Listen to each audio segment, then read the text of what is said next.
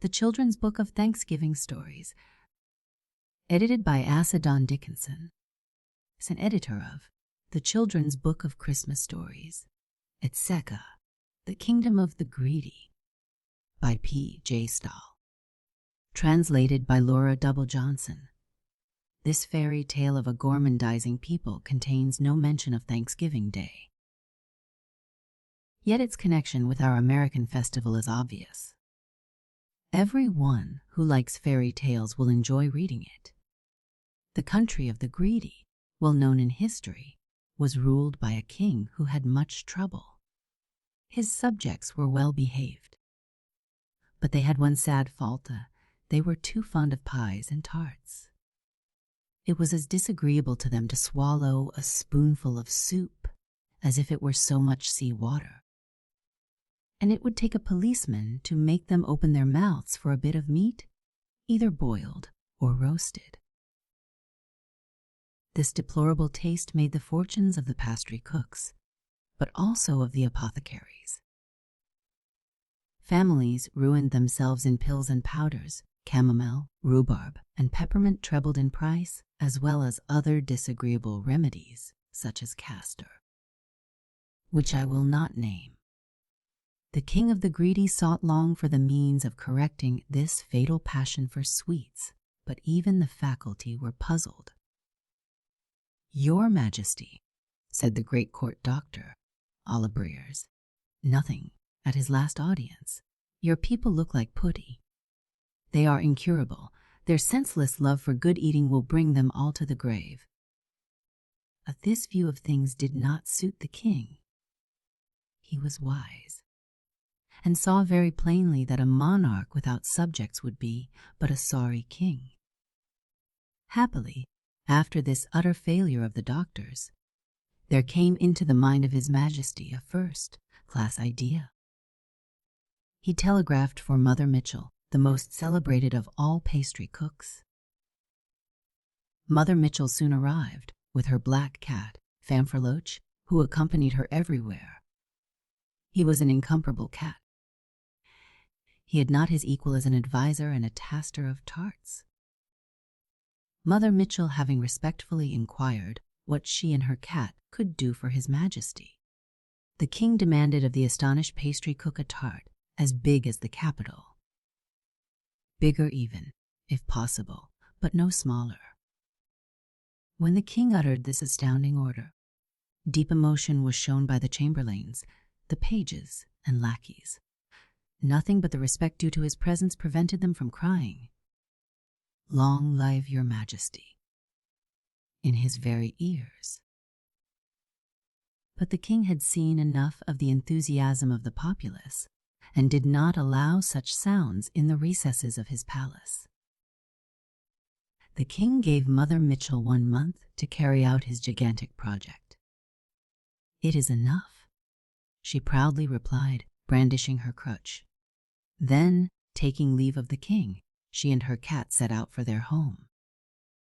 On the way, Mother Mitchell arranged in her head the plan of the monument, which was to immortalize her, and considered the means of executing it. As to its form and size, it was to be as exact a copy of the Capitol as possible, since the king had willed it, but its outside crust should have a beauty all its own. The dome must be adorned with sugar plums of all colors, and surmounted by a splendid crown of macaroons, spun sugar, chocolate, and candied fruits. It was no small affair. Mother Mitchell did not like to lose her time. Her plan of battle once formed, she recruited on her way all the little pastry cooks of the country, as well as all the tiny 6-year-olds who had a sincere love for the noble callings of scullion and apprentice. There were plenty of these, as you may suppose, in the country of the greedy. Mother Mitchell had her pick of them. Mother Mitchell, with the help of her crutch and a Fanfreloche, who mowed loud enough to be heard 20 miles off, called upon all the millers of the land. Nothing and commanded them to bring together at a certain time as many sacks of fine flour as they could grind in a week. There were only windmills in that country. You may easily believe how they all began to go. Brrr. What a noise they made. The clatter was so great that all the birds flew away to other climes, and even the clouds fled from the sky. Nothing. At the call of Mother Mitchell, all the farmers' wives were set to work. They rushed to the hen coops to collect the 7,000 fresh eggs that Mother Mitchell wanted for her great edifice. Nothing. Deep was the emotion of the fowls. The hens were inconsolable, and the unhappy creatures mourned upon the palings for the loss of all their hopes. The milkmaids were busy from morning till night in milking the cows. Mother Mitchell must have 20,000 pails of milk. All the little calves were put on half rations. This great work was nothing to them, and they complained pitifully to their mothers. Many of the cows protested with energy against this unreasonable tax, which made their young families so uncomfortable. There were pails upset, and even some milkmaids went head over heels. But these little accidents did not chill the enthusiasm of the laborers. And now Mother Mitchell called for 1,000 pounds of the best butter. All the churns for 20 miles around began to work in the most lively manner. Their dashers dashed without ceasing, keeping perfect time. The butter was tasted, rolled into pats, wrapped up, and put into baskets. Such energy had never been known before. Mother Mitchell passed for a sorceress. It was all because of her cat, Fanfreluche, with whom she had mysterious doings and pantomimes, and with whom she talked in her inspired moments, as if he were a real person. Certainly, since the famous Puss in Boots, there had never been an animal so extraordinary, and credulous folks suspected him of being a magician. Some curious people had the courage to ask Fanfreluche if this were true, but he had replied by bristling and showing his teeth and claws so fiercely that the conversation had ended there. Sorceress or not, Mother Mitchell was always obeyed. No one else was ever served so punctually. On the appointed day, all the millers arrived with their asses, trotting in single file, each laden with a great sack of flour. Mother Mitchell, after having examined the quality of the flour, had every sack accurately weighed. This was head work and hard work, and took time, but Mother Mitchell was untiring, and her cat also, for while the operation lasted, he sat on the roof watching.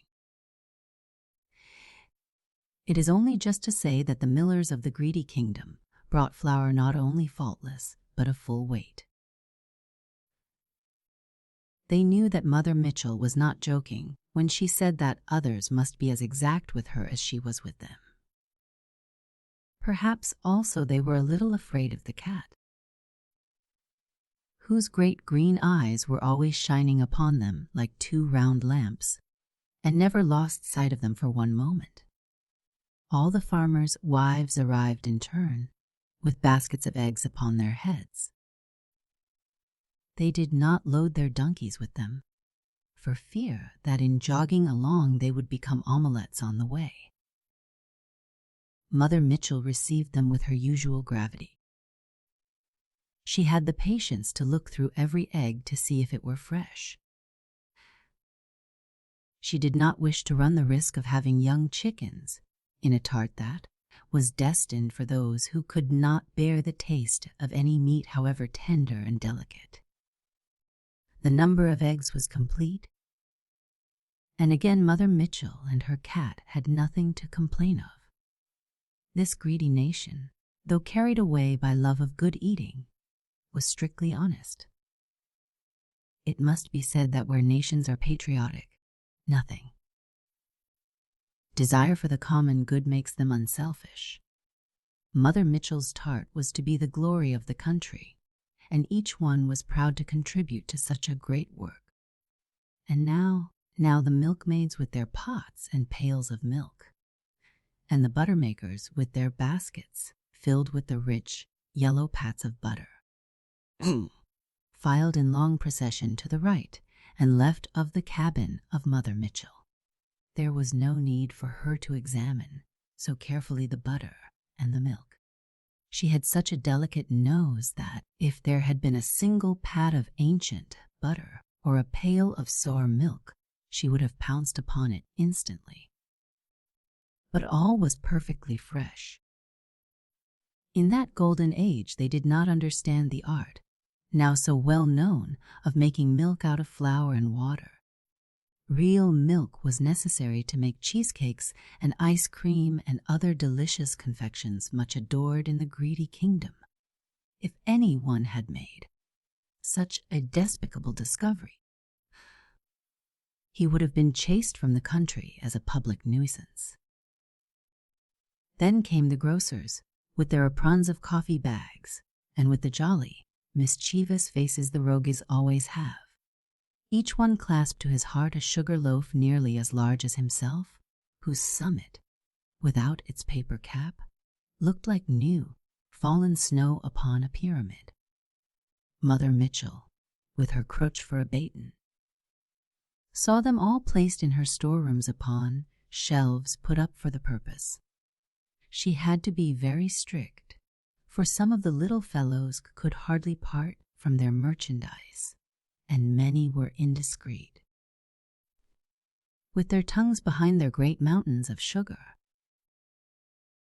If they had been let alone, they would never have stopped till the sugar was all gone. But they had not thought of the implacable eye of old Fanferluche, who, posted upon a water-spout, took note of all their misdeeds.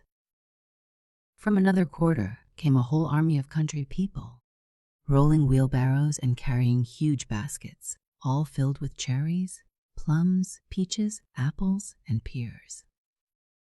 All these fruits were so fresh, in such perfect condition, with their fair shining skins, that they looked like wax or painted marble, but their delicious perfume proved that they were real. Some little people, hidden in the corners, took pains to find this out. Between ourselves, Mother Mitchell made believe not to see them, and took the precaution of holding Fanferluche in her arms, so that he could not spring upon them. The fruits were all put into bins, each kind by itself. And now the preparations were finished. There was no time to lose before setting to work. The spot which Mother Mitchell had chosen for her great edifice was a pretty hill on which a plateau formed a splendid sight. This hill commanded the capital city, built upon the slope of another hill close by, after having beaten down the earth till it was as smooth as a floor. They spread over it loads of bread crumbs, brought from the bakers, and leveled it with rake and spade, as we do gravel in our garden walks. Little birds, as greedy as themselves, came in flocks to the feast, but they might eat as they liked. It would never be missed. So thick was the carpet. It was a great chance for the bold little things. All the ingredients for the tart were now ready. Upon order of Mother Mitchell, they began to peel the apples and pears and to take out the pips. The weather was so pleasant that the girls sat out of doors, upon the ground, in long rows. The sun looked down upon them with a merry face. Each of the little workers had a big earthen pan, and peeled incessantly the apples which the boys brought them. When the pans were full, they were carried away and others were brought. They had also to carry away the peels, or the girls would have been buried in them. Never was there such a peeling before.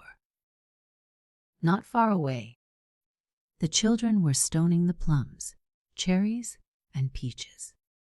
This work, being the easiest, was given to the youngest and most inexperienced hands, which were all first carefully washed. For Mother Mitchell, though not very particular about her own toilet, was very neat in her cooking. The schoolhouse, long unused, for in the country of the greedy they had forgotten everything, was arranged for this second class of workers, and the cat was their inspector.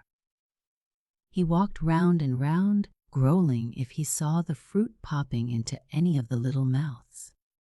If they had dared, how they would have pelted him with plum stones. But no one risked it. Fanfreluche was not to be trifled with. In those days powdered sugar had not been invented, and to grate it all was no small affair. It was the work that the grocers used to dislike the most. Both lungs and arms were soon tired. But Mother Mitchell was there to sustain them with her unequaled energy. She chose the laborers from the most robust of the boys. With mallet and knife she broke the cones into round pieces, and they grated them till they were too small to hold. The bits were put into baskets to be pounded. One would never have expected to find all the 1,000 pounds of sugar again. But a new miracle was wrought by Mother Mitchell. It was all there. It was then the turn of the ambitious scullions to enter the lists and break the 7,000 eggs for Mother Mitchell. It was not hard to break them. Any fool could do that, but to separate adroitly the yolks and the whites demands some talent, and, above all, great care. We dare not say that there were no accidents here, no eggs too well scrambled, no baskets upset.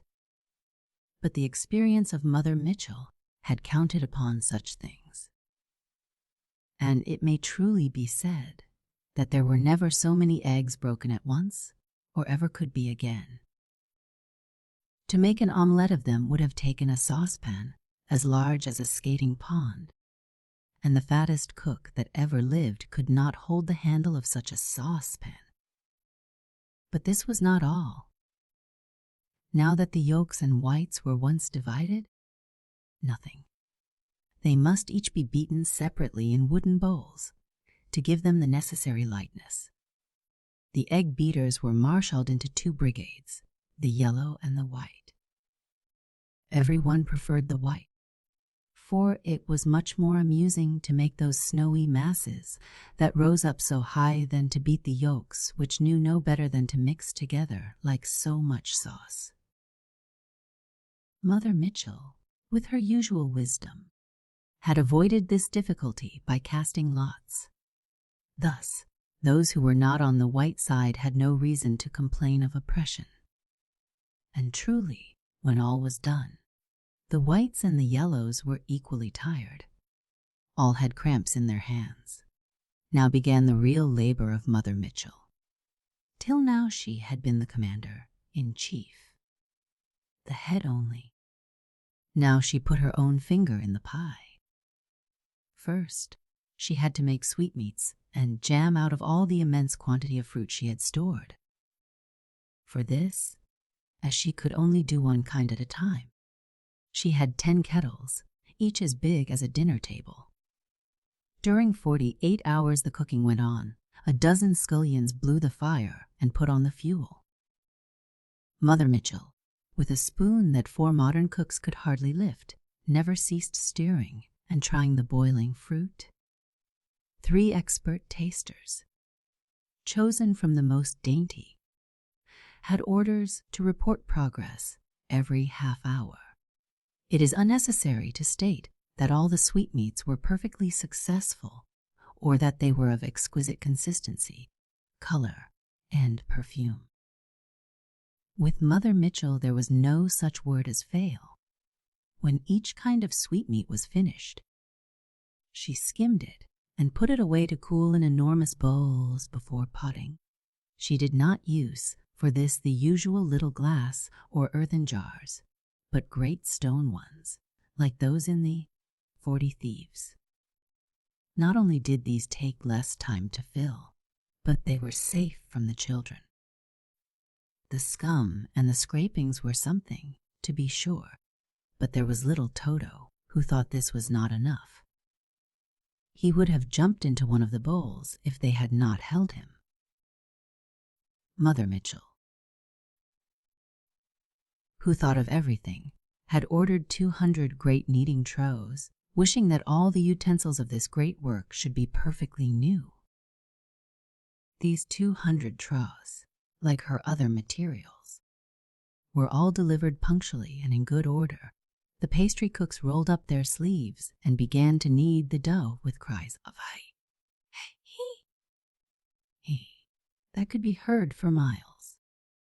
It was odd to see this army of bakers in serried ranks, all making the same gestures at once, like well-disciplined soldiers, stooping and rising together in time. So that a foreign ambassador wrote to his court that he wished his people could load and fire as well as these could knead. Such praise a people never forgets.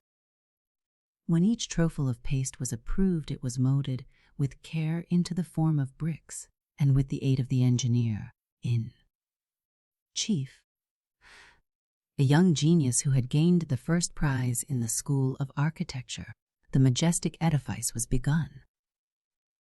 Mother Mitchell herself drew the plan, in following her directions. The young engineer showed himself modest beyond all praise. He had the good sense to understand that the architecture of tarts and pies had rules of its own, and that therefore the experience of Mother Mitchell was worth all the scientific theories in the world. The inside of the monument was divided into as many compartments as there were kinds of fruits. The walls were no less than 4 feet thick. When they were finished, 4 ladders were set up, and 4 experienced cooks ascended them.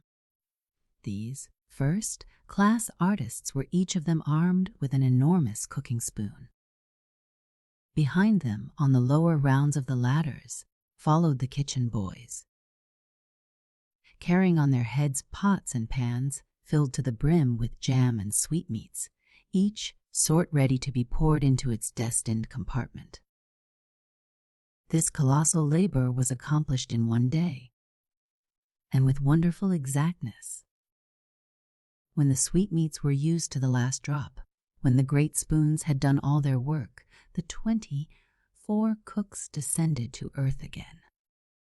The intrepid Mother Mitchell, who had never quitted the spot, now ascended, followed by the noble Fanfreluche, and dipped her finger into each of the compartments to assure herself that everything was right. This part of her duty was not disagreeable, and many of the scullions would have liked to perform it. But they might have lingered too long over the enchanting task. As for Mother Mitchell, she had been too well used to sweets to be excited now. She only wished to do her duty and to ensure success.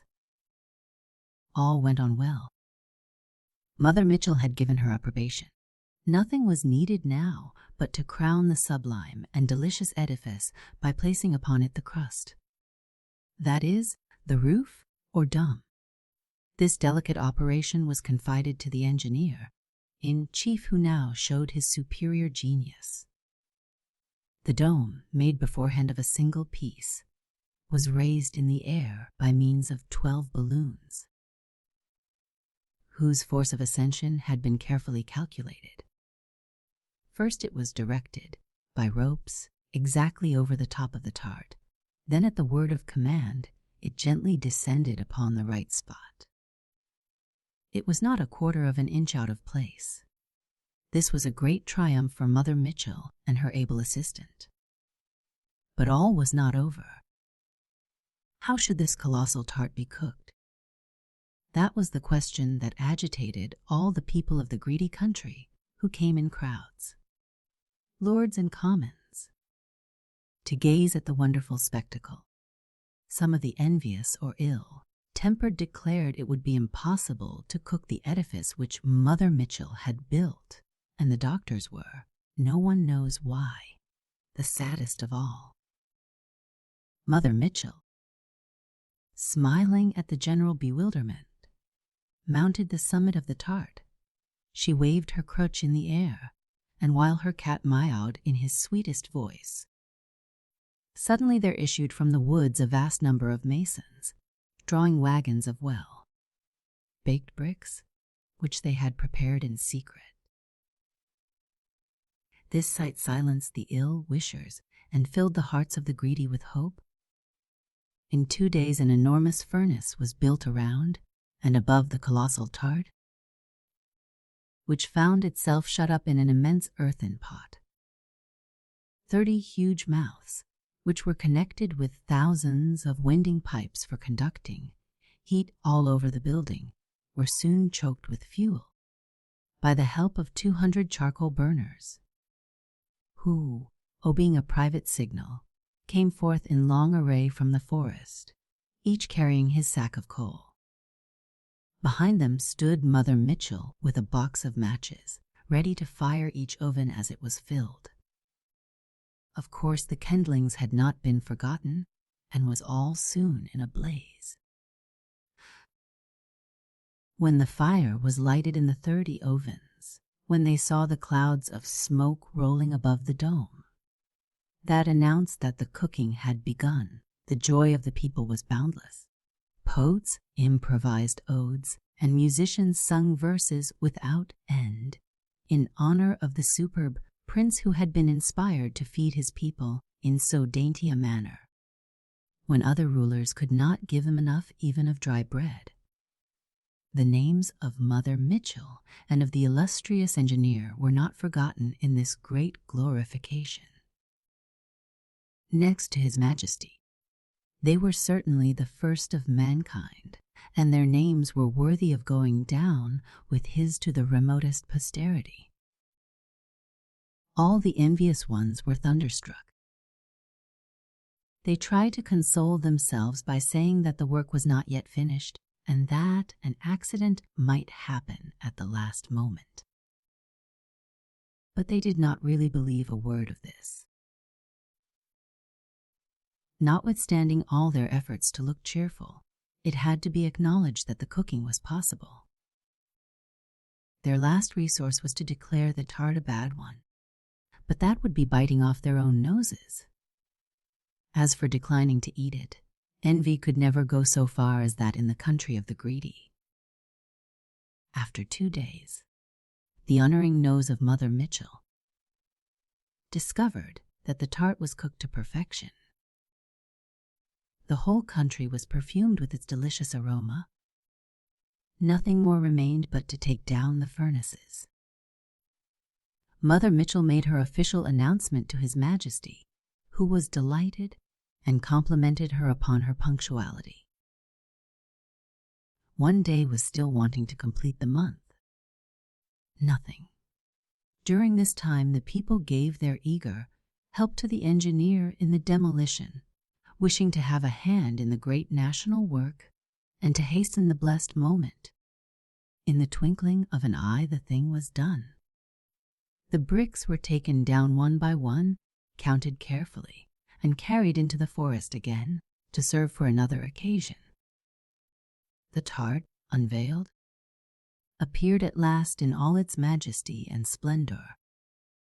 The dome was gilded and reflected the rays of the sun in the most dazzling manner. The wildest excitement and rapture ran through the land of the greedy. Each one sniffed with open nostrils the appetizing perfume. Their mouths watered, their eyes filled with tears.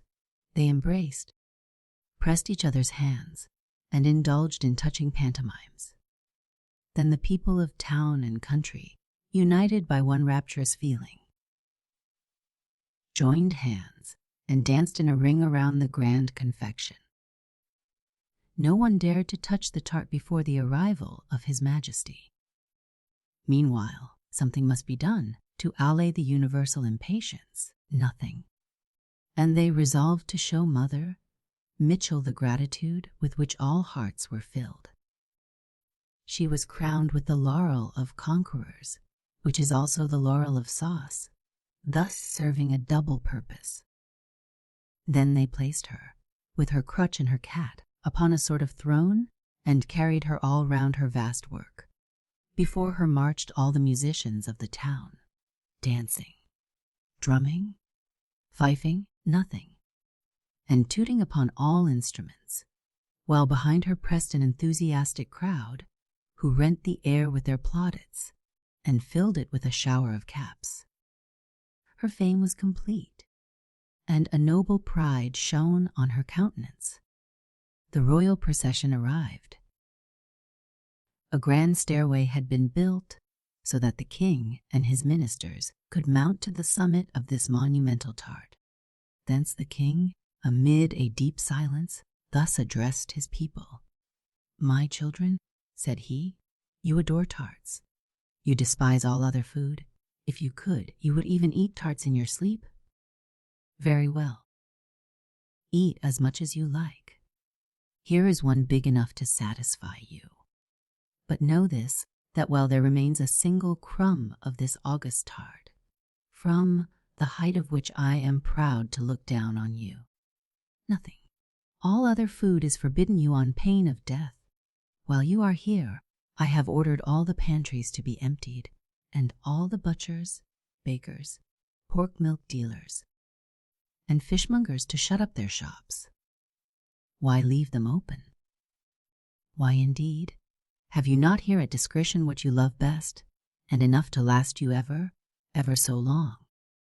Devote yourselves to it with all your hearts. I do not wish you to be bored with the sight of any other food. Greedy ones, behold your tart." What enthusiastic applause! What frantic hurrahs rent the air in answer to this eloquent speech from the throne! Long live the king, Mother Mitchell, and her cat. Long live the tart. Down with soup, down with bread, the bottom of the sea with all beefsteaks, mutton chops and roasts. Such cries came from every lip. Old men gently stroked their chops, children patted their little stomachs, and the crowd licked its 1,000 lips with eager joy.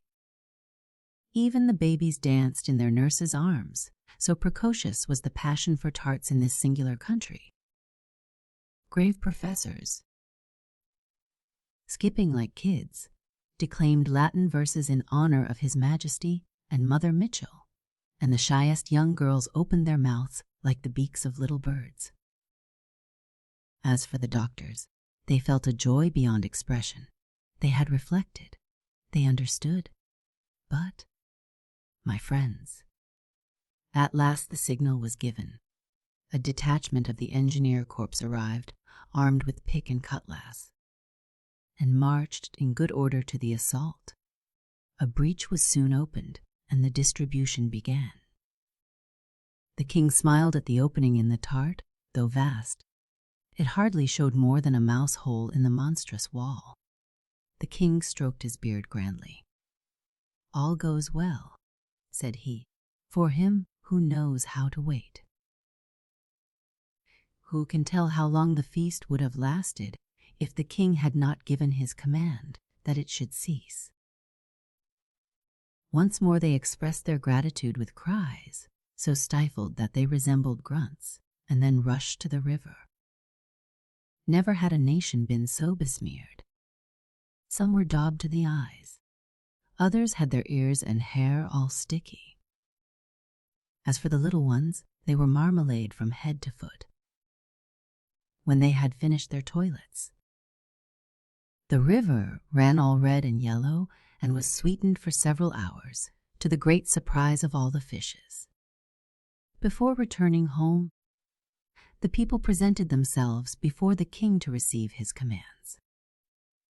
"Children," said he, "the feast will begin again exactly at 6 o'clock. Give time to wash the dishes and change the tablecloths, and you may once more give yourselves over to pleasure. You shall feast twice a day as long as the tart lasts. Do not forget. Yes, if there is not enough in this one, I will even order another from Mother Mitchell, for you know that great woman is indefatigable. Your happiness is my only aim. So, marks of universal joy and emotion. You understand. Noon and 6 o'clock. There is no need for me to say be punctual. Go, then, my children. Be happy. The second feast was as gay as the first, and as long. A pleasant walk in the suburbs. First exercise, then a nap had refreshed their appetites and unlimbered their jaws. But the king fancied that the breach made in the tart was a little smaller than that of the morning. "'Tis well," said he. "'Tis well. Wait till tomorrow, my friends. Yes, till day after tomorrow, and next week." The next day the feast still went on gaily, yet at the evening meal the king noticed some empty seats. "Why is this?" said he, with pretended indifference, to the court physician. "You?" "Majesty," said the great Olibriers, "a few weak stomachs, that is all." On the next day there were larger empty spaces. The enthusiasm visibly abated. The 8th day the crowd had diminished 1/2. The 9th, 3/4, the 10th day, of the 1,000 who came at first, only 200 remained. On the 11th day, only 100, and on the 12th, alas, who would have thought it? A single one answered to the call. Truly he was big enough. His body resembled a hogshed, his mouth an oven, and his lips, we dare not say what. He was known in the town by the name of Patapoff. They dug out a fresh lump for him from the middle of the tart. It quickly vanished in his vast interior, and he retired with great dignity, proud to maintain the honor of his name and the glory of the greedy kingdom. But the next day, even he, the very last, appeared no more. The unfortunate Patapoff had succumbed, and, like all the other inhabitants of the country, was in a very bad way. In short, it was soon known that the whole town had suffered agonies that night from too much tart.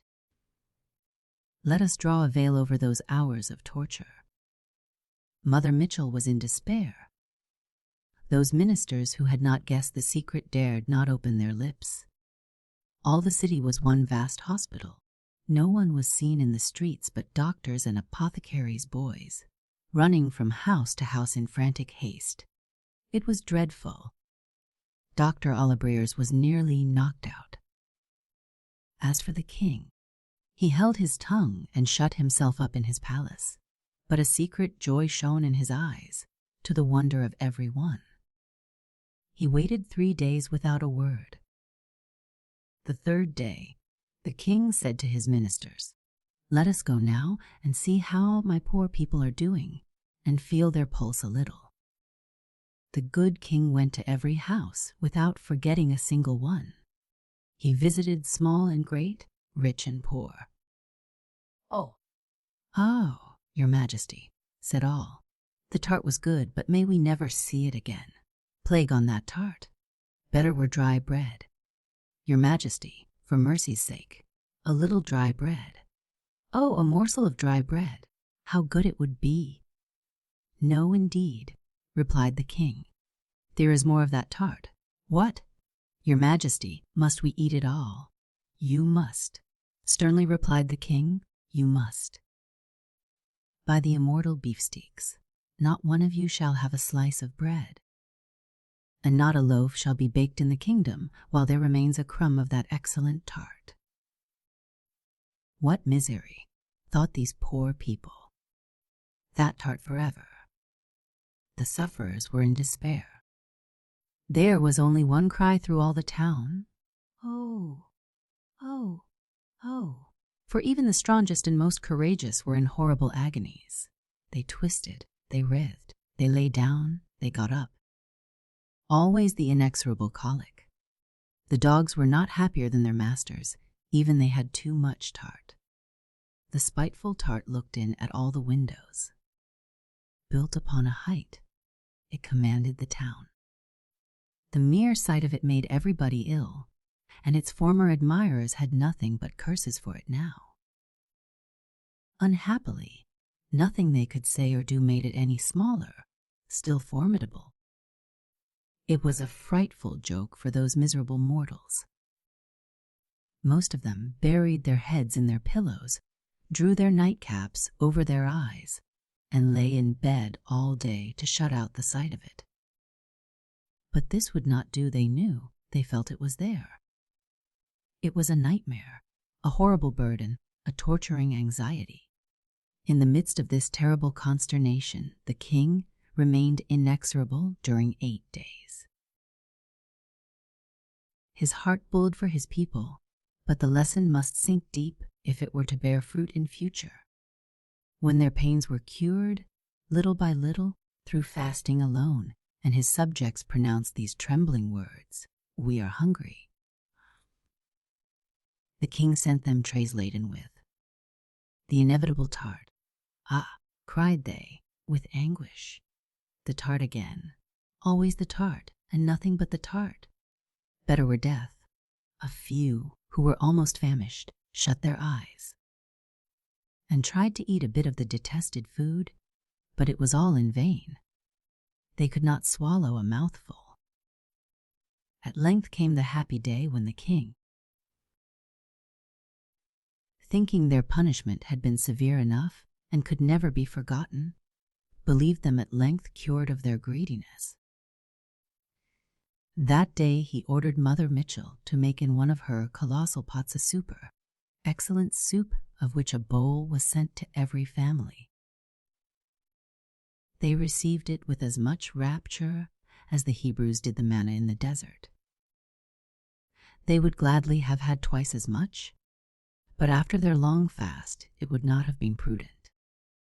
It was a proof that they had learned something already, that they understood this.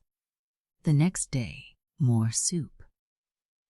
This time the king allowed slices of bread in it. How this good soup comforted all the town! The next day there was a little more bread in it, and a little soup meat. Then for a few days the kind prince gave them roast beef and vegetables. The cure was complete. The joy over this new diet was as great as ever had been felt for the tart. It promised to last longer. They were sure to sleep soundly and to wake refreshed. It was pleasant to see in every house tables surrounded with happy, rosy faces and laden with good, nourishing food. The greedy people never fell back into their old ways. Their once puffed out, sallow faces shone with health. They became not fat, but muscular, ruddy, and solid. The butchers and bakers reopened their shops. The pastry cooks and confectioners shut theirs. The country of the greedy was turned upside down, and if it kept its name, it was only from habit. As for the tart, it was forgotten. Today, in that marvelous country, there cannot be found a paper of sugar plums or a basket of cakes. It is charming to see the red lips and the beautiful teeth of the people. If they have still a king, he may well be proud to be their ruler. Does this story teach that tarts and pies should never be eaten? No, but there is reason in all things. The doctors alone did not profit by this great revolution. They could not afford to drink wine any longer in a land where indigestion had become unknown. The apothecaries were no less unhappy. Spiders spun webs over their windows, and their horrible remedies were no longer of use. Ask no more about Mother Mitchell. She was ridiculed without measure by those who had adored her. To complete her misfortune, she lost her cat. Alice for Mother Mitchell. The king received the reward of his wisdom. His grateful people called him neither Charles the Bold, nor Peter the Terrible, nor Louis the Great, but always by the noble name of Prosper I, the Reasonable, Thankful. By Mary E. Wilkins Freeman. This tale is evidence that misses nothing. Freeman understands the children of New England as well as she knows their parents. There is a doll in the story. But boys will not mind this, as there are also 2 turkey, gobblers, and a pewter dish full of revolutionary bullets. Submit Thompson sat on the stone wall. Sarah Adams, an erect, prim little figure, ankle deep in dry grass, stood beside it, holding Thankful. Thankful was about 10 inches long, made of the finest linen, with little rosy cheeks and a fine little wig of flax. She wore a blue wool frock and a red cloak. Sarah held her close. She even drew a fold of her own blue homespun blanket around her to shield her from the November wind. The sky was low and gray. The wind blew from the northeast and had the breath of snow in it. Submit on the wall drew her quilted petticoats, closed down over her feet, and huddled herself into a small space. But her face gleamed keen and resolute out of the depths of a great red hood that belonged to her mother. Nothing. Her eyes were fixed upon a turkey, gobbler ruffling and bobbing around the back door of the Adams house. The 2 gambrel, Ruth Thompson and Adams houses were built as close together as if the little village of Bridgewater were a city. Acres of land stretched behind them and at the other sides, but they stood close to the road and close to each other. The narrow space between them was divided by a stone wall, which was Submit's and Sarah's trysting place. They met there every day and exchanged confidences. They loved each other like sisters. Neither of them had an own sister. But today a spirit of rivalry had arisen. Nothing.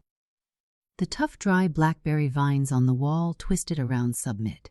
She looked, with her circle of red petticoat, like some strange late flower blooming out on the wall. "I know he don't." "Sarah Adams," said she. "Father said he'd weigh 20 pounds, returned Sarah in a small, weak voice, which still had persistency in it. "I don't believe he will. Our Thanksgiving turkey is twice as big. You know he is, Sarah Adams." "No, I don't, Submit Thompson." "But, yes, you do." Sarah lowered her chin and shook her head with a decision that was beyond words. She was a thin, delicate looking little girl, her small blue, clad figure bent before the wind, but there was resolution in her high forehead and her sharp chin. Submit nodded violently. Sarah shook her head again. She hugged Thankful and shook her head with her eyes still staring defiantly into Submit's hood. Submit's black eyes in the depths of it were like 2 sparks. She nodded vehemently. The gesture was not enough for her. She nodded and spoke together. "Sarah Adams," said she, "nothing. What will you give me if our turkey is bigger than your turkey?" "It ain't." "What will you give me if it is?" Sarah stared at Submit. "I don't know what you mean, Submit Thompson," says she, with a stately and puzzled air. "Well, I'll tell you. If your turkey weighs more than ours, I'll give you my little work box with the picture on the top. And if our turkey weighs more than yours, you give me? What will you give me, Sarah Adams?" Sarah hung her flaxen head with a troubled air. "I don't know," said she. "I don't believe I've got anything Mother would be willing to have me give away." "There's Thankful. Your mother wouldn't care if you gave her away." Sarah started and hugged Thankful closer. "Yes, my mother would care too," said she. "Don't you know my Aunt Rose from Boston made her and gave her to me?" Sarah's beautiful young Aunt Rose from Boston was the special admiration of both the little girls. Submit was ordinarily impressed by her name, but now she took it coolly. "What if she did?" she returned. "She can make another. It's just made out of a piece of old linen, anyhow. My work box is real handsome, But you can do just as you are a mind to. Do you mean I can have the work box to keep? Inquired Sarah. Course I do, if your turkey's bigger. Sarah hesitated. Our turkey is bigger anyhow, she murmured. Don't you think I ought to ask Mother Submit? She inquired suddenly. What for? I don't see anything to ask your mother for. She won't care anything about that rag doll. Ain't you going to ask your mother about the work box? No, replied Submit stoutly. It's mine. My grandmother gave it to me. Sarah reflected. I know our turkey is the biggest, she said, looking lovingly at Thankful, as if to justify herself to her. Well, I don't care, she added. Finally, will you? Wes, when's yours going to be killed? This afternoon. So's ours. Then we'll find out. Sarah tucked Thankful closer under her shawl. I know our turkey is biggest, said she. She looked very sober, although her voice was defiant. Just then the great turkey came swinging through the yard. He held up his head proudly and gobbled. His every feather stood out in the wind. He seemed enormous, a perfect giant among turkeys. Look at him, said Sarah. Edging a little closer to the wall, she was rather afraid of him. He ain't half so big as ours, returned Submit, stoutly, but her heart sank. The Thompson turkey did look very large. Submit, Submit, called a voice from the Thompson house. Submit slowly got down from the wall. His feathers are a good deal thicker than ours, she said, defiantly to Sarah. Submit, called the voice. Come right home. I want you to pare apples for the pies. Be quick. Wes. Marm. Submit answered back in a shrill voice. I'm coming. Then she went across the yard and into the kitchen door of the Thompson house, like a red robin into a nest. Submit had been taught to obey her mother promptly. Mrs. Thompson was a decided woman. Sarah looked after Submit, then she gathered Thankful closer and also went into the house. Her mother, as well as Mrs. Thompson, was preparing for Thanksgiving. The great kitchen was all of a pleasant litter with pie plates and cake pans and mixing bowls, and full of warm, spicy odors. The oven in the chimney was all heated and ready for a batch of apple and pumpkin pies. Mrs. Adams was busy sliding them in, but she stopped to look at Sarah and Thankful. Sarah was her only child. Why? What makes you look so sober? Said she. Nothing, replied Sarah. She had taken off her blanket and sat in one of the straight-backed kitchen chairs, holding Thankful. You look dreadful sober, said her mother. Are you tired? No, Marm. I'm afraid you've got cold standing out there in the wind. Do you feel chilly? No, Marm.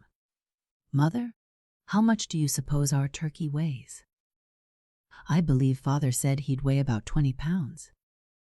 You are sure you don't feel chilly? No, Marm. Mother, do you suppose our turkey weighs more than Submit's? How do you suppose I can tell? I ain't set eyes on their turkey lately. If you feel well, you'd better sit up to the table and stone that bowl of raisins. Put your dolly away and get your apron. But Sarah stoned raisins with Thankful in her lap, hidden under her apron. She was so full of anxiety that she could not bear to put her away. Suppose the Thompson turkey should be larger and she should lose Thankful. Thankful that her beautiful Aunt Rose had made for her. Submit, over in the Thompson house, had sat down at once to her apple paring. She had not gone into the best room to look at the work, box whose possession she had hazarded. It stood in there on the table, made of yellow satiny wood, with a sliding lid ornamented with a beautiful little picture. Submit had a certain pride in it. but her fear of losing it was not equal to her hope of possessing Thankful. Submit had never had a doll, except a few plebeian ones, manufactured secretly out of corn cobs, whom it took more imagination than she possessed to admire. Gradually, all emulation over the turkeys was lost in the naughty covetousness of her little friend and neighbor's doll. Submit felt shocked and guilty, but she sat there paring the Baldwin apples and thinking to herself, "If our turkey is only bigger, if it only is, then I shall have Thankful." Her mouth was pursed up and her eyes snapped. She did not talk at all, but pared very fast. Her mother looked at her. "If you don't take care, you'll cut your fingers," said she. "You are in too much of a hurry. I suppose you want to get out and gossip with Sarah again at the wall, but I can't let you waste any more time today. There, I told you would." Submit had cut her thumb quite severely. She choked a little when her mother tied it up and put on some balm of Gilead, which made it smart worse. "Don't cry," said her mother. "You'll have to bear more than a cut thumb if you live. Family looking at turkeys. How much do you suppose our turkey weighs?" And Submit did not let the tears fall. She came from a brave race. Her great-grandfather had fought in the Revolution. His sword and regimentals were packed in the fine carved chest in the best room. Over the kitchen shelf hung an old musket with which her great-grandmother, guarding her home and children, had shot an Indian. In a little closet beside the chimney was an old pewter dish full of homemade Revolutionary bullets, which Submit and her brothers had for playthings. A little girl who played with Revolutionary bullets ought not to cry over a cut thumb. Submit finished paring the apples after her thumb was tied up, although she was rather awkward about it. Then she pounded spices in the mortar and picked over cranberries. Her mother kept her busy every minute until dinner time. When Submit's father and her two brothers, Thomas and Jonas, had come in, she began on the subject nearest her heart. "Father," said she, "how much do you think our Thanksgiving turkey will weigh?" Mr. Thompson was a deliberate man. He looked at her a minute before replying. 17 or 18 pounds, replied he.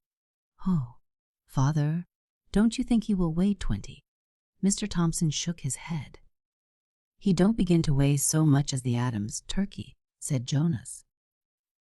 "Their turkey weighs 20 pounds. "Oh, Thomas, do you think their turkey weighs more than ours?" cried Submit. Thomas was her elder brother. He had a sober, judicial air like his father. "Their turkey weighs considerable more than ours," said he. Submit's face fell. "You are not showing a right spirit," said her mother, severely. "What should you care if the Adams turkey does weigh more? I am ashamed of you." Submit said no more. She ate her dinner soberly. Afterward she wiped dishes while her mother washed. All the time she was listening. Her father and brothers had gone out. Presently she started. "Oh, mother, they're killing the turkey," said she. "Well, don't stop while the dishes are hot." "If they are," returned her mother. Submit wiped obediently, but as soon as the dishes were set away, she stole out in the barn where her father and brothers were picking the turkey. "Father, when are you going to weigh him?" she asked timidly. "Not till tonight," said her father. Submit called her mother. Submit went in and swept the kitchen floor. It was an hour after that, nothing, when her mother was in the south room, getting it ready for her grandparents, who were coming home to Thanksgiving. They had been on a visit to their youngest son. That Submit crept slyly into the pantry. The turkey lay there on the broad shelf before the window. Submit looked at him. She thought he was small. He was most all feathers, she whispered, ruefully. She stood looking disconsolately at the turkey. Suddenly her eyes flashed, and a red flush came over her face. It was as if Satan, coming into that godly New England home 3 days before Thanksgiving, had whispered in her ear. Nothing. Presently Submit stole softly back into the kitchen, set a chair before the chimney cupboard, climbed up, and got the pewter dish full of Revolutionary bullets. Then she stole back to the pantry and emptied the bullets into the turkey's crop. Then she got a needle and thread from her mother's basket, sewed up the crop carefully, and set the empty dish back in the cupboard. She had just stepped down out of the chair when her brother Jonas came in. "Submit," said he. "Let's have one game of odd or even with the bullets." "I am too busy," said Submit. "I've got to spin my stint. Just one game." "Mother won't care." "No, I can't."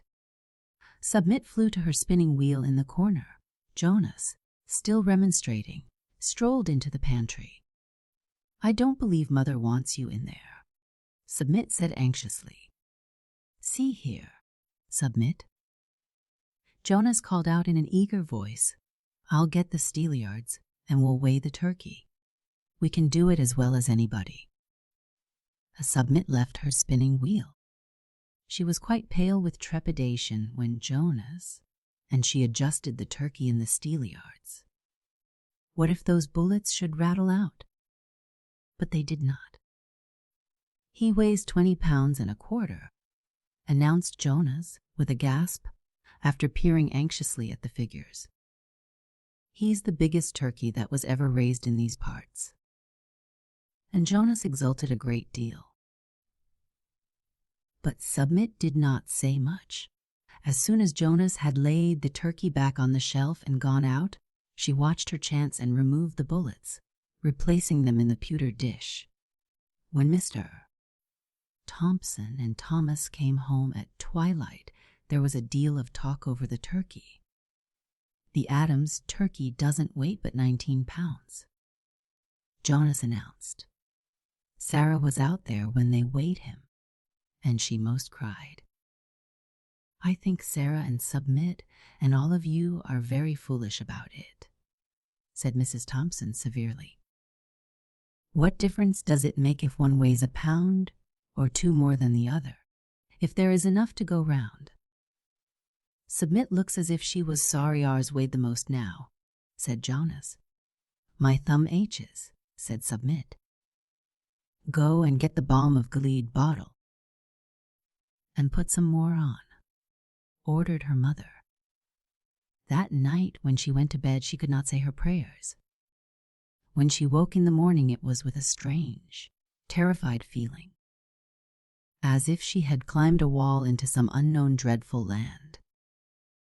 She wondered if Sarah would bring Thankful over. She dreaded to see her coming, but she did not come. Submit herself did not stir out of the house all that day or the next, and Sarah did not bring Thankful until next morning. They were all out in the kitchen about an hour before dinner. Nothing. Grandfather Thompson sat in his old armchair at one corner of the fireplace. Grandmother Thompson was knitting, and Jonas and Submit were cracking butternuts. Submit was a little happier this morning. Nothing. She thought Sarah would never bring Thankful, and so she had not done so much harm by cheating in the weight of the turkey. There was a tug at the latch of the kitchen door. It was pushed open slowly and painfully, and Sarah entered with Thankful in her arms. She said not a word to anybody, but her little face was full of woe. She went straight to Submit and laid Thankful in her lap. Then she turned and fled with a great sob. The door slammed after her. All the Thompsons stopped and looked at Submit. "Submit, what does this mean?" her father asked. Submit looked at him trembling. "Speak," said he. "Submit, mind your father," said Mrs. Thompson. "What did she bring you the doll baby for?" asked Grandmother Thompson. Sarah was going to give me thankful if. Our turkey weighed most, and I was going to give her my work box if hers weighed most, said Submit jerkily. Her lips felt stiff. Her father looked very sober and stern. He turned to his father.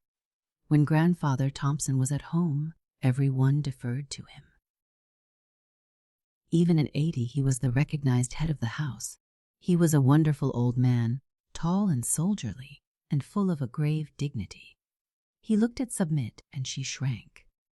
"Do you know," said he, "that you have been conducting yourself like unto the brawlers in the taverns and all houses?" "Wes, sir," murmured Submit, although she did not know what he meant.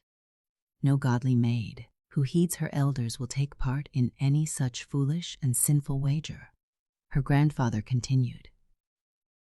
Submit arose, hugging Thankful convulsively. She glanced wildly at her great-grandmother's musket. Over the shelf, the same spirit that had aimed it at the Indian possessed her, and she spoke out quite clearly. "Our turkey didn't weigh the most," said she.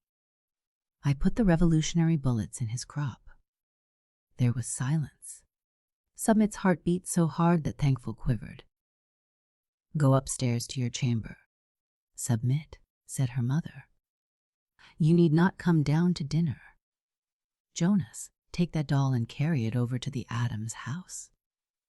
Submit crept miserably out of the room, and Jonas carried Thankful across the yard to Sarah.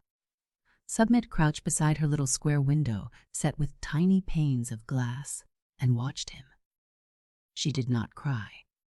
She was very miserable, but confession had awakened a salutary smart in her soul, like the balm of Gilead on her cut thumb.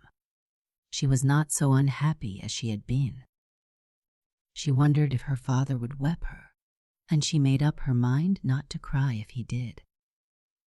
After Jonas came back, she still crouched at the window. Exactly opposite in the Adams house was another little square window, and that lighted Sarah's chamber. All of a sudden, Sarah's face appeared there. The two little girls stared pitifully at each other. Presently, Sarah raised her window and put a stick under it. Then Submit did the same. They put their faces out and looked at each other a minute before speaking. Sarah's face was streaming with tears. "What you crying for?" called Submit softly. "Feather sent me up here, 'cause it is sinful to make bets, and Aunt Rose has come and I can't have any Thanksgiving dinner," wailed Sarah.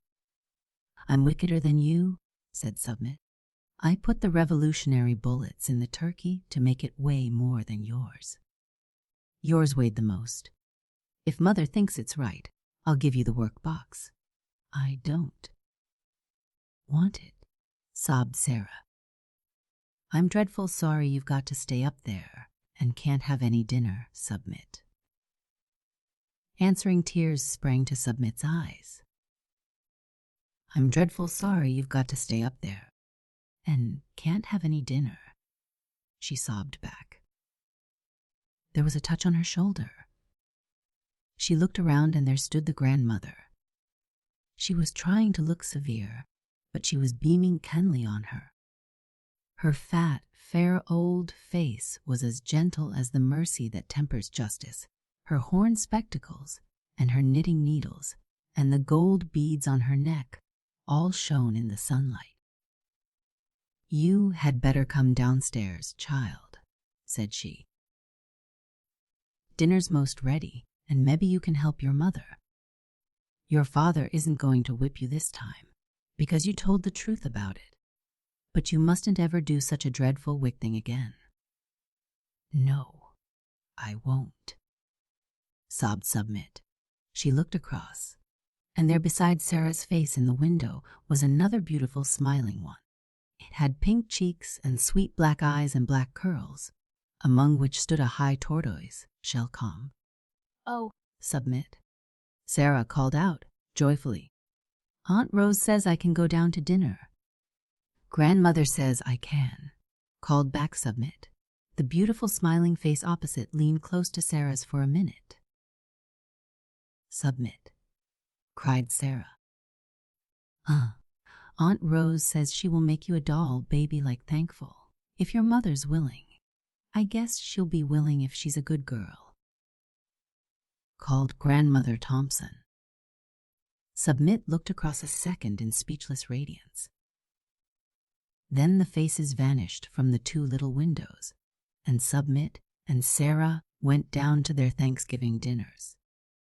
Beetle Ring's Thanksgiving Mascot by Sheldon C. Stoddard. Beetle Ring had the reputation of being the toughest lumber camp on the river.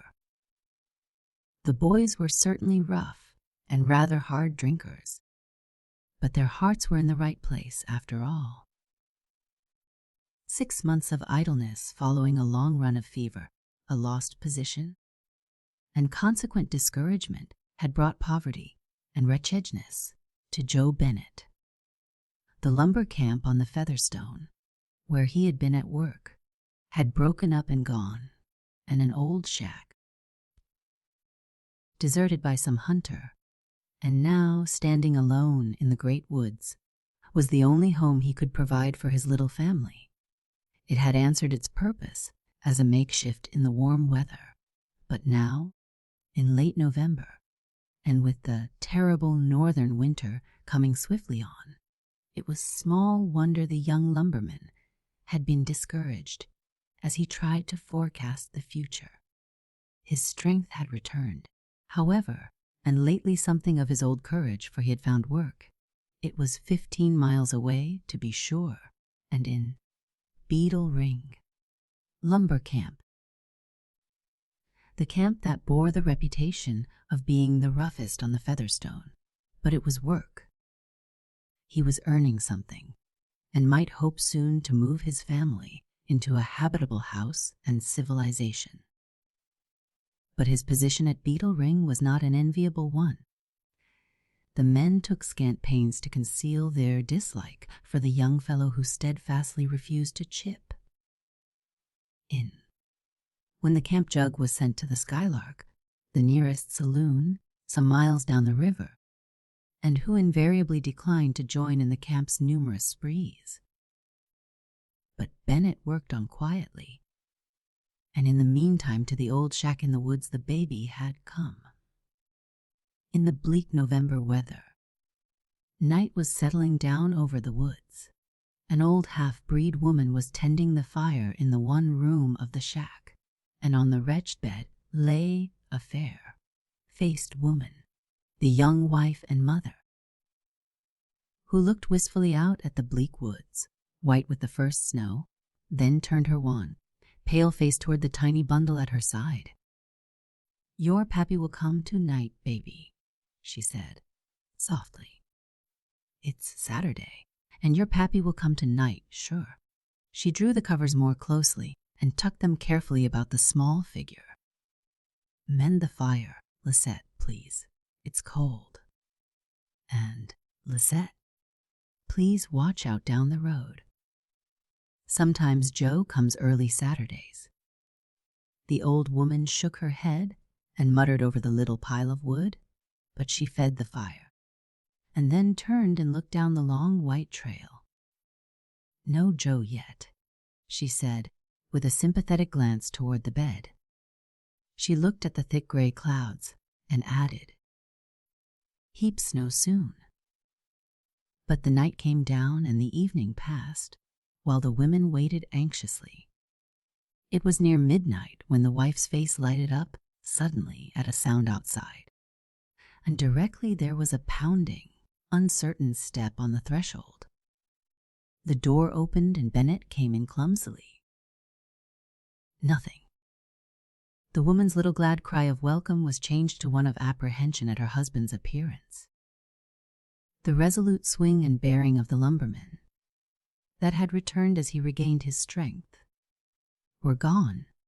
He clumped across the room, unsteadily on a pair of rude crutches, his left foot swathed in bandages, a big, ungainly bundle. "What is it, Joe?" the wife asked anxiously. "Just more of my precious luck, that's all, Nanny." He threw off the old box coat and heavy cap. "Nothing," brushed the melting snow from his hair and beard, and without waiting to warm his chilled hands at the fire, hobbled to the bed and bent over the woman and the tiny bundle. "Are you all right, Nan?" he asked anxiously. "All right, Joe, but I've been so worried." "And the baby, Nan." The wife gently pushed back the covers and proudly brought to view a tiny pink and puckered face. "Fine, Joe. She's just as fine, isn't she?" A proud, happy light flickered for a moment in the man's eyes as he stooped to kiss the tiny face. Then he shut his teeth hard and swallowed suddenly. "What is it, Joe?" his wife asked, looking at the rudely bandaged foot. "Cut it. Nigh half off, and hurt the bone. It'll be weeks before I can do a stroke of work again. It means I don't know what, and I daren't think what, Nanny." The cook suited up. He glowered at the injured member savagely. His wife's face grew paler still, but she only asked tenderly, "How did you ever get here, Joe?" "Rode one of Poe's Bream's hosses, his red roan. 15 miles on horseback with that foot. I should have thought it would have killed you, Joe." "I had to come, Nan," said the lumberman. "I didn't know how you were getting on, and I had to come. I didn't suppose they'd let you have a horse, any of them. Now sleighing's come." "They wouldn't, if I'd asked Eam. They don't seem to like me very well, and I didn't ask." His wife's big, wistful eyes were turned upon him in quick alarm. "I'm scared, Joe, if you took a horse without asking. What'll they think? Where is it, Joe?" "Don't you worry, Nan. I've sent the horse back by Pikepole Pete. He'll have him back before morning. Pose won't miss him till then. And I wrote a note explaining. Pose will be mad some, but he'll get over it." The young lumberman listened uneasily to the storm, which was increasing, looked at his wife's pale face a moment, and added, "I had to come, Nan. I just had to." But the woman was only half reassured. "If anything should happen," she said, "if he shouldn't get it back, they'd think you stole it, and—" There, Nan," broke in her husband, "don't be crossing bridges. Pete'll take the horse back. I've done the fellow lots of favors, and he won't go back on me. Don't worry, girl." He moved the bandaged foot and winced, but not from the pain of the wound. The hard look grew deeper on his face. "I'm down on my luck, Nan," he said hopelessly. "There's no use trying. Everything's against me, everything, following me like grim death." "And grim death?" He jerked the words out harshly. "Is like to be the end of it. Here in this old shack that's not fit to winter hogs in, let alone humans. There's not wood enough cut to last a week. You'll freeze, Nan, you and the baby, and I'm just nothing." He took $2 silver from his pocket and said, almost savagely, "There's what we've got to winter on, and me crippled." But his wife put her hand on his softly. "Don't you give up so, Joe," she said, and presently she added, "Next Thursday's Thanksgiving. We've seen hard times, and we may see harder, but I never knew Thanksgiving to come yet without something to be thankful for. Never. Bah." Outside the storm continued, fine snow sifting down rapidly. Pikepole Pete found stiff work facing it, and bent low over the red roan's neck. "Blue blazies," he muttered. "Bennett's a good fellow all right, and he's hurt. But if he hadn't nigh saved my life twice, he could get this critter back himself for all of me." He glanced at the dark woods and drew up suddenly. The road forks here, and Turner's is yonder. Less than a mile. I'll hitch in his barn a spell and go on later. And he took the Turner fork. But at Turner's Petite found 2 or 3 congenial spirits, and a jug. And a few hours later the easy-going fellow was deep in a tipsy sleep that would last for hours. The following Sunday morning came bright and clear upon freshly fallen snow that softened all the ruder outlines of town and field and woods. Beetle Ring Camp lay wrapped in fleecy whiteness. The camp was late Astor, for Sunday was Beetle Ring's day. Not of rest, but of carousal. 2 men had started out rather early. The camp's jug delegation to the Skylark. Presently the men began to straggle out to the snug row of sheds where the horses were kept. Posy Bream yawned lazily as he threw open the door of his particular stall, then suddenly brought himself together with a jerk and stared fixedly. "What ails you now, Pose?" "Seen a ghost." "Skid?" Thompson stopped with the big measure of feed which he was carrying. "No, I've seen no ghost," said Bream slowly, still staring. "Look here, Skid." Thompson looked into the stall and nearly dropped the measure. "By George, Pose," he said. "George." The news flew over the camp like wildfire. Posy Bream's red roan, the best horse in the camp, had been stolen. The burly lumberman came hurrying from all directions. There was no doubt about it. The horse was gone, and the snow had covered every trace. There was absolutely no clue to follow. Silently and sullenly the men filed into breakfast. In a lumberman's eyes, hardly a crime could exceed that of horse stealing. "What I want to know is," said Bream, as he glanced sharply round the long room of the camp, "what's become of that yellow-haired jay, Bennett?" "By George," said Skid Thompson, "that's right. Where is the critter?" "Skipped," said Bill Bates sententiously, after a quick search had been made. "It's all plain enough now." "I never liked the close-fisted critter." "Nor I, either," growled Skid. "Never chipped in with the boys, but was laying low just the same." "You won't catch him, either," said Bates. "They're sharp, that kind. The critter knew 'twould snow and hide his tracks, and I'd just suit up his blamed foot." Muttered the cook in disgust. "Maybe we'll catch him." "Up to Fat Pine 2 years ago," began Bream, reminiscently. "Big Donovan had a horse stole. They caught the fellow?" Wes, I remember," said Skid Thompson. "I was there.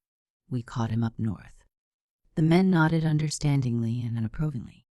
"With $150, the roan was," said Bream. Beetle Ring Camp passed an uneasy day, the jug, for once receiving scant attention. Late in the afternoon, Trapper John, an old half-breed who hunted and trapped about the woods, stopped at the camp to get warm. "Didn't see anybody with a horse last night or this morning?" John?" asked Posy Bream. Yes," responded the old trapper quickly. "Saw horse last night, man ride, Bigfoot, so." Old John held out his arms in exaggerated illustration. Beetle Ring rose to its feet as one man. "What color was the horse, John?" asked Bream softly. "Can't see good after dark, but think roan." Bream looked slowly round the silent camp, and Beetle Ring grimly made ready for business. It was evening when the men stopped a few rods below the shack. A light shone out from a window, lighting up a little space in the somber woods. "The fellows got Paul's probably," said Posy Bream. "You wait here while I do a little scouting."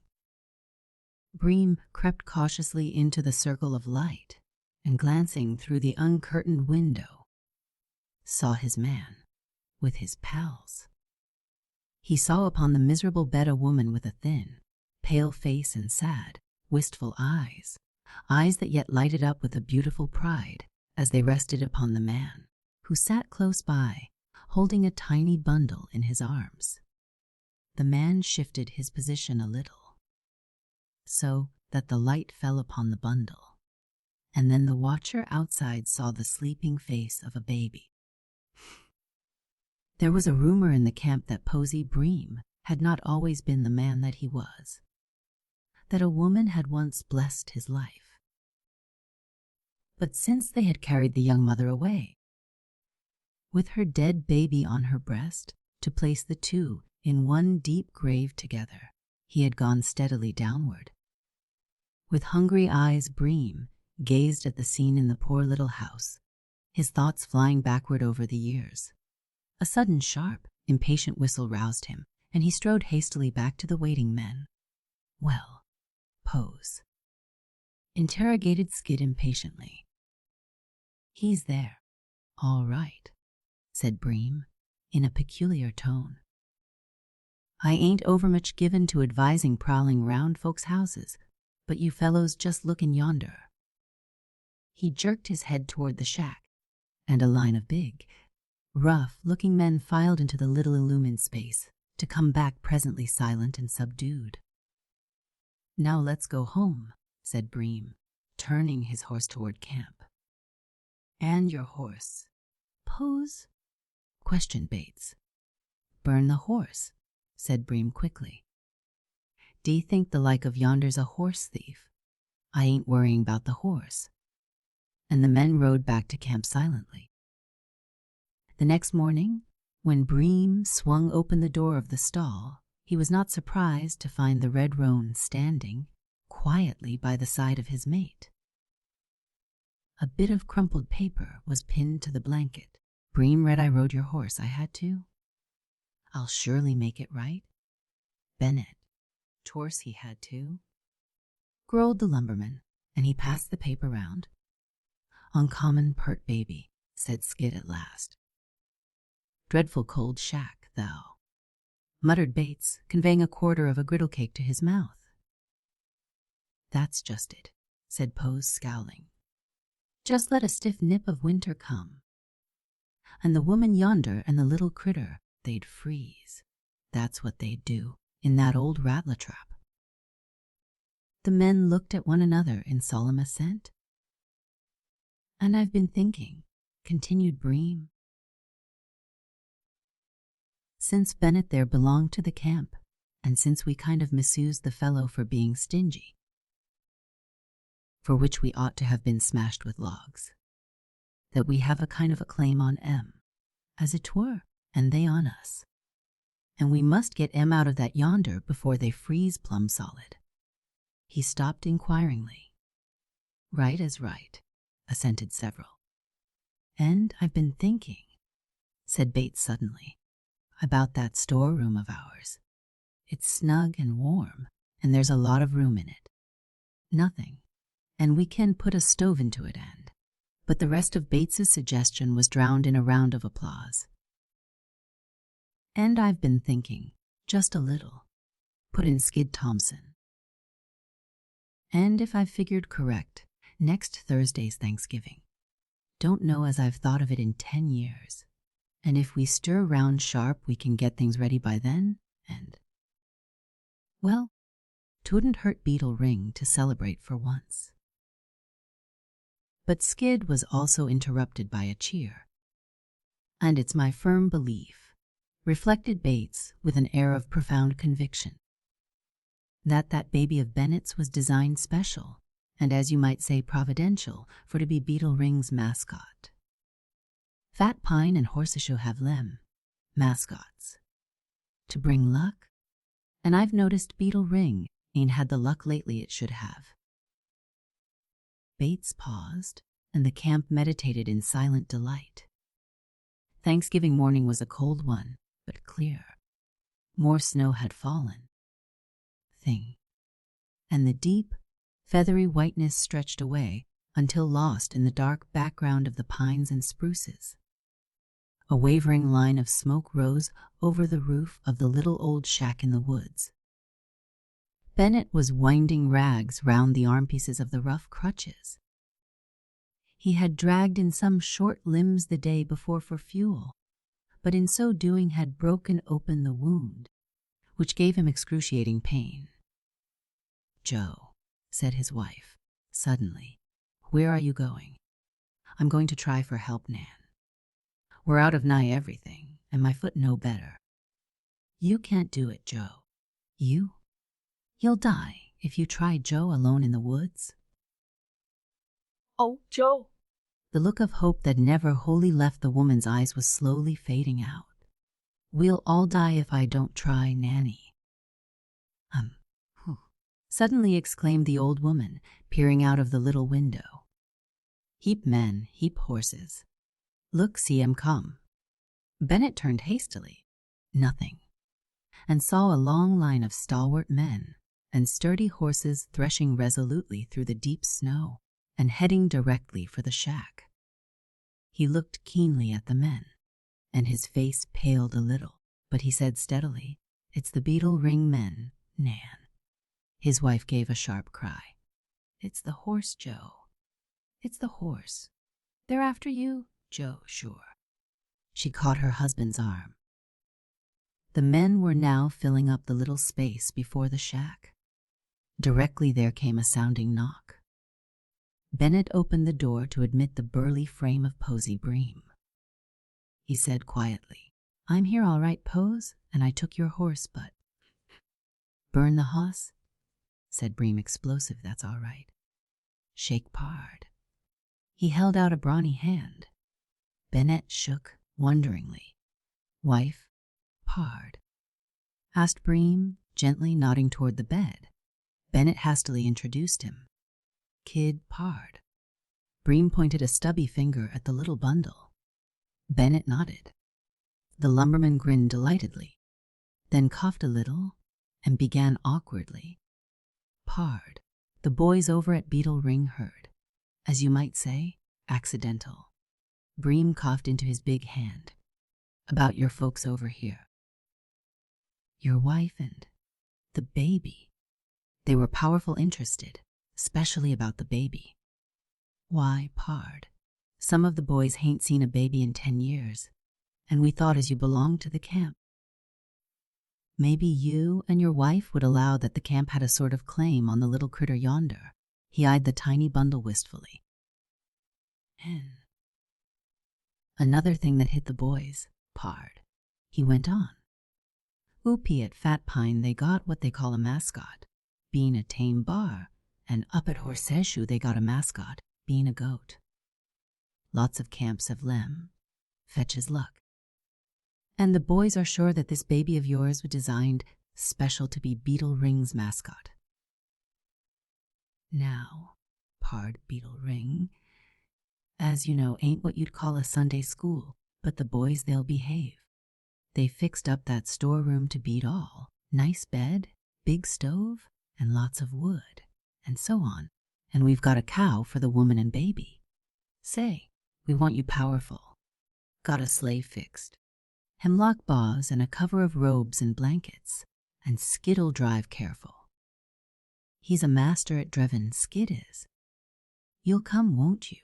The boys are waitin'." Big tears were in the woman's eyes as she turned toward her husband. "Oh, Joe," she said, and choked suddenly, but she pressed the baby tightly to her breast. "I knew 'twould come Thanksgiving." "Dear Pard," said Bream, after blowing his nose explosively, "you just see to wrappin' up the woman and the kid and me and Skid, being as you're hurt, you know, tote out to the sleigh." The young mother was soon placed carefully in the sleigh, the old woman following. But when Skid Thompson appeared in the door of the old shack, bearing a tiny form muffled up with wondrous care, the whole of Beetle Ring shouted. Bream led up a spare horse for Bennett's use. The latter stopped short, with a curious expression on his face. The horse was the red roan. But Bream only said, his keen eyes twinkling, "Under such circumstances as these, pard, you're welcome to all the hosses in Beetle Ring." With steady, practiced hand, Skid Thompson guided his powerful team through the deep snow, over the rough forest road, and sometimes brawny arms carried the sleigh bodily over the roughest places. At the close of the day, an anxious consultation took place in the big main room of Beetle Ring, and presently 2 men appeared outside. They walked slowly toward what had been the camp storeroom, but halted before the door hesitatingly. "You go in ahead, Skid, and ask Em," said Bream earnestly to his companion. "No, go ahead yourself, Pose.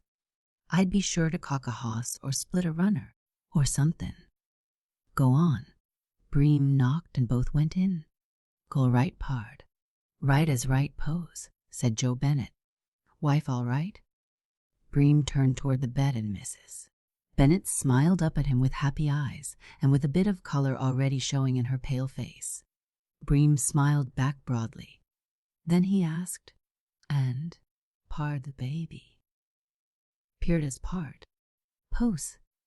Bream waited a little, twirling his cap, but receiving a sharp thump from Thompson, went on.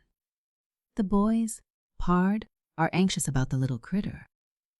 They're kind of hankering, pard.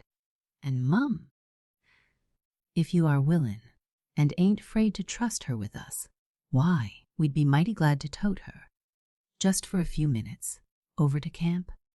The boys are stiddy, all of 'em, stiddy as churches.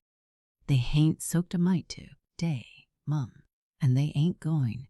They've hove the jug into a snowdrift, and they take it kind, Mum, if you are willin'." The woman, still smiling happily, "Nothing," was already wrapping up the baby. Bream held up a warning finger when he returned a little later and again smiled delightedly. "Went to sleep a totin', if you'll believe it. The burned little critter," he said softly. And he added, "The boys, pard, are mighty pleased, and Mum, they thank you kindly. They say, the boys do, there ain't such a Mascot as there's in 500 miles. They see luck comin', chunks of it, pard, already." And the big fellow went out and closed the door gently. Mistress Esteem Elliott's Molasses Cake. The Story of a Postponed Thanksgiving by Kate Upson Clark. Older boys and girls who are familiar with The Courtship of Miles Standish will enjoy the colonial flavor of this tale of 1705. Obed, called Mistress Asa ailey from her front porch. "Step thee over to Squire Belding's, quick. Here's a teacup. Ask Mistress Belding for the loan of some molasses. Nothing but molasses and hot water helps the baby when he is having such a turn of colic. Beseems me he will have a fit. Make haste. Obed." At that very moment Squire Belding's little daughter Hitty was traveling toward Mistress Eiley's for the purpose of borrowing molasses wherewith to sweeten a ginger cake. Hitty and Obed, who were of an age, met, compared notes, and then returned to their respective homes. Shortly afterward both of them darted forth again, bound on the same errands as before, only in different directions. Mr. Chapin, the storekeeper, hadn't set eyes on any molasses for a week. "The river's frozen over so mean and solid," he said. "There's no knowing when there'll be any molasses in town." There had been very peculiar weather in Colchester during this month of October, 1705. First, on the 13th Old Style, an unprecedentedly early date, had come a terrible cold snap, lasting 3 days. This was followed by 2 days of phenomenal mildness. The river had frozen over during the cold snap, and the ice had melted during the warm days until, on the 19th, it was breaking up and preparing to go out to sea. In the night of the 19th had descended a frigid blast, colder than the original one. This had arrested the broken ice, piled it up in all sorts of fantastic forms, and congealed it till it looked like a rough Alaskan glacier. After the cold wind had come a heavy snowstorm. All Colchester lay under 3 feet of snow. Footpaths and roads were broken out somewhat in the immediate village, but no farther.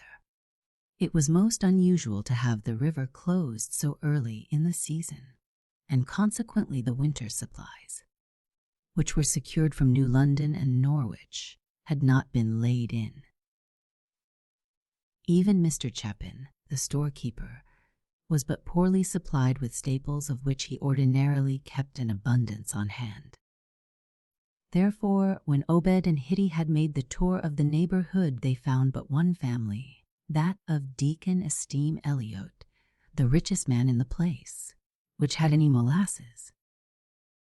Mistress Elliot, in spite of her wealth, was said to be known too free with her stuff, and she was not minded to lend any molasses under the circumstances for a trifling foolish cake. Obed's representation of the distress of the Ellie baby, however, appealed even to her, and she lent him a large spoonful of the precious liquid. That afternoon there was as much visiting about among the Colchester housewives as the drifts permitted. Such a state of things had never been known since the town was settled. No molasses! And Thanksgiving appointed for the first Thursday in November. Pray, what would Thanksgiving amount to? They inquired, with no pumpkin pies, no baked beans, no molasses cake, no proper sweetening for the rum so freely used in those days.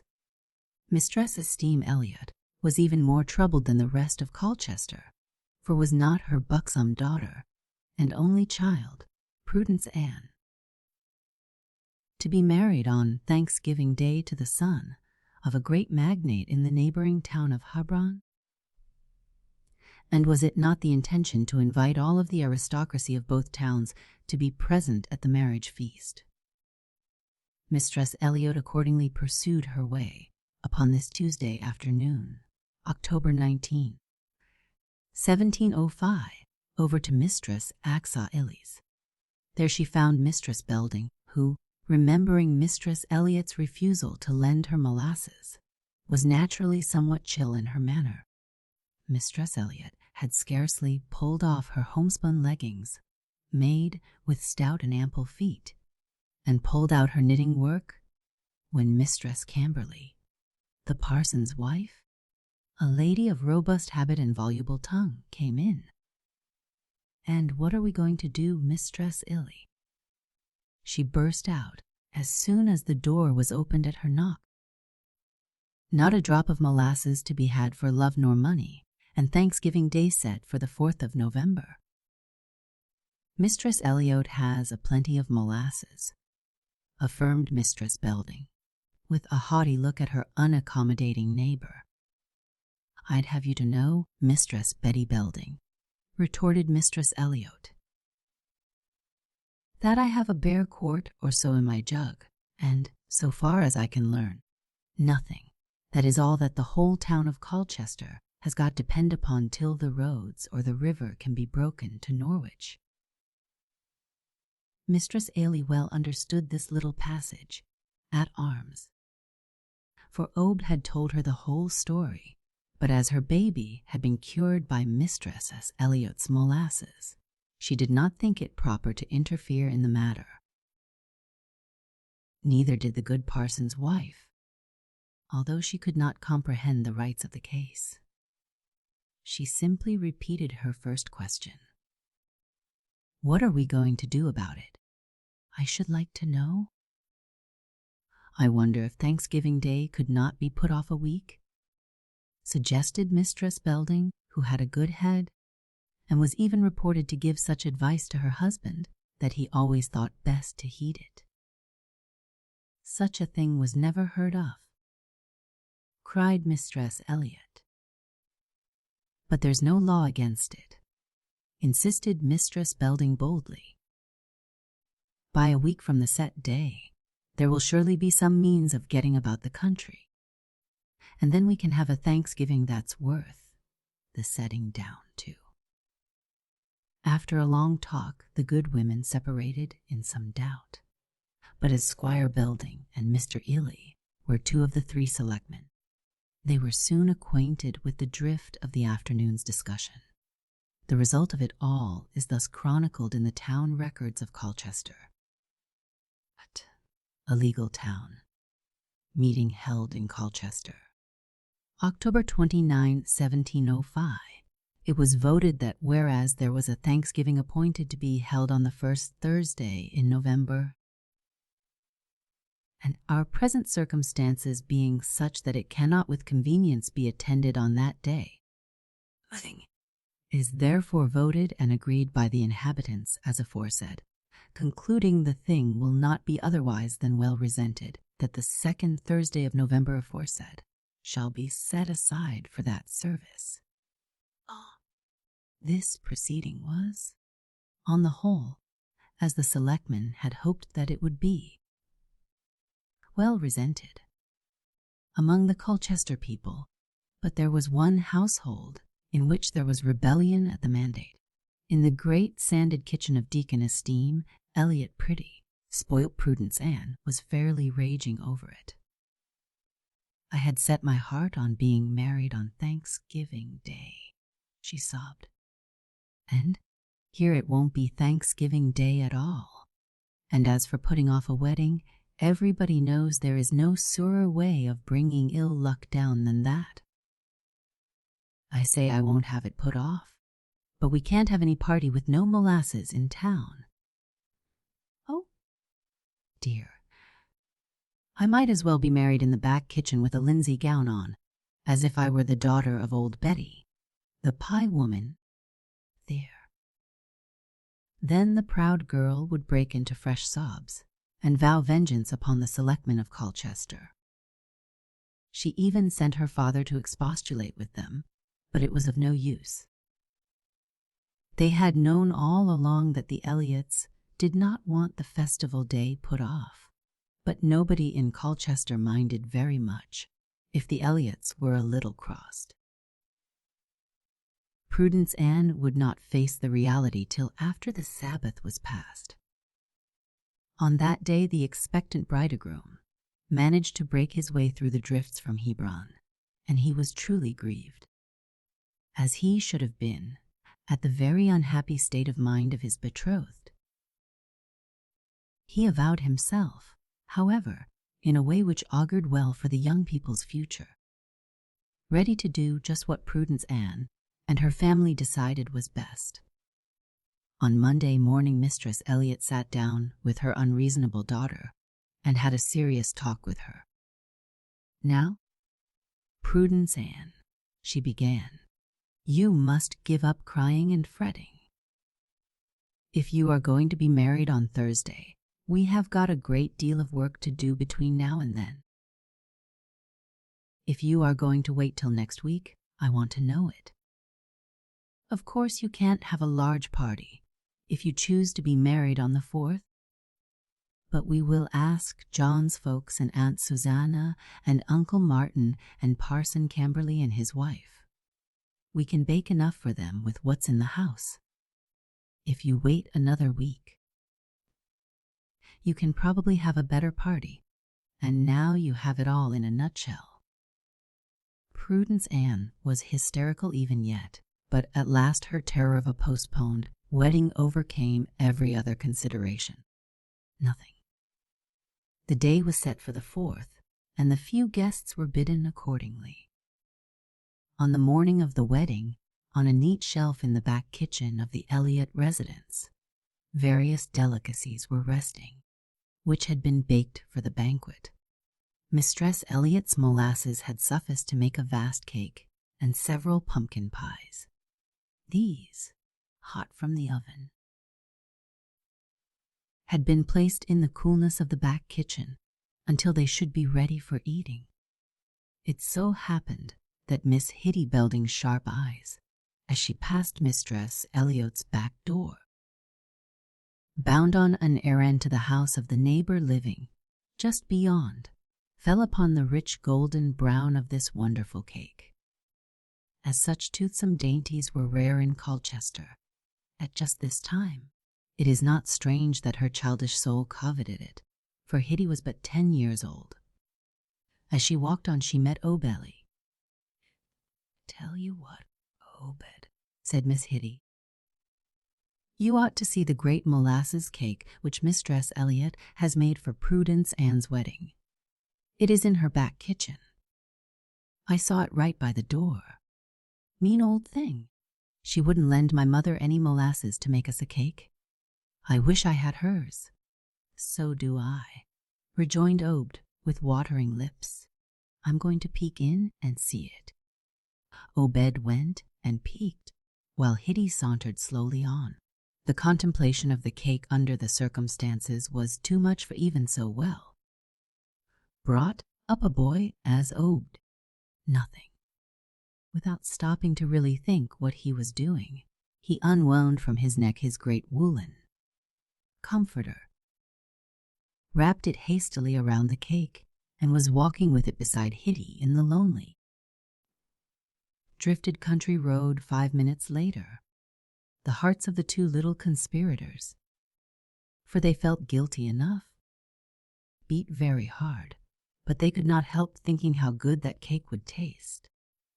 A certain Goodsercanty's corn house stood near them in a clump of trees beside the road, and as the door was open they crept in. Gulped down great chunks of cake. Nothing.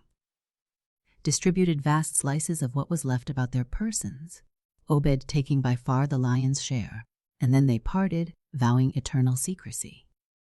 Nobody had seen them. And something which happened just after they had left Mistress Eliot's back kitchen directed suspicion to an entirely different quarter. Not 2 minutes after Obed's comforter had been thrown around the great cake, a beautiful calf, the pride of Mistress Elliot's heart, and which was usually kept tied in the barn just beyond the back kitchen, somehow unfastened her rope and came strolling along past the open back door.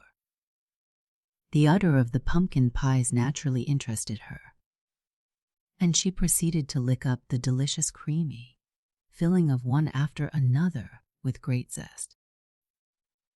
Just as she was finishing the very last one of the 4 or 5 which had stood there, Mistress Elliot appeared upon the scene, to find her precious dainties faded like the baseless fabric of a vision, leaving behind them only a few broken bits of pie crust, a series of short, sharp shocks, as described in The Mikado, then rent the air, summoning Prudence Ann and Delcy, the maid, to the scene of the calamity.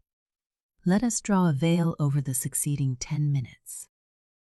At the end of that time, Prudence Ann lay upon the sitting room lounge, or settle, as they called it then, passing from one fainting fit into another, and Delcy was out in search of the doctor and such family friends as were likely to be of service in this unexpected dilemma.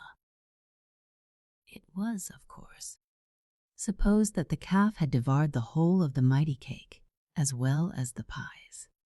It was lucky for Obed and Hitty that the poor beast could not speak. As it was, nobody so much as thought of accusing them of the theft, though there were plenty of crumbs in their pockets, while the death of the innocent heifer was loudly demanded by the angry Prudence Ann. It was only by artifice and diplomacy that Mistress Elliot was able to preserve the life of her favorite, which, if it had really eaten the cake, must surely have perished. The wedding finally came off on the 4th, though there was a pouting bride, and nuts, apples, and cider were said to be the chief refreshments. Prudence Ann, however, probably secured the good luck for which she was so anxious, for there is no record nor tradition to the contrary in all Colchester. Nothing would probably ever have been known of the real fate of the famous cake if the tale had not been told by Mistress, hidden in her old age, to her grandchildren, with appropriate warnings to them never to commit similar misdemeanors themselves. Little Obed Eli, the active agent in the theft, died not long after it. His tombstone, very black and crumbled, stands in one of the old burying grounds of the town, but nothing is carved upon it as to the cause of his early death. The story of the Colchester molasses famine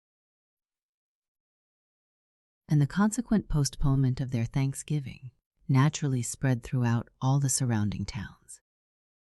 It was said that in one of these a party of roguish boys loaded an old cannon with molasses and fired it in the direction of Colchester. How they did this has not been stated, and some irreverent disbelievers in the more uncommon of our grandfathers' stories have profanely declared it a myth. The First Thanksgiving, by Albert Eft, Blaisdell and Francis K. Ball. A story of the time long ago when the Pilgrims of Plymouth invited the Indian chief Mascot and his followers to share their feast. All through the first summer and the early part of autumn the Pilgrims were busy and happy. They had planted and cared for their first fields of corn. They had found wild strawberries in the meadows, raspberries on the hillsides, and wild grapes in the woods. In the forest, just back of the village, wild turkeys and deer were easily shot. In the shallow waters of the bay, there was plenty of fish, clams, and lobsters. The summer had been warm, with a good deal of rain and much sunshine, and so when the autumn came there was a fine crop of corn. "Let us gather the fruits of our first labors and rejoice together," said Governor Bradford. "Yes," said Elder Brewster, "let us take a day upon which we may thank God for all our blessings, nothing, and invite to it our Indian friends who have been so kind to us." The Pilgrims said that one day was not enough, so they planned to have a celebration for a whole week. This took place most likely in October.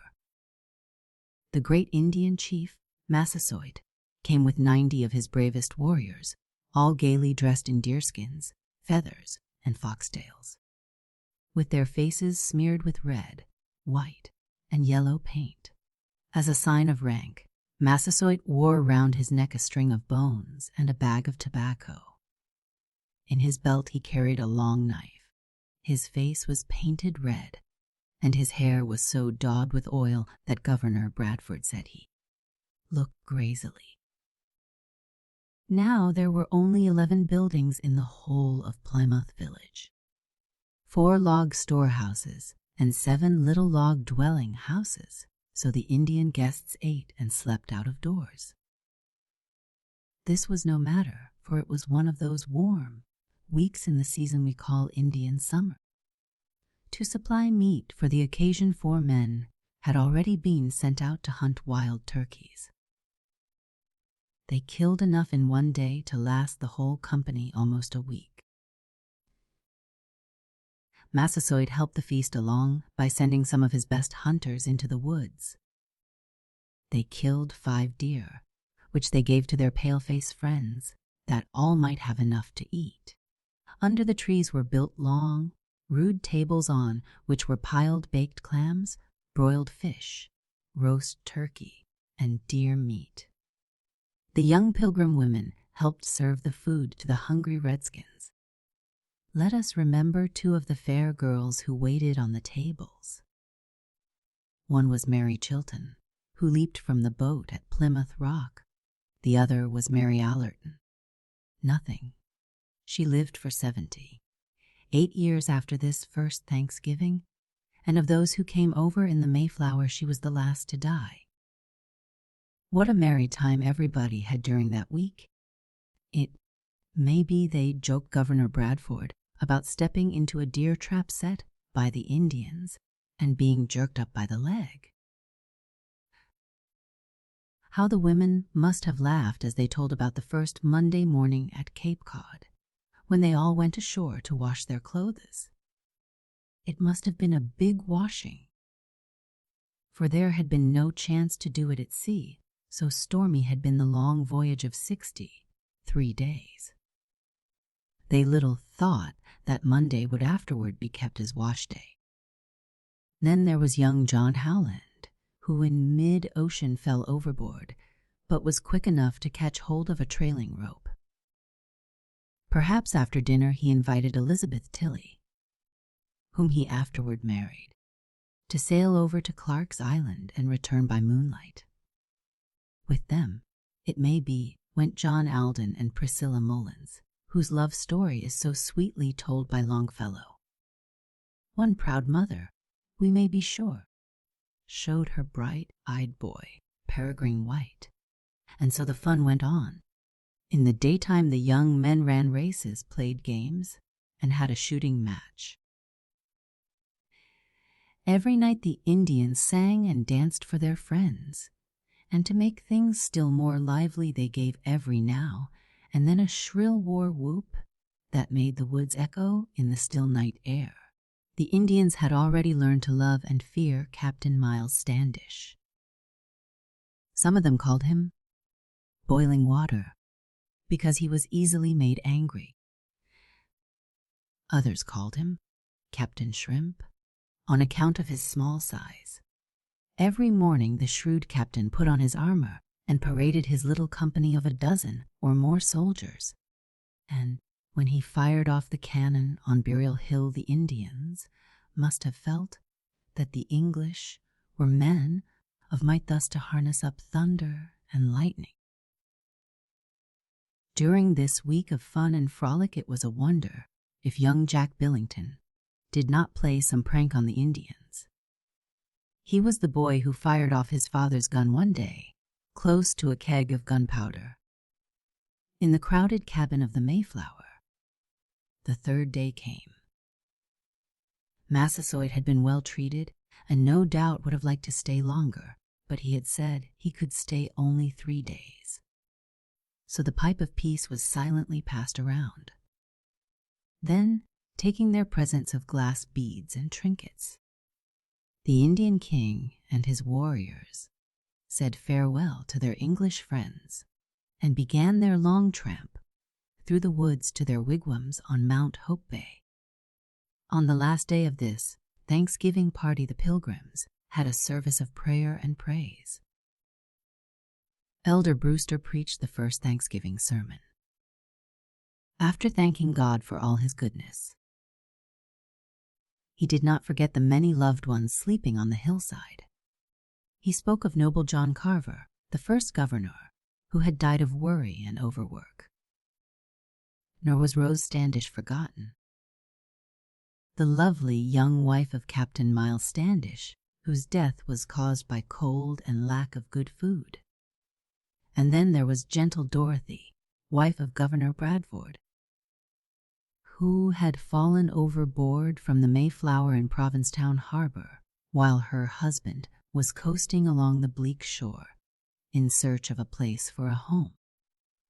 The first Thanksgiving took place nearly 300 years ago. Since that time, almost without interruption, Thanksgiving has been kept by the people of New England as the great family festival of the year. At this time, children and grandchildren return to the old home. The long table is spread, and brothers and sisters, separated often by many miles, again sit side by side. Today, Thanksgiving is observed in nearly all the states of the Union, a season of sweet and blessed memories. Thanksgiving at Todd's Asylum by Winthrop Packard.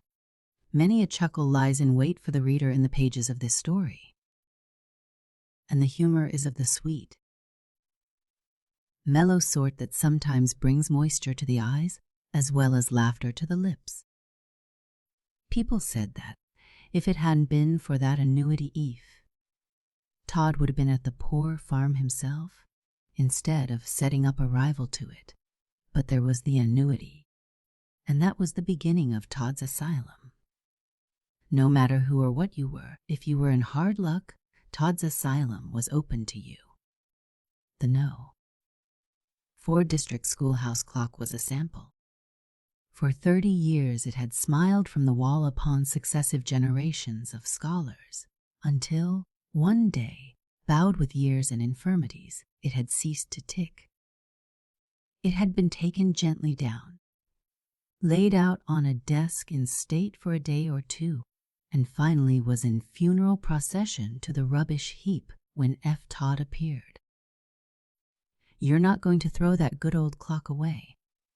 Eve had asked of the committeeman who acted as bearer. "Guess I'll have to," replied the other. "I've wound it up tight, put most a pint of kerosene in it, and shook it till I'm dizzy, and it won't tick a bit.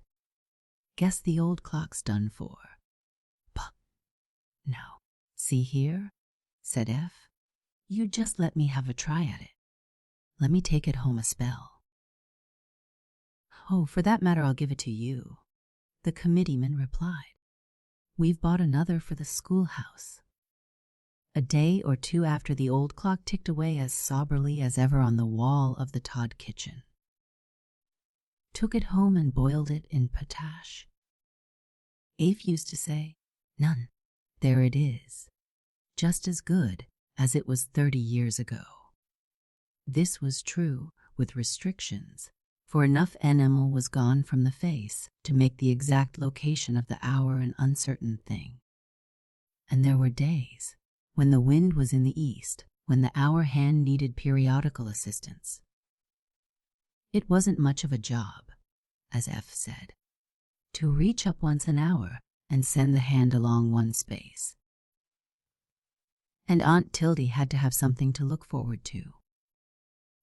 Aunt Tildy was the first inmate at Todd's, and if F had possessed no other recommendation to eternal beatitude, surely Aunt Tildy's prayers had been sufficient. She passed his house on her way to the poor farm on the very day that news of the legacy arrived, and F had stopped the carriage and begged the overseer to leave her with him. "Are you sure you can take care of her?" asked the overseer doubtfully. "Sure," echoed F with delight. "Of course I'm sure. Ain't I got $400 a year for the rest of my natural-born days?" "He's a good fellow, F. Todd," mused the overseer as he drove away. "But I never heard of his having any money." The next day the news of the legacy was common property, and Aunt Tildy had been an inmate at Todd's ever since. Her gratitude knew no bounds, and she really managed to keep the house after a fashion, her chief care being the clock. Then there was the heaven-born inventor. He had dissipated his substance in inventing an incubator that worked with wonderful success, till the day the chickens were to come out, when it took fire and burned up, taking with it chickens' barn. Nothing, house and furniture, leaving the heaven-born inventor standing in the field, thinly clad, and with nothing left in the world but another incubator. With this he had shown up promptly at Todd's, and there he had dwelt thenceforth, using a pretty fair portion of the annuity in further incubator experiments.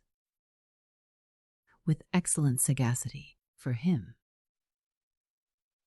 If had obliged the heaven-born inventor to keep his machine in a little shed behind the barn, so that when this one burned up there was time to get the horse and cow out before the barn burned.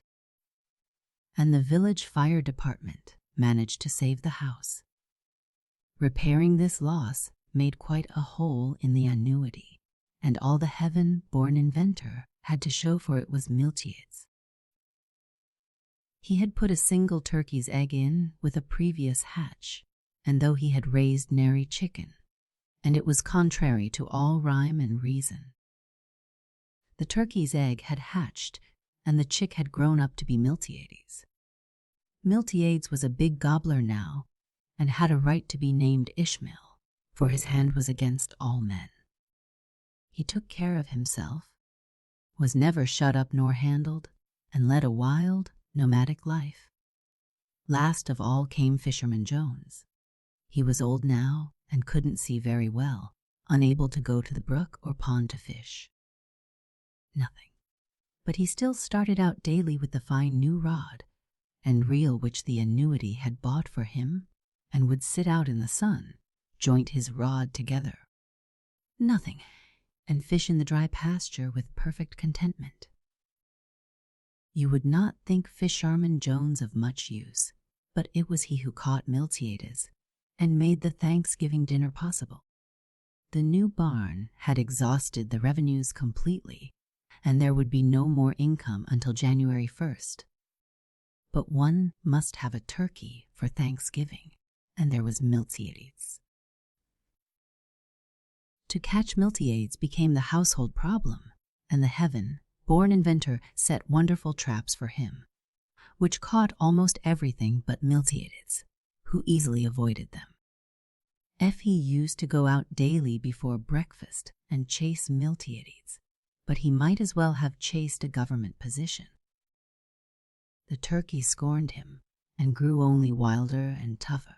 Nothing, till he had a lean and hungry look that would have shamed Cassius.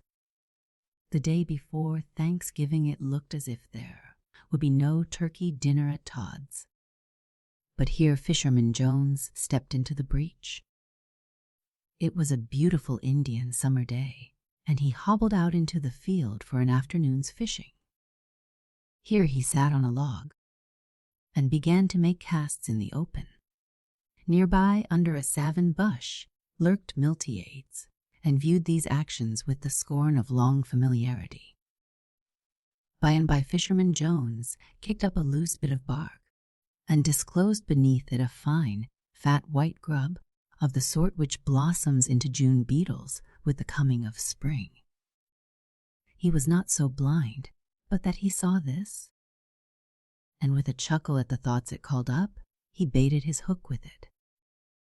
A moment after, F. Todd, coming out of the new barn, heard the click of a reel, and was astonished to see Fisherman Jones standing almost erect, his eyes blazing with the old-time fire, his rod bent, his reel buzzing, while at the end of a good 40 feet of line was Miltiades rushing in frantic strides for the woods. "Good land," said F. "Kit's the turkey." "Snub him," he yelled. "Don't let him get all the line on you. He's hooked. Snub him, snub him."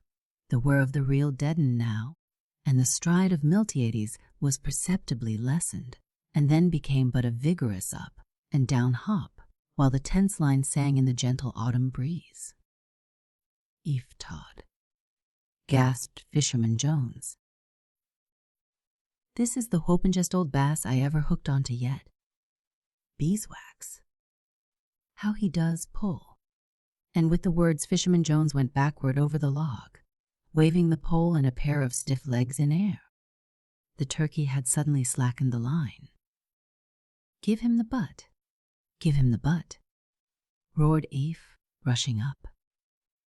Even where he lay the fisherman blood in Fisherman Jones responded to this stirring appeal, and as the rod bent in a tense half-circle a race began such as no elderly fisherman was ever the center of before.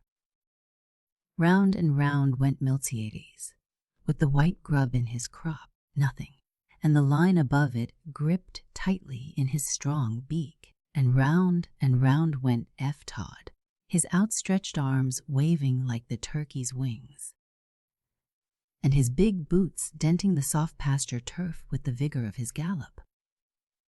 In the center Fisherman Jones, too nearsighted to see what he had hooked, had risen on one knee, and revolved with the coursing bird, his soul wrapped in one idea, to keep the butt of his rod aimed at the whirling game. "Hang to him, reel him in, we'll get him," shouted F., and, with the word, he caught his toe and vanished into the prickly depths of the savin bush, just as the heaven-born inventor came over the hill. Nothing. It would be interesting to know just what scheme the heaven, born inventor, would have put in motion for the capture of Miltiades. But just then, he stepped into one of his own extraordinary traps, set for the turkey, of course, and, with one foot held fast, began to flounder about with cries of rage and dismay. This brought Eff's head above the fringe of savin bush again, and now he beheld a wonderful sight. Fisherman Jones was again on his feet, staring in wild surprise at Miltiades, whom he sighted for the first time, within 10 feet of him. There was no pressure on the reel, and Miltiades was swallowing the line in big gulps, evidently determined to have not only the white grub, but all that went with it. Fisherman Jones's cry of dismay was almost as bitter as that of the heaven-born inventor, who still writhed in his own trap. "Oh, F, he whimpered. "He's eating up my tackle. He's eating up my tackle." "Never mind," shouted F. "Don't be afraid. I reckon he'll stop when he gets to the pole." Those of us who knew Miltiades at his best have doubts as to this, but, fortunately, it was not put to the test. F scrambled out of his bush, and taking up the chase once more, soon brought it to an end for Fisherman Jones, his nerve completely gone. Could only stand and mumble sadly to himself, "He's eating up my tackle. He's eating up my tackle," and the line wrapping about his motionless form led F and the turkey in a brief spiral which ended in the conjunction of the three. It was not until the turkey was decapitated that F remembered the heaven-born inventor and hastened to his rescue. He was still in the trap, but he was quite content, for he was figuring out a plan for an automatic release from the same. Something which should hold the captive so long, and then let him go in the interests of humanity. He found the trap from the captive's point of view very interesting and instructive. The tenacity of Miltiades' make-up was further shown by the difficulty F and Fisherman Jones had in separating him from his feathers that evening.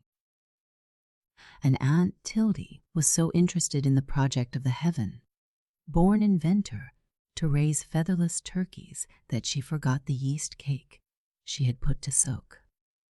Until it had been boiling merrily for some time, everything seemed to go wrong, end to, and they all sat up so late that Mrs. Simpkins, across the way, was led to observe that either someone was dead over at Todd's, or else they were having a family party, and in a certain sense she was right both ways. The crowning misadventure came next morning. If started for the village with his mind full of commissions from Aunt Tildy, some of which he was sure to forget, and in a great hurry lest he forget them all. He threw the harness hastily upon Dobbin, hitched him into the wagon which had stood out on the soft ground overnight, and with an eager "Get up, there," gave him a slap with the reins. Next moment there was a ripping sound, and the heaven-born inventor came to the door just in time to see the horse going out of the yard on a run, with F following, still clinging to the reins, and taking strides much like those of Baron Munchausen's courier. "Here, here," called the inventor, "you've forgot the wagon. Come back, F. You've forgot the wagon." "Jedidia Joggins," said F, as he swung an eccentric curve about the gatepost. "Do you? Whoa. Suppose I'm such a whoa. Whoa. Fool that I don't know that I'm not riding in a whoa. Whoa. Wagon?" And with this F vanished up street in the wake of the galloping horse, still clinging valiantly to the reins. "I believe he did forget that wagon," said the heaven-born inventor. "He's perfectly capable of it." But when he reached the barn he saw the trouble. The ground had frozen hard overnight, and the wagon wheels sunken in it were held as in a vise. If had started the horse suddenly, and the obedient animal had walked right out of the shafts, harness and all. A half-hour later, F was back with Dobbin, unharmed but a trifle wary. Nothing. It took an hour more and all Aunt Tildy's hot water to thaw out the wheels. And when it was done, Effie was so confused that he drove to the village and back, and forgot every one of his commissions. And in the midst of all this, the clock stopped. That settled the matter for Aunt Tildy. She neglected the pudding, she forgot the pies, and she let the turkey bake and bake in the overheated oven while she fretted about that clock. And when it was finally set going, after long and careful investigation by F, and frantic but successful attempts on the part of Aunt Tildy to keep the heaven-born inventor from ruining it forever, it was the dinner hour. Poor Aunt Tildy. That dinner was the crowning sorrow of her life. The vegetables were cooked to rags, the pies were charcoal shells, and the pudding had not been made.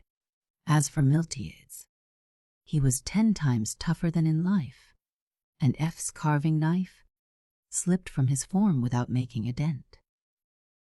Aunt Tildy wept at this, and Fisherman Jones and the inventor looked blank enough. But there was no sorrow in the countenance of F. He cheered Aunt Tildy, and he cracked jokes that made even Fisherman Jones laugh. "Why, bless you," he said, "ever since I was a boy I've been looking for a chance to make a Thanksgiving dinner out of bread and milk. And now I've got it. Why? I wouldn't have missed this for anything." And there came a knock at the door. Even F looked a trifle blank at this. If it should be company. "Come in," he called.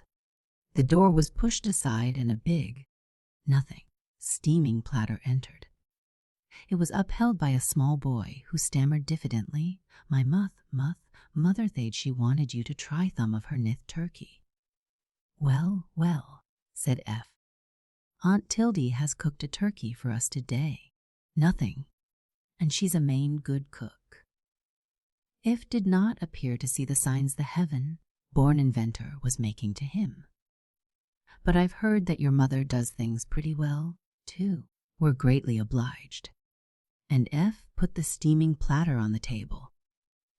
"She thays you see, can then the platter home tomorrow," stammered the boy, and stammering himself out, he ran into another.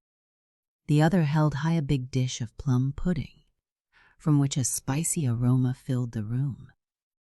Again the heaven-born inventor made signs to F.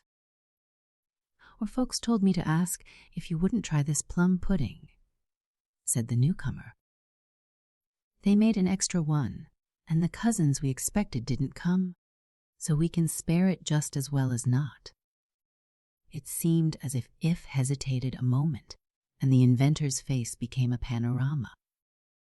Then he took the boy by the hand, and there was an odd shake in his voice as he said, "I'm greatly obliged to you. We all are. Something happened to our plum pudding, and we didn't have any. Tell your ma we send our thanks." There was a sound of voices greeting in the hallway, and 2 young girls entered, each laden with a basket. "Oh, Mr. Todd," they both said at once. "We couldn't wait to knock. We want you to try some of our Thanksgiving. It was Mother's birthday, and we cooked extra for that, and we've got so much. We can't get all ours onto the table. She'll feel real hurt if you don't, bah." Somehow F couldn't say a word, but there was nothing the matter with the heaven-born inventor.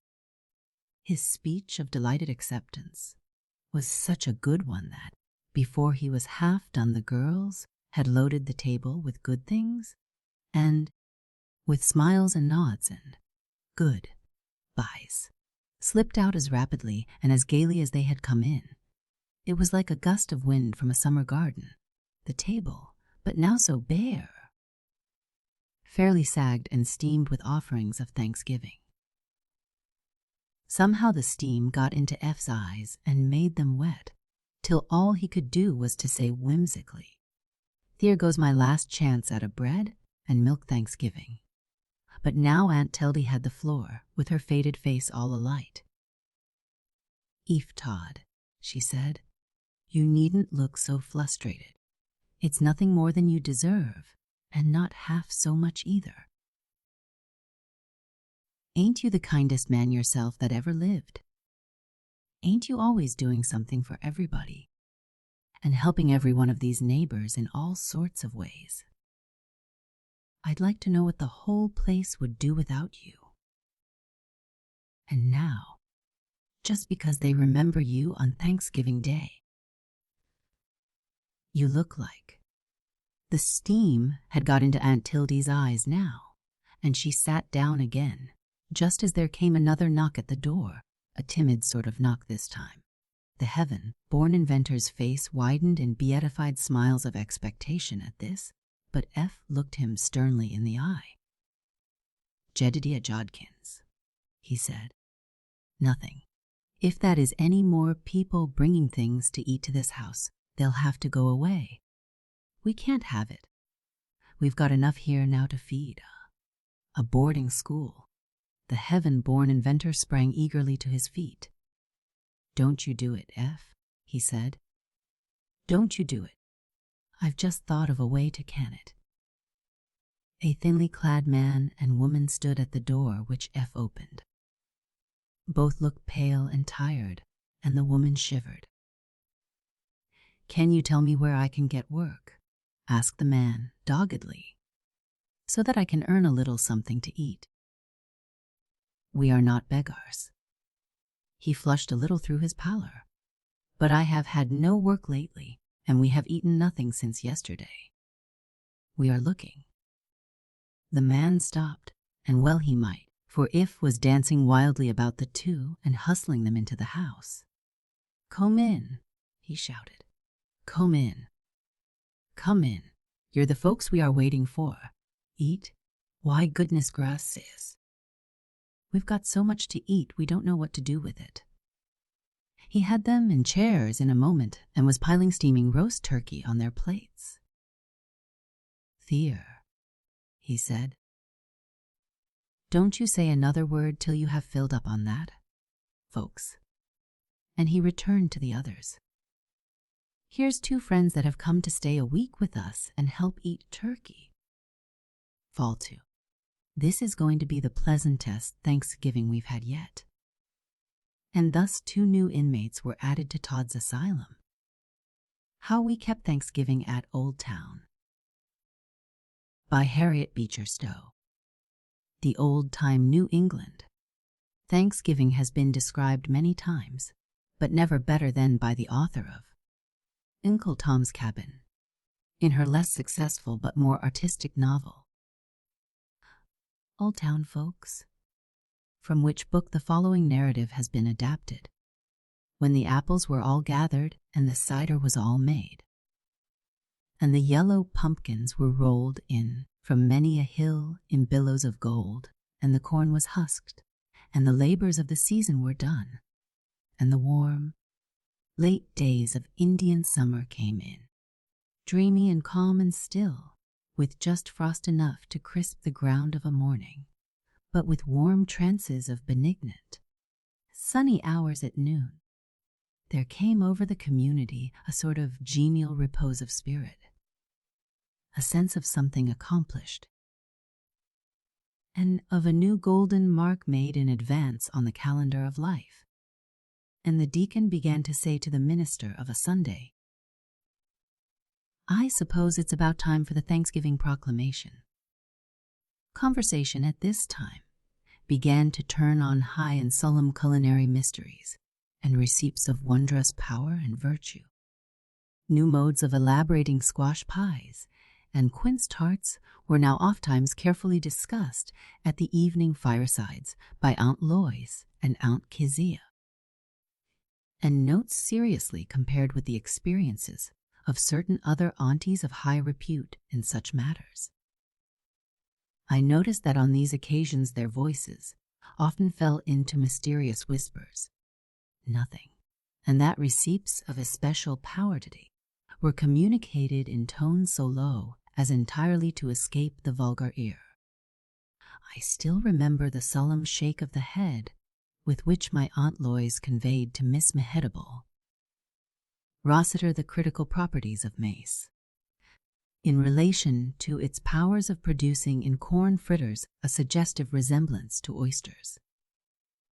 As ours was an oyster-getting district, and as that charming bivalve was perfectly easy to come at, the interest of such an imitation can be accounted for only by the fondness of the human mind for works of art.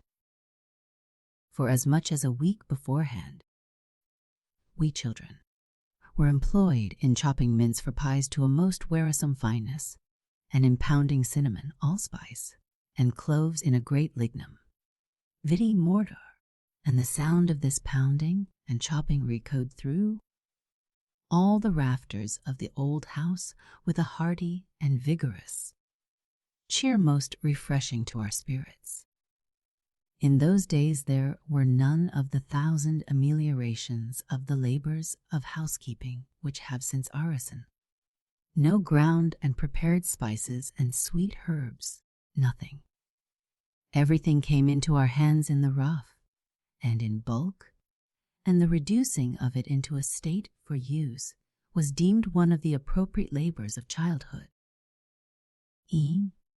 The very salt that we used in cooking was rock salt, which we were required to wash and dry and pound and sift before it became fit for use.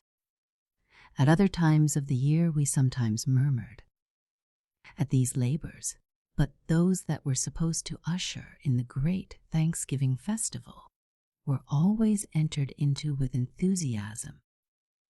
There were signs of richness all around us: stoning of raisins, cutting of citron, slicing of candied orange peel. Yet all these were only dawnings and intimations of what was coming during the week of real preparation, after the governor's proclamation had been read. The glories of that proclamation. We knew beforehand the Sunday it was to be read, and walked to church with alacrity, filled with gorgeous and vague expectations. The cheering anticipation sustained us through what seemed to us the long waste of the sermon and prayers, and when at last the auspicious moment approached, when the last quaver of the last hymn had died out, the whole house rippled with a general movement of complacency, and a satisfied smile of pleased expectation might be seen gleaming on the faces of all the young people, like a ray of sunshine through a garden of flowers. Thanksgiving now was dawning. We children poked one another and fairly giggled with unreproved delight as we listened to the crackle of the slowly unfolding document. Nothing.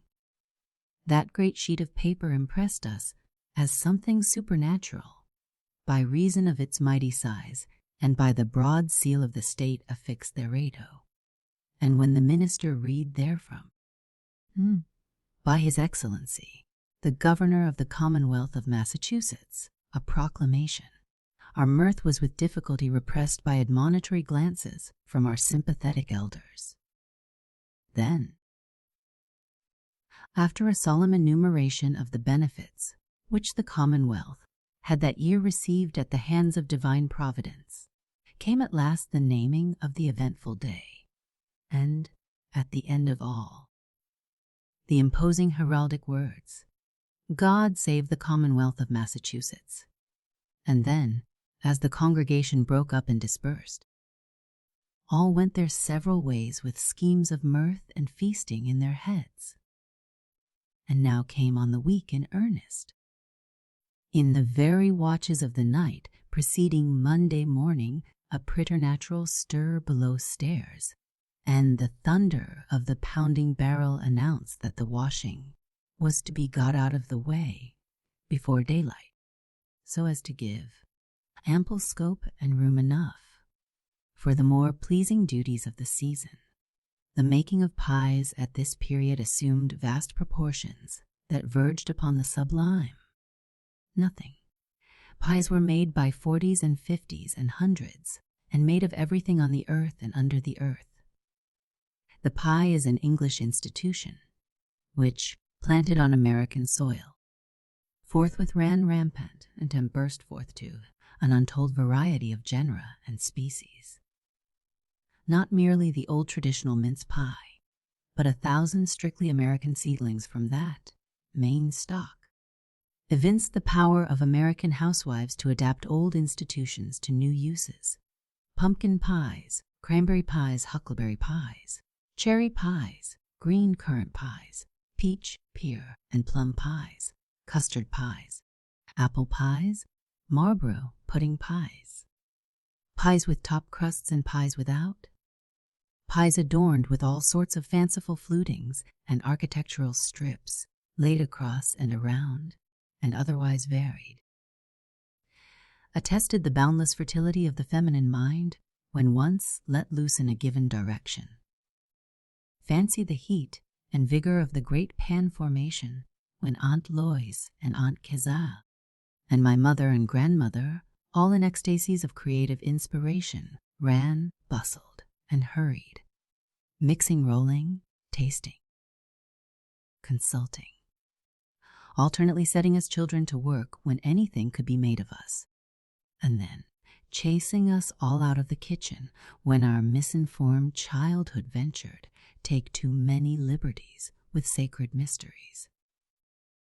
Then out we would all fly at the kitchen door, like sparks from a blacksmith's window. On these occasions, as there was a great looseness in the police department over us children, we usually found a ready refuge at Miss Mee Tibble's with Tina, who, confident of the strength of her position with Polly, invited us into the kitchen, and with the air of a mistress, led us around to view the proceedings there. A genius for entertaining was one of Tina's principal characteristics, and she did not fail to make free with raisins or citrons or whatever came to hand, in a spirit of hospitality at which Polly seriously demurred. That worthy woman occasionally felt the inconvenience of the state of subjugation to which the little elf had somehow or other reduced her, and sometimes rattled her chains fiercely, scolding with a vigor which rather alarmed us, but which Tina minded not a whit. Confident of her own powers, she would, in the very midst of her wrath, mimic her to her face with such irresistible drollery as to cause the torrent of reproof to end in a dissonant laugh, accompanied by a submissive cry for quarter.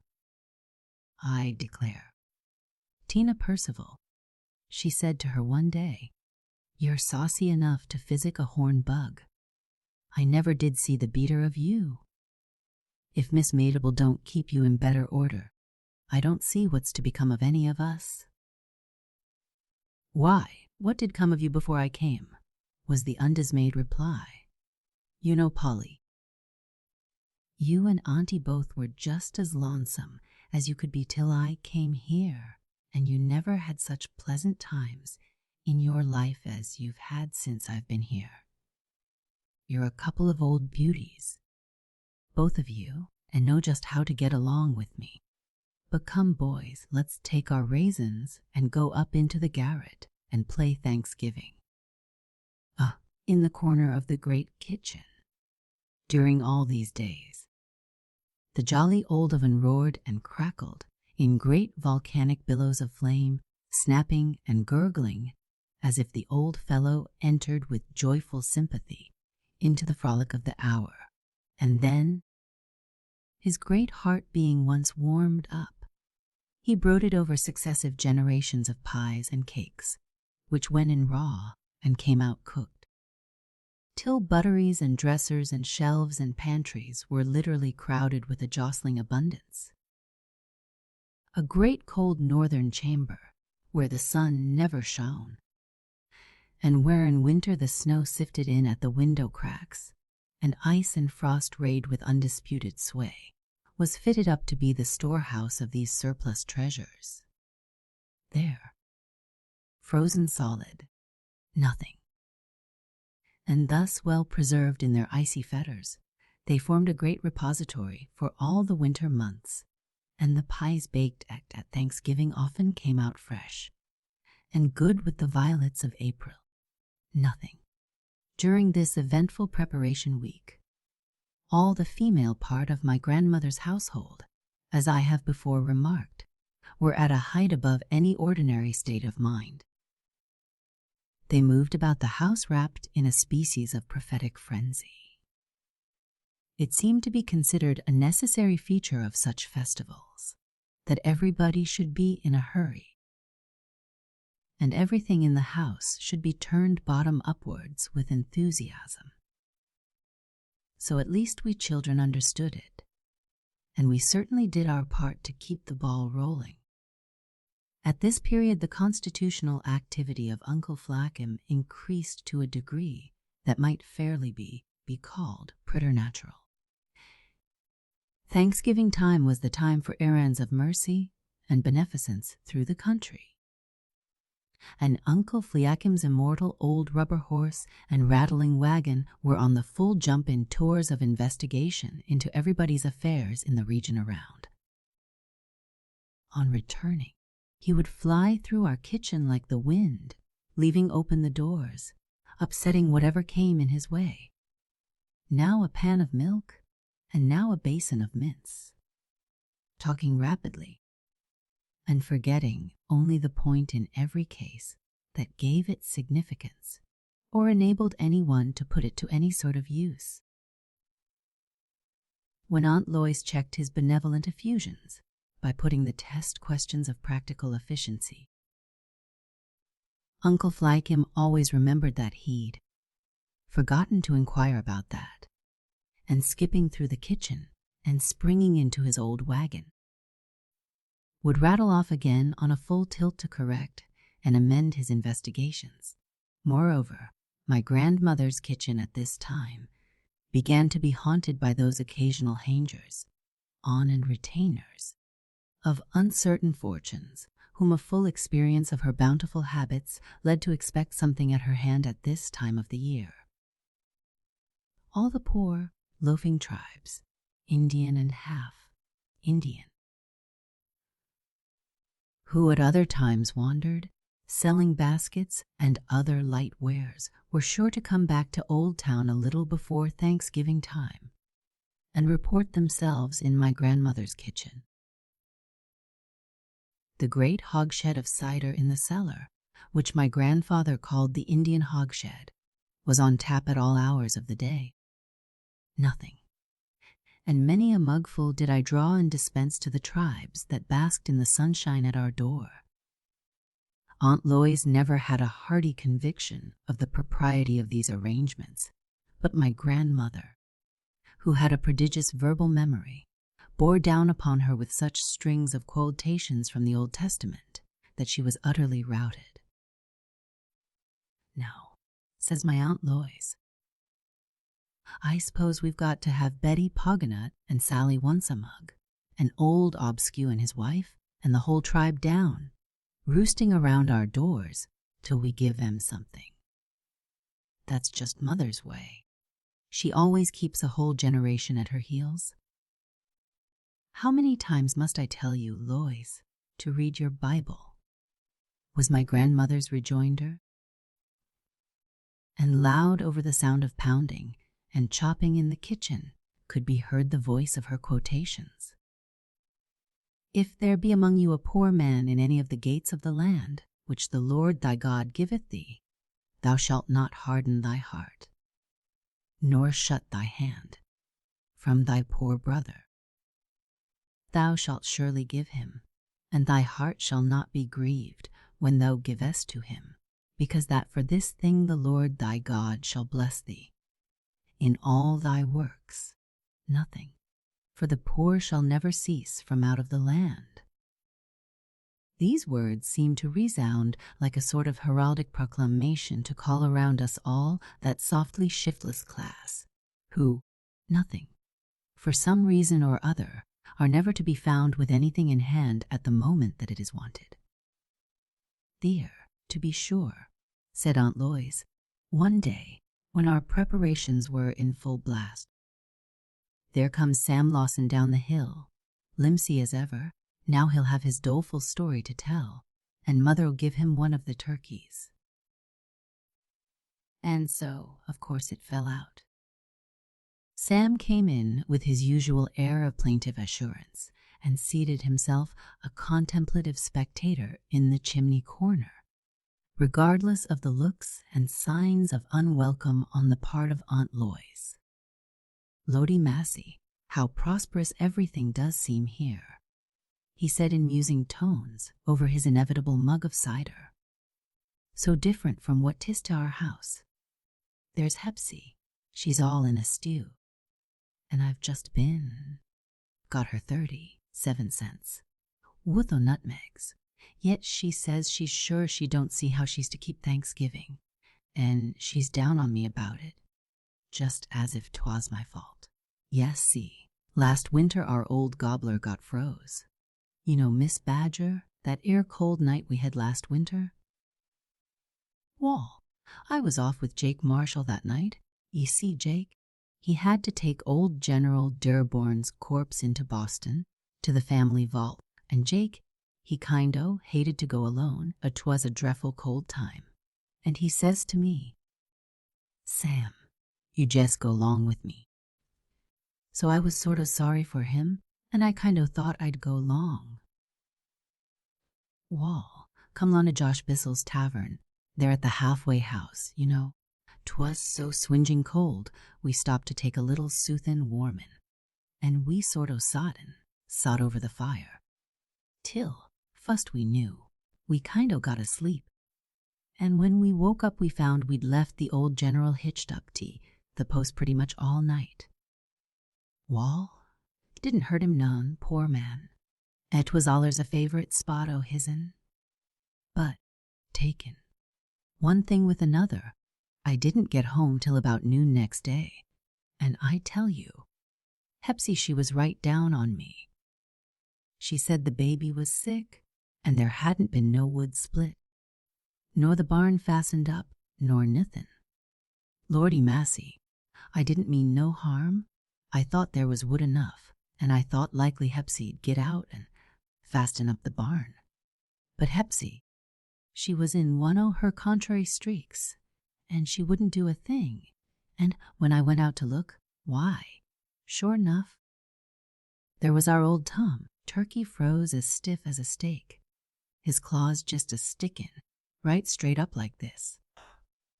Here Sam struck an expressive attitude, and looked so much like a frozen turkey as to give a pathetic reality to the picture. "Well, now, Sam, why need you be off on things that's none of your business?" said my grandmother. "I've talked to you plainly about that a great many times. Sam," she continued in tones of severe admonition, "Hepsy is a hard-working woman, but she can't be expected to see to everything. And you ought to have been at home that night to fasten up your own barn and look after your own creeters."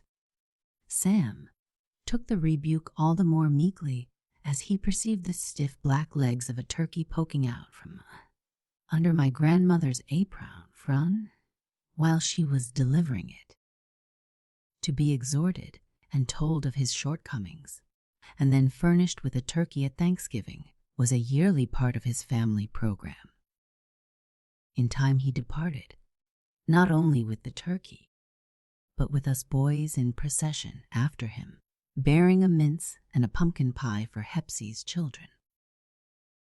Poor things, my grandmother remarked. They ought to have something good to eat Thanksgiving Day. It ain't their fault that they've got a shiftless father. Sam, in his turn, moralized to us children as we walked beside him.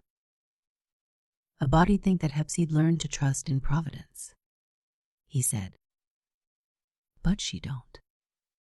She allers has a Thanksgiving dinner provided, but that 'ere woman ain't grateful for it, by no manner o' means. Now she'll be jest as cross as she can be, 'cause this year ain't our turkey, and these year ain't our pies. Folks doos lose so much that has sect dispositions. A multitude of similar dispensations during the course of the week materially reduced the great pile of chickens and turkeys, which black sea geese's efforts in slaughtering, picking, and dressing kept daily supplied. Great as the preparations were for the dinner, everything was so contrived that not a soul in the house should be kept from the morning service of Thanksgiving in the church, and from listening to the Thanksgiving sermon, in which the minister was expected to express his views freely concerning the politics of the country and the state of things in society generally, in a somewhat more secular vein of thought than was deemed exactly appropriate to the Lord's day.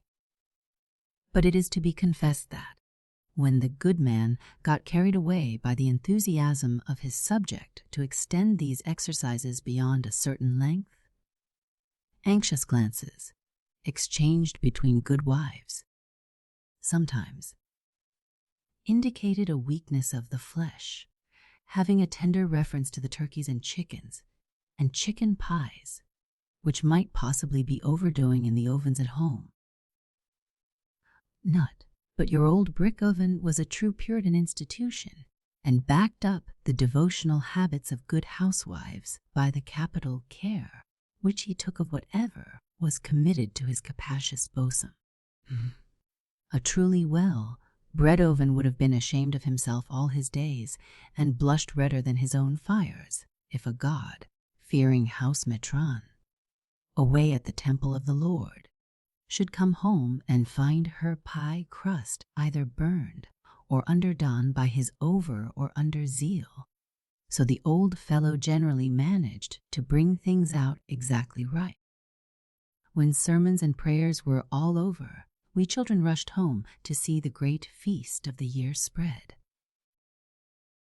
What chitterings and chatterings there were all over the house!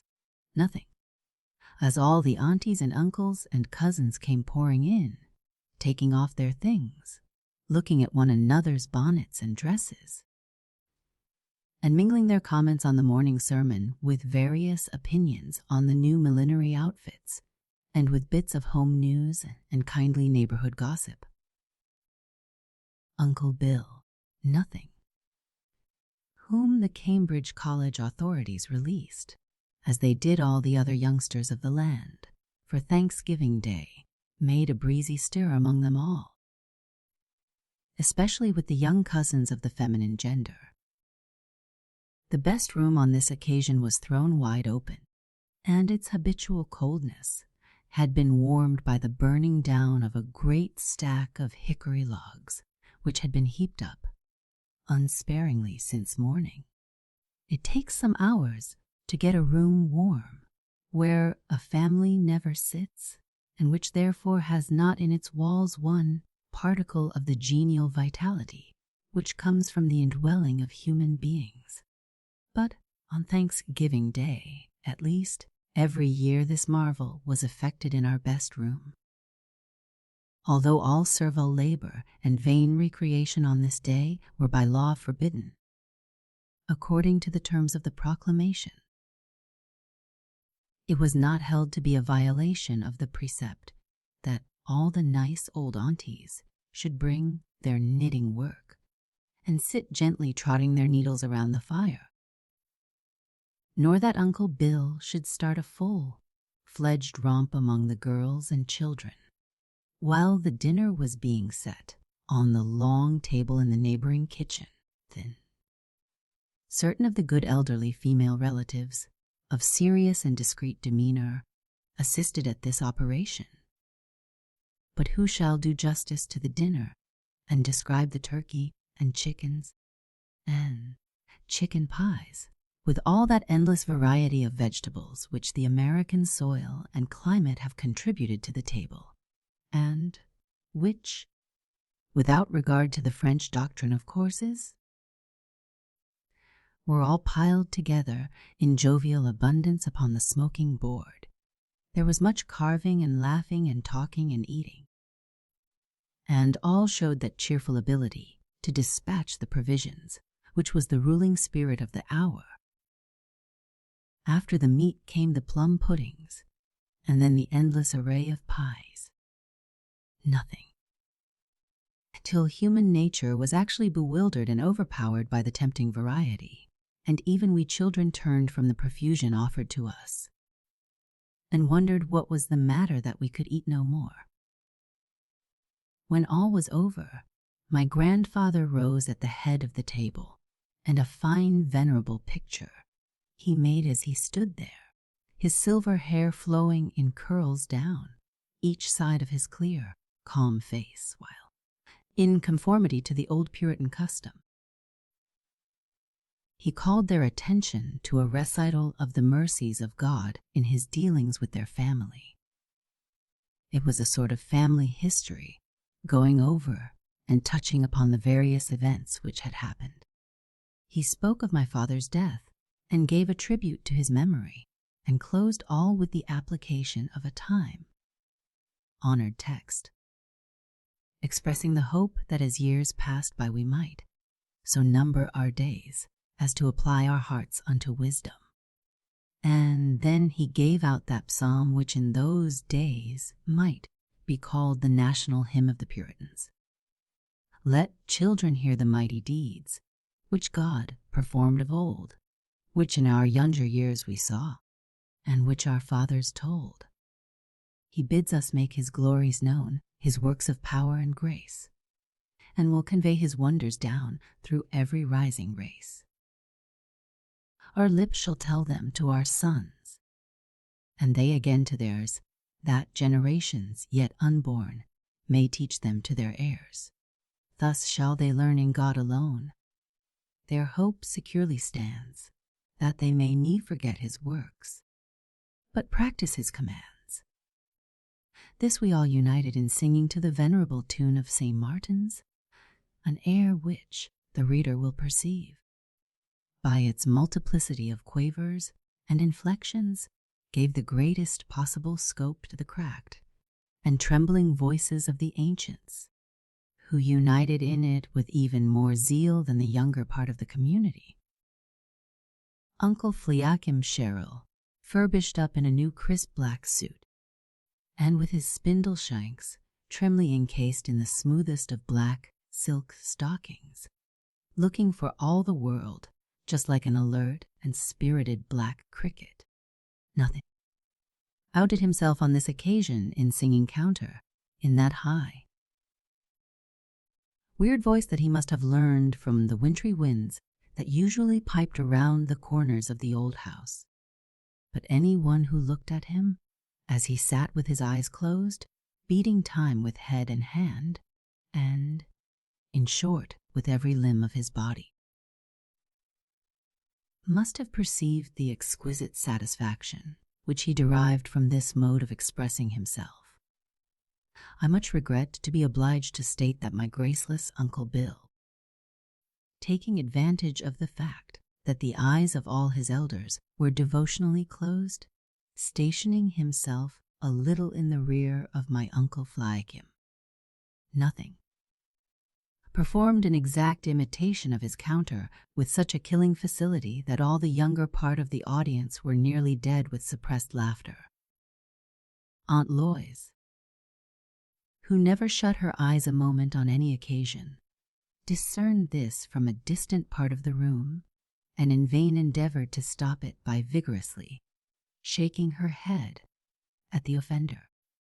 She might as well have shaken it at a bobolink tilting on a clover top. In fact, Uncle Bill was Aunt Lois's weak point, and the corners of her own mouth were observed to twitch in such a suspicious manner that the whole moral force of her admonition was destroyed. Now, the dinner being cleared away, we youngsters, already excited to a tumult of laughter, tumbled into the best room, under the supervision of Uncle Bill, to relieve ourselves with a game of blindman's buff, while the elderly women washed up the dishes and got the house in order, and the men folks went out to the barn to look at the cattle, and walked over the farm and talked of the crops. In the evening the house was all open and lighted with the best of tallow candles, which Aunt Lois herself had made with especial care for this illumination. It was understood that we were to have a dance and black sea geesaw, full of turkey and pumpkin pie, and giggling in the very jollity of his heart, had that afternoon rosined his bow and tuned his fiddle and practised jigs and Virginia reels, in a way that made us children think him a perfect Orpheus. You may imagine the astounding wassail among the young people. My Uncle Bill related the story of the Wry Mouth family, with such twists and contortions and killing extremes of the ludicrous as perfectly overcame even the minister, and he was to be seen, at one period of the evening, with a face purple with laughter and the tears actually rolling down over his well-formed cheeks, while some of the more excitable young people almost fell in trances and rolled on the floor in the extreme of their merriment. In fact, the assemblage was becoming so tumultuous that the scrape of sea geesaws violin and the forming of sets for a dance seemed necessary to restore the peace. Uncle Bill would insist on leading out Aunt Lois, and the bright color rising to her thin cheeks brought back a fluttering image of what might have been beauty in some fresh, early day. Nothing. Ellery Davenport insisted upon leading forth Miss Deborah Kittery, notwithstanding her oft repeated refusals and earnest protestations to the contrary. As to Uncle Fliakim, he jumped and frisked and gyrated among the single sisters and maiden aunts, whirling them into the dance as if he had been the little black gentleman himself, with that true spirit of Christian charity which marked all his actions. He invariably chose out the homeliest and most neglected, and thus worthy Aunt Kezia, dear old soul, was for a time made quite prominent by his attentions. Grandmother's face was radiant with satisfaction as the wave of joyousness crept up higher and higher round her, till the elders, who stood keeping time with their heads and feet, began to tell one another how they had danced with their sweethearts in good old days gone by, and the elder women began to blush and bridle and boast of steps that they could take in their youth, till the music finally subdued them, and into the dance they went. Well, well, quoth my grandmother, they're all at it so hearty, I don't see why I shouldn't try it myself. And into the Virginia reel she went, amid screams of laughter from all the younger members of the company. But I assure you my grandmother was not a woman to be laughed at, for whatever she once set on foot she put through, with a sturdy energy befitting a daughter of the Puritans. Why shouldn't I dance? She said, when she arrived red and resplendent at the bottom of the set. Didn't Misters Despondency and Miss Mooch afraid of Miss Sayre? Ready Talt all danced together in the Pilgrim's Progress, and the minister in his ample flowing wig, and my lady in her stiff brocade, gave to my grandmother a solemn twinkle of approbation. As 9 o'clock struck, the whole scene dissolved and melted, for what well-regulated village would think of carrying festivities beyond that hour? And so ended our Thanksgiving at Old Town, Wishbone Valley, by R.K. Munkittrick, a Thanksgiving ghost story about a boy who dined not wisely but too well. The Thanksgiving feast had just ended, and only Donald and his little sister Grace remained at the table looking drowsily at the plum pudding that they couldn't finish, but which they disliked to leave on their plates. When the plates had been removed and the plum pudding taken to the kitchen and placed beside the well-carved gobbler, Donald and Grace were too tired to rise from their chairs to have their faces washed. They seemed lost in a roseate repose until Grace finally thought of the wishbone that they intended to break after dinner. "Come now, Donald," she said. "Let's break the old gobbler's wishbone." "All right," replied Donald, opening his eyes slowly and unwrapping the draperies of his sweet plum pudding dreams from about him. "Let's do it now." So he held up the wishbone. Nothing, and Grace took hold of the other end of it with a merry laugh. "Here, you must not take hold so far from the end, because I have a fine wish to make and want to get the big half if possible." "So have I a nice wish to make," replied Grace with a sigh, "and I also want the big end." And so they argued for a few minutes, nothing, until their mother entered the room and told them that if they could not stop quarreling over the wishbone, she would take it from them and throw it into the fire. So they lost no time in taking it by the ends and snapping it asunder. "Hurrah!" exclaimed Donald, observing Grace's expression of disappointment. "I've got it. Well, I've made a wish, too," said Grace. "But it won't come true," replied Donald, "because you have the little end." And then Donald thought he would go out in the air and play, because his great dinner made him feel very uncomfortable.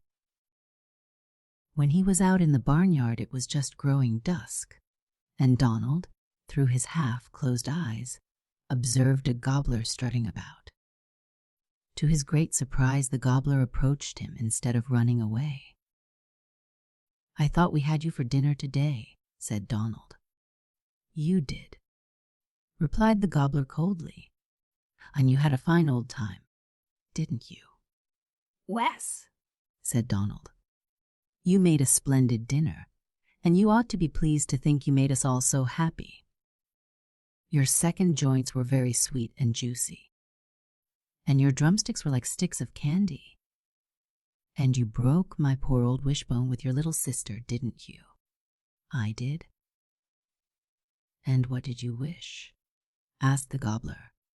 "You mustn't ask me that," replied Donald, "because, you know, if I tell you the wish I made, it would not come true."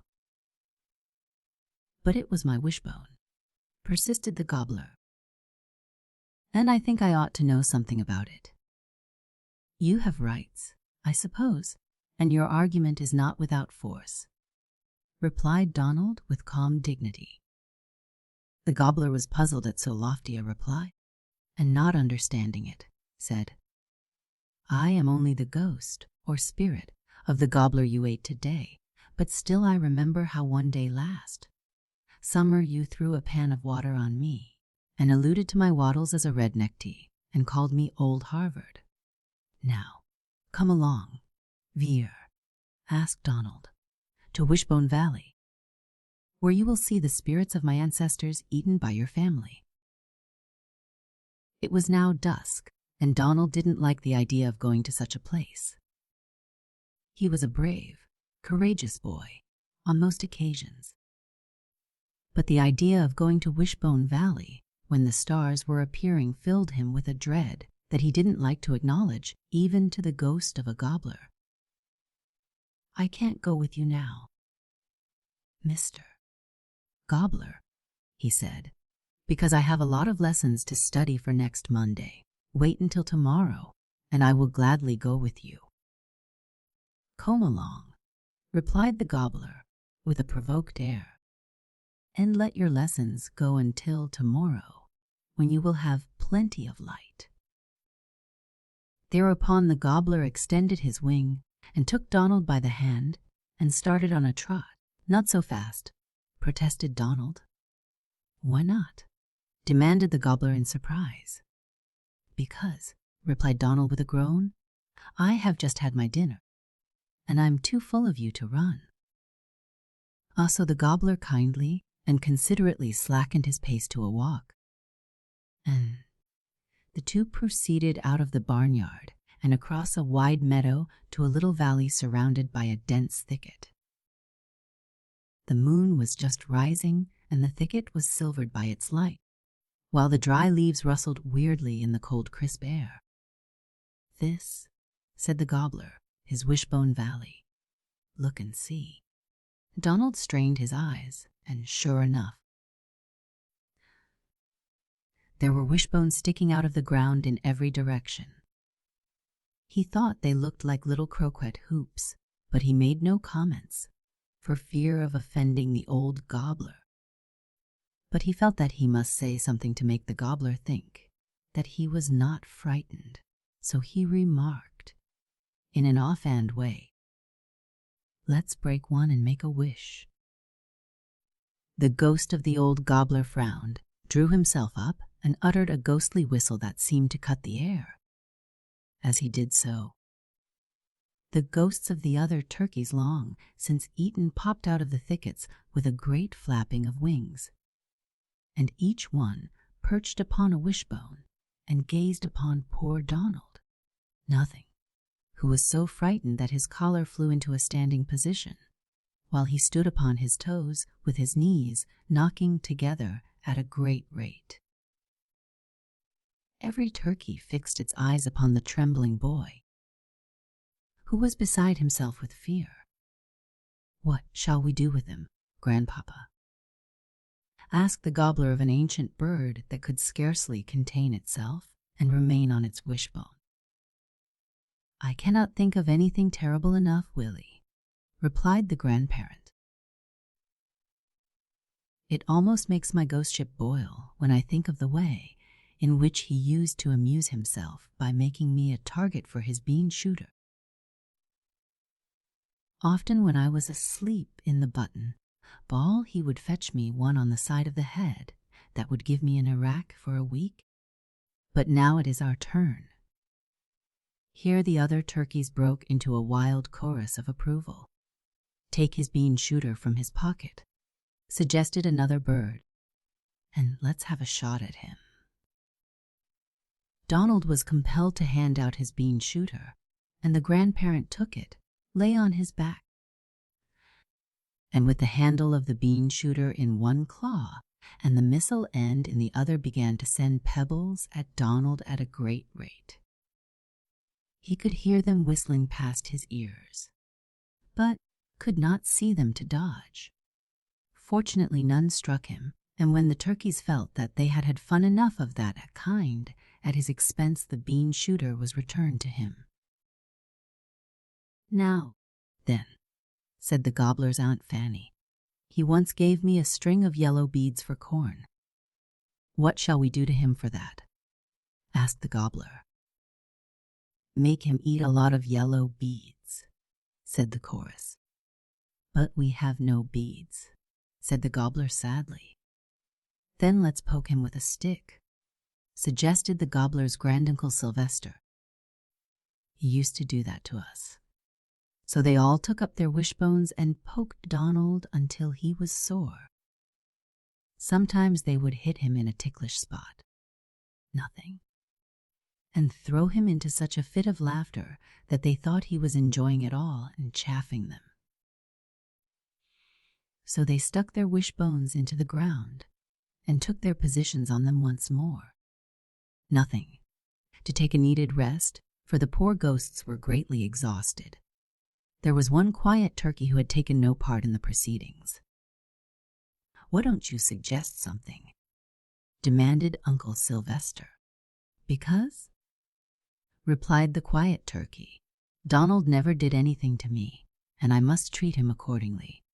I was raised and killed a long way from here, and canned.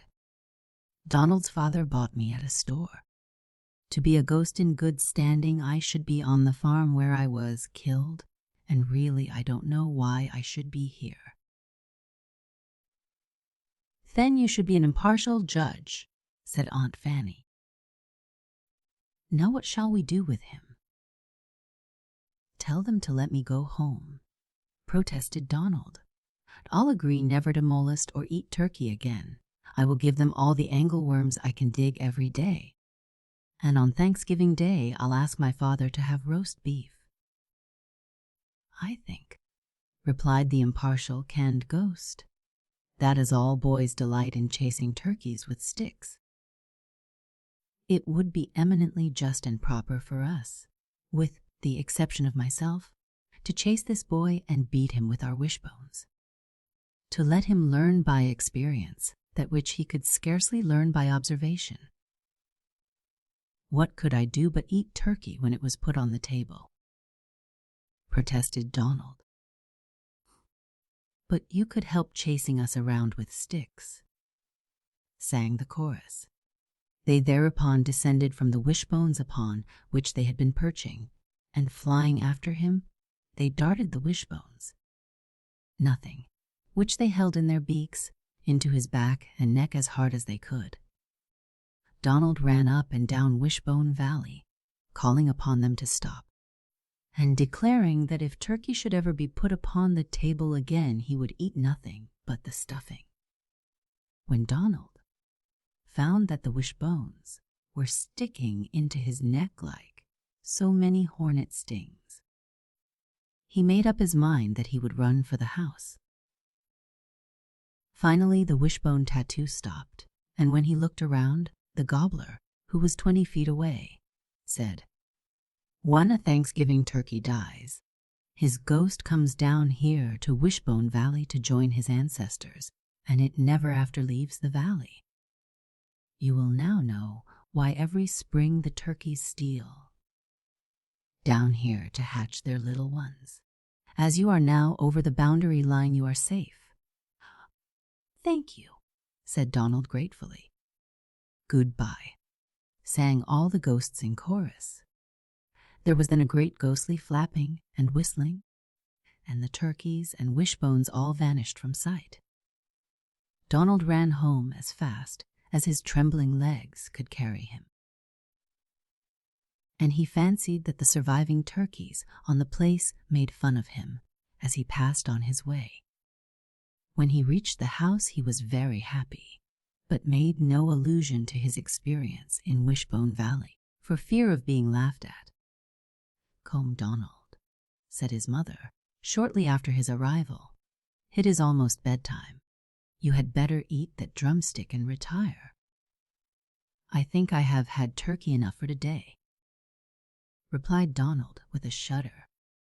"And if it is just the same, I would rather have a nice thick piece of pumpkin pie."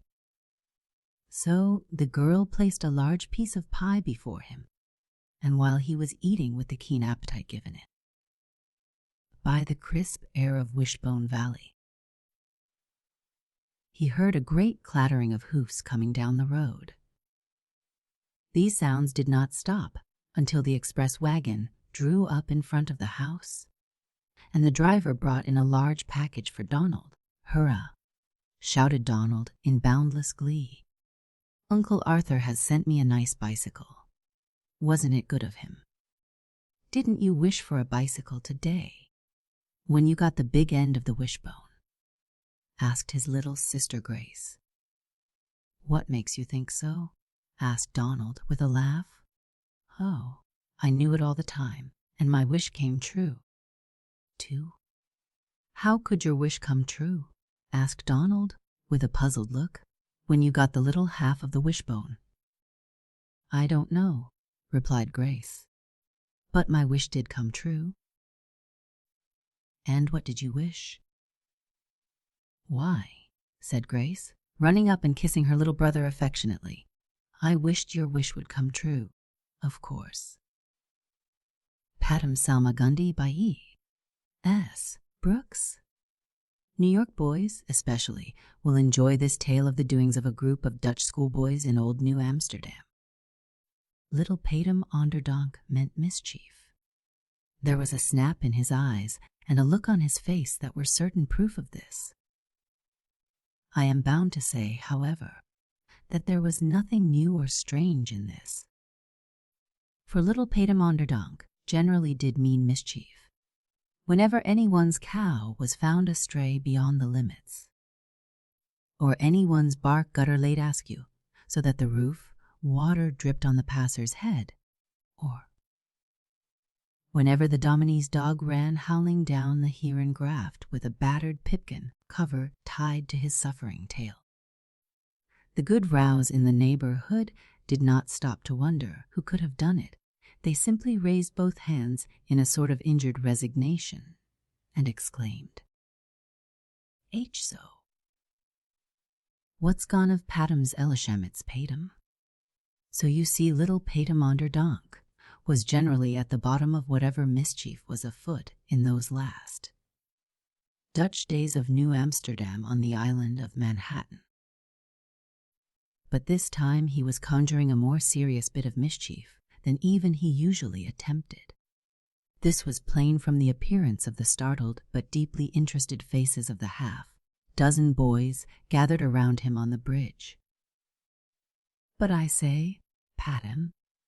queried young Tenny Vanderbreets, who was always ready to second any of Patham's plans. "Oh, can we come it over the Dominie as you would have us?" "So then, Toonie," cried Patham in his highest key of contempt, "did your wits blow away with your hat out of Heer Snedeker's nut tree yesterday? Do not you know that the Heer Governor is at royal odds with Dominie Curtius because the skinflint old Dominie will not pay the taxes due the town? Why, lad, the Heer Governor will back us up." "And why will he not pay the taxes, Patham?" asked Jan Hoogland, the tanner's son. "Because he's a skinflint, I tell you," asserted Patham. "Though I do believe he says that he was brought here from Holland as one of the company's men, and ought not therefore pay taxes to the company. That's what I did hear them say at the Stadhuis this morning, and Heer Vanderveer, the skippen, said there, too, that Dominie Curtius was not worth one of the 500 guilders which he doth receive for our teaching. And sure, if the burgomaster and Steppins will have none of the old Dominie, why then no more will we who know how stupid are his lessons, and how his switch doth sting. So, hoy lads, let's turn him out." And with that little Patham Onderdonk gave Toonie Vanderbreets broad back a sounding slap with his battered horn book, and crying, "Come on, lads," headed his mutinous companions on a race for the rickety little schoolhouse near the fort. It was hard lines for Dominie Curtius all that day at school. The boys had never been so unruly, the girls never so inattentive. Rebellion seemed in the air, and the Dominie, never a patient or gentle-mannered man, grew harsher and more exacting as the session advanced. His reign as master of the Latin School of New Amsterdam had not been a successful one, and his dispute with the town officers as to his payment of taxes had so injured him that, as Patham declared, he seemed moved to avenge himself upon the town's children. Gaw. This being the state of affairs, Dominie Curtius's mood, this day was not a pleasant one. And the school exercises had more to do with the whipping horse and the birch twigs than with the horn book and the Latin conjugations. The boys, I regret to say, were hardened to this because of much practice. But when the Dominie, enraged at some fresh breach of rigid discipline, glared savagely over his big spectacles, and then swooped down upon pretty little Angie Adrians, who had done nothing whatever, the whole school broke into open rebellion. Horn books, and every possible missile that the boys had at hand, went flying at the master's head, and the young rebels, led on by Patham and Toonie, charged down upon the unprepared Dominie, rescued trembling little Angie from his clutch, and then one and all rushed pell-mell from the school with shouts of triumph and derision. But when the first flush of their victory was over, the boys realized that they had done a very daring and risky thing. It was no small matter in those days of stern authority and strict home government for girls and boys to resist the commands of their elders, and to run away from school was one of the greatest of crimes. So they all looked at Patem in much anxiety. "Well," cried several of the boys almost in a breath, "come now, what shall we do, Patem? You have us in a pretty fix." Patem waved his hand like a young Napoleon. "Atch, ye are all cowards," he cried shrilly. "What will we do?" "Why, then we will but do as if we were burgomasters and schepens, as we will be some day. We will to the Heer Governor straight, and lay our demands before him." Well, this was bold talk. The Heer Governor, not a boy in all New Amsterdam, but would sooner face a grey wolf in the Sapocanican woods than the Heer Governor Stuyvesant. So then, Patem onderdonk, they cried. "You may do it yourself, for good faith, we will not." "Why?" said Jan Hoogland. "Why?" "Patem, the Heer Governor will have us rated soundly over the ears for daring such a thing, and we will all catch more of it when we get home. Demand of the Heer Governor, indeed? Why, boy, you must be crazy." But Patem was not crazy.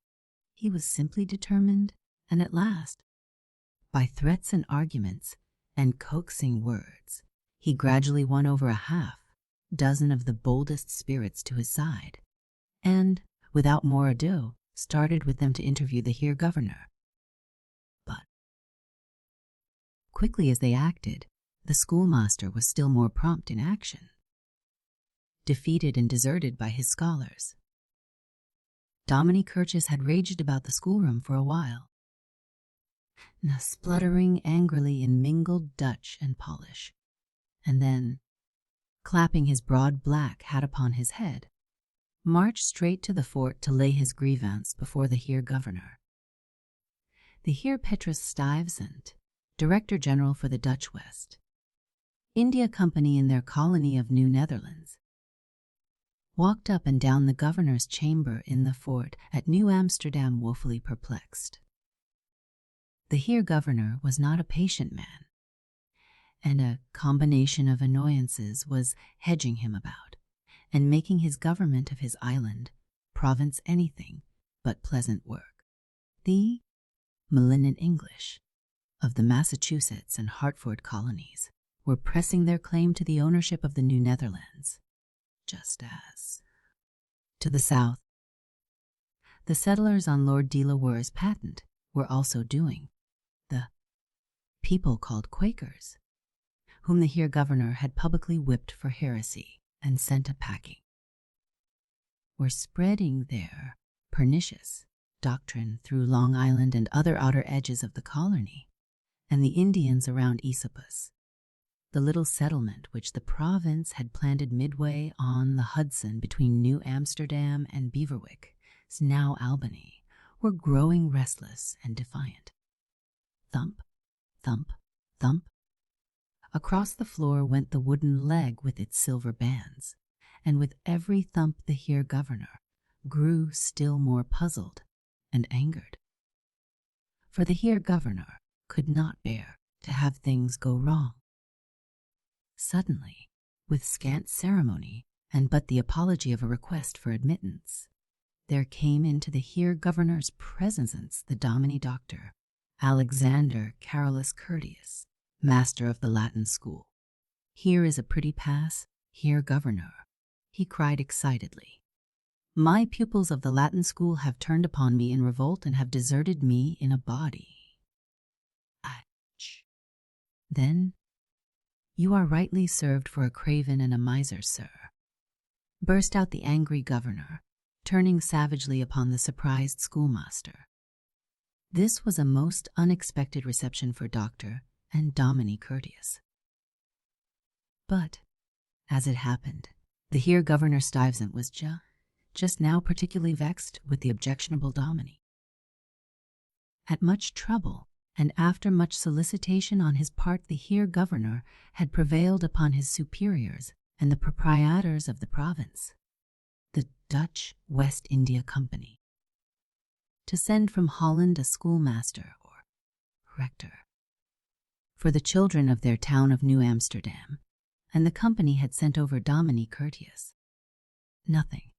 The Heer Governor had entertained great hopes of what the new schoolmaster was to do, and now to find him a subject of complaint from both the parents of the scholars and the officials of the town made the hasty governor doubly dissatisfied. The Dominie's intrusion, therefore, at just this stage of all his perplexities, gave the Heer Governor a most convenient person on whom to vent his bad feelings. "Sarah, a craven and a miser," continued the angry governor, stamping upon the floor with both wooden leg and massive cane.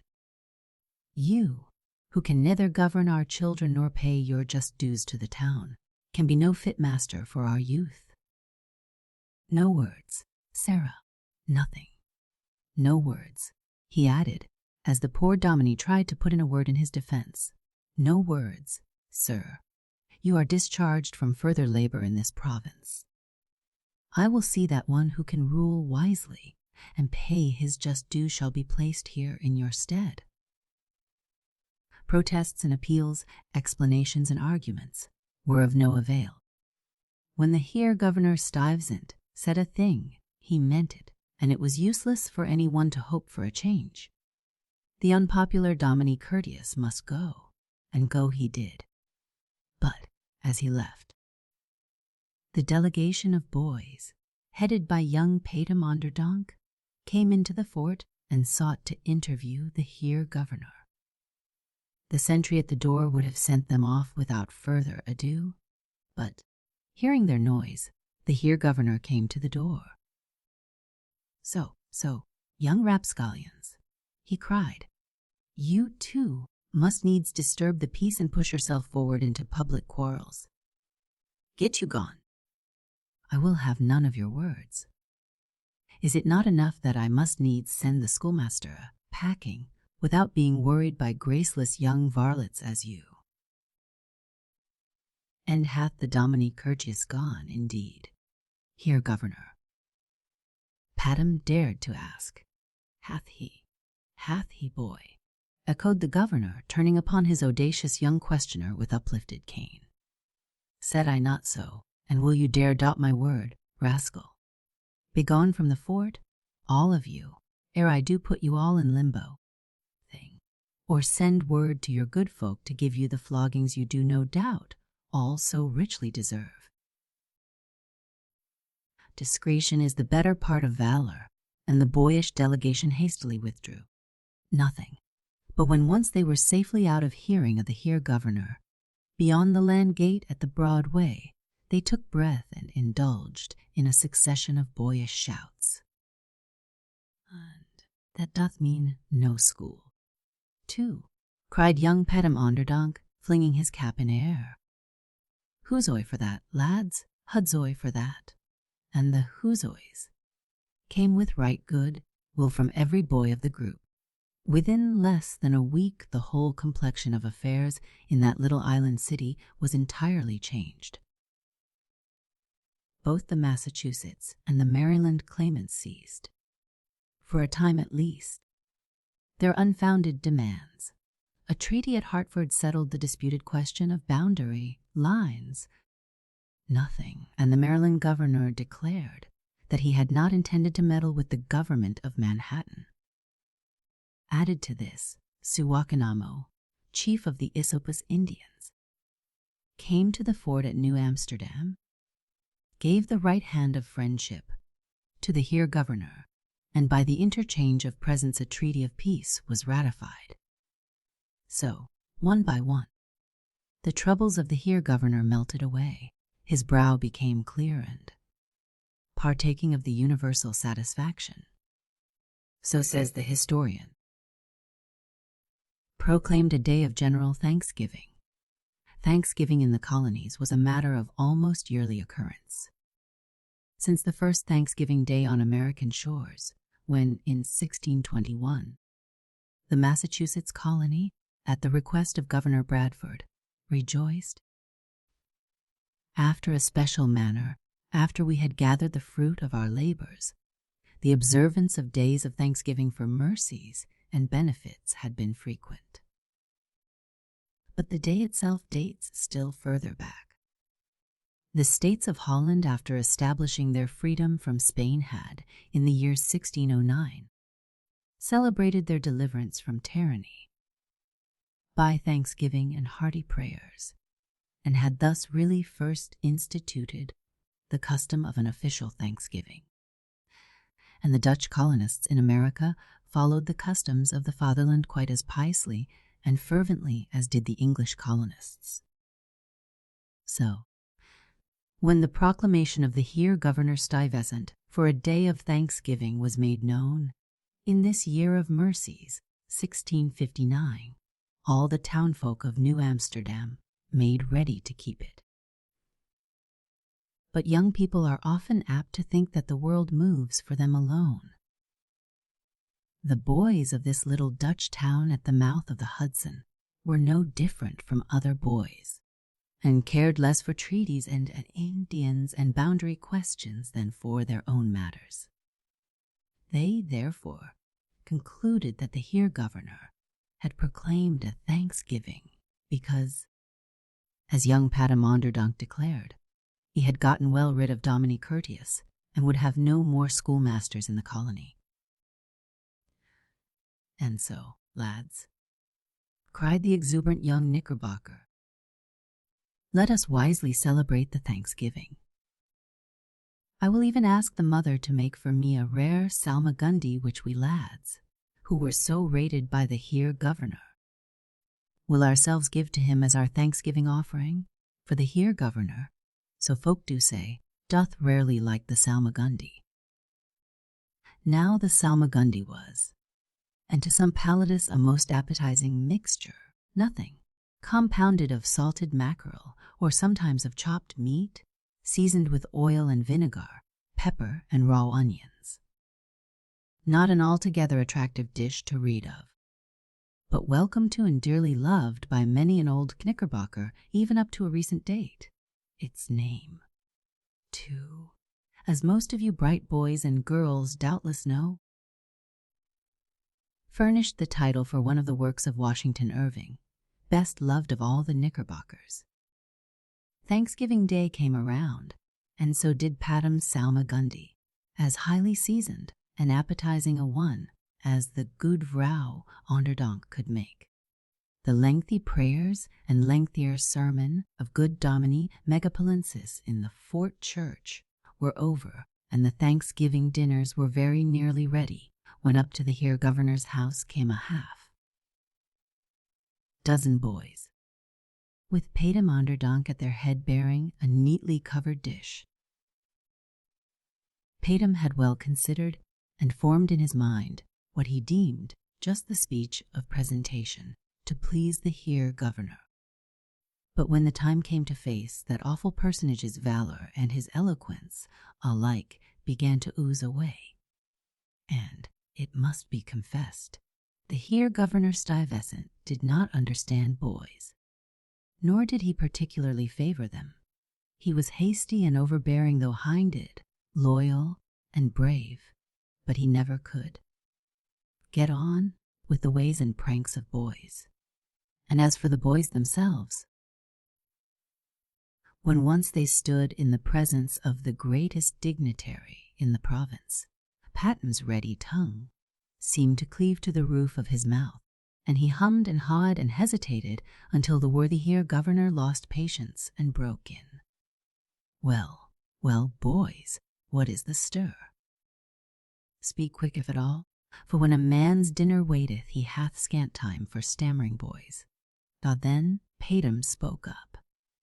Heer Governor, he said, the boys hereabout, remembering your goodness in sending away our most pestilential master, the Domine Curtius, and in proclaiming a thanksgiving for his departure and for the ending of our schooling.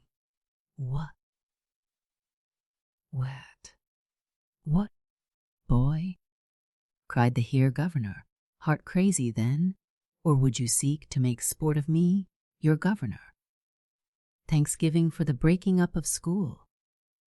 Out on you for a set of malapert young knaves. Do you think the world doth but for your pleasures alone? Why, this is ribald talk. I made no thanksgiving for your convenience, rascals, but because that the Lord in his grace hath relieved the town from danger. Off, which, Heer Governor, broke in the most impolitic patum, did think the Dominie courteous and his school were part. And so we have brought to you this salmagundy as our thanksgiving offering to you for thus freeing us of a pest and a sorrow." "How now? How now, Sarah?" Again came the interruption from the scandalized Heer Governor when he could recover from his surprise. "Do you then dare to call your schooling a pest and a sorrow? Why, you graceless young varlets, I do not seek to free you from schooling. I do even now seek to bring you speedily the teaching you do so much stand in need of. Even now, within the week forthcoming. The good Dominie like, the tutor of mine own household, will see to the training and teaching of this town, and so I will warrant to the flogging, too, of all you sad young rapscallions who even now, by this your wicked talk, do show your need both of teaching and of flogging. And then, forgetful of the boys, thanksgiving offering, and in high displeasure at what he deemed their willful and deliberate ignorance, the Heer Governor turned the delegation into the street and hastened back to his waiting dinner. "So," cried young Toonie Vanderbreets, as the disgusted and disconsolate six gathered in the roadway and looked at one another ruefully. "Here is a fine mix-up, a regular salmagundy, patum onderdonk, and no question. And you did say that this Thanksgiving was all our work? Out upon you, say I. Here are we to be saddled with a worse master than before. Hermanus Smeeman did tell me that Nick Stuyvesant did tell him that Dominie like is a most hard and worryful master." There was a universal groan of disappointment and disgust, and then Patum said philosophically, "Well, lads, what's done is done, and what is to be will be. Let us eat the salmagundy anyhow and cry, confusion to Dominie look." And they did eat it, then and there, for indigestion had no terror to those lads of hearty stomachs. But as for the toast of confusion to Dominie loik, that came to naught. For Dominie Egidius Luick proved a most efficient and skillful teacher. Under his rule the Latin school of New Amsterdam became famous throughout the colonies, so that scholars came to it for instruction from Beaverwick and South River, and even from distant Virginia. So the Thanksgiving of the boys of New Amsterdam became a day of mourning, and Patum's influence as a leader and an oracle suffered sadly for a while. 5 years after, on a sad Monday morning in September 1664, the little city was lost to the Dutch West India Company, and, spite of the efforts and protests of its sturdy governor, the red, white, and blue banner of the Netherlands gave place to the flag of England. And when that day came, the young fellows who then saw the defeat and disappointment of the Heer Governor Stuyvesant were not so certain that Peter was wrong when he claimed that it was all a just, and the Heer Governor for his refusal of the boys for no judge refusement on as request for no school, nothing, and for his treatment of them on that sad Thanksgiving day when he so harshly rebuked their display of gratitude and lost forever his chance to partake of patent salmagundy. Mrs. November's Dinner Party by Agnes Carr. An amusing allegorical fantasy. All the most interesting days, grandchildren of Mother Year, came to Mrs. November's dinner party to honor the birthday of her daughter, Thanksgiving. The widow November was very busy indeed this year. What with elections and harvest homes, her hands were full to overflowing. For she takes great interest in politics, besides being a social body, without whom no apple bee or corn husking is complete. Still, worn out as she was, when her 30 sons and daughters clustered round and begged that they might have their usual family dinner on Thanksgiving Day, she could not find it in her hospitable heart to refuse. And immediately invitations were sent to her 11 brothers and sisters, old Father Time and Mother Year, to come with all their families and celebrate the great American holiday. Then what a busy time ensued. What a slaughter of unhappy barnyard families, turkeys, ducks, and chickens. What a chopping of apples and boiling of duff nuts. What a picking of raisins and rolling of pie crust. Thing, until every nook and corner of the immense storeroom was stocked with savory mince and toothsome pumpkin pies, while so great was the confusion that even the stolid red hued servant, Indian Summer, lost his head and smoked so continually he always appeared surrounded by a blue mist as he piled logs upon the great bonfires in the yard until they lighted up the whole country for miles around. But at length all was ready. The happy day had come, and all the little Novembers, in their best bib and tucker, were seated in a row, awaiting the arrival of their uncles, aunts, and cousins, while their mother, in russet, brown silk trimmed with misty lace, looked them over, straightening Guy Fawkes's collar, tying Thanksgiving's neck ribbon, and settling a dispute between 2 little presidential candidates as to which should sit at the head of the table.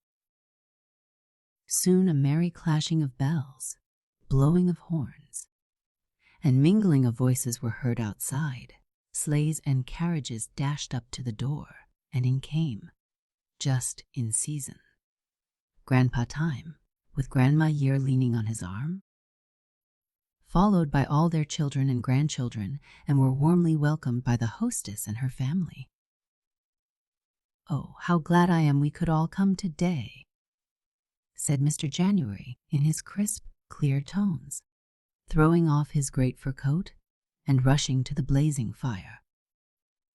"There is nothing like the happy returns of these days." "Nothing, indeed," simpered Mrs. February, the poetess. "If I had had time I should have composed some verses for the occasion, but my son Valentine has brought a sugar heart with a sweet sentiment on it to his cousin Thanksgiving. I, too, have taken the liberty of bringing a sort of adopted child of mine, young Leap Year, who makes us a visit every 4 years. He is very welcome, I am sure," said Mrs. November, patting Leap Year kindly on the head. "And, Sister March, how have you been since we last met?" "Oh, we have had the north, south, east, and west winds all at our house, and they have kept things breezy, I assure you.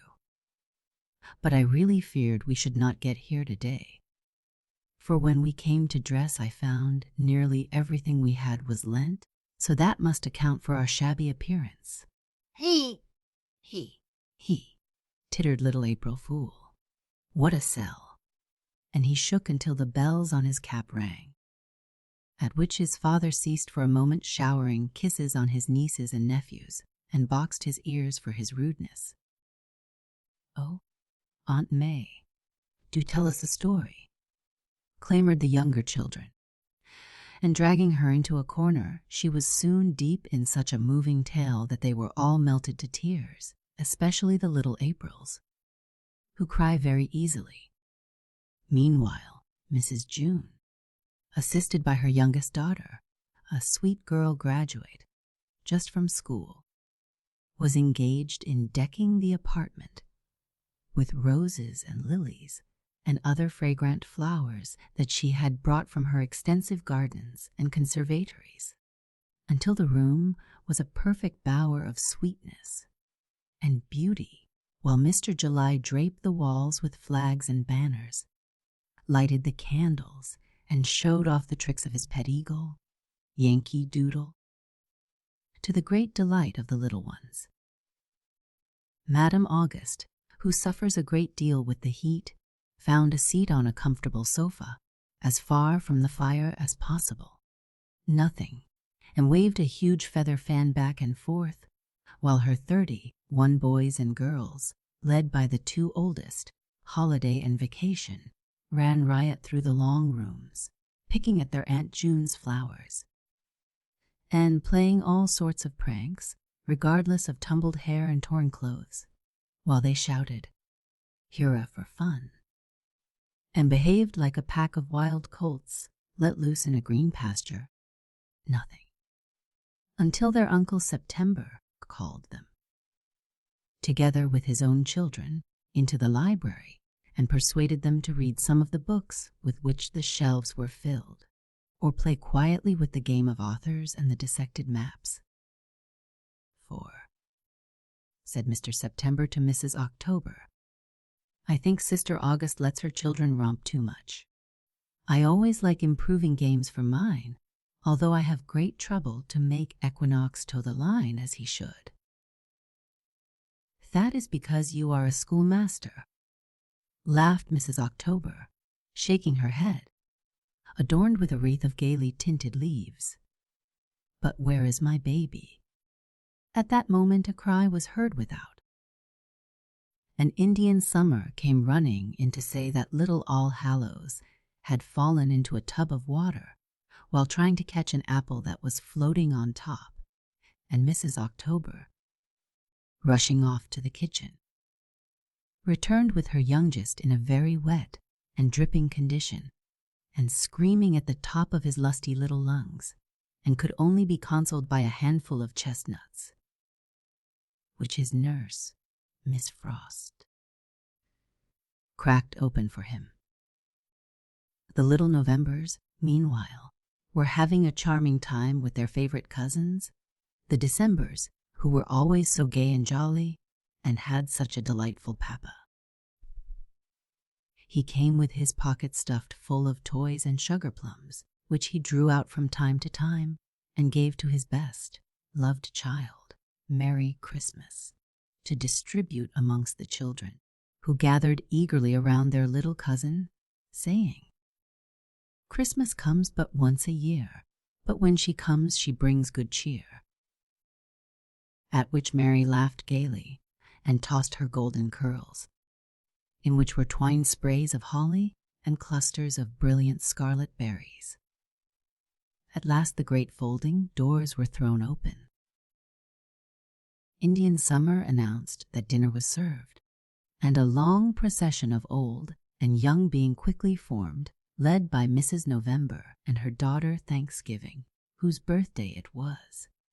They filed into the spacious dining room, where stood the long table groaning beneath its weight of good things, while 4 servants ran continually in and out bringing more substantials and delicacies to grace the board and please the appetite. Winter staggered beneath great trenchers of meat and poultry, nothing, pies and puddings. Spring brought the earliest and freshest vegetables, summer the richest creams and ices, while autumn served the guests with fruit and poured the sparkling wine. All were gay and jolly, and many a joke was cracked as the contents of each plate and dish melted away like snow before the sun, and the great fires roared in the wide chimneys as though singing a glad Thanksgiving song.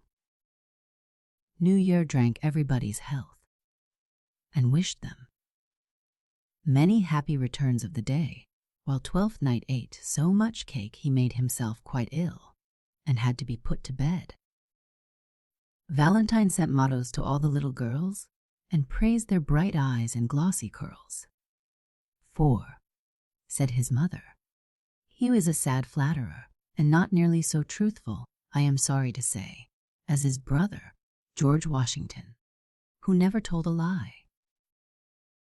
At which Grandfather Time gave George a quarter and said he should always remember what a good boy he was.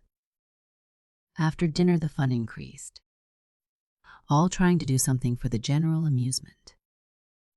Mrs. March persuaded her son, St. Patrick, to dance an Irish jig, which he did to the tune of the Wearing of the Green, which his brothers, Windy and Gusty, blew and whistled on their fingers. Easter sang a beautiful song, The Little Mays, tripped the light fantastic toe in a pretty fancy dance, while the Junes sat by so smiling and sweet it was a pleasure to look at them. Independence, the fourth child of Mr. July, who is a bold little fellow and a fine speaker, gave them an oration he had learned at school, and the August suggested games of tag and blindman's buff, which they all enjoyed heartily. Mr. September tried to read an instructive story aloud, but was interrupted by Equinox, April Fool, and Little All Hallows, who pinned streamers to his coat tails, covered him with flour, and would not let him get through a line, at which Mrs. October hugged her Trixie baby and laughed until she cried, and Mr. September retired in disgust. "That is almost too bad," said Mrs. November, as she shook the popper vigorously, in which the corn was popping and snapping merrily. "But Thanksgiving. You must not forget to thank your cousins for all they have done to honor your birthday." At which the demure little maiden went round to each one and returned her thanks in such a charming way it was quite captivating. Grandmother Year at last began to nod over her teacup in the chimney corner. "It is growing late," said Grandpa Time, "but we must have a Virginia reel before we go," said Mr. December. "Oh, yes, yes," cried all the children. Merry Christmas played a lively air on the piano, and old and young took their positions on the polished floor with Grandpa and Grandma at the head. Midsummer danced with Happy New Year, June's commencement with August's holiday, nothing, leap year with May Day, and all went merry as a marriage bell. The fun was at its height when suddenly the clock in the corner struck 12. Grandma Year motioned all to stop, and Grandfather Time, bowing his head, said softly, "Hark, my children, Thanksgiving Day is ended. The Visit, a story of the Children of the Tower by Maud Lindsay." The children went back to spend Thanksgiving at Grandfather's farm. They got into some trouble and were afraid that they would miss their dinner. Early one morning, Grandmother Gray got up, opened the windows and doors of the farmhouse, and soon everybody on the place was stirring.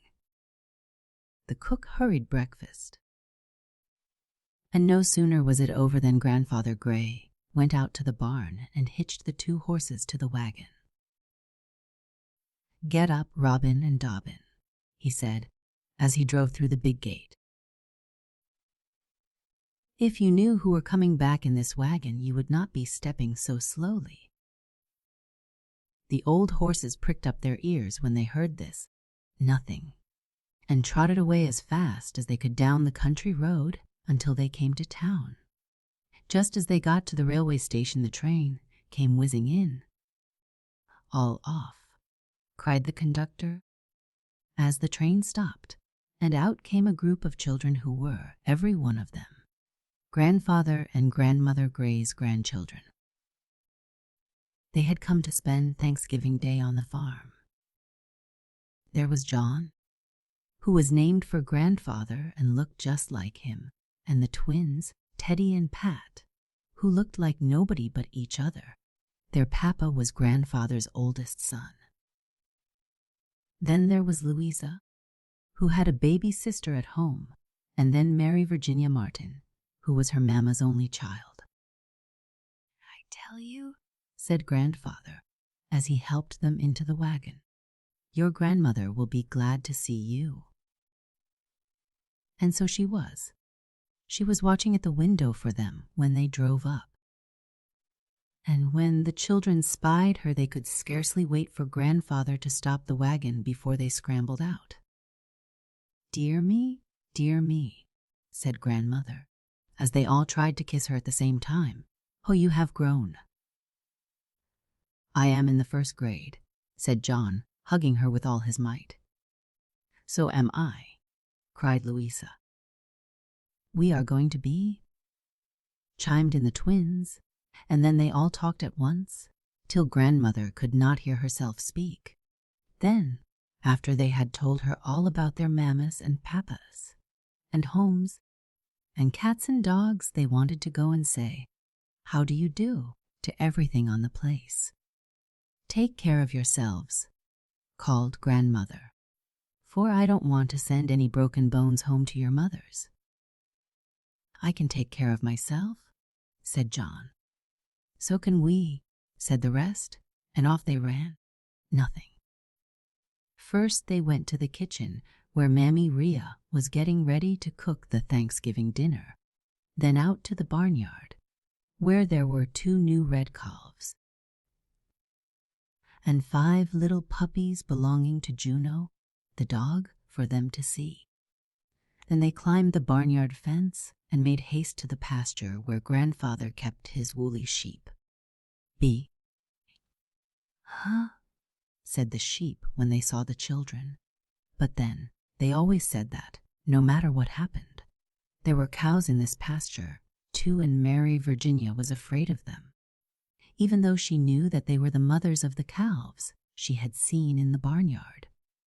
"Silly Mary Virginia," said John, and Mary Virginia began to cry. "Don't cry," said Louisa. "Let's go to the hickory nut tree." This pleased them all, and they hurried off, but on the way they came to the big shed where grandfather kept his plows and reaper and threshing machine and all his garden tools. The shed had a long, wide roof, and there was a ladder leaning against it. When John saw that, he thought he must go up on the roof, and then, of course, the twins went too. Then Louisa and Mary Virginia wanted to go. Nothing. And although John insisted that girls could not climb, they managed just to scramble up the ladder to where the boys were. And there they all sat in a row on the roof. "Grandmother doesn't know how well we can take care of ourselves," said John. "But I am such a big boy that I can do anything. I can ride a bicycle and go on errands." "So can I," said Louisa. "We can ride on the trolley," cried the twins. "Mamma and I go anywhere by ourselves," said Mary Virginia. "Moo," said something down below, and when they looked, there was one of the cows rubbing her head against the ladder. "Don't be afraid, Mary Virginia," said Louisa. "Cows can't climb ladders." "Don't be afraid, Mary Virginia," said John. "I'll drive her away." So he kicked his feet against the shed roof and called, "Go away, go away." The twins kicked their feet too and called, "Go away, go away." And somebody, I don't know who, kicked the ladder, and it fell down and lay in the dry grass. And the cow walked peacefully on, thinking about her little calf. "Dear now," exclaimed Louisa, "how shall we ever get down?" "Oh, that's nothing," said John. All I'll have to do is to stand up on the roof and call grandfather. Just watch me do it." So he stood up and called, "Grandfather, grandfather, grandfather," till he was tired, but no grandfather answered. Then the twins called, "Grandfather, grandmother." "Ba!" said the sheep, as if beginning to think that somebody ought to answer all that calling. Then they all called together, "Grandfather, "Grandfather." And when nobody heard that, they began to feel frightened and lonely. "I want to go home to my mother. I wish I hadn't come," wailed Mary Virginia. "It's Thanksgiving dinner time, too," said John. "And there's turkey for dinner, for I saw it in the oven. Pie, too," said Louisa. "Dear, dear," cried the twins, and then they all called together once more. But this time with such a weak little cry that not even the sheep heard it. The sun grew warmer and the shadows straighter as they sat there. And Grandmother's house seemed miles away when John stood up to look at it. "They've eaten dinner by this time, I know," he said as he sat down again. "And Grandfather and Grandmother have forgotten all about us." But Grandfather and Grandmother had not forgotten them, for just about then Grandmother was saying to Grandfather, "You had better see where the children are, for Thanksgiving dinner will soon be ready, and I know that they are hungry." So Grandfather went out to look for them. He did not find them in the kitchen nor the barnyard, so he called, "Johnny, Johnny?" And when nobody answered, he made haste to the pasture. The children saw him coming, and long before he had reached the gate they began to call with all their might. This time Grandfather answered, "I'm coming," and I cannot tell you how glad they were. In another minute he had set the ladder up again, and they all came down. Mary Virginia came first because she was the youngest girl, and John came last because he was the biggest boy. Grandfather put his arms around each one as he helped them down and carried Mary Virginia home on his back. When they got to the house, dinner was just ready. The turkey was brown. The potatoes were sweet. The sauce was so spicy, the biscuits were beet. The great pumpkin pie was as yellow as gold, and the apples were red as the roses, I'm told. It was such a good dinner that I had to tell you about it in rhyme, and I'm sure you'll agree with the children and me that there's never a visit so pleasant to pay as a visit to Grandma on Thanksgiving Day. The story of Ruth and Naomi, adapted from the Bible by C. S. Bailey and C. M. Lewis. Ruth's story is one of the most beautiful ones to be found in the Old Book. As a tale of the harvest, it deserves to be included in this collection. Now it came to pass, many hundreds of years ago, that there was a good woman named Naomi who lived in the land of the Moabites. She had once been very rich and happy, but now her husband was dead, and her 2 sons also, and she had left only Orpah and Ruth, the wives of her sons. There was a famine in the land. Naomi could find no grain in the fields to beat into flour. She and Orpah and Ruth were lonely and sad and very hungry. But Naomi heard there was a land where the Lord had visited his people and given them bread. So she went forth from the place where she was, and her 2 daughters with her, to the land called Judah. It was a long, hard way to go. There were rough roads to travel and steep hills to climb. Their feet grew so weary they could scarcely walk, and at last Naomi said, "Go, return each to your father's house. The Lord deal kindly with you as you have dealt with me. The Lord grant you that you may find rest." Then she kissed them, and Orpah kissed her and left her, but Ruth would not leave Naomi. And Naomi said to Ruth, "Behold, thy sister is gone back unto her own people. Return thou." But Ruth clung to Naomi more closely, as she said, "I entreat me not to leave thee, or to return from following after thee. For whither thou goest, there will I go, and where thou lodgest, there will I lodge. Thy people shall be my people, and thy God my God." When Naomi saw that Ruth loved her so much, she forgot how tired and hungry she was. And the 2 journeyed on together until they came to Bethlehem in Judah in the beginning of the barley harvest. There was no famine in Bethlehem. The fields were full of waving grain, and busy servants were reaping it and gathering it up to bind into sheaves. Above all were the fields of the rich man, bows shining with barley and corn. Naomi and Ruth came to the edge of the fields and watched the busy reapers. They saw that after each sheaf was bound and each pile of corn was stacked, a little grain fell, unnoticed, to the ground. Ruth said to Naomi, "Let me go to the field and glean the ears of corn after them." And Naomi said to her, "Go, my daughter." And she went and came and gleaned in the field after the reapers. And Boaz came from Bethlehem and said to his reapers, "Whose damsel is this?" For he saw how very beautiful Ruth was, and how busily she was gleaning. The reapers said, "It is the damsel that came back with Naomi out of the land of the Moabites." And Ruth ran up to Boaz, crying, "I pray you, let me glean and gather after the reapers among the sheaves." And Boaz, who was good and kind, said to Ruth, "Hearest thou not, my daughter?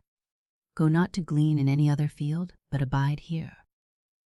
Then Ruth bowed herself to the ground and said, "Why have I found such favor in thine eyes, seeing I am a stranger?" And Boaz answered her, "It hath been showed me all that thou hast done to thy mother."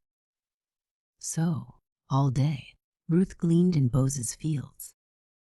At noon she ate bread and parched corn with the others. Boaz commanded his reapers to let fall large handfuls of grain as they worked for Ruth to gather, and at night she took it all home to Naomi. "Where hast thou gleaned today?" asked Naomi when she saw the food that Ruth had brought to her. "The man's name with whom I wrought today is Boaz," said Ruth. And Naomi said, "Blessed be he of the Lord. The man is near of kin unto us." So Ruth gleaned daily, and at the end of the barley harvest the good man, Boaz, took Ruth and Naomi to live him in his own house forever. Bert's Thanksgiving by J. T. Trowbridge. Bert is a manly, generous, warm-hearted fellow. Other boys will like to read how good luck began to come his way on a certain memorable Thanksgiving day. At noon, on a dreary November day, a lonesome little fellow, looking very red about the ears and very blue about the mouth, stood kicking his heels at the door of a cheap eating house in Boston, and offering a solitary copy of a morning paper for sale to the people passing. But there were really not many people passing, for it was Thanksgiving Day, and the shops were shut. And everybody who had a home to go to and a dinner to eat seemed to have gone home to eat that dinner, while Bert Hampton, the newsboy, stood trying in vain to sell the last extra left on his hands by the dull business of the morning. An old man with a face that looked pinched, and who was dressed in a seedy black coat and a much battered stovepipe hat, stopped at the same doorway and, with one hand on the latch, appeared to hesitate between hunger and a sense of poverty before going in. It was possible, however, that he was considering whether he could afford himself the indulgence of a morning paper, seeing it was Thanksgiving Day. So, at least, Bert thought, and accosted him accordingly. "Be a paper, sir, all about the fire in East Boston and arrest of safe burglars in Springfield. Only 2 cents. The little old man looked at the boy with keen gray eyes, which seemed to light up the pinched and skinny face, and answered in a shrill voice that whistled through white front teeth, "You ought to come down in your price this time of day. You can't expect to sell a morning paper at 12 o'clock for full price." "Well, give me a cent then," said Bert. "That's lesson cost, but never mind. I'm bound to sell out anyhow." "You look cold," said the old man. cold," replied Bert. "I'm froze. And I want my dinner.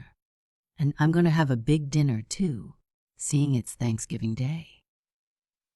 "Ha! Lucky for you, my boy," said the old man. "You've a home to go to and friends, too, I hope." "No, sir. Nary home and nary friend, only my mother." Bert hesitated and grew serious, then suddenly changed his tone. "And Hop Houghton, I told him to meet me here, and we'd have a first-rate Thanksgiving dinner together, for it's no fun to be eaten alone Thanksgiving Day. It sets a feller thinking of everything, if he ever had a home and then hain't got a home any more. It's more lonesome not to eat at all," said the old man, his gray eyes twinkling. "And what can a boy like you have to think of? Here, I guess I can find 1 cent for you, though there's nothing in the paper, I know." The old man spoke with some feeling. His fingers trembled, and somehow he dropped 2 cents instead of 1 into Bert's hand. "Here, you've made a mistake," cried Bert. "A bargain's a bargain. You've given me a cent too much." "No, I didn't. I never give anybody a cent too much. But, see here," and Bert showed the 2 cents, offering to return 1. "No matter," said the old man. "It will be so much less for my dinner, that's all." But Bert had instinctively pocketed the pennies when, on a moment's reflection, his sympathies were excited. Poor old man, he thought. He's seen better days, I guess.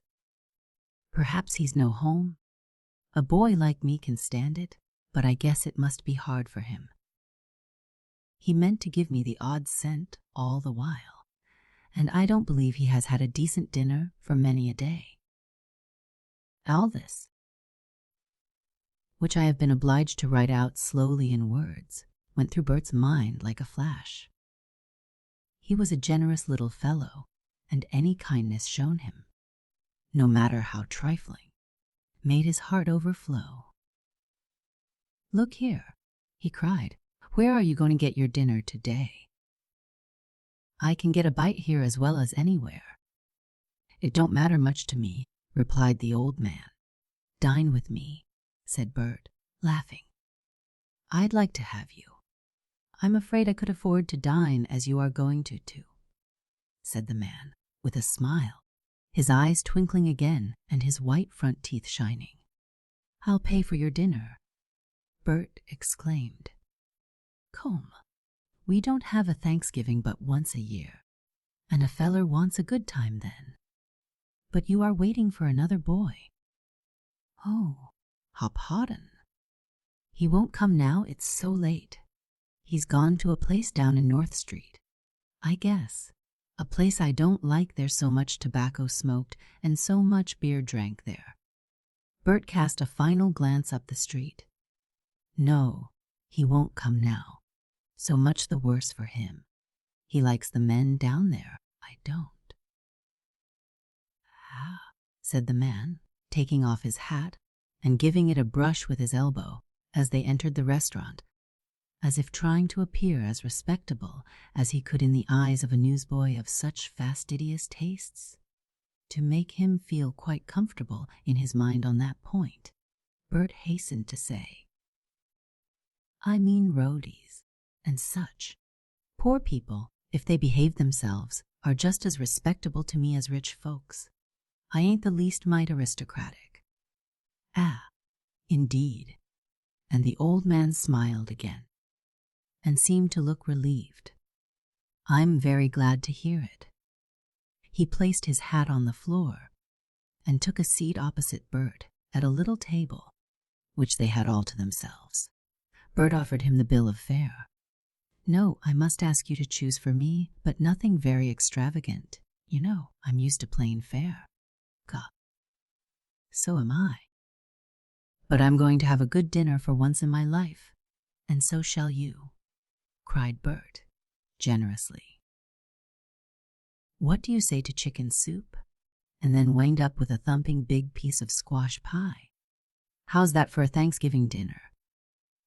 Sumptuous, said the old man, appearing to glow with the warmth of the room and the prospect of a good dinner. But won't it cost you too much? Too much? No, sir, laughed Bert. Chicken soup, 15 cents pay. They give tremendous pieces here, thick, I tell you. 10 cents. That's 25 cents, half $1 for two. Of course, I don't do this way every day in the year, but Mother's glad to have me once in a while. Here, waiter. And Bert gave his princely order, as if it were no very great thing for a liberal young fellow like him, after all. Where is your mother? Why don't you dine with her? The little man asked. Bert's face grew sober in a moment. That's the question, why don't I? I'll tell you why I don't. I've got the best mother in the world. What I'm trying to do is to make a home for her, so we can live together and eat our Thanksgiving dinners together sometime. Some boys want one thing, some another. There's one goes in for good times. Another's in such a hurry to get rich, he don't care much how he does it. But what I want most of anything is to be with my mother and my two sisters again. And I ain't ashamed to say so. Bert's eyes grew very tender, and he went on, while his companion across the table watched him with a very gentle, searching look. I haven't been with her now for 2 years, hardly at all since Father died. When his business was settled up, he kept a little grocery store on Hanover Street. It was found he hadn't left us anything. We had lived pretty well up to that time. And I and my two sisters had been to school, but then Mother had to do something, and her friends got her places to go out nursing, and she's a nurse now. Everybody likes her, and she has enough to do. We couldn't be with her, of course. She got us boarded at a good place, but I saw how hard it was going to be for her to support us. So I said, I'm a boy. I can do something for myself. You just pay their board and keep Rem to school, and I'll go to work and maybe help you a little, besides taking care of myself. What could you do? Said the little old man. That's it. I was only 11 years old, and what could I? What I should have liked would have been some nice place where I could do light work and stand a chance of learning a good business. But beggars mustn't be choosers. I couldn't find such a place, and I wasn't going to be loafing about the streets, so I went to selling newspapers. I've sold newspapers ever since, and I shall be 12 years old next month. You like it, said the old man. I like to get my own living, replied Bert proudly. But what I want is to learn some trade or regular business and settle down and make a home for. But there's no use talking about that. Make the best of things, that's my motto. Don't this soup smell good? And don't it taste good too? They haven't put so much chicken in yours as they have in mine. If you don't mind my having tasted it, we'll change. The old man declined this liberal offer, took Bert's advice to help himself freely to bread, which didn't cost anything, and ate his soup with prodigious relish, as it seemed to Bert, who grew more and more hospitable and patronizing as the repast proceeded. Come, now, won't you have something between the soup and the pie? Don't be afraid, I'll pay for it. Thanksgiving don't come but once a year. You won't? A cup of tea, then, to go with your pie. I think I will have a cup of tea. You are so kind, said the old man. All right. Here, waiter. 2 pieces of your fattest and biggest squash pie, and a cup of tea, strong, for this gentleman. I've told you about myself, added Bert. Suppose now, you tell me something. About myself? Wes, I think that would go pretty well with the pie. But the man shook his head. I could go back and tell about my plans and hopes when I was a lad of your age, but it would be too much like your own story over again. Life isn't what we think it be when we are young. You'll find that out soon enough. I am all alone in the world now, and I am 67 years old. Have some cheese with your pie, won't you? It must be so lonely at your age. What do you do for a living? I have a little place in Devonshire Street. My name is Crooker. You'll find me up 2 flights of stairs, back room, at the right. Come and see me, and I'll tell you all about my business and perhaps help you to such a place as you want, for I know several businessmen. Now don't fail, Buck. And Misser. Crooker wrote his address with a little stub of a pencil on a corner of the newspaper which had led to their acquaintance, tore it off carefully, and gave it to Bert. Thereupon the latter took a card from his pocket, not a very clean one. I must say I am speaking of the card, though the remark will apply equally well to the pocket, and handed it across the table to his new friend. Herbert Hampton, dealer in newspapers. The old man read, with his sharp gray eyes, which glanced up funnily at Bert, seeming to say, "Isn't this rather aristocratic for a 12-year-old newsboy?" Bert blushed and explained, "Got up for me by a printer's boy I know. I'd done some favors for him, so he made me a few cards. Handy to have sometimes, you know."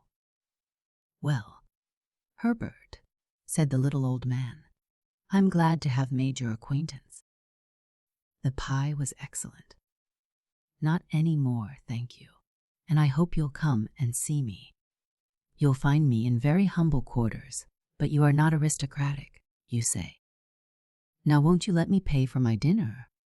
I believe I have money enough. Let me see."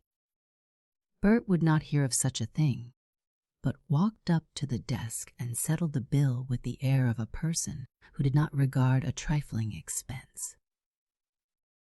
When he looked around again, the little old man was gone. "Never mind.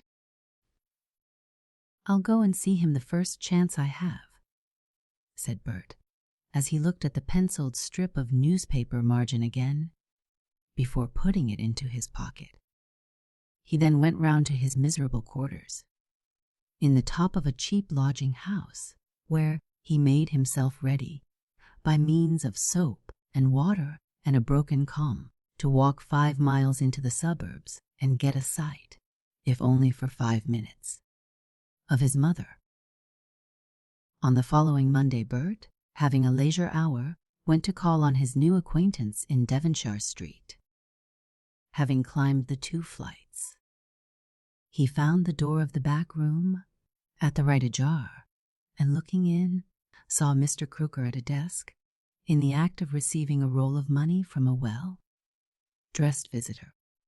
Bert entered unnoticed, and waited till the money was counted and a receipt signed. Then, as the visitor departed, old Mr. Crooker looked round and saw Bert. He offered him a chair, then turned to lock up the money in a safe. "So this is your place of business," said Bert, glancing about the plain office room.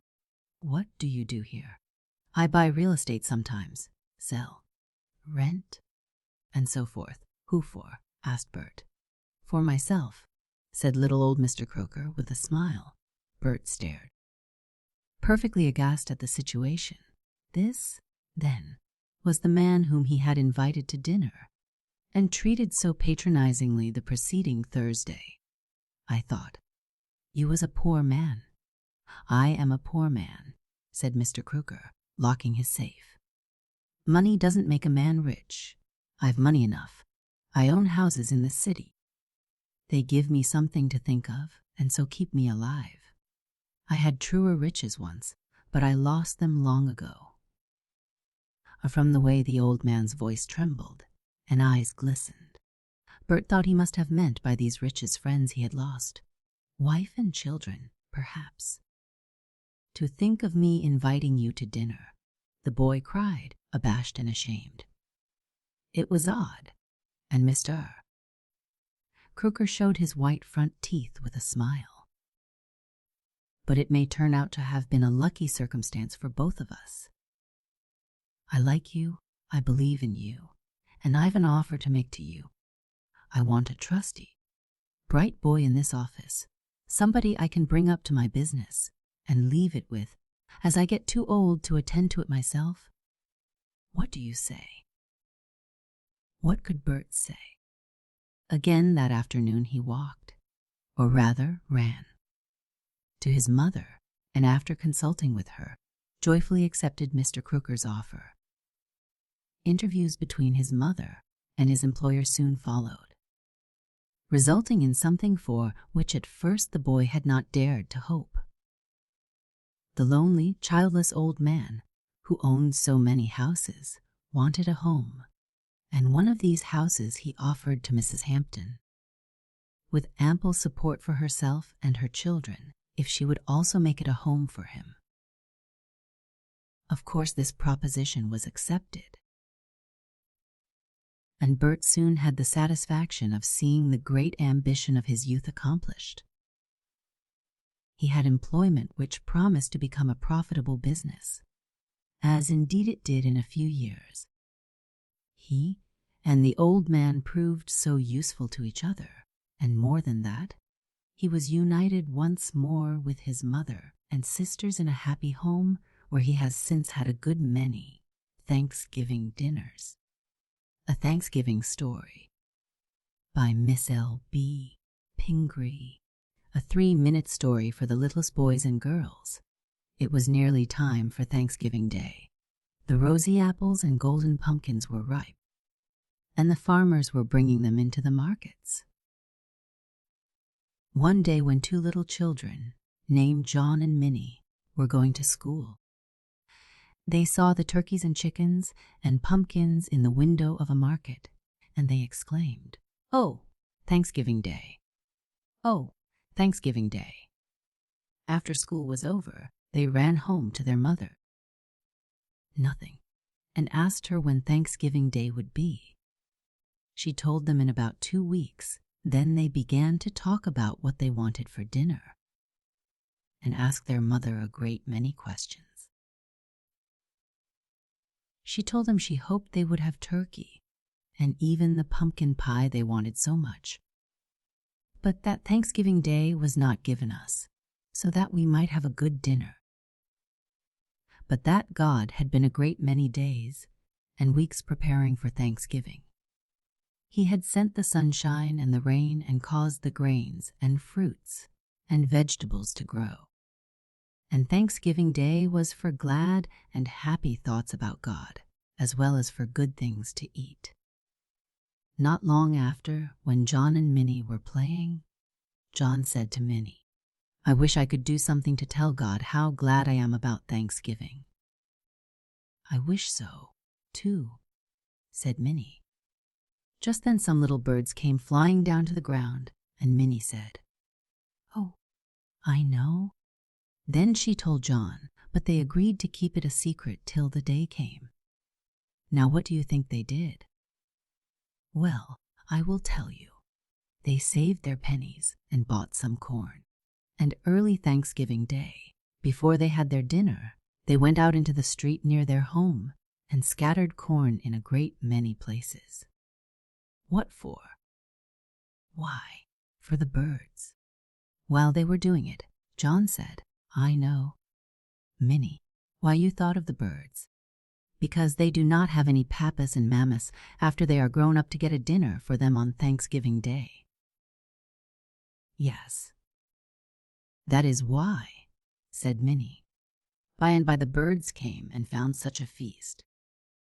And perhaps they knew something about Thanksgiving Day and must have sung and chirped happily all day. John Inglefield's Thanksgiving by Nathaniel Hawthorne. A sad Thanksgiving story is a rarity indeed, but the one which follows reminds us that the Puritans, although they originated our Thanksgiving festival, were after all a somber people, seldom free from a realizing sense of the imminence of sin. Nathaniel Hawthorne, a genuine product of Puritanism, inherited a full share of his forefathers' constitutional melancholy and preoccupation with the darker aspects of life, as this story bears witness. On the evening of Thanksgiving Day, John Inglefield, the blacksmith, sat in his elbow chair among those who had been keeping festival at his board, being the central figure of the domestic circle. The fire threw its strongest light on his massive and sturdy frame, reddening his rough visage so that it looked like the head of an iron statue, all aglow from his own forge, and with its features rudely fashioned on his own anvil. At John Inglefield's right hand was an empty chair. The other places round the hearth were filled by the members of the family, nothing, who all sat quietly, while, with a semblance of fantastic merriment, their shadows danced on the wall behind them. One of the group was John Inglefield's son, who had been bred at college, and was now a student of theology at Andover. There was also a daughter of 16, whom nobody could look at without thinking of a rosebud almost blossomed. The only other person at the fireside was Robert Moore, formerly an apprentice of the blacksmith, but now his journeyman, and who seemed more like an own son of John Inglefield than did the pale and slender student. Only these four had kept New England's festival beneath that roof. The vacant chair at John Inglefield's right hand was in memory of his wife, whom death had snatched from him since the previous Thanksgiving. With a feeling that few would have looked for in his rough nature, the bereaved husband had himself set the chair in its place next his own, and often did his eye glance hitherward, as if he deemed it possible that the cold grave might send back its tenant to the cheerful fireside, at least for that one evening. Thus did he cherish the grief that was clear to him. But there was another grief which he would fain have torn from his heart, or, since that could never be, have buried it too deep for others to behold, or for his own remembrance. Within the past year another member of his household had gone from him, but not to the grave. Yet they kept no vacant chair for her. While John Inglefield and his family were sitting round the hearth with the shadows dancing behind them on the wall, the outer door was opened, and a light footstep came along the passage.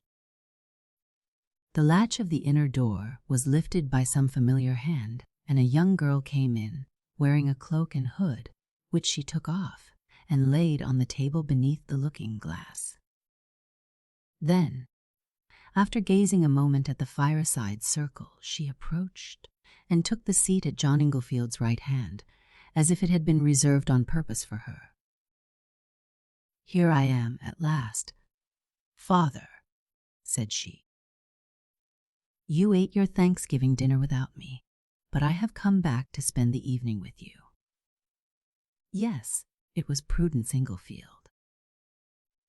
She wore the same neat and maidenly attire which she had been accustomed to put on when the household work was over for the day, and her hair was parted from her brow in the simple and modest fashion that became her best of all.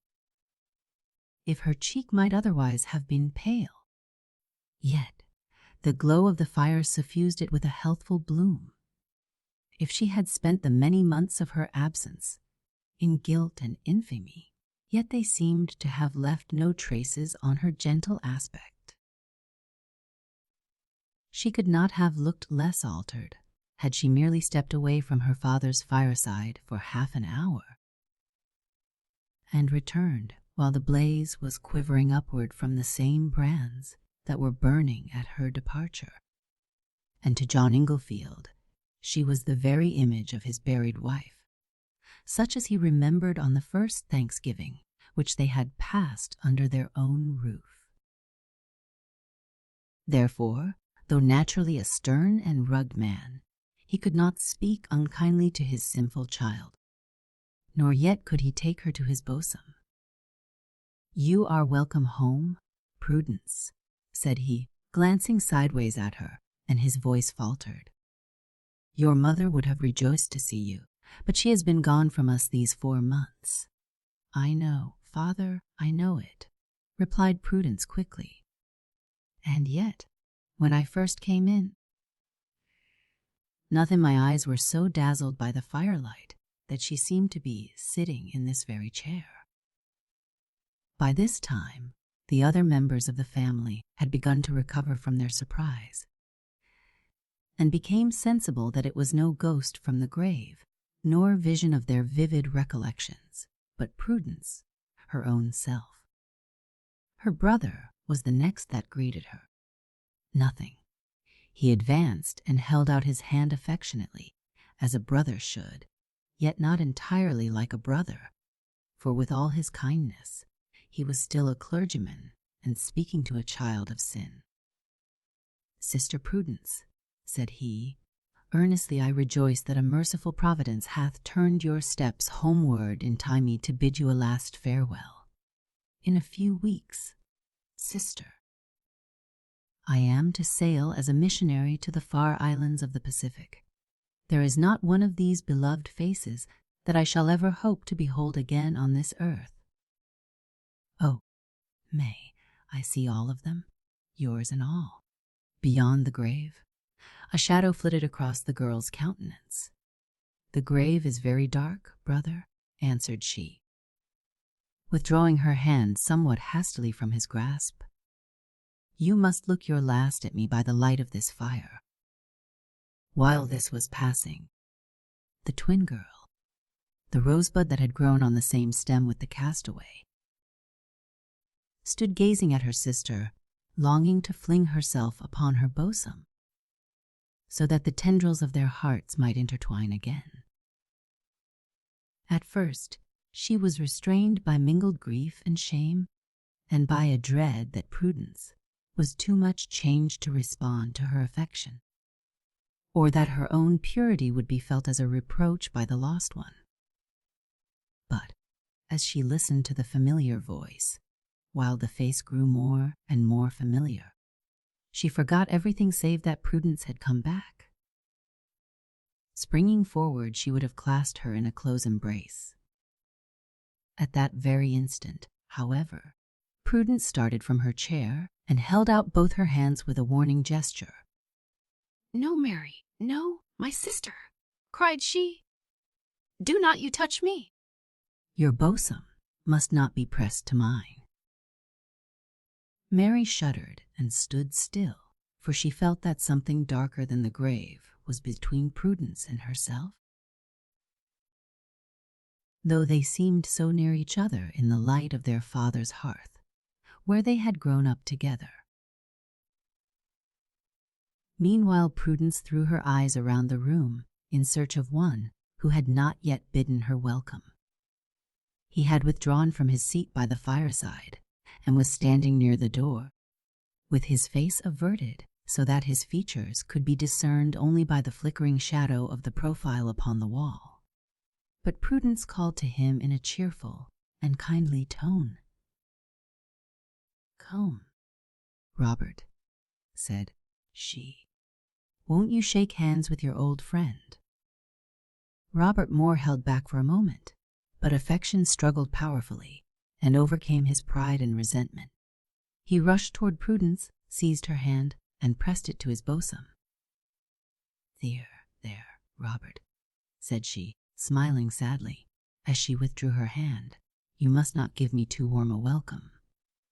And now, having exchanged greetings with each member of the family, Prudence again seated herself in the chair at John Inglefield's right hand.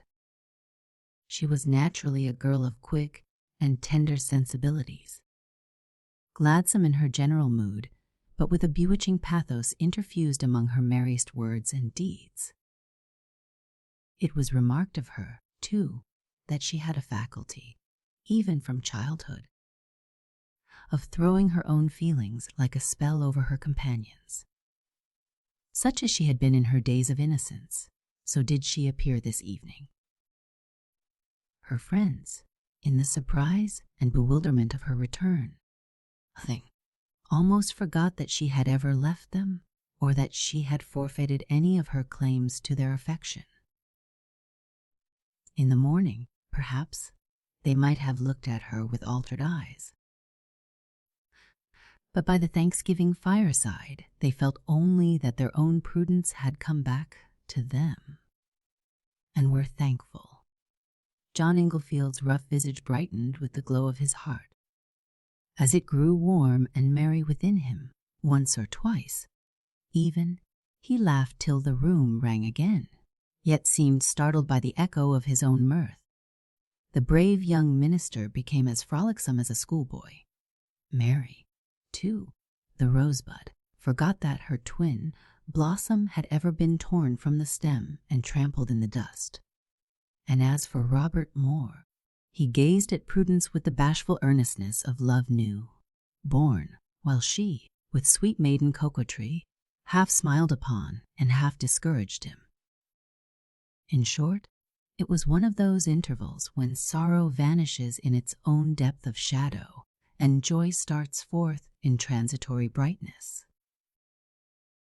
When the clock struck 8, Prudence poured out her father's customary draught of herb tea, which had been steeping by the fireside ever since twilight. "God bless you, child," said John Inglefield, as he took the cup from her hand. "You have made your old father happy again, but we miss your mother sadly, Prudence, sadly. It seems if she ought to be here now." "No, father." "Or never," replied Prudence. It was now the hour for domestic worship. But while the family were making preparations for this duty, they suddenly perceived that Prudence had put on her cloak and hood, nothing, and was lifting the latch of the door. "Prudence, Prudence, where are you going?" cried they all with one voice. As Prudence passed out of the door, she turned toward them and flung back her hand with a gesture of farewell, but her face was so changed that they hardly recognized it. Sin and evil passions glowed through its comeliness, and wrought a horrible deformity. A smile gleamed in her eyes, as of triumphant mockery at their surprise and grief. "Daughter," cried John Inglefield between wrath and sorrow, "stay and be your father's blessing, or take his curse with you." For an instant Prudence lingered and looked back into the fire. Lighted room? Nothing. While her countenance wore almost the expression as if she were struggling the fiend who had power to seize his victim, even within the hallowed precincts of her father's hearth. The fiend prevailed, and Prudence vanished into the outer darkness. When the family rushed to the door, they could see nothing, but heard the sound of wheels rattling over the frozen ground. That same night, among the painted beauties at the theater of a neighboring city, there was one whose dissolute mirth seemed inconsistent with any sympathy for pure affections, and for the joys and griefs which are hallowed by them. Yet this was Prudence Inglefield. Her visit to the Thanksgiving fireside was the realization of one of those waking dreams in which the guilty soul will sometimes stray back to its innocence. But sin, alas, is careful of her bondslaves. They hear her voice, perhaps at the holiest moment, and are constrained to go whither she summons them. The same dark power that drew Prudence Inglefield from her father's hearth, the same in its nature, though heightened then to a dread necessity, would snatch a guilty soul from the gate of heaven, and make its sin and its punishment alike eternal. How Obadiah Brought About a Thanksgiving. By Emily Hewitt Leland. The Waddle family had very bad luck on their farm in the West, and they certainly were homesick. But Obadiah and his uncle, between them, found means to mend matters. That an innocent and helpless baby should be named Obadiah Waddle was an outrage, which the infant unceasingly resented from the time he got old enough to realize the awful gulf that lay between his name and those of his more fortunate mates. The experiences of his first day at school were branded into his soul, and although he made friends by his bright face and kind and honest nature, scarcely a day passed during his 6 years of village schooling without his absurd name flying out at him from some unsuspected ambush and making him wince. Nothing. It was bad enough when the guying came from a boy, but when a girl took to punning, jeering, or giggling at him, it seemed as if his burden was greater than he could bear. Then he would go home through the woods and fields, to avoid human beings, so hurt and unhappy that nothing but his mother's greeting and the smell of a good supper could cheer him. At home he had no trouble. His mother and his baby sister called him Obie, and sweet was his name on their lips. His father, who had objected to Obadiah from the first, called him Bub or Bubby. But one can bear almost any name when it comes with a loving smile or a pat on the shoulder, which was Mr. Waddle's way of addressing his only son. Very early in life it had been explained to Obadiah that he was named for his mother's favorite brother, who went to California to live. After hanging a silver dollar on a black silk cord round the neck of his little namesake, Obadiah often looked at this dollar, which was kept in a little box with a broken earring, a hair chain, a glass breastpin, and an ancient copper. And sometimes on circus days or on the 4th of July, he wished there was no hole in it, that he might expend it on sideshows and lemonade or on monstrous firecrackers. Nothing. But he knew that his mother valued it highly because Uncle Obie gave it to him, and because there were little dents in it made by his vigorous first teeth. So he always returned it to the box with a sigh of resignation and made the most of the 5 cents given him by his father on the great days of the year.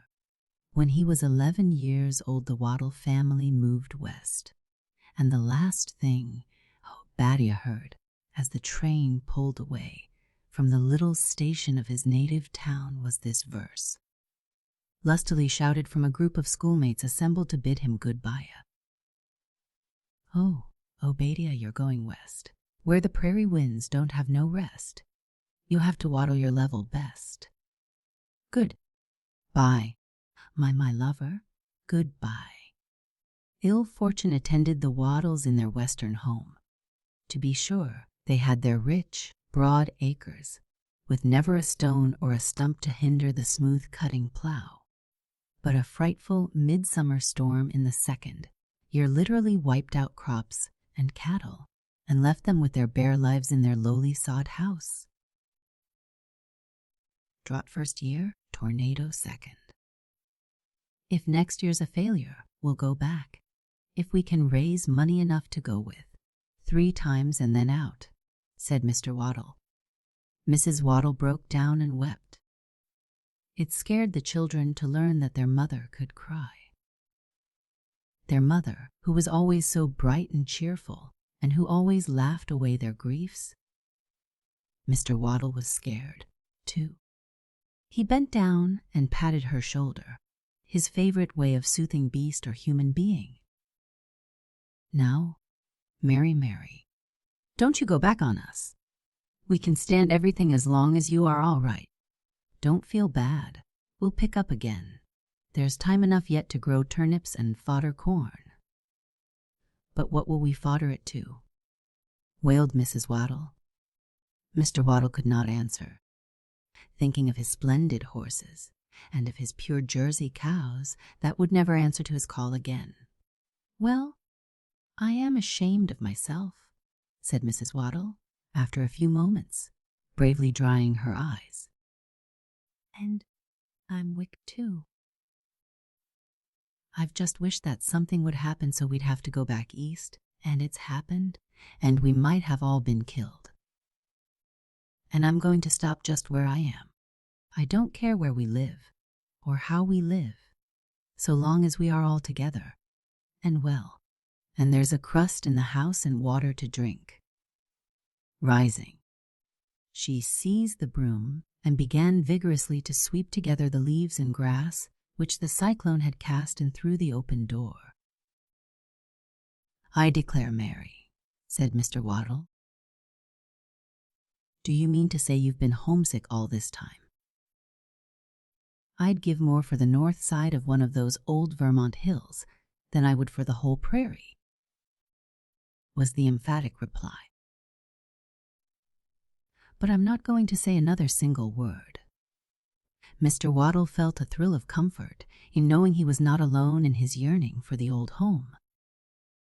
It was singular that these two, who loved each other so truly, could so hide their inmost feelings. Each had feared to appear weak to the other. Mr. Waddle looked at his wife with almost a radiant smile. "Well, Mary, we'll go back in the fall. If we can sell, I guess we can hire the Deacon Elbridge place I see by last week's paper. It's still for sale or rent. And carpenter work in Old Hartbridge is about as profitable for me as farming out west. I'm glad you wouldn't mind going back, Homer," said Mrs. Waddle.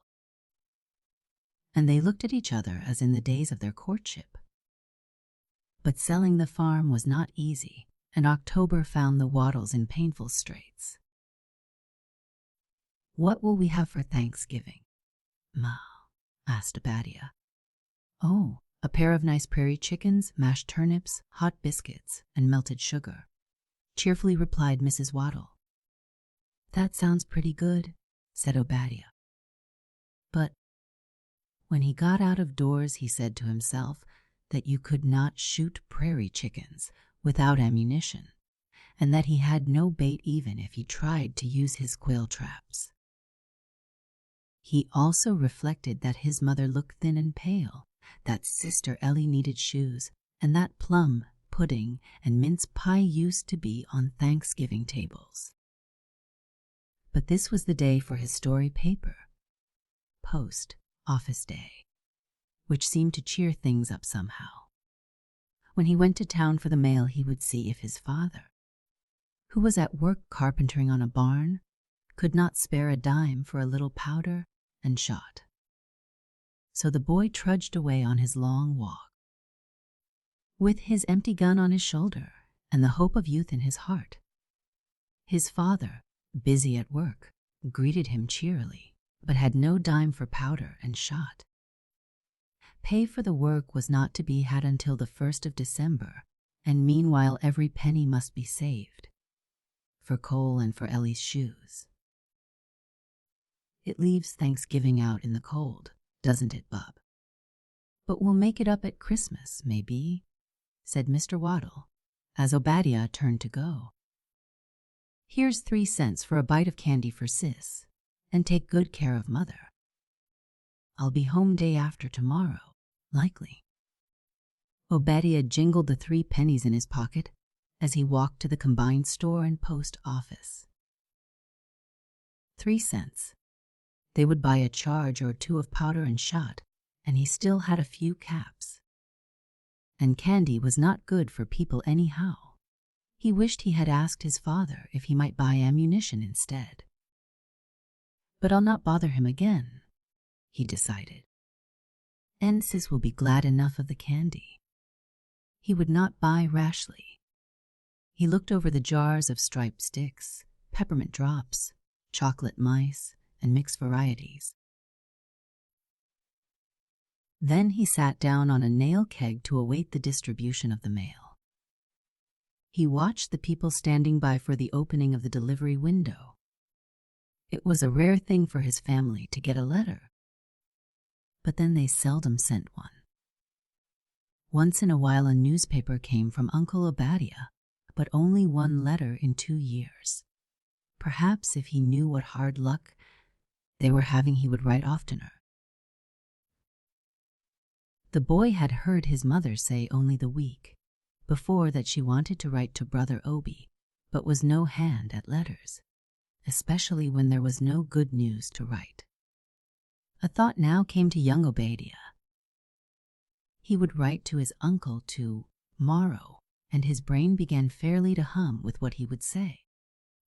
When his time came, he invested 1 cent in a clean white stick of candy and the remaining 2 in a postage stamp. "I'll pay 2 cents back to Pa as soon as I get the answer," he said confidently to his questioning conscience. His walk home abounded in exasperations. Never had game appeared so plentiful. 3 separate flocks of prairie chickens flew directly over his head. A rabbit scurried across his path, and in the stubble of the ruined grain fields rose and fell little clouds of quail. "They just know it ain't loaded," grumbled Obadiah, trudging with his empty gun. That night, after Sis had gone to sleep and his mother had lain down beside her, cheerfully remarking that bed was cheaper than fire, and that she was glad there was a good woodlot on the Elbridge place, Obadiah, behind the sheltering canvas partition that separated the kitchen from the bedrooms, wrote the following letter. "Dear Uncle, last year our crops were burned up by the drought, and this year they were swept away by a cyclone, and all the stock was killed. And Father will not get his pay for carpenter work until December. If there was no hole in the dollar you gave me when I was a baby, I would take it and buy something for Thanksgiving. I wish you would send me $1 without a hole in as soon as you can, and I will send you the one with a hole in it. I would send it now, but I have not got stamps enough. I hope you are well. We are all well, only Ma is homesick.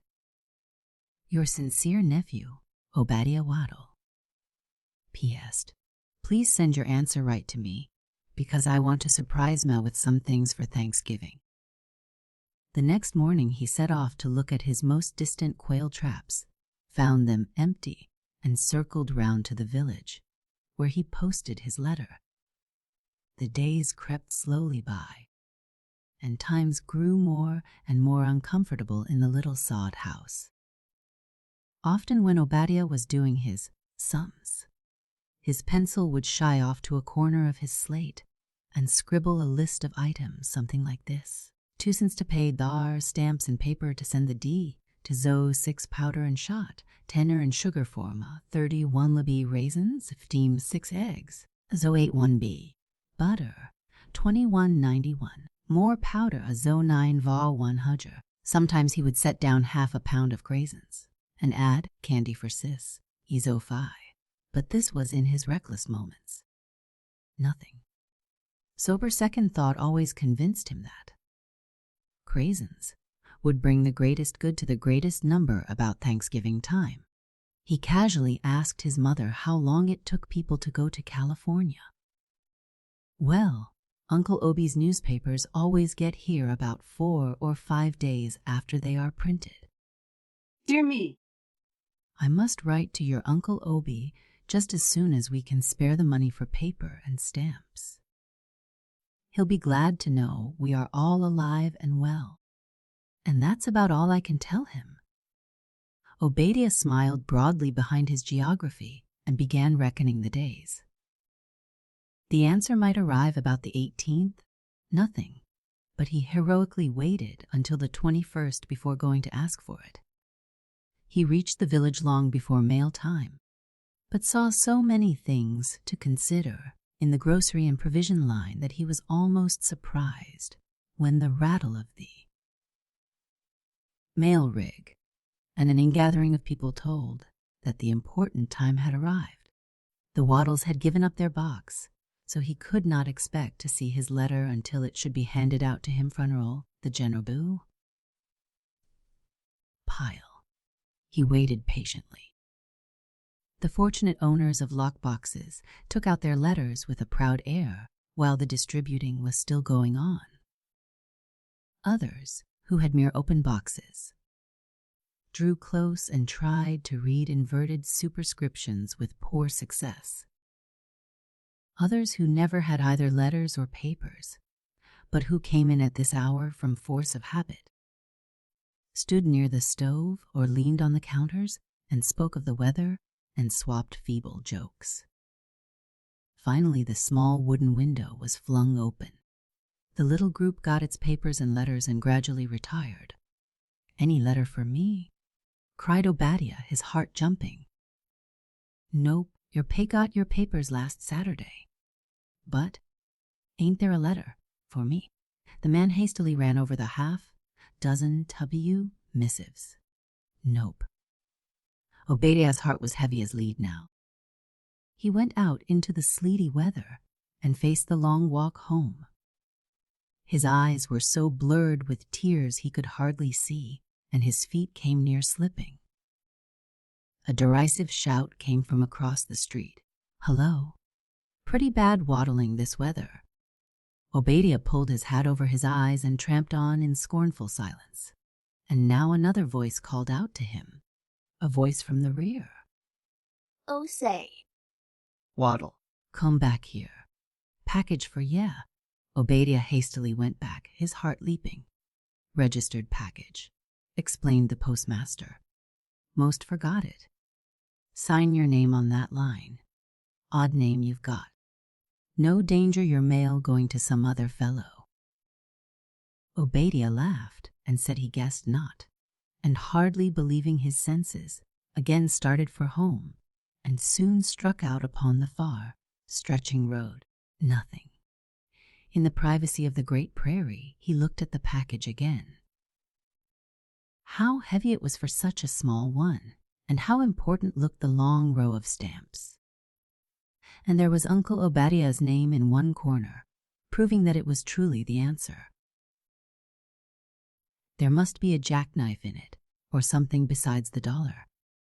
He cut the stout twine, removed the wrapper, and lifted the cover of a strong paper box. There was something wrapped in neat white paper and feeling very solid. Obadiah removed the paper, and a heavy, handsome, and very fat leather purse slipped into his hand. He opened it. It had several compartments, and in each one were 3 or more hard, flat, round objects wrapped in more white paper to keep them from jingling, very likely. Obadiah unwrapped one of these round, flat objects, and even in the dull light of the drizzling and fading November day, he could see that it was a bright, clean, shining silver dollar, and had no hole in it.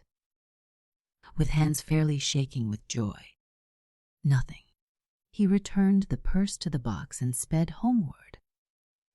He ran all the way, only slowing up for breath now and then, but it was dark, and the poor little supper was waiting when he reached the house. The small lamp did not shed a very brilliant light, but a mother does not need electric glare in order to read her child's face. "Well, Obie, what's happened?" asked his mother as soon as he was inside the door. "Have you caught a whole flock of quails?" "Something better'n quails. Guess again." "Ma." 3 nice fat prairie hens then. Something better'n prairie hens. And then Obie could wait no longer. He pulled the package from under his coat and tossed it down beside the poor old teapot, which had known little but hot water these many weeks. "Why, it's from Brother Obie to you," exclaimed his mother, while his father drew near and said, "Well, well, and look inside." "I haven't half looked yet," said Obie. "But you look, Mal." "I just want you to look." May opened the box, and then the purse, and then the 14 round objects wrapped in white paper. and they made a fine glitter on the red tablecloth. "Well, well," repeated Mr. Waddle. "And here's something written," said Mrs. Waddle, taking a paper from a pocket at the back of the purse. "Read it, Ma? Out loud. I don't care, I care," said Obie generously. "So ma read it in a voice that trembled a little, my dear nephew. If I count rightly, it is 13 years since your good mother labeled you Obadiah. I'm not near enough to give you 13 slaps. I wish I were, so I send you $13 and one to grow on. Never mind returning the dollar with the hole in it. Keep it for your grandchildren to cut their teeth on. Give my love to your parents and little sister, and if you look the purse through closely, I think you will find something of interest to your mother. It is about time she paid our old Vermont a visit. Be a good boy. Your affectionate uncle, Obadiah Brown." "Oh, that blessed brother," cried Mrs. Waddle, wiping her eyes with her apron. Obie seized the purse and examined it on all sides. It was a very wizard of a purse, for another little flat pocket was found in its inmost center, and from it Obie drew out another bit of folded paper and opened it. "Why, it's a check," shouted Mr. Waddle. "A check for you, Mary, for $200. My, there's a brother for you. Oh, not 200. It must be 20. It can't be," faltered Mrs. Waddle, wiping her eyes to look at the paper. Then she gave a little cry and fell to hugging all her family. "We can all go back. We can go next week." And she almost danced up and down on the unresponsive clay floor. "I owe you 2 cents, Pa, and I'll pay it back to you just as soon as I can get $1 changed," said Obadiah proudly, fingering the shining coins. "How's that, Bubby?" Then Obadiah explained. "I hope you didn't complain." "Obie," said his mother, her happy face clouding. "Well, I told him about the drought and the cyclone. I guess if I was a near relation, I wouldn't call that complaining. And then I asked him if he wouldn't swap dollars with me, so I could have one without a hole in it to get something for thanks." Mr. Waddle broke in with a shout of laughter, and Mrs. Waddle kissed her son once more and laughed, too, although her eyes were full of tears. And then Obadiah knew everything was all right. "We can have Thanksgiving now, can't we, Mal?" he asked. "It's so near, and I'm going to get all the things. We'll have chicken pie, tame chicken pie, and plum pudding, and butter, and cream for the cranberries, and lump sugar, and pumpkin pie, and—" "Oh, me want supper," exclaimed Sis, and then they laughed again, and fell upon the cooling cornbread and molasses, and melancholy bits of fried pork, and the thin ghost of tea, as if they were already engaged in a feast of Thanksgiving. And so they were, The White Turkey's Wing, by Sophie Sweat. Priscilla, the big white hen turkey, deserved a better fate than to be eaten on Thanksgiving Day, and Minty and Jason contrived to save her. Mary Ellen was coming home from her school teaching at the Falls, and Nahum from tending in Blodgett's store at Edam Four Corners. And Uncle and Aunt Piper with Mirandy and Augustus, and the twins were coming from Juniper Hill, and there was every prospect of as merry a Thanksgiving as one could wish to see. And Thanksgivings were always merry at the Kittredge farm on Red Hill. Uncle Kittredge might be a trifle overthrift, a leetle nigh nothing, his neighbors called him.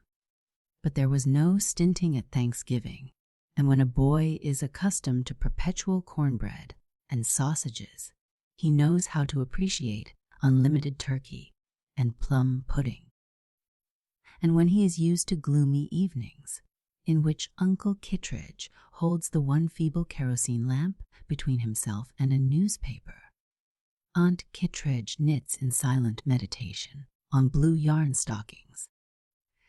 He knows how good it is to have the house filled with lights and people, jolly games going on in the parlor, and candy pulling in the kitchen.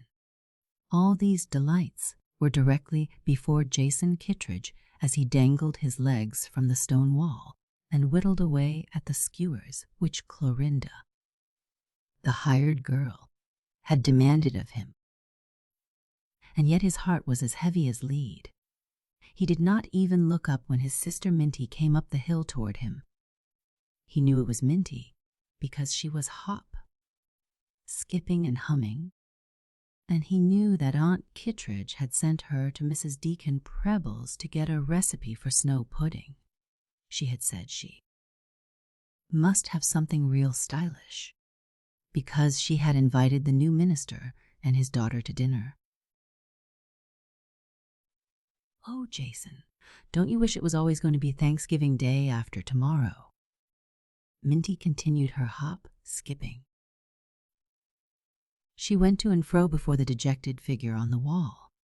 Minty was tall for 12, and she had a very high forehead, which made Aunt Kittredge think that she was going to be smart. Aunt Kittredge made her comb her hair straight back from the high forehead and fasten it with a round comb. Not a vestige of hair showed under Minty's blue hood, and her forehead looked bleak and cold, and her pale blue eyes were watery, and her new teeth were large and overlapped each other. But Aunt Kittredge said it was no matter if she was only good and smart. "Why, Jason, is anything the matter?" Minty stopped, breathless, and the joy faded out of her face. Jason continued to whittle in gloomy silence. His hands were almost purple with cold, and the wind flapped his large pantaloons. They were Uncle Kittredge's old ones, and Aunt Kittredge never thought it worth the while to consider the fit if they were turned up so that he could walk in them. "You don't care because the new minister and his daughter are coming," pursued Minty.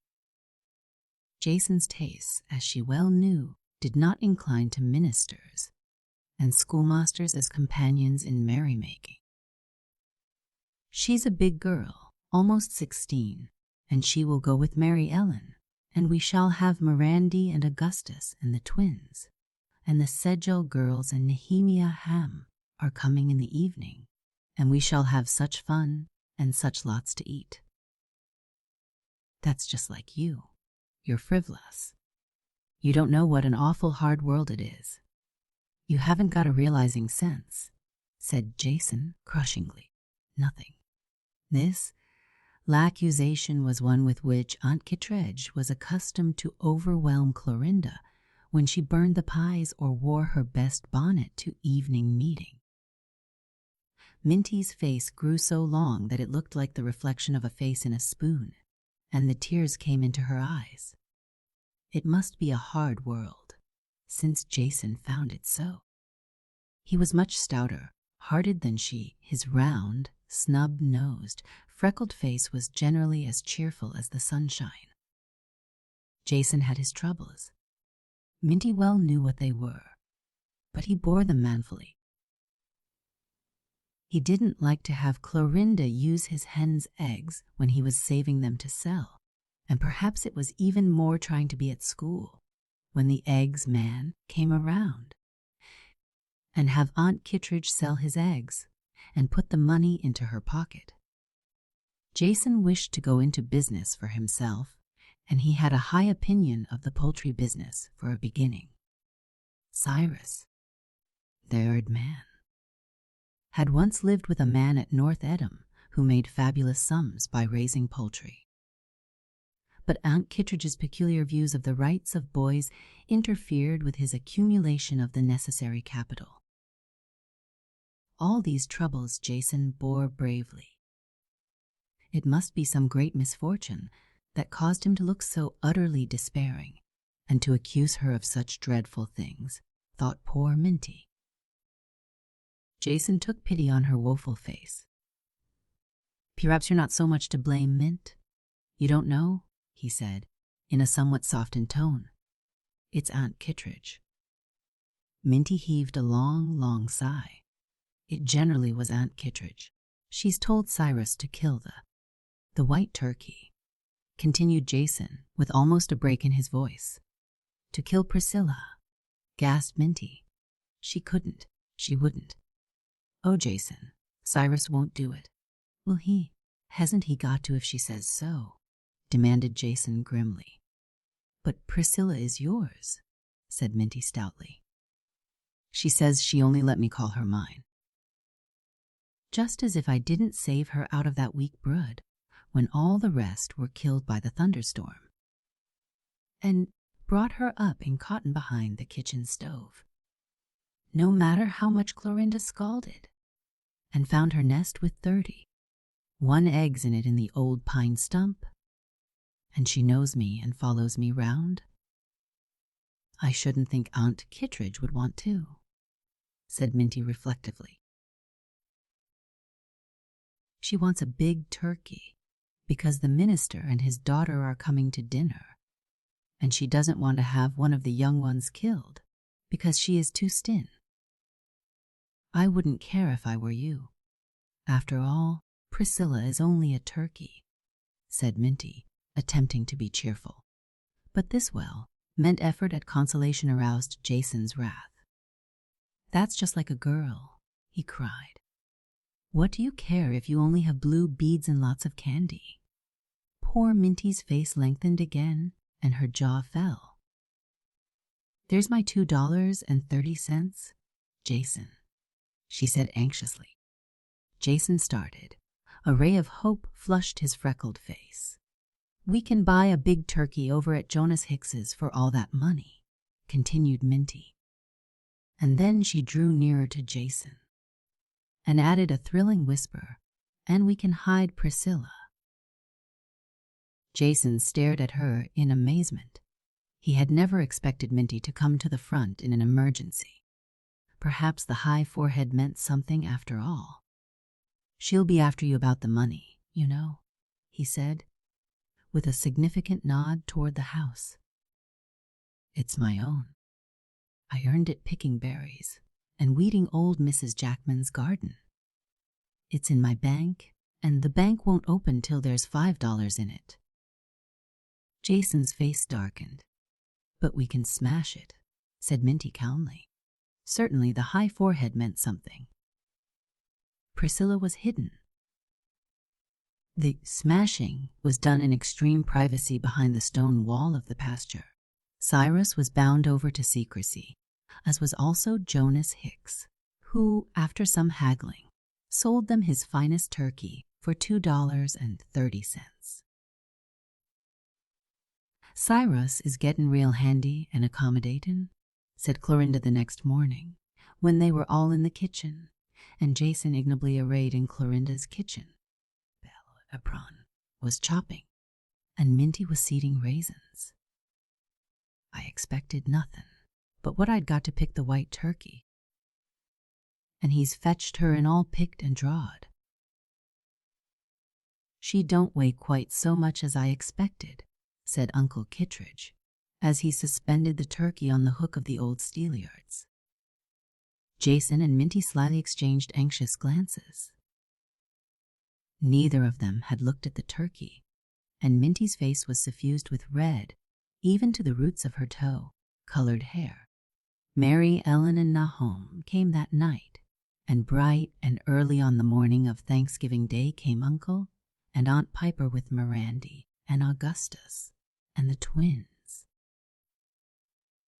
And the house was full of noise and jollity. Jason was obliged to go to church in the morning with the grown people, but Minty stayed at home to help Clorinda. And after much mangalu-overing, she found an opportunity to run down to the shanty in the logging road and feed the white turkey. The new minister and his daughter came to dinner. Nothing. and Jason and Minty were glad that the children had seats at the far end of the table. The minister's daughter was 16 and looked very stylish. And Aunt Kittredge said she was glad enough that they had the snow pudding and that she had asked Aunt Piper to bring her sauce dishes. It had begun to be very merry at the far end of the table.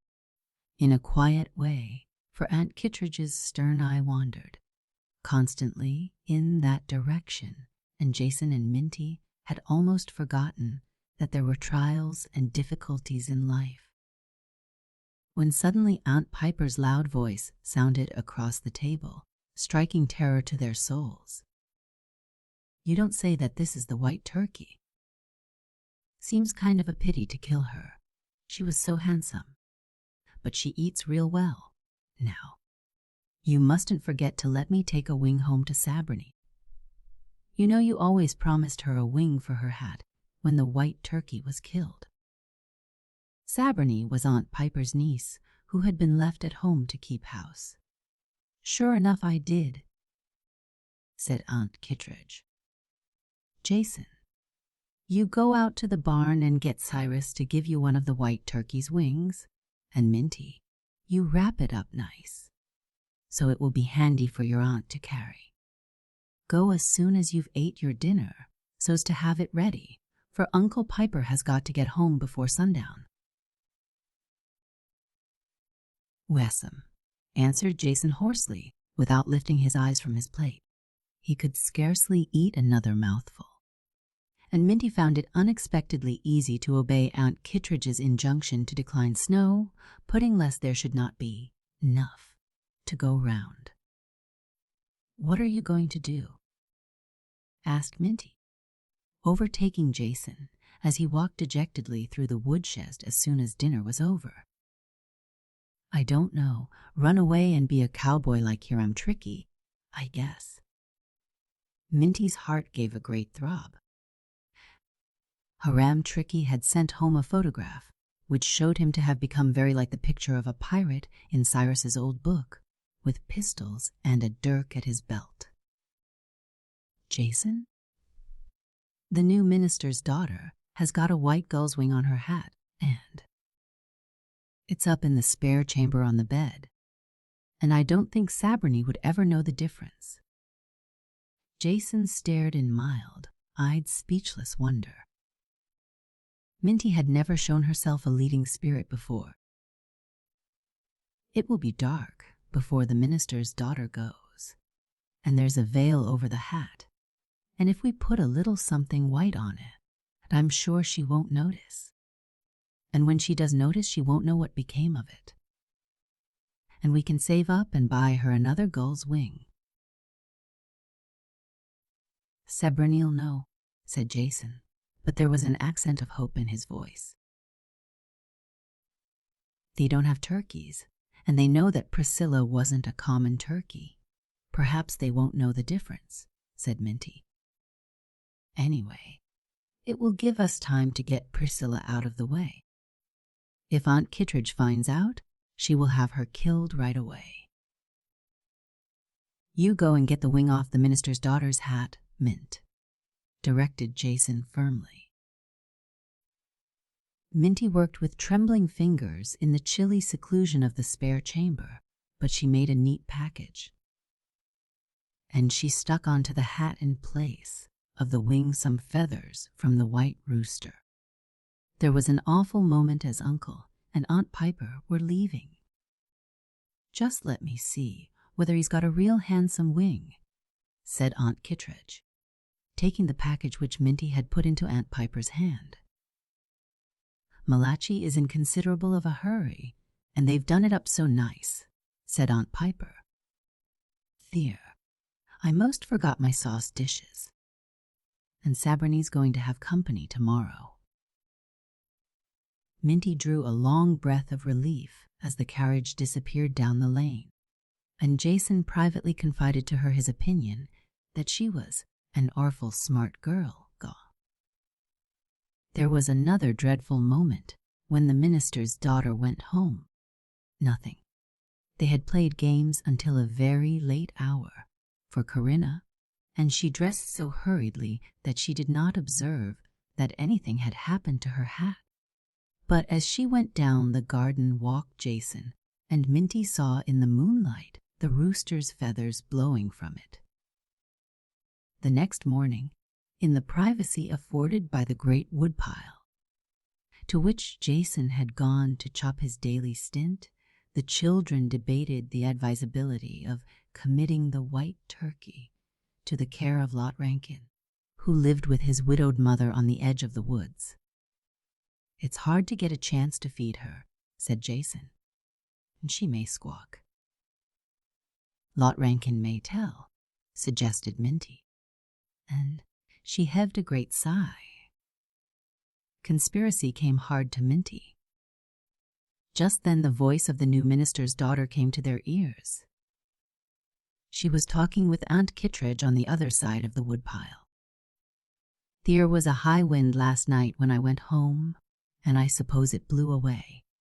I am very sorry to lose it, because it was so pretty, and it was a present, too," she said.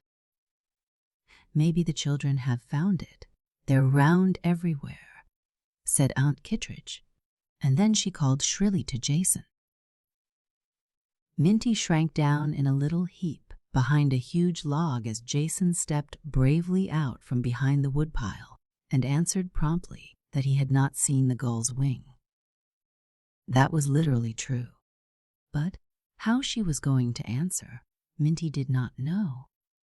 It was so great a relief that tears sprang to Minty's eyes when, after a little more conversation, the minister's daughter went away.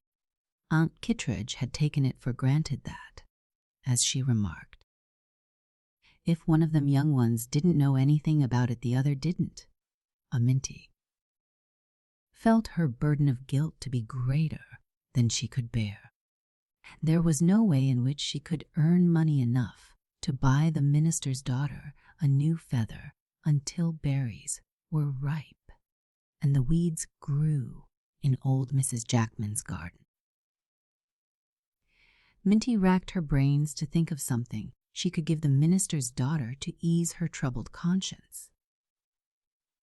There was her Bunker Hill monument, made of shells, her most precious treasure. Nothing. She would gladly have parted with even that, but it stood upon the table in the parlor, and Aunt Kittredge would discover so soon that it had gone. And Aunt Kittredge was quite capable of asking the minister's daughter to return it. Minty felt, despairingly, that this atonement was impossible. But suddenly a bright idea struck her. The feather on her summer Sunday hat. It was blue. It had been white originally, but Aunt Kittredge had thriftily had it dyed when it became soiled. Blue would be very becoming to the minister's daughter, and perhaps she would like it as well as her gull's wing. There was another sly visit to the chilly spare chamber.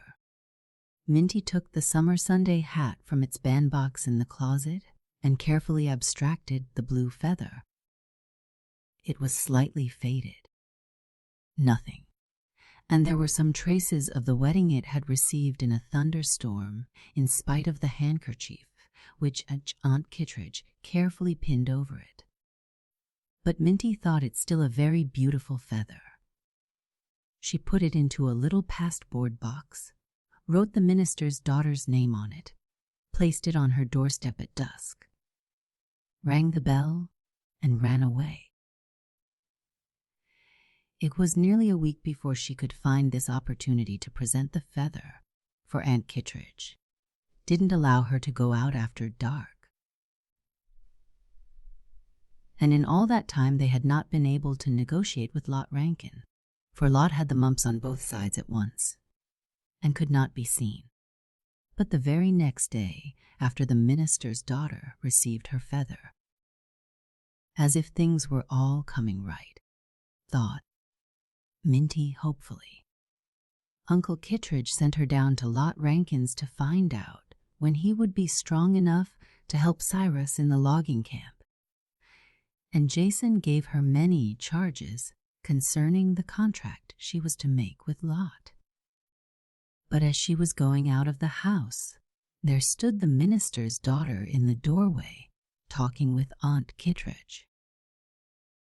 I shouldn't have known where it came from if Miss Plimpton, the milliner, hadn't happened to come in, the young girl was saying. She said at once, "It's Minty Kittredge's feather. I had it dyed for her last summer, and there's the little tag from the dye house on it now. I can't think why she sent it to me."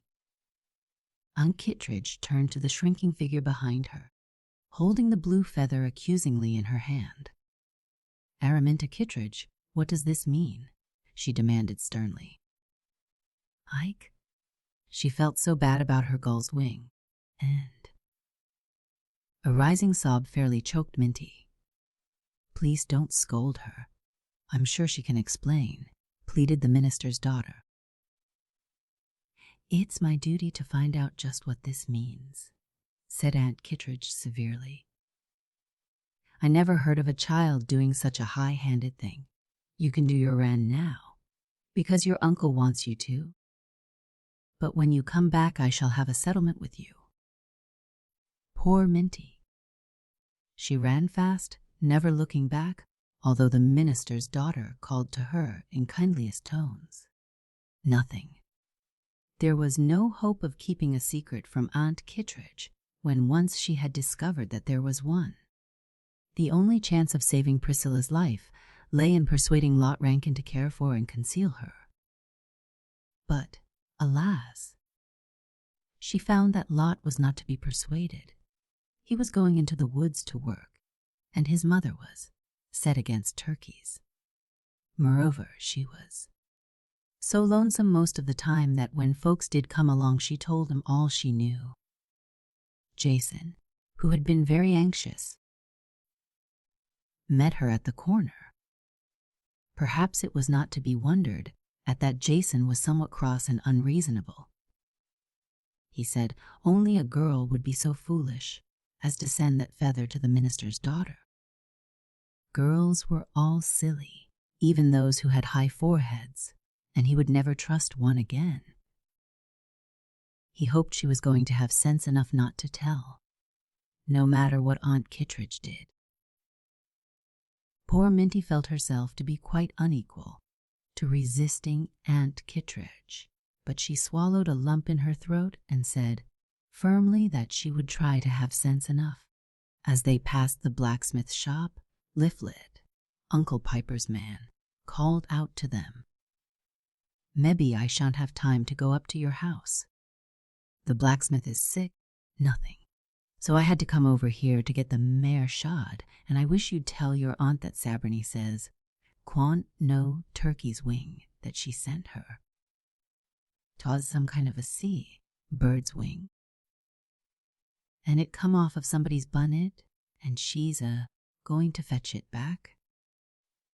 Minty and Jason answered not a word, but as they went on they looked at each other despairingly. "We should have been found out anyway," said Minty. Her pitifully white face seemed to touch Jason and arouse a spark of manly courage in his bosom. "I'll stand by you, Mint, feather and all. You can't help being a girl," he said magnanimously. "And I won't run away to be a cowboy like Hiram Tricky." Minty gave him a little grateful glance, but she could not speak. It did not seem so dreadful now about Hiram Tricky. She wished that a girl could run away to be a cowboy. As they slowly and dejectedly drew near the house, they saw a horse and a farm wagon at the door, and through the window they discovered that Uncle and Aunt Kittredge, Clorinda, and Cyrus were all in the kitchen. There was a visitor. Here was at least a slight reprieve. They went around through the woodshed. It seemed advisable to approach Aunt Kittredge with caution, even in the presence of a visitor. "Well, I must say, I'm considerable disappointed," the visitor was saying as they softly opened the door. He was a bluff, burly man who sat with his tall whip between his knees. I ought to stopped when I see her out there, top of the stone wall the last time I come by. The handsomest turkey critter I ever did see, and I've been in the poultry business this 20 years. I knew in a minute she belonged to that breed that old Miss Joskins had. She fetched Em from York State. She moved away before I knew it and carried Em all with her.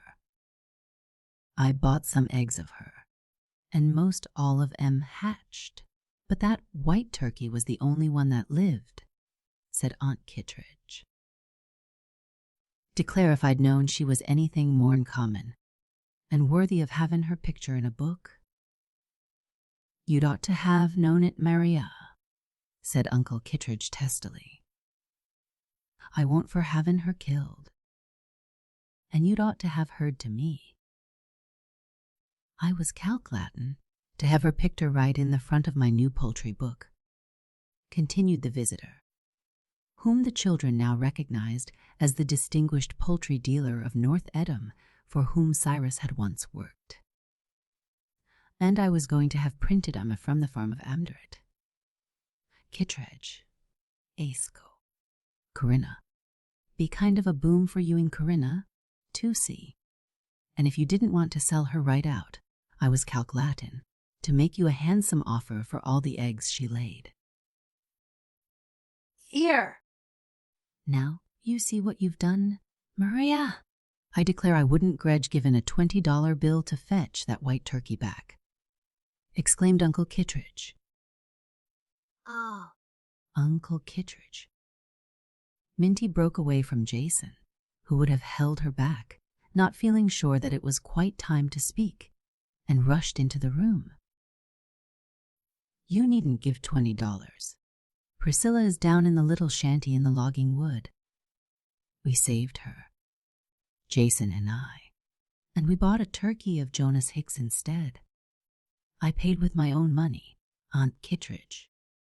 And then I took the gull's wing off the minister's daughter's hat to send to Sabriny, and so that's why I sent her the blue feather. And Sabriny's going to send the gull's wing back. Jason, you go and fetch that turkey home, said Uncle Kittredge. And Maria, don't you blame them children one mite. I never heard of such high-handed doings, gasped Aunt Kittredge. I expect I shall have to send you children each a copy of my book with the picture of that turkey in it, said the poultry dealer. And maybe the boy and I can make kind of a contract about eggs and chickens. The minister's daughter wore her gull's wing to church the next Sunday, and she privately confided to Minnie that she didn't blame her one bit. Kittredge looked at Minty somewhat severely for several days, but only as she looked at her when she turned around in church or fidgeted in the long prayer. And after the poultry book came out with Priscilla's photograph as a frontispiece, and people began to make pilgrimages to the Red Hill farm to see the poultry, she was heard to say several times that it was wonderful to see how a smart boy like Jason could make turkey raising pay, and that, as for Minty, she always knew that high forehead of hers wasn't for nothing. The Thanksgiving Goose, by Fanny Wilder Brown. How a Little Boy Learned to Be Thankful. A charming story, even though it has a moral. But I don't like roast goose, said Guy, pouting. I'd rather have turkey. Turkey is best for Thanksgiving, anyway. Goose is for Christmas. Guy's mother did not answer. He watched her while she carefully wrote G. Thibaut on the corner of a pretty new red, bordered handkerchief. 5 others, all like, and all marked Alec, lay beside it. The initials were his own. Why didn't you buy some blue ones? I'd rather have them different, he said. Mrs. Wright smiled a queer little smile, but did not answer. She lighted a large lamp and held the marked corner of one of the handkerchiefs against the hot chimney. The heat made the indelible ink turn dark, although the writing had been so faint Guy hardly could see it before. "Oh, dear," he cried. "There's a little blot at the top of that T. I don't want to carry a handkerchief that has a blot on it." "Very well," said his mother. "I'll put them away, and you may carry your old ones until you ask me to let you carry this one. I don't care to furnish new things for a boy who doesn't appreciate them. I don't like old." "That'll do, Guy. Never mind the rest of the things that you don't like. I want you to take this $1 down to Mrs. Burns. Tell her that I shall have a day's work for her on Friday, and I thought she might like to have part of the pay in advance to help make Thanksgiving with. Please go now. But $1 won't help much. She won't like that. She always acts just as if she was as happy as anybody. I don't want to go there on such an errand as that." Mrs. Wright smiled again, but her tone was very grave. "Mrs. Burns is as happy as anybody, Guy, and she has the best behaved children in the neighborhood. The little ones almost never cry, and I never have seen the older ones quarrel. Nothing. But there are 8 children, and Mr. Burns has only 1 arm, so he can't earn much money. Mrs. Burns has to turn her hands to all sorts of things to keep the children clothed and fed. She'll be thankful to get the $1. You see if she isn't.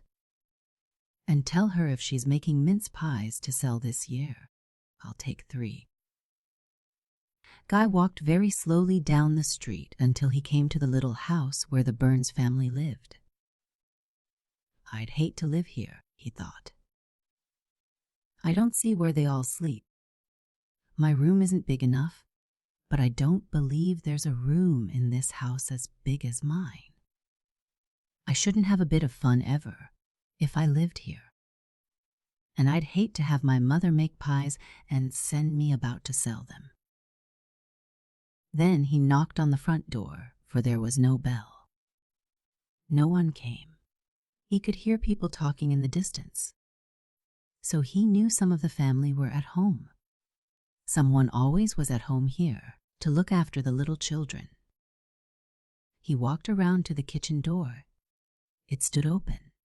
The children were talking so fast they did not hear his knock. They were very busy.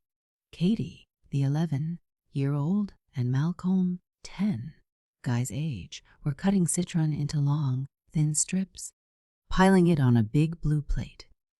Mary and James, the 8-year-old twins, were paring apples with a paring machine. The long, curling skins fell in a large stone jar standing on a clean paper, spread on the floor. Charlie, who was only 4 years old, was watching to see that none of the parings fell over the edge of the jar. Susan, who was 7, was putting raisins, a few at a time, into a meat chopper screwed down on the kitchen table. George, 3 years old, was turning the handle of the chopper to grind the raisins. Baby Joe was creeping about the kitchen floor after a kitten. Nothing. Mrs. Burns was taking a great piece of meat from a steaming kettle on the back of the stove. Everyone was working, except the baby and the kitten, but all seemed to be having a glorious time.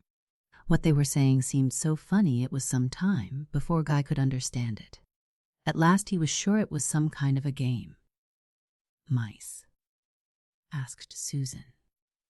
Mary squealed, and they all laughed. "Because they're small," said Mary. "Snakes. They can't climb trees," Mrs. Burns called out from the pantry. The children fairly roared at that. A pantry with no window in it. "Oh, we've had that before," Katie answered. "I know what you say. It's a good place to ripen pears in when Mrs. Wright gives us some." Guy knocked very loudly at that. He had not thought that he was listening. The children started, but did not leave their work. They looked at their mother. "Jamie," she said. Then Jamie came to meet Guy and invited him to walk in. "What game is it?" asked Guy, forgetting his errand. "Making mince pies," said Jamie. "It's lots of fun. Don't you want to play? I'll let you turn the paring machine if you'd like that best." Guy said, "Thank you," and began to turn the parer eagerly. "But I don't mean what you are doing," said Guy. "I knew that was mince pies. I thought that was work. I meant what you were saying. It sounds so funny. I never heard it before." "Mama made it up," explained Malcolm. "It's great fun. We always play it at Thanksgiving time. You think of something that people don't like, and the one who can think first tells what he is thankful for about it. We call it Thanksgiving." Guy stayed for an hour and played both games. Then, quite to his surprise, the 12 o'clock whistles blew and he had to go home. But he remembered his errands and did them, to the great pleasure of the whole Burns family. In the afternoon, Guy spent some time writing a note to his mother. It was badly written, but it made his mother happy. It read, "Dear Mother, I am thankful the blot isn't any bigger. I am thankful the handkerchiefs isn't black on the borders. I would like that one with the blot on to put in my pocket when you read this. But my old ones are nice.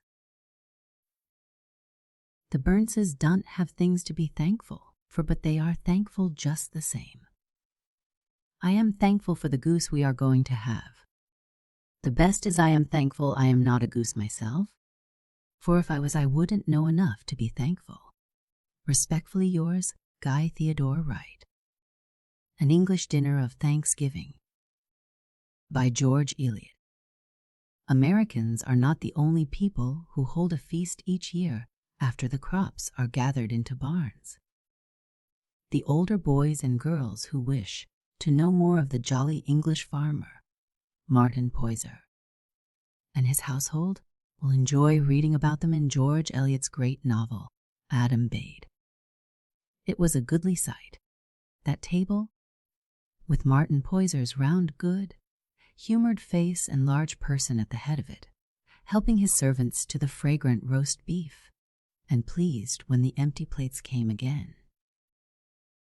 Martin, though usually blessed with a good appetite, really forgot to finish his own beef tonight. It was so pleasant to him to look on in the intervals of carving and see how the others enjoyed their supper.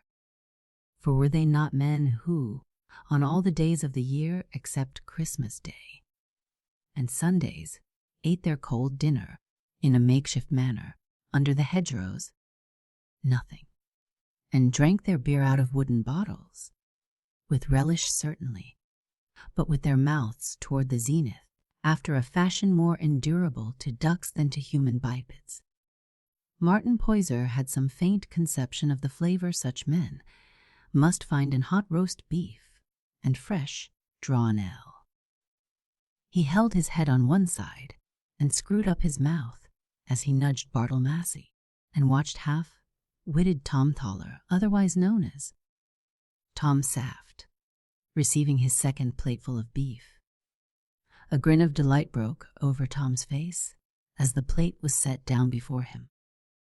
Between his knife and fork, which he held erect, as if they had been sacred tapers, but the delight was too strong to continue smoldering in a grin. It burst out the next moment in a long-drawn haw, followed by a sudden collapse into utter gravity as the knife and fork darted down on the prey. Martin Poyser's large person shook with his silent, unctuous laugh. He turned toward Mrs. Poyser to see if she, too, had been observant of Tom, and the eyes of husband and wife met in a glance of good-natured amusement. But now the roast beef was finished, and the cloth was drawn, nothing, leaving a fair large deal table for the bright drinking cans and the foaming brown jugs and the bright brass candlesticks, pleasant to behold. Now the great ceremony of the evening was to begin. The harvest song, in which every man must join. He might be in tune, if he liked to be singular, but he must not sit with closed lips. The movement was obliged to be in triple time, the rest was ad libitum. As to the origin of this song, whether it came in its actual state from the brain of a single rhapsodist, or was gradually perfected by a school or succession of rhapsodists, I am ignorant. There is a stamp of unity, of individual genius upon it, which inclines me to the former hypothesis, though I am not blind to the consideration this unity may rather have arisen from that consensus of many minds, which was a condition of primitive thought foreign to our modern consciousness. Some will perhaps think that they detect in the first quatrain an indication of a lost line, which later rhapsodists, failing in imaginative vigor, have supplied by the feeble device of iteration. Others, however, may rather maintain that this very iteration is an original felicity to which none but the most prosaic minds can be insensible. The ceremony connected with the song was a drinking ceremony. That is perhaps a painful fact, but then, we cannot reform our forefathers. During the first and second quatrain, sung decidedly for't, Noken was filled. Here's a health unto our master, the founder of the feast. Here's a health unto our master and to our mistress, and may his doings prosper. Whate'er he takes in hand, for we are all his servants, and are at his command. But now, immediately before the third quatrain or chorus, sung fortissimo, with emphatic raps on the table, which gave the effect of cymbals and drum together, Alexkin was filled, and he was bound to empty it before the chorus ceased. Then drink, boys, drink, and see ye do not spill, for if ye do, ye shall drink too, for 'tis our master's will.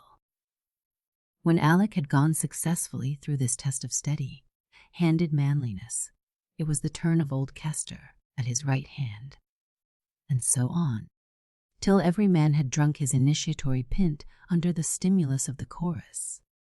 Tom Saft, the rogue, took care to spill a little by accident, but Mrs. Poyser set too officiously, Tom thought, interfered to prevent the exaction of the penalty. To any listener outside the door it would have been the reverse of obvious why the "Drink, boys, drink" should have such an immediate and often repeated encore, but once entered, he would have seen that all faces were at present sober, and most of them serious. It was the regular and respectable thing for those excellent farm laborers to do, as much as for elegant ladies and gentlemen to smirk and bow over their wine glasses. Bartle Massey, whose ears were rather sensitive, had gone out to see what sort of evening it was at an early stage in the ceremony, and had not finished his contemplation until a silence of 5 minutes declared that "Drink, boys, drink" was not likely begin again for the next 12-month. Much to the regret of the boys and Toddy. On them the stillness fell rather flat, after that glorious thumping of the table, toward which Toddy, seated on her father's knee, contributed with her small might and small fist. When Bartle re-entered, however, there appeared to be a general desire for solo music after the choral. Nancy declared that Tim the Wagoner knew a song, and was Holly singing like a lark i' the stable, whereupon Mr. Poyser said encouragingly, "Come, Tim, lad, let's hear it." Tim looked sheepish, tucked down his head, and said he couldn't sing, but this encouraging invitation of the master's was echoed all round the table, It was a conversational opportunity. Everybody could say, "Come, Tim," except Alec, who never relaxed into the frivolity of unnecessary speech. At last Tim's next neighbor, Ben Tholoway, began to give emphasis to his speech by nudges, at which Tim, growing rather savage, said, "Let me alone, will ye? Else I'll ma. Ye sing a tune ye wanna like." A good-tempered wagoner's patience has limits, and Tim was not to be urged further. "Well then, David, you're the lad to sing," said Ben, willing to show that he was not discomfited by this check. "Sing my loaves a roos why out a thorn." The amatory David was a young man of an unconscious, abstracted expression. Nothing, which was due probably to a squint of superior intensity, rather than to any mental characteristic, for he was not indifferent to Ben's invitation, but blushed and laughed and rubbed his sleeve over his mouth in a way that was regarded as a symptom of yielding. And for some time the company appeared to be much in earnest about the desire to hear David's song. But in vain. The lyrism of the evening was in the cellar at present, and was not to be drawn from that retreat just yet. A Novel Postman, by Alice W. Weldon. A little country girl made known her wants in a decidedly original way. A small boy in the city did his best to satisfy them. This is at once a story of Thanksgiving and of Christmas. Oh, Mother, what do you suppose Ellen found in the turkey? You never could guess. It's a letter. Yes, a real letter just stuffed inside. See. And Freddie held before Mother's wondering eyes a soiled and crumpled envelope which seemed to contain a letter. Freddie had been in the kitchen all the morning watching the various operations for the Thanksgiving dinner which was to come off the next day, when all the sisters, cousins, and aunts of the family were to assemble, as was their custom each year, and great was the commotion in the kitchen, and much there was for Master Fred to inspect. When Ellen put her hand into the turkey to arrange him for the stuffing, great was her astonishment at finding a piece of paper. Drawing it quickly out, she called, "Freddie, Freddie, see here. See what I've found in the turkey. I declare if he isn't a new kind of a postman, for sure as you're born this is a letter come from somewhere in the turkey." My, whoever heard of such a thing? Freddie, standing with eyes and mouth wide open, finally said, "Ellen, do you believe it is a letter?" "Why, of course it is. Don't you see it's in an envelope and all sealed and everything?" "Wes, but it hasn't any stamp, and how could a turkey bring it? How did it get in him?" "Oh," laughed Ellen, "that's the question. You'd better take it right up to your mother and get her to read it to you, and perhaps it will tell." So Freddie, all excitement, rushed upstairs and into his mother's room, shouting as we have read. His mother took the letter from him. "Where did you get this, Freddie? What do you mean by finding it in the turkey?" Ellen found it in the turkey when she was fixing him. And I don't see how it got there." Mrs. Page turned the envelope and slowly read, "To the lady who buys this turkey," written with a pencil and in rather crooked letters on the outside. Then opening the envelope she found, surely enough, a letter within, also written in pencil, in rather uncertain letters, some large, some quite small, some on the line, others above or below, but all bearing sufficient relation to one another for her finally to decipher the following: Nav. 20, Mad River Village, H. Dear lady, I do want a doll for Christmas orful, and mother says that Santa Claus is so busy in the city that she gazes he forgets the country, and for me to write to the city lady who buys our turkey and ask her if she would ask send a doll up here in the country clause, if he could send a doll way in the country to me. I will hang my stocking in the chimney, and he cannot mistake the house because is the only house that is black in the whole place. I have prayed to him lots of times to give me a doll, but I guess he does not mind prayers much from a little girl so far away, so will you please to ask him for me and oblige, Lucy Tillage. P.S. I hope the turkey will be good to eat. He is our very best one, and I was sorry to have him killed, but I never had a doll. Freddie listened, very much interested, sometimes helping to make out the letters while his mother read this remarkable letter. At its conclusion he dropped upon a chair, in deep thought, while in his imagination he saw a small black house, surrounded by turkeys running wildly about, while a little girl tried to catch the largest. "Oh, mother," at length he sighed, "only think of a girl who never had a doll? And Beth has so many she don't know what to do with them all. Shall you ask Santa Claus to send her one?" "Well," said Mrs. Page, who also had been in deep thought, "do you think we better ask Santa Claus to send her one, or send her one ourselves?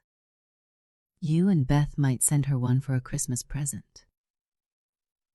At once Freddie became fired with the desire to rush to a store, purchase a doll, and send it off to the little black house. He seemed to think the house was little because the girl was little. No, Freddie, not so fast," said Mrs. Page. "I think we better wait till Papa comes home, and then we will ask his advice about it first. If he knows of a town in New Hampshire of this name, and then if he thinks there may really be a little girl there who has such an odd name. I shouldn't be surprised if Papa could find out all about her." Freddie thought it was hard to wait until his father came home before it's done about securing a doll. Nothing. Still he knew his mother was right and tried to be patient, wishing Beth would come home, wondering how the little girl looked, and if she had any brothers who wanted something, and 50 other things, till he heard his father's key in the front door. Then down he rushed, flourishing the open sheet in his hand, and gave him a most bewildering and rapid account of the letter and the finding it in the turkey, ending with, "Now, Papa, do you know of any such town? And did you ever hear of Lucy Tillage before? Or of anybody's turkey having a letter sent in him? And don't you think we might send her the doll right away, so she might have it for Christmas, sure? Don't you, Papa? And if we can't get a new one, won't you tell Beth to send one of hers? I know she won't want so many, and—" "Oh, stop, my boy," said Mr. Page, laughing heartily. "Wait a moment, Fred. I don't half understand what this is all about. A letter and a turkey and a little girl with a doll and a turkey in a black house. No, Papa, you're getting it all mixed up. You read the letter yourself, please." So Mr. Page read the letter and heard about finding it in the turkey, and then talked it over with his wife and Freddie and Beth, who had come in from her play, and it was decided that he should write to the postmaster and minister in Mad River Village, asking them if they knew of any family in the place of the name of Tillage, and if they did, whether they were a poor family and how many children they had, and anything else they might know of them. There was no time to lose if the doll was to be sent for Christmas. So both letters were written that very evening, and Freddie begged to put them in the post box himself, that there might be no mistake in that. Then came a long time of waiting for Master Fred. At first he thought one day would be enough for the letter to find its way to Mad River Village. But upon a solemn consultation with the cousins and aunts who came to the Thanksgiving party, it was decided that 3 days at least ought to be allowed for a letter to reach a place that none of them had ever heard of, and perhaps there was not such a village anywhere, after all. But Freddie had made up his mind that there was somewhere, and so each morning found him watching for the postman, and each night he went to bed disappointed, saying, "Oh, I hope there is a truly mad village." Beth was almost as much excited as Fred about Lucy's letter, but still she laughed at him as older sisters sometimes seem to take pleasure in doing, saying, "I guess it's a delicious wonderland kind of a letter, and that the people up there are mad people to be sending letters in turkeys." "Well, you just wait, Beth, and see if they are," answered Fred, and sure enough, after 10 days of waiting, Freddie was rewarded by receiving from the postman a yellow envelope with Mad River Village, printed in large, clear letters, right side of the stamp. He ran as fast as he could with it to his father, shouting to Beth by the way to come and see if there isn't a mad village and a Lucy Tillage. Mr. Page was never given so short a time before to open a letter and adjust his glasses, but then a letter had never before been received under such circumstances. It proved to be from the postmaster at Mad River Village, and ran as follows: Mad River Village, N.H. Mr. Page of Boston, I rec. Your letter a day or 2 since, and hasten to hands. It right away, as you wish, by this morning's mail, which I must put up pretty soon, so this letter must be short. Yes, sir, I do know a family in this town by the name of Tillage, and they're a good respectable family too. They live a mile or 2 out of the village on a farm his father left him, and I guess they have pretty hard times making both ends meet. There ain't much sale up here for farm things, you know.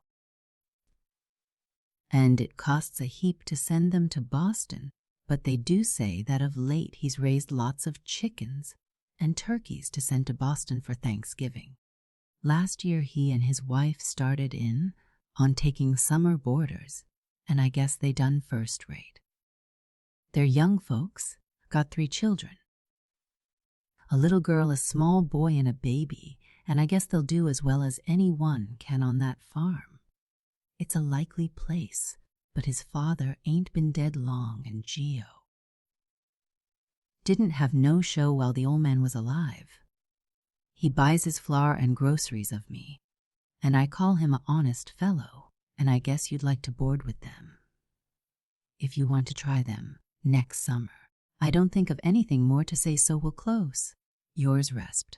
Josiah Safford, P.S. His name and address are George Tillage, Intervale Farm, Mad River Village, H. This was a highly satisfactory letter, especially to Master Fred, who had shouted gleefully to Beth, "I told you so. I do know a family of the name of Tillage," and when his father read 3 children, a little girl at 7, he nearly turned a somersault in his excitement, dancing about and saying, "That's Lucy, that's Lucy." Mr. Page turned smilingly to his wife, saying, "Well, my dear, this does not sound so much like a fairy tale after all, and I really think you and the children must play Santa Claus and send Lucy a doll." "Oh, yes, Papa, of course we must." "Yes, do Mama," shouted both children at once. "It'll be such fun, and she won't know where it comes from." Mrs. Page was only too willing, so she promised, only adding that she hoped the minister would give an equally good account. The children, however, were quite satisfied with the postmaster's letter and began preparations the very next morning to secure the doll and her fit-out, as Beth called it. First, Beth's dolls were looked at to see if one of them would do to take a trip into the country. But although there were quite a number of them, none seemed to just suit their ideas of what Lucy's doll should be. So Mamma was appealed to, and in consequence a visit was paid to Partridge's store by Mrs. Page, accompanied by Beth and Master Fred.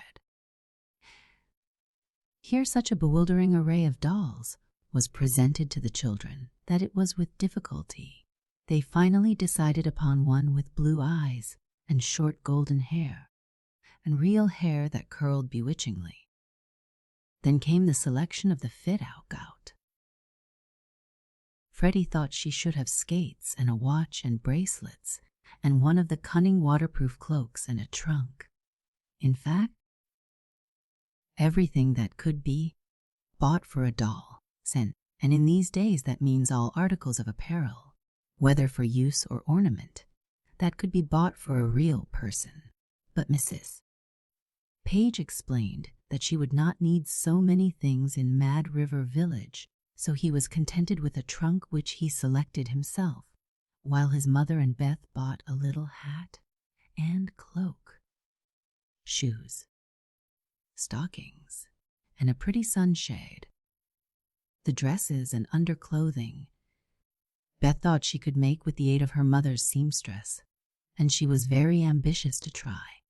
Freddie thought the small boy and the baby ought to have presents sent to them also, so he was allowed to select a drum, nothing, which he was sure the boy would like best of anything, and a pretty rattle and a rubber cow for the baby. It was a very busy season of the year for the Pages as well as for other people, and Beth had many presents to think about, but she kept the little dresses and clothes, and for Lucy's doll in mind, and worked and planned with a will all the time she could spare for them. And Mary, the seamstress, sewed, and as she knew how to cut dresses as well as make them, in about 2 weeks they had, as Beth said, a lovely fit-out, even to a tiny muff and collar made from some bits of fur Mamma had, and a sweet little hood made just like Beth's own. Then Miss Doll was dressed in her traveling suit. Nothing, muff and all her other dresses, and clothing packed in the little trunk, and she herself carefully tucked in on top. Then Beth shut the cover and locked it, tying the key to one of the buckles of the side strap. A box had been procured, and into it was packed the trunk, the drum, and the presents for the baby. Nothing. Supplemented by Freddie with a ball, which he had found among his own playthings, and 2 cornucopias of candy, which he had purchased himself, saying that Christmas won't be Christmas if they don't have some candy. Mrs. Page filled in the nooks and corners just to steady the whole, as she modestly said, with a pair of strong warm mittens for Mr. Tillage, some magazines and books, several pairs of long thick stockings, which Freddie had outgrown but not worn out, and over the whole a beautiful warm shawl. Then Beth and Fred composed a letter together, which Beth wrote, and they both signed, "Dear Lucy Tillage." The turkey brought the letter safely to us, and we wanted to be Santa Claus ourselves, and so send the doll and the other things for a Christmas present to you and your brother and the baby. We wish you all a Merry Christmas and a Happy New Year. Beth Page, Fred Page. This they neatly folded, put in an envelope addressed to Miss Lucy Tillage, Mad River Village, and placed on the shawl where it might be seen the moment the box was opened. They felt very proud and happy when the box was finally nailed up and directed in clear printed letters to George Tillage, Intervale Farm, Mad River Village, New Hampshire. Freddie insisted that Lucy's name ought to be put on too, as she was the one who had written the letter and to whom the box was really sent. So, for Lucy, was printed across one corner, and a line then that her father might see it was sent particularly to her. It all seemed so mysterious, sending presents to people they did not know, and so delightful that they thought this the best Christmas they had ever known, and only wished that they could be in the little black house when the box was opened, to see Lucy's face as she caught sight of the cunning trunk and then the doll, which she had so longed for. The very day the box was sent on its way, there came a letter from a minister in the town in which Mad River Village was located, saying that he did not know any family of the name of Tillage. But upon inquiry he had found that there was a family of that name living on the other side of the river. But as they did not go to his church, he was not acquainted with them. He was sorry, etc. But the children cared little for this letter. Their faith in Lucy was not shaken, and they were very happy that they had answered her letter. Ezra's Thanksgiving Out West by Eugene Field. A Kansas settler's recollections of an old-time Thanksgiving in western Massachusetts. Older boys and girls will best appreciate the tender sentiment of the picture which Eugene Field has painted so vividly by his masterly use of homely dialect. Ezra had written a letter to the home folks, and in it he had complained that never before had he spent such a weary, lonesome day as this Thanksgiving Day had been. Having finished this letter, he sat for a long time gazing idly into the open fire that snapped cinders all over the hearthstone and sent its red forks dancing up the chimney to join the winds that frolicked and gamboled across the Kansas prairies as that raw November night.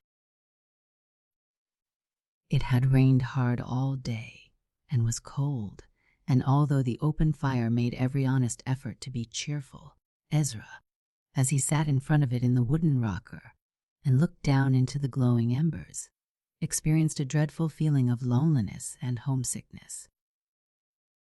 "I'm sick o' Kansas," said Ezra to himself. "Here I've been in this plaguey country for going on a year, and yes, I'm sick of it. Powerful sick of it. What a miserable Thanksgiving this has been. They don't know what Thanksgiving is out this way. I wish I was back in old Massachusetts. That's the country for me, and they have the kind o' Thanksgiving I like." Musing in this strain, while the rain went patter, patter on the window panes, Ezra saw a strange sight in the fireplace. Yes, right among the embers and the crackling flames, Ezra saw a strange, beautiful picture unfold and spread itself out like a panorama. "How very wonderful," murmured the young man. Yet he did not take his eyes away, for the picture soothed him and he loved to look upon it. "It is a picture of long ago," said Ezra softly. "I had like to forgot it, but now it comes back to me as natural, like as an old friend. And I seem to be a part of it, and the feeling of that time comes back with the picture, too." Ezra did not stir.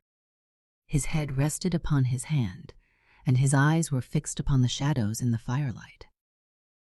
"It is a picture of the old home," said Ezra to himself. "I am back there in Belchertown, with the Hollick Hills up north and the Berkshire Mountains loomin' up gray and misty, like in the western horizon. Seems as if it was early morning. Everything is still, and it is so cold when we boys crawl out o' bed that, if it wasn't Thanksgiving morning, we'd crawl back again and wait for Mother to call us. But it is Thanksgiving morning, and we're going skating down on the pond. The squealing o' the pigs has told us it is 5 o'clock, and we must hurry. We're going to call by for the Dickerson boys and Hiram Peabody, and we've got to hyper. Brother Amos gets on about half o' my clothes, and I get on about half o' his. But it's all the same, they are stout, warm clothes, and they're big enough to fit any of us boys. Mother looked out for that when she made 'em. When we go downstairs, we find the girls there, all bundled up nice and warm.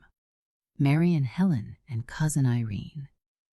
They're going with us, and we all start out tiptoe and quiet, like so's not to wake up the old folks. The ground is frozen hard. We stub our toes on the frozen ruts in the road. When we come to the minister's house, Laura is standin' on the front stoop a-waitin' for us. Laura is the minister's daughter. She's a friend o' Sister Helen's. Pretty as a Daguerre type, and gentle, like and tender. Laura lets me carry her skates, and I'm glad of it, although I have my hands full already with the lantern, the hockeys and the rest. Hiram Peabody keeps us waitin', for he has overslept himself, and when he comes trottin' out at last the girls make fun of him. All except Sister Mary. And she sort o' sticks up for Hiram, and we're all so cute we kind o' calc'late we know the reason why. And now, said Ezra softly, the picture changes, seems as if I could see the pond. The ice is like a black-lookin' glass, and Hiram Peabody slips up the first thing, and down he comes, lickety-split, and we all laugh. Except Sister Mary. She says it is very impolite to laugh at other folks' misfortunes. Oh, how cold it is, and how my fingers ache with the frost when I take off my mittens to strap on Laura's skates.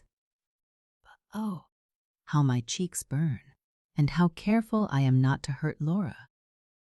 Nothing, and how I ask her if that's tight enough, and how she tells me, just a little tighter, and how we two keep foolin', along till the others have gone and we are left alone, and how quick I get my own skates strapped on. None o' your new, fangled skates with springs and plates and clamps and such, but honest, old-fashioned wooden ones with steel runners that curl up over my toes and have a bright brass button on the end. How I strap 'em and lash 'em and buckle 'em on, and Laura waits for me and tells me to be sure to get 'em on tight enough. Why, bless me, after I once got 'em strapped on, if them skates had come off, the feet would ha' come with 'em. And now away we go, Laura and me, around the bend, near the meadow where Cy Barker's dog killed a woodchuck last summer. We meet the rest. We forget all about the cold. We run races and play snap the whip and cut all sorts of didos, and we never mind the pickerel weed that is frozen on the ice and trips us up every time we cut the outside edge. And then we boys jump over the air holes, and the girls stand by and scream and tell us they know we're going to drown ourselves. So the hours go, and it is sun up at last, and Sister Helen says we must be gettin' home. When we take our skates off, our feet feel as if they were wood. Laura has lost her tippet. I lend her mine, and she kind o' blushes. The old pond seems glad to have us go, and the fire, hangbird's nest in the willer tree, waves us good-bye. Laura promises to come over to our house in the evening, and so we break up. Seems now, continued Ezra musingly, seems now as if I could see us all at breakfast. The race on the pond has made us hungry, and Mother says she never knew anybody else's boys that had such capacties as hers.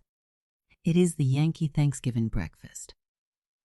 Sausages and fried potatoes, and buckwheat cakes, and syrup. Maple syrup. Mind ye, for Father has his own sugar bush, and there was a big run o' sap last season. Mother says, Ezrian Amos, won't you never get through eatin'? We want to clear off the table, for there's pies to make, and nuts to crack, and law's sakes alive, The turkey's got to be stuffed yet. Then how we all fly around. Mother sends Helen up into the attic to get a squash while Mary's making the pie crust. Amosin, I crack the walnuts. They call lem hickory nuts out in this pesky country of sagebrush and pasture land. The walnuts are hard, and it's all we can do to crack him. Every once in a while one of 'em slips outer our fingers and goes dancing over the floor or flies into the pan Helen is squeezing pumpkin into through the colander. Helen says we're shiftless and good for nothing but frivoling. But Mother tells us how to crack the walnuts so's not to let 'em fly all over the room, and so's not to be all jammed to pieces like the walnuts was down at the party at the Peasleys last winter. And now here comes Tryphena Foster, with her gingham gown and muslin apron on. Her folks have gone up to Amherst for Thanksgiving, and Tryphena has come over to help our folks get dinner. She thinks a great deal o' Mother, 'cause Mother teaches her Sunday school class and says Tryphena oughter marry a missionary. There is bustle everywhere, the rattle of pans and the clatter of dishes. And the new kitchen stove begins to warm up and get red, till Helen loses her wits and is flustered, and says she never could get the hang o' that stove's dampers. Now, murmured Ezra gently, as a tone of deeper reverence crept into his voice, I can see Father sittin' all by himself in the parlor. Father's hair is very gray, and there are wrinkles on his honest old face. He is lookin' through the winder at the Hollyoak hills over yonder, and I can guess he's thinkin' of the time when he was a boy like me and Amos, and uster climb over them hills and kill rattlesnakes and hunt partridges. Or doesn't his eyes quite reach the Hollyoak hills? Do they fall kind o' lovingly but sadly on the little buryin' ground just beyond the village? Father knows that spot, and he loves it, too, for there are treasures there whose memory he wouldn't swap for all the world could give. So, while there is a kind o' mist in Father's eyes, I can see he is dreamin' like of sweet and tender things, and a communin' with memory, hearin' voices I never heard, and feelin' the teck of hands I never pressed. Seeing Father's peaceful face, I find it hard to think of a Thanksgiving sweeter than Father's is. The picture in the firelight changes now, said Ezra. Seems as if I was in the old frame meetin' house.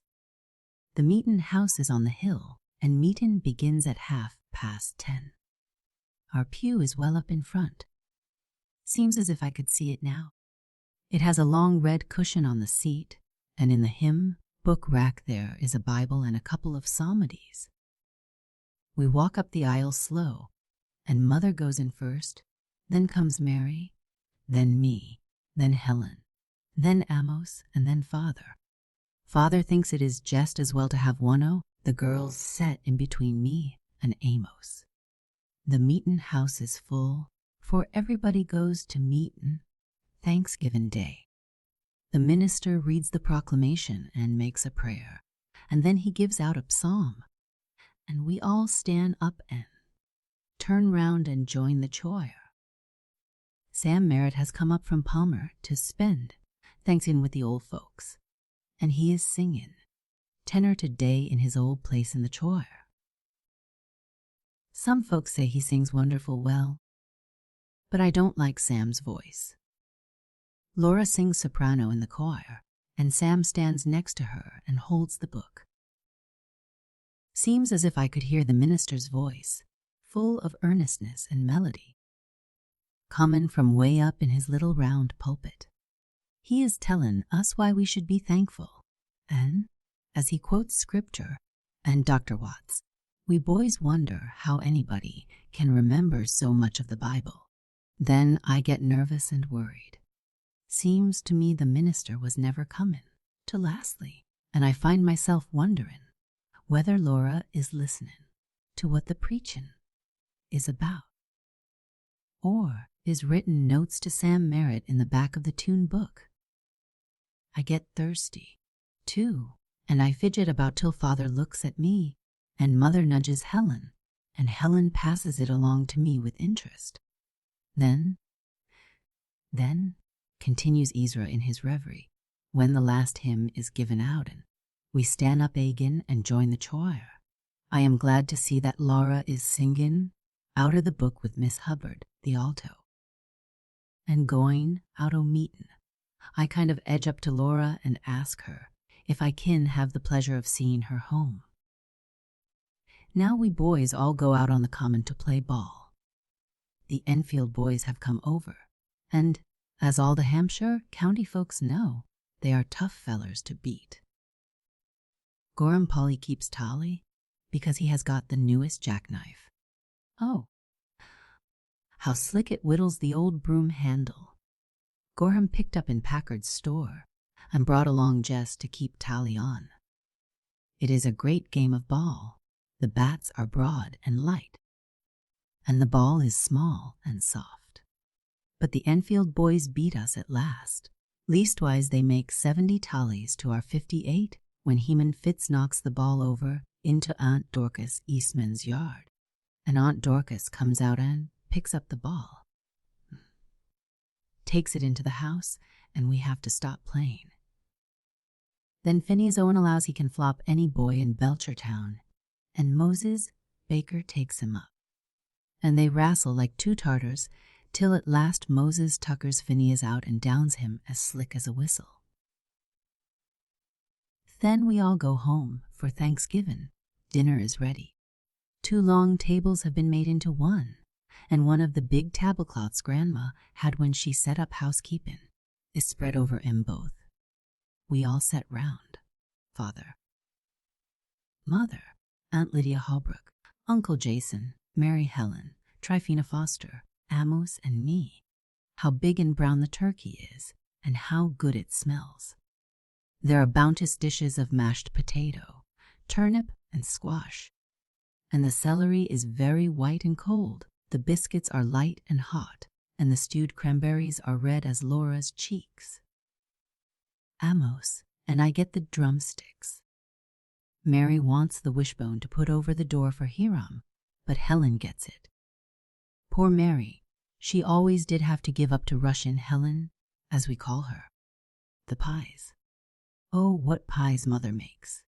No dyspepsia in them, but good nature and good health and hospitality. Pumpkin pies, mince, and apple, 2, and then a big dish of pippins, russets, and bellflowers, and last of all, walnuts with cider from the Sabrina Dickerson farm. I tell ye, there's a Thanksgiving dinner for ye. That's what we get in old Belchertown, and that's the kind of livin' that makes the Yankees so all-fired good and smart. But the best of all, said Ezra very softly to himself, cool, yes.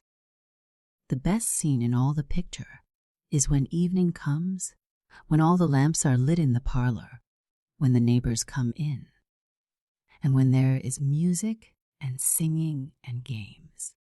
And it's this part of the picture that makes me homesick now and fills my heart with a longing I never had before, and yet it sort o' mellows and comforts me, too. Miss Serena Cadwell, whose beau was killed in the war, plays on the melodeon, and we all sing, all on us men, women folks, and children. Sam Merritt is there, and he sings a tenor song about love.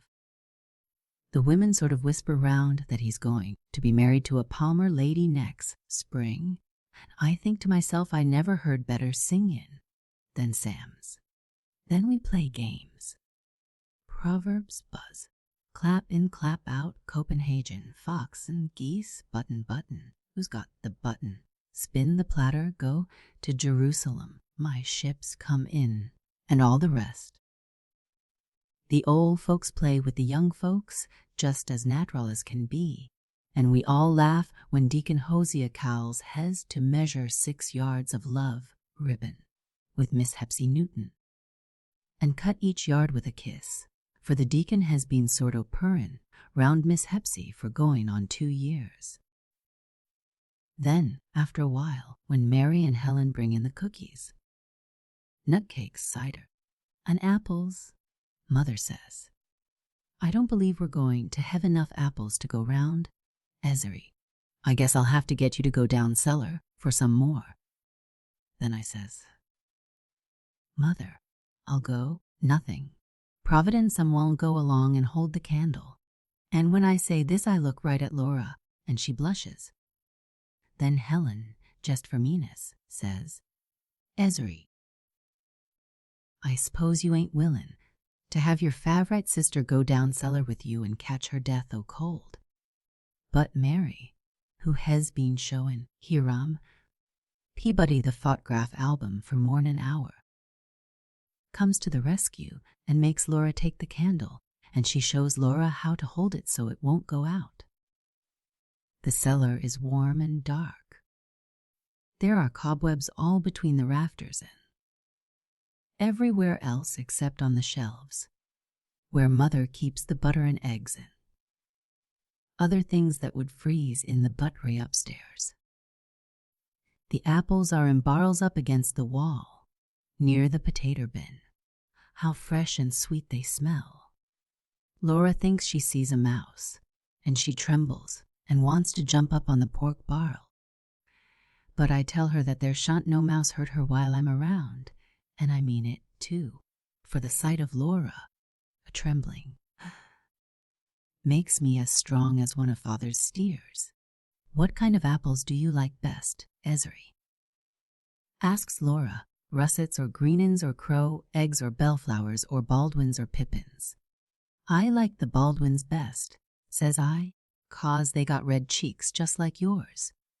"Why, Ezry Thompson, how you talk," says Laura. "Nothing. You oughter be ashamed of yourself." But when I get the dish filled up with apples, there ain't a Baldwin in all the lot that can compare with the bright red of Laura's cheeks.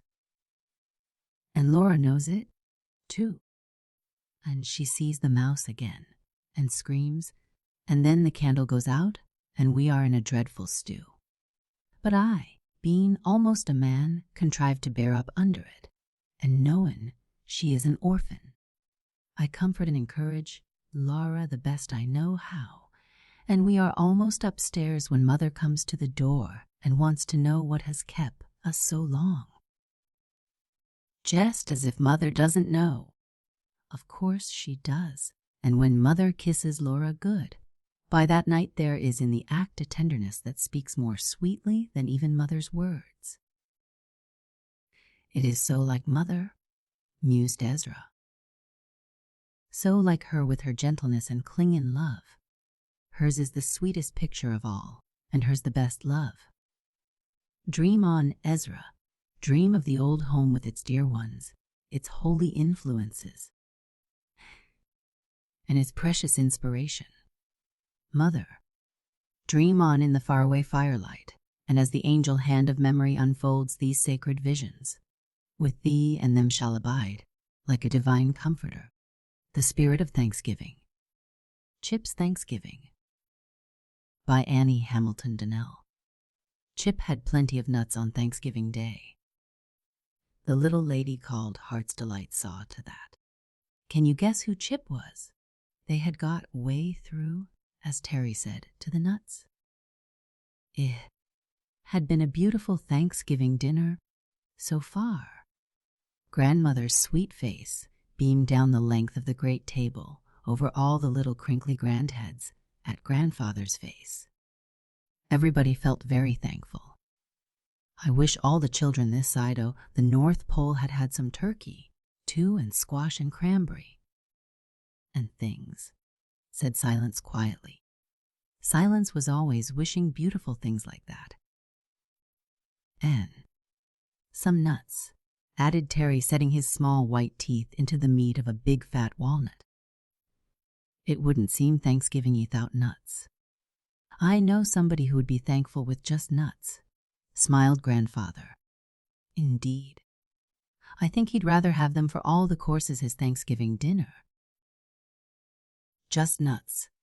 No turkey, nor pudding, nor anything. The crinkly grandheads all bobbed up from their plates and nut pickers in amazement. Just nuts. Yes, guess who he is? Grandfather's laughing eyes twinkled up the long table at grandmother. I'll give you 3 guesses apiece, beginning with Heart's Delight. Guess number 1, Heart's Delight, Chip. Gravely. Heart's Delight had guessed it the very first guess. Chip? Laughed all the little grandgirls and boys. Why, of course. Chip. He would rather have just nuts for Thanksgiving dinner. I wish he had some. Oh, mine, cried Silence. And mine, cried Terry, and all the others wished he had some of theirs.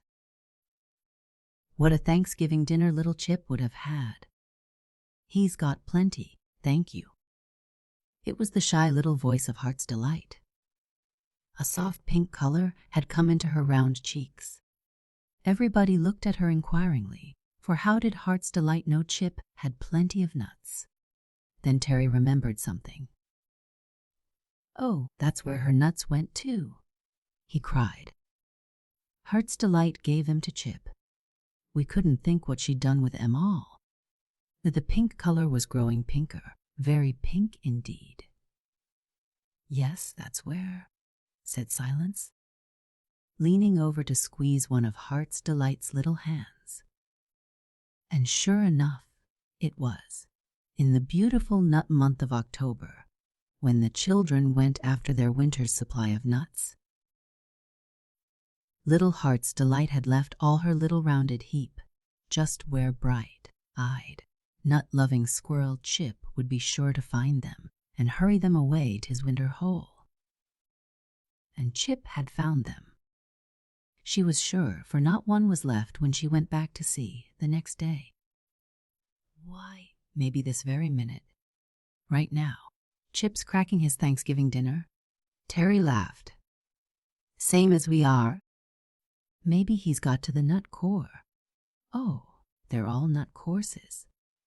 But maybe he's sittin' up to his table with the rest of the folks, Thanksgiving to Heart's Delight. Silence said. Heart's Delight's little shy face nearly hid itself over her plate. This was dreadful. It was necessary to change the subject at once, and a dear little thought came to her aid. But I'm afraid he hasn't got any grandfather and grandmother to his Thanksgiving, she said softly. I shouldn't think anybody could Thanksgive 'thout a grandmother and grandfather. The Master of the Harvest, by Mrs. Alfred Gatty. A good old-fashioned story for the older boys and girls to read on the Sunday before Thanksgiving Day. The Master of the Harvest walked by the side of his cornfields in the early year, and a cloud was over his face, for there had been no rain for several weeks, and the earth was hard from the parching of the cold east winds, and the young wheat had not been able to spring up. So, as he looked over the long ridges that lay stretched in rows before him, he was vexed and began to grumble and say, the harvest would be backward, and all things would go wrong, at the mere thought of which he frowned more and more, and uttered words of complaint against the heavens, because there was no rain, against the earth, because it was so dry and unyielding, against the corn, because it had not sprung up. And the man's discontent was whispered all over the field, and all along the long ridges where the corn seeds lay. And when it reached them, they murmured out, how cruel to complain! Are we not doing our best? Have we let one drop of moisture pass by unused? One moment of warmth come to us in vain? Have we not seized on every chance and striven every day to be ready for the hour of breaking forth? Are we idle? Are we obstinate? Are we indifferent? Shall we not be found waiting and watching? How cruel to complain! Of all this, however, the Master of the Harvest heard nothing, so the gloom did not pass away from his face. On the contrary, he took it with him into his comfortable home and repeated to his wife the dark words that all things were going wrong, that the drought would ruin the harvest, for the corn was not yet sprung. And still thinking thus, he laid his head on his pillow and presently fell asleep. But his wife sat up for a while by the bedside and opened her Bible and read, "The harvest is the end of the world, and the reapers are the angels." Then she wrote this text in pencil on the flyleaf at the end of the book, and after it the date of the day, and after the date the words, "Lord, the husbandman, thou waitest for the precious fruit thou hast sown, and hast long patience for it. O Lord, Amen." After which the good woman knelt down to pray, and as she prayed she wept. For she knew that she was very ill. But what she prayed that night was heard only in heaven. And so a few days passed on as before, and the house was gloomy with the discontent of its master. Nothing. But at last one evening the wind changed, the sky became heavy with clouds, and before midnight there was rain all over the land. And when the master of the harvest came in next morning, wet from his early walk by the cornfields, he said it was well it had come at last, and that, at last, the corn had sprung up. On which his wife looked at him with a smile and said, "How often things came right, about which one had been anxious and disturbed." To which her husband made no answer, but turned away and spoke of something else. Meantime, the corn seeds had been found ready and waiting when the hour came, and the young sprouts burst out at once, and very soon all along the long ridges were to be seen rows of tender blades, tinting the whole field with a delicate green.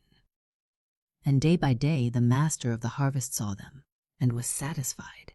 But because he was satisfied, and his anxiety was gone, he spoke of other things, and forgot to rejoice. And a murmur arose among them. Should not the master have welcomed us to life? He was angry but lately, because the seed he had sown had not yet brought forth. Now that it has brought forth, why is he not glad? What more does he want? Have we not done our best? Are we not doing it minute by minute, hour by hour, day by day? From the morning and evening dews, from the glow of the midday sun, from the juices of the earth, from the breezes which freshen the air, even from clouds and rain, are we not taking in food and strength, warmth and life, refreshment and joy, so that one day the valleys may laugh and sing, because the good seed hath brought forth abundantly? Why does he not rejoice? As before, however, of all they said the master of the harvest heard nothing, and it never struck him to think of the young corn blades struggling life. Nay, once, when his wife asked him if the wheat was doing well, he answered, very fairly, and nothing more. But she then, because the evening was fine, and the fairer weather had revived her failing powers, said she would walk out by the cornfields herself. And so it came to pass that they went out together. And together they looked all along the long green ridges of wheat, and watched the blades as they quivered and glistened in the breeze which sprang up with the setting sun. Together they walked, together they looked, looking at the same things and with the same human eyes, even as they had walked, and looked and lived together for years, but with a world dividing their hearts. And what was ever to unite them? Even then, as they moved along, she murmured half aloud, half to herself, thinking of the anxiety that had passed away. Thou visitest the earth, and blessest it. Thou makest it very plenteous. To which he answered, if answer it may be called, Why are you always so gloomy? Why should Scripture be quoted about such common things?" And she looked in his face and smiled, but did not speak, and he could not read the smile. For the life of her heart was as hidden to him as the life of the corn blades in the field.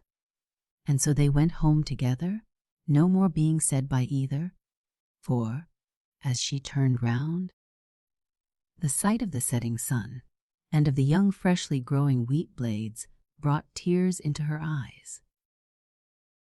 She might never see the harvest upon earth again, for her that other was at hand, whereof the reapers were to be angels. And when she opened her Bible that night, she wrote on the fly leaf the text she had quoted to her husband, and after the text the date of the day, and after the date the words, "Bless me, even me also, O my Father, that I may bring forth fruit with patience." Very peaceful were the next few weeks that followed, for all nature seemed to rejoice in the weather, and the corn blades shot up till they were nearly 2 feet high, and about them the master of the harvest had no complaints to make. But at the end of that time, behold, the earth began to be hard and dry again, for once more rain was wanted, and by degrees the growing plants failed, for want of moisture and nourishment, and lost power and color, and became weak and yellow in hue. And once more the husbandman began to fear and tremble, and once more the brow of the master of the harvest was overclouded with angry apprehension.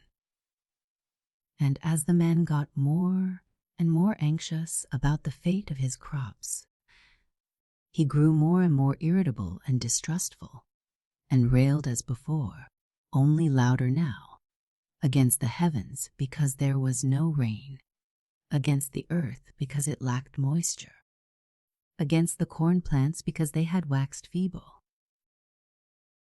Nay, once, when his sick wife reproved him gently, praying him to remember how his fears had been turned to joy before, he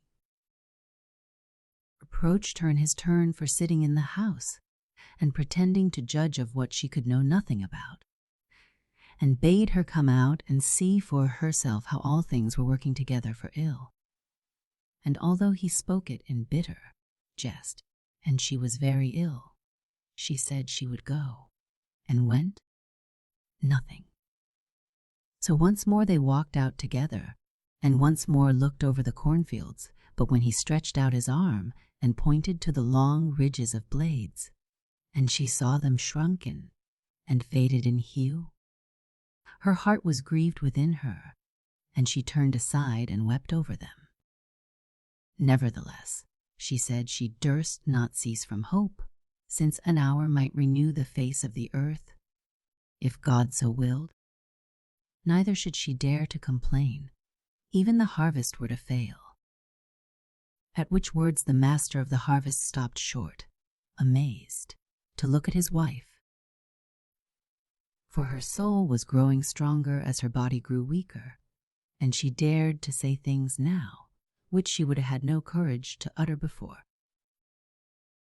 But of all this he knew nothing, and what he thought, as he listened, was that she was as weak in mind as in body, and what he said was that a man must be an idiot who would not complain when he saw the bread taken from under his very eyes.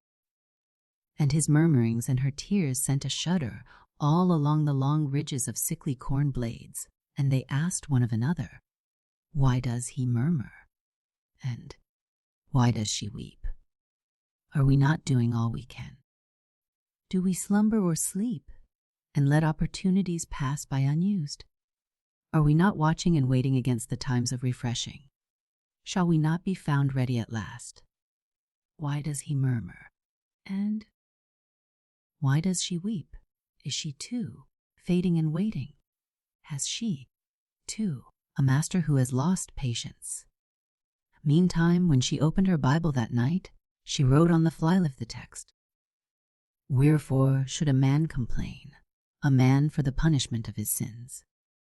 and after the text the date of the day, and after the date the words. Thou dost turn thy face from us, and we are troubled. But, Lord, how long, how long?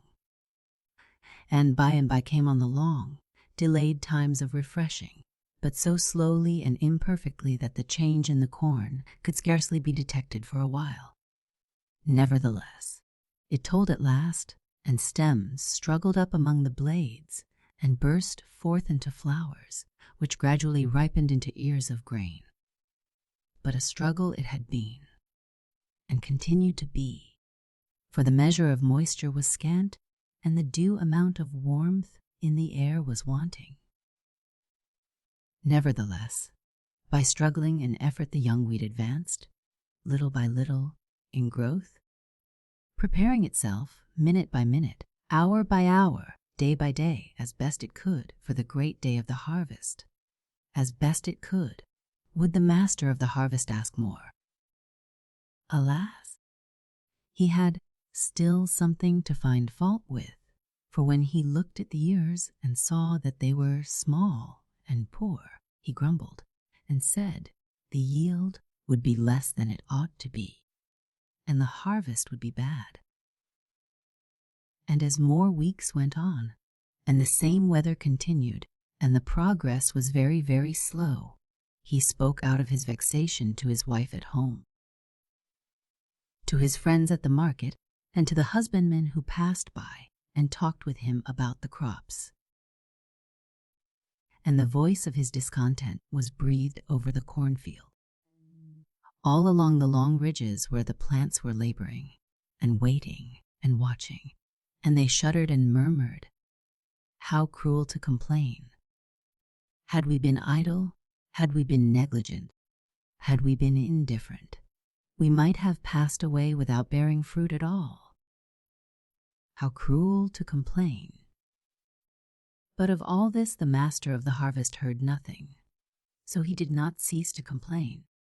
And time, another week or two went on, and people as they glanced over the land wished that a few good rainy days would come and do their work decidedly, so that the corn ears might fill. And behold, while the wish was yet on their lips, the sky became charged with clouds, darkness spread over the country, a wild wind rose, and the growling of thunder announced a storm. And such a storm!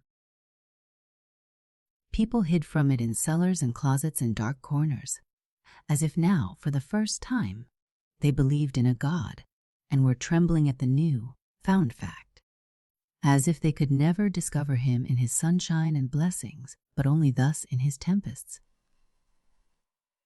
and wrath. And all along the long ridges of wheat plants drove the rain, laden blast, and they bent down before it and rose up again, like the waves of a laboring sea. Ears over ears they bowed down, ears above ears they rose up. Nothing. They bowed down as if they knew that to resist was destruction. They rose up as if they had a hope beyond the storm. Only here and there, where the whirlwinds were the strongest, they fell down and could not lift themselves again. So the damage done was but little, and the general good was great. But when the master of the harvest saw here and there patches of overweighted corn, yet dripping from the thunder showers, he grew angry for them, and forgot to think of the long ridges that stretched over his fields, where the corn ears were swelling and rejoicing. And he came in gloomy to his home, when his wife was hoping that now, at last, all would be well. And when she looked at him, the tumult of her soul grew beyond control, and she knelt down before him as he sat moody in his chair, and threw her arms round him, and cried out, "It is of the Lord's mercies that we are not utterly consumed. Oh, husband, pray for the corn and for me, that it may go well with us at the last. Carry me upstairs." And his anger was checked by fear. And he carried her upstairs and laid her on the bed, and said it must be the storm which had shaken her nerves. But whether he prayed for either the corn or her that night she never knew. And presently came a new distress, for when the days of rain had accomplished their gracious work, and every one was satisfied, behold, they did not cease. Nothing. And as hitherto the cry had gone up for water on the furrows, so now men's hearts failed them for fear lest it should continue to overflowing, and lest mildew should set in upon the full, rich ears, and the glorious crops should be lost. And the master of the harvest walked out by his cornfields, his face darker than ever. And he railed against the rain because it would not cease, against the sun because it would not shine, against the wheat because it might perish before the harvest. But why does he always and only complain? Moaned the corn plants, as the new terror was breathed over the field. Have we not done our best from the first? And has not mercy been with us, sooner or later, all along, when moisture was scant and we throve but little? Why did he not rejoice over that little, and wait, as we did, for more? Now that abundance has come, and we swell triumphant in strength and in hope, why does he not share our joy in the present, and wait in trust, as we do, for the future ripening change? Why does he always complain? Has he himself some hard master, who would fain reap where he has not sown, and gather where he has not strewed, and who has no pity for his servants who strive? But of all this the master of the harvest heard nothing. And when the days of rain had rolled into weeks, and the weeks into months, and the autumn set in, and the corn still stood up green in the ridges, as if it never meant to ripen at all, the boldest and most hopeful became uneasy, and the master of the harvest despaired. But his wife had risen more from her bed, where she lay in sickness and suffering, yet in patient trust, watching the sky through the window that faced her pillow, looking for the relief that came at last. For even at the 11th hour, when hope seemed almost over, and men had half learned to submit to their expected trial, the dark days began to be varied by a few hours of sunshine, and though these passed away, and the gloom and rain returned again, yet they also passed away in their turn.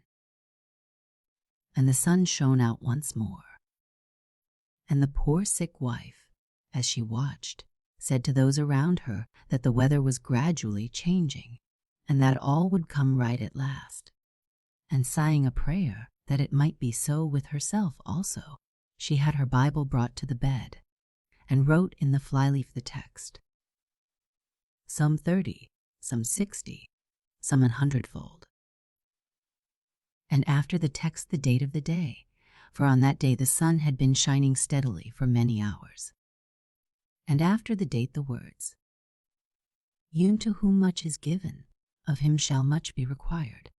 Yet if thou, Lord, be extreme to mark iniquity, O Lord, who may stand?"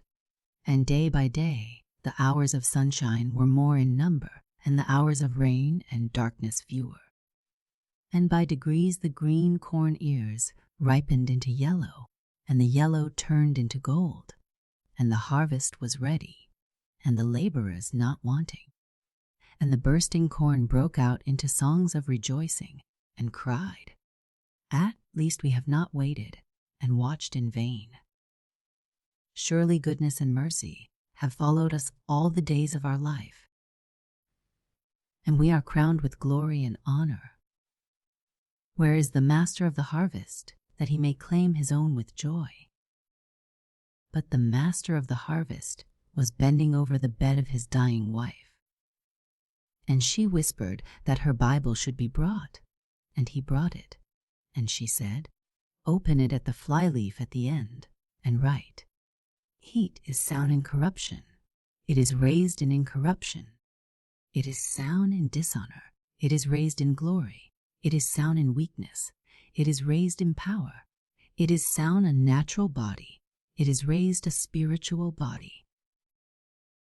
And she bade him add the date of the day. And after the date of the day, the words, O Lord, in thy mercy say of me, she hath done what she could. And then she laid her hand in his, and so fell asleep in hope, nothing. And the harvest of the earth was gathered into barns, and the gathering, day of rejoicing, was over, and the master of it all sat alone by his fireside, with his wife's Bible on his knee, nothing, and he read the texts and the dates and the prayers from the first day when the corn seeds were held back by drought, nothing. And as he read, a new heart seemed to burst out within him from the old one, a heart which the Lord of the other harvest was making soft, and the springing whereof he would bless. And henceforth, in his going out and coming in from watching the fruits of the earth, the texts and the dates and the prayers were ever present in his mind, often rising to his lips. And he murmured and complained no more, let the seasons be what they would, and his fears however great, for the thought of the late sprung seed in his own dry cold heart, and of the long suffering of him who was Lord and Master of all, was with him night and day. And more as he prayed for help, that the weary struggle might be blessed, nothing. And the newborn watching and waiting not be in vain, so more and more there came over his spirit a yearning for that other harvest, where he and she who had gone before might be gathered in together, and thus, in one hope of their calling, the long divided hearts were united at last. A Thanksgiving Dinner by Edna Payson Brett. Ministers' sons somehow have a bad reputation. Little Johnny was one, and he thought it pretty hard to have to go to church on Thanksgiving Day. But the pink frosted cakes, oh, dear, puffed a certain little boy one bright Thanksgiving morning as he jerked his chubby neck into the stiffest of white collars. Great fun, isn't it? Having to sit up in meeting for a couple of hours straight. As a telegraph pole, when I might be playing football and beating the Haddam team all to hollow. This is what comes of your pa's being the minister, I suppose. But Johnny, for that was his name, continued his dressing. The 10 years of his young life, having taught him how useless it is to make a fuss over what has to be done. In a few minutes he had finished and was quite satisfied with his appearance. But for his shoes, these he eyed for a moment, and concluding that they would not pass inspection, started for the woodshed to give them a shine. On his way he passed the open dining room door and suddenly halted. Oh, why can't I have a nice little lunch during sermon time? He took a step back and peeped slyly into the room, then stole across to the old-fashioned cupboard, stealthily opening the doors, and such an array of good things you never beheld. Sally was the best cook in Brockton any day, but on Thanksgiving she could work wonders. He looked with longing eyes from one dish to another. Now, the big pies were out of the question, and the cranberry tarts. He felt of them lovingly, but no, they were altogether too sticky. He stood on tiptoe to see what was on the second shelf. To his delight, he found a platter filled with just the daintiest little pink frosted cakes you ever saw. Oh, thimble cakes, he exclaimed. You are just the fellows I want. I'll take you along to church with me. He cast one quick glance around, then grabbed a handful of the tiny cakes and crammed them into his trousers pocket. Lucky for me, Ma isn't going to meeting today, chuckled the naughty boy. And I don't believe Grandma'd ever tell on me if I carried along the turkey.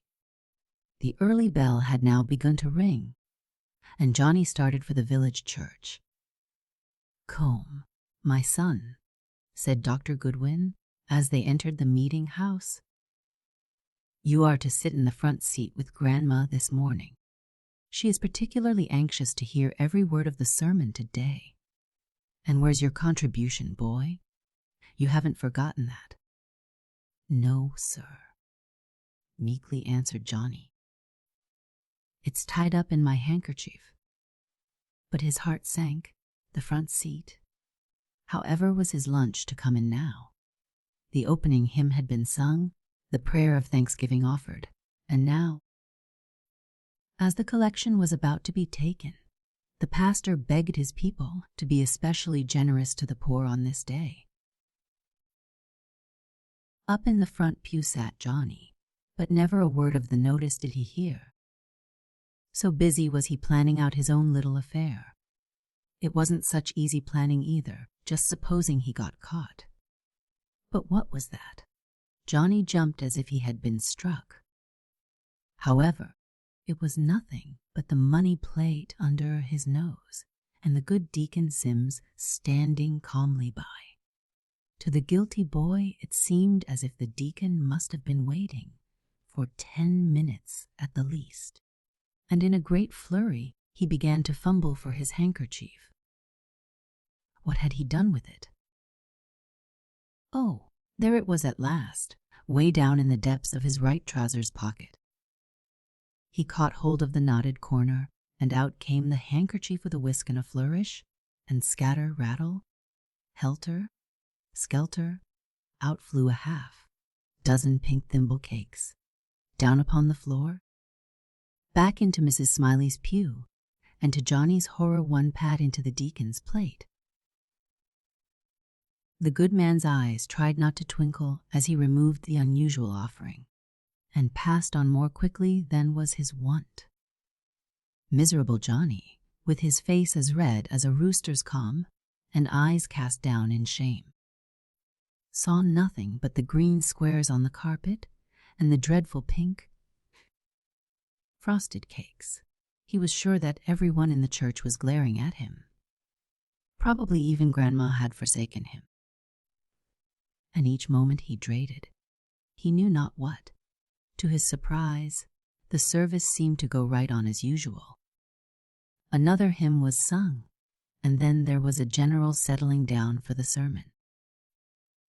Very soon he began to grow tired of just gazing at the floor, yet he dared not look up, and by the heavy eyes drooped, and Johnny was fast asleep.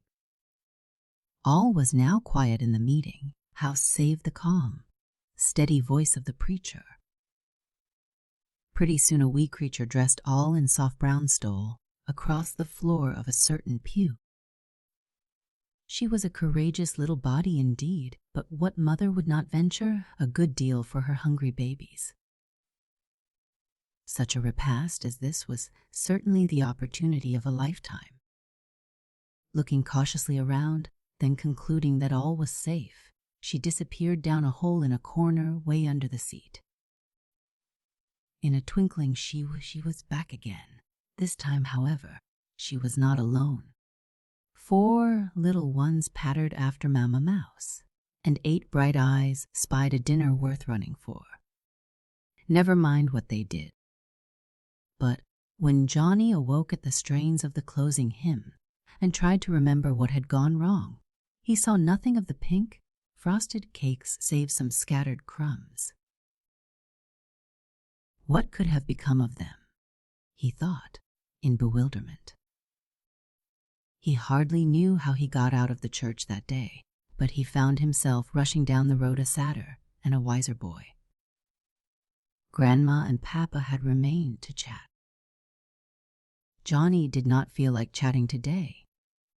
When he reached the house, he did not go in, but out to the hayloft, his favorite resort in time of trouble.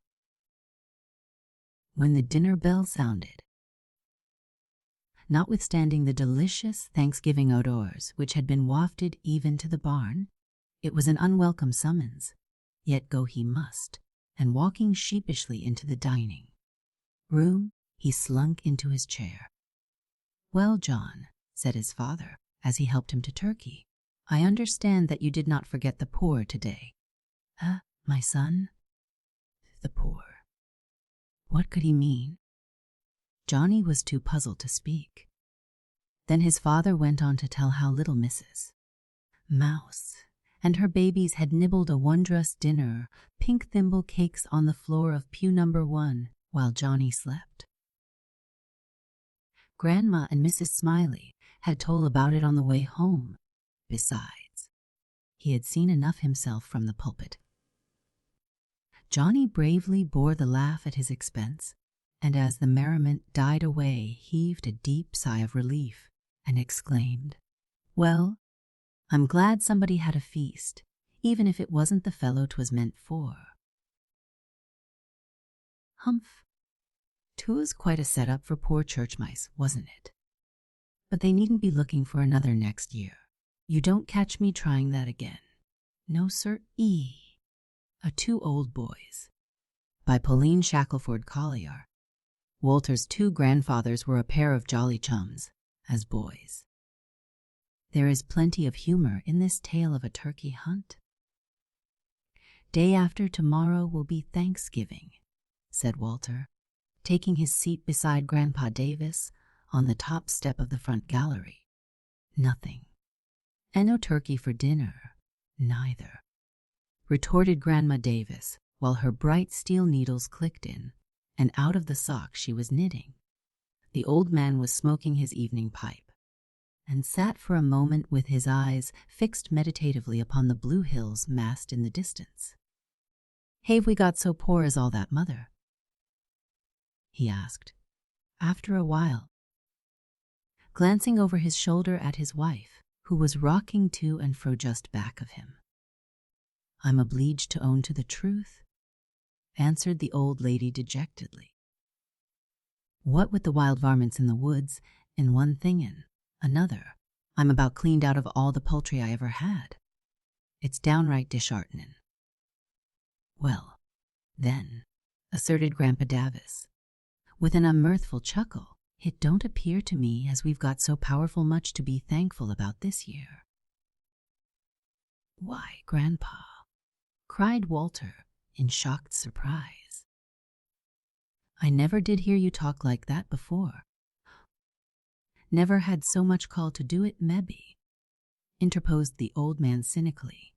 The last rays of the setting sun touched the 2 silvered heads and rested there like a benediction, before disappearing below the horizon.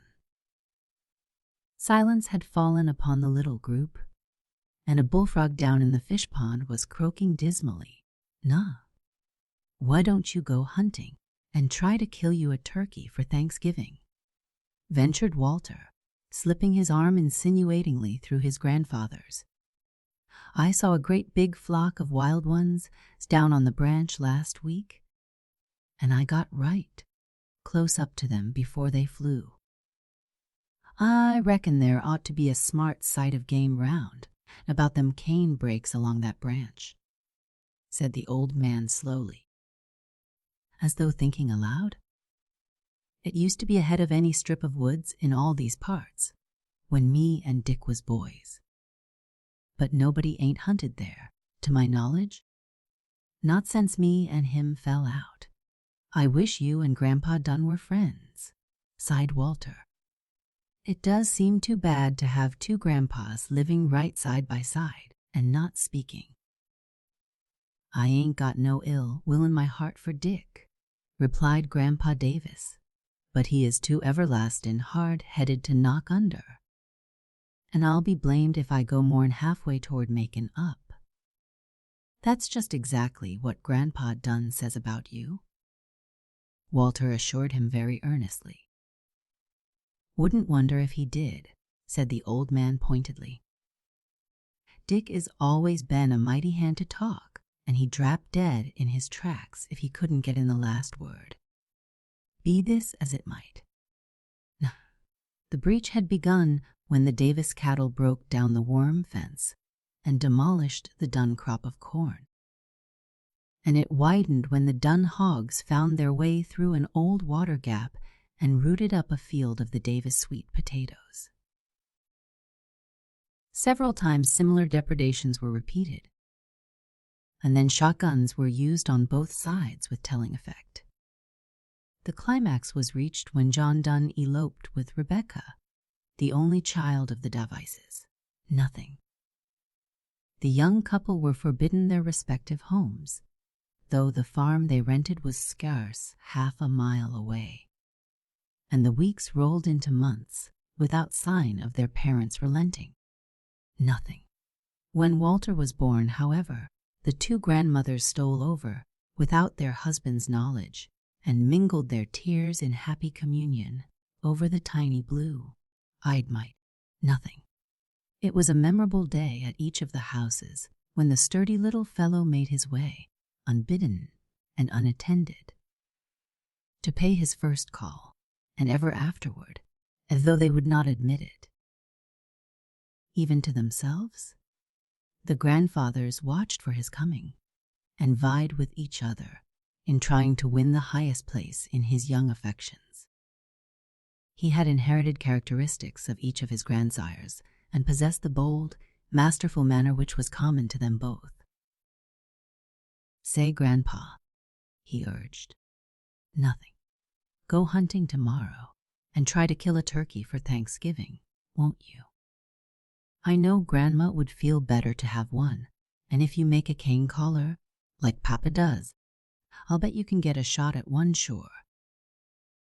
The old man did not commit himself about going.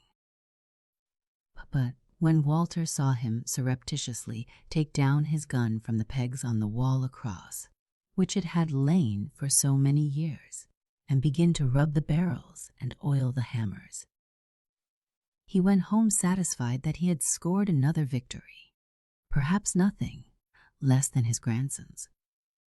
Pleading could have induced Grandpa Davis to visit again the old hunting ground which had been so dear to him by gone days, which was so rich in hallowed memories.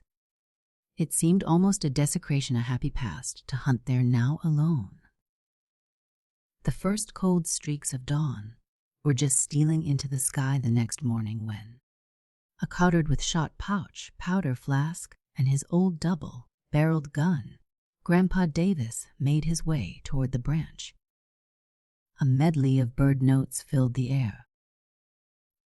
Long streamers of gray moss floated out from the swaying trees, and showers of autumn leaves fluttered down to earth. Some of the cows were grazing outside the pen, up to their hocks in lush, fresh grass, while others lay on the ground contentedly chewing their cuds.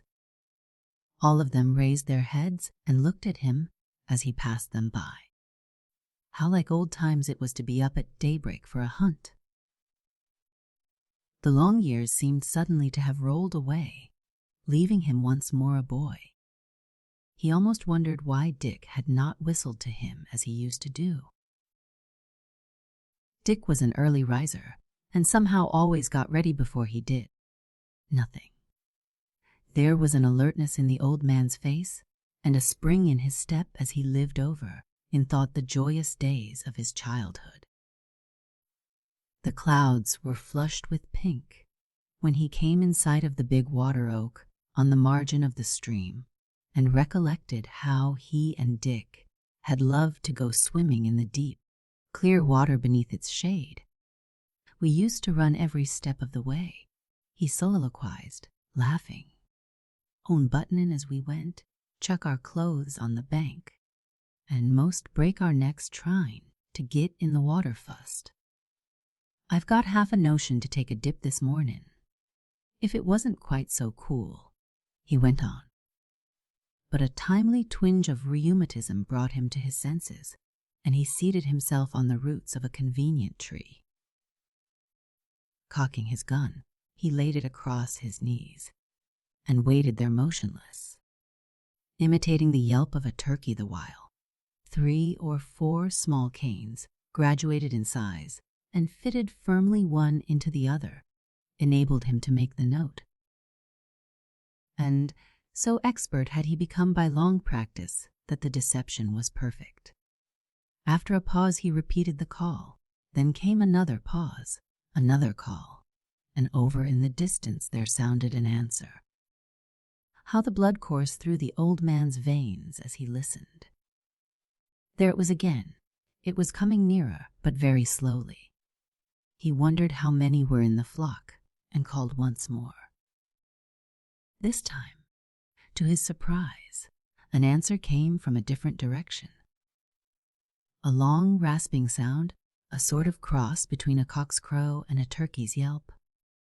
He started involuntarily, and very cautiously peeped around. Hardly 20 steps from him another gray head protruded itself from the bole of another tree, and Grandpa Davis and Grandpa Dunn looked into each other's eyes. "I'll be double. Jumped up if that ain't Dick," cried Grandpa Davis under his breath. "On there ain't a turkey as ever wore a feather that he could fool. A minute more, and he'll spile the fun. Dick," he commanded, "stop that racket and sneak over here by me," beckoning mysteriously. "Esh how, they are answerin' agin. Down on your marrow, Bones, whilst I call." Flattening himself upon the ground as nearly as he could, and creeping behind the undergrowth, Grandpa Dunn made his way laboriously to the desired spot. He had never excelled in calling turkeys, but he was a far better shot than Grandpa Davis. Without demur, the two old boys fell naturally into the archaea of former days. Breathless and excited, nothing. They crouched there, waiting for the fateful moment. Their nerves were tense, their eyes dilated, and their hearts beating like trip hammers. Grandpa Davis had continued to call, and now the answer was very near. "Jim the first shot, Billy," whispered Grandpa Dunn. "I let you do the callin', and besides, you know you never could hit nothin' that wasn't as big as the side of a meetin' house." But before Grandpa Davis had time to reply, there came the put, which signals possible danger. A stately gobbler raised his head to reconnoiter. 2 guns were fired almost simultaneously, and, with a whir and a flutter, the flock disappeared in the canebrake. The 2 old boys bounded over the intervening sticks and stumps with an agility that Walter himself might have envied, and bending over the prostrate gobbler exclaimed in concert, "Ain't he a dandy, though?" They examined him critically, cutting out his beard as a trophy, and measured the spread of his wings. "But he's yourn, after all, Dick," said Grandpa Davis ruefully. "These here ain't none of my shot, so I reckon I must have missed him. I knowed you would, Billy, afore you're fired." Grandpa Dunn replied with mock gravity, "But that don't cut no figure. He's big enough for us to go halvers and both have plenty. More'n that, you done the callin' anyhow." And then they laughed, and as they looked into one another's faces, each seemed to realize for the first time that his quondam chum was an old man. A moment before they had been 2 rollicking boys off on a lark together, playing hooky, perhaps, and in the twinkling of an eye some wicked fairy had waved her wand and metamorphosed them into Walter's 2 grandfathers, who had not spoken to each other since years before the lad was born. Yet the humor of the situation was irresistible after all, and without knowing just how it happened, or which made the first advance, Dick and Billy found themselves still laughing until the tears coursed down their furrowed cheeks, and shaking hands with as much vigorous, each one hand working a pump handle. "I'll tell you what it is, Billy," said Dick at last. "You all come over to my house, and we'll eat him together on Thanksgiving. Pa." "See here, Dick," suggested Billy, abstracting a nickel from his trousers pocket. "Hid's at your house and tail's at mine. All right, came the hearty response. Billy tossed the coin into the air. Nothing. It struck a twig and hid itself among the fallen leaves, where they sought it in vain. "'Tain't settled yet," announced Dick. "But lem tell you what let's do. S'posen we all go over tomorrow. It'll be Thanksgiving, you know, and eat him at John's house." "A good," cried Billy, with beaming face. "You always did have a head for thinking up things, Dick, and this here'll sorter split the difference and ease matters, so as Wes and our two old women can draw straws, if they've got a mind to, and see which of them is obligated to make the fust call," interrupted Dick. "Just heft him, old feller," urged one of them. "Hain't he a whooper, though?" exclaimed the other. "Have a chaw, Dick?" asked Billy, offering his plug of tobacco. "Don't keer if I do," acquiesced Dick, biting off a goodly mouthful. Seating themselves upon a fallen hickory log, they chewed and expectorated, recalling old times and enjoying their laugh with the careless freedom of their childhood days.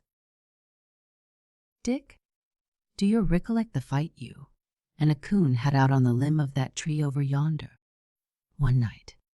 queried Billy, nudging his companion in the ribs. "He come mighty nigh gettin' the best of you.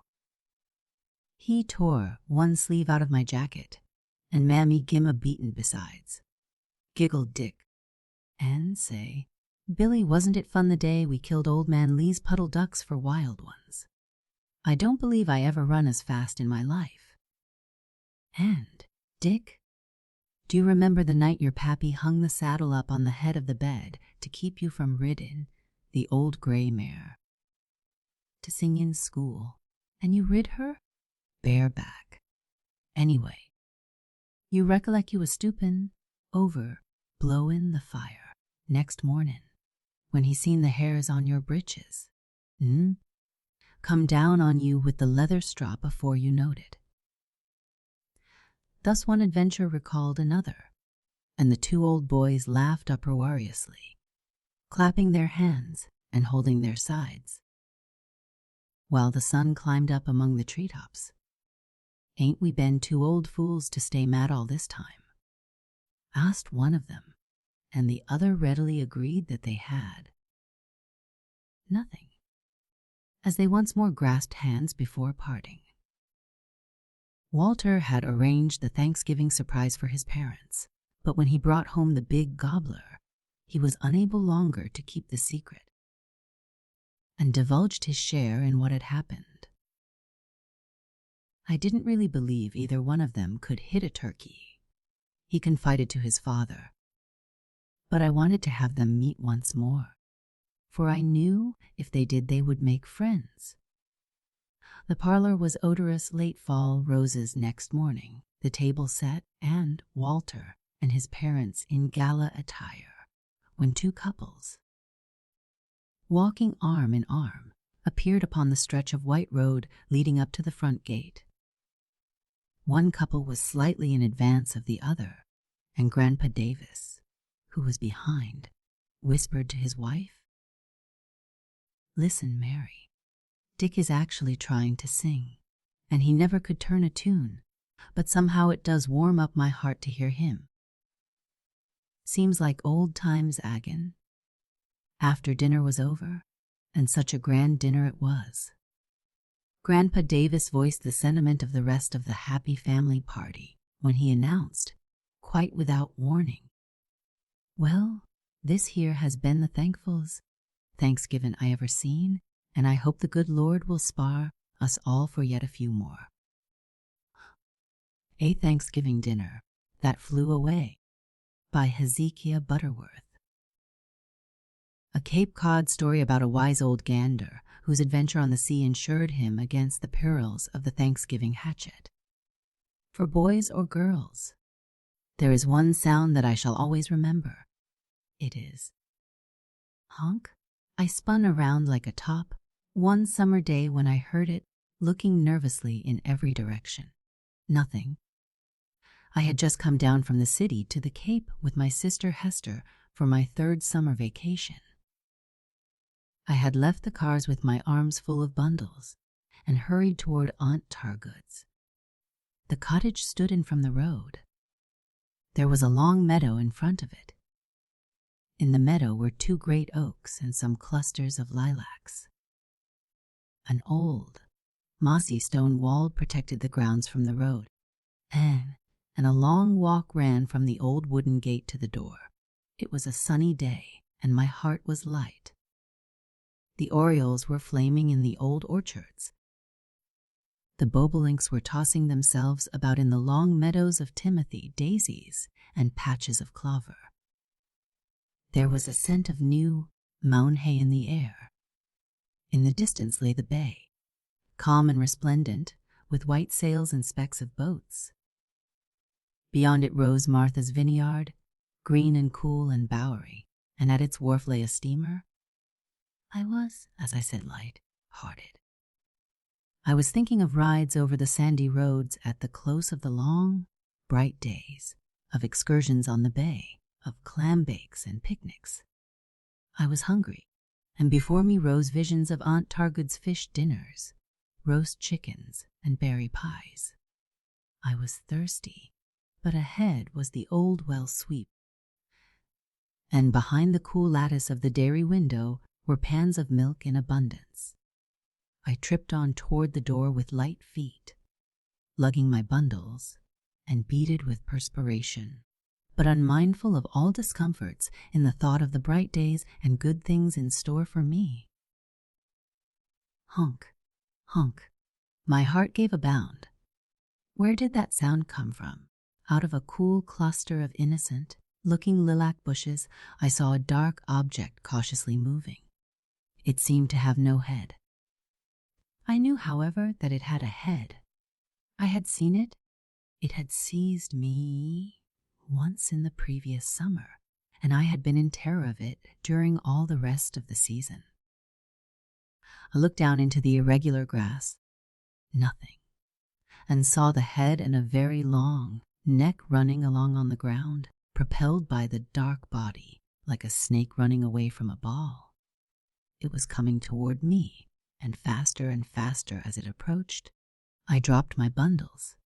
In a few flying leaps I returned to the road again and armed myself with a stick from a pile of cord wood. Honk, honk, honk. It was a call of triumph. The head was high in the air now. My enemy moved grandly forward, as became the monarch of the great meadow farmyard. I stood with beating heart after my retreat. It was Aunt Targood's gander. How he enjoyed his triumph, and how small and cowardly he made me feel. Honk, honk. The geese came out of the lilac bushes, bowing their heads to him in admiration. Then came the goslings.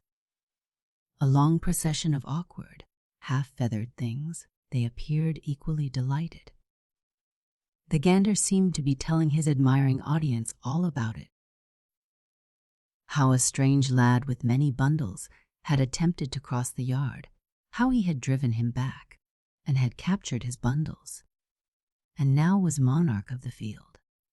He clapped his wings when he had finished his heroic story, and sent forth such a honk as might have startled a major general. Then he, with an air of great dignity and coolness, began to examine my baggage. Among my effects were several pounds of chocolate caramels, done up in brown paper. Aunt Targood liked caramels, and I brought her a large supply. He tore off the wrappers quickly. He bit one. It was good. He began to distribute the bonbons among the geese, and they, with much liberality and good will, among the goslings. This was too much. I ventured through the gate, swinging my cordwood stick. Shoo! He dropped his head on the ground and drove it down the walk in a lively waddle toward me. Sue! It was Aunt Targood's voice at the door. He stopped immediately. His head was in the air again. Sue! Out came Aunt Targood with her broom. She always corrected the gander with her broom. If I were to be whipped, I should choose a broom, not the stick. As soon as he beheld the broom, he retired, although with much offended pride and dignity, to the lilac bushes, and the geese and goslings followed him. "Hester, you dear child," she said to my sister, "come here. I was expecting you, and had been looking out for you, but missed sight of you. I had forgotten all about the gander. We gathered up the bundles and the caramels. I was light-hearted again. How cool was the sitting room, with the woodbine falling about the open window. Aunt brought me a pitcher of milk and some strawberries, some bread and honey, and a fan. While I was resting and taking my lunch, I could hear the gander discussing the affairs of the farmyard with the geese. I did not greatly enjoy the discussion. His tone of voice was very proud, and he did not seem to be speaking well of me. I was suspicious that he did not think me a very brave lad. A young person likes to be spoken well of, even by the gander. Aunt Targood's gander had been the terror of many well-meaning people, nothing, and of some evildoers, for many years. I have seen tramps and pack peddlers enter the gate and start on toward the door, when there would sound that ringing warning like a war blast. Honk, honk. And in a few minutes these unwelcome people would be gone. Farmhouse boarders from the city would sometimes enter the yard, thinking to draw water by the old well sweep. In a few minutes it was customary to hear shrieks, and to see women and children flying over the walls, followed by air-rending honks and jubilant cackles from the victorious gander and his admiring family. Aunt Targood sometimes took summer boarders. Among those that I remember was the Rev. Mr. Bonney, a fervent-souled Methodist preacher. He put the gander to flight with the cart whip on the second day after his arrival, and seemingly to Onnet's great grief. But he never was troubled by the feathered tyrant again. Young couples sometimes came to Father Bonney to be married, and one summer afternoon rode up to the gate a very young couple, whom we afterward learned had run away, or rather, had attempted to get married without their parents' approval. The young bridegroom hitched the horse and helped from the carriage the gaily dressed miss he expected to make his wife. They started up the walk upon the run, as though they expected to be followed and haste was necessary to prevent the failure of their plans. Honk! They stopped. It was a voice of authority. "Just look at him," said the bride. "Oh, oh." The bridegroom cried, "Shoo!" But he might as well have said, "Shoo!" to a steam engine. On came the gander, with his head and neck upon the ground. He seized the lad by the calf of his leg, nothing, and made an immediate application of his wings. The latter seemed to think he had been attacked by dragons. As soon as he could shake him off, he ran. So did the bride, but in another direction. And while the two were thus perplexed and discomfited, the bride's father appeared in a carriage and gave her a most forcible invitation to ride home with him. She accepted it without discussion. What became of the bridegroom, or how the matter ended, we never knew. "Aunt, what makes you keep that gander year after year?" said I one evening, as we were sitting on the lawn before the door. "Is it because he is a kind of watchdog and keeps troublesome people away?" "No, child, no, I do not wish to keep most people away, not well-behaved people, nor to distress nor annoy anyone. The fact is, there is a story about that gander that I do not like to speak of to every one. Something that makes me feel tender toward him. so that if he needs a whipping, I would rather do it. He knows something that no one else knows. I could not have him killed or sent away. You have heard me speak of Nathaniel, my oldest boy. Wes. That is his picture in my room, you know. He was a good boy to me. He loved his mother. I loved Nathaniel. You cannot think how much I loved Nathaniel. It was on my account that he went away. The farm did not produce enough for us all. Nathaniel, John, and me. We worked hard and had a hard time. One year, that was 10 years ago, we were sued for our taxes. Nathaniel, said I will go to taking boarders. Then he looked up to me and said, oh, how noble and handsome he appeared to me. Mother, I will go to sea. Where? Asked I in surprise. In a coaster. I turned white. How I felt. You and John can manage the place, he continued. One of the vessels sails next week. Uncle Aaron's. He offers to take me. It seemed best, and he made preparations to go. The spring before Skipper Ben. You have met Skipper Ben. Had given me some goose eggs. He had brought them from Canada and said that they were wild goose eggs.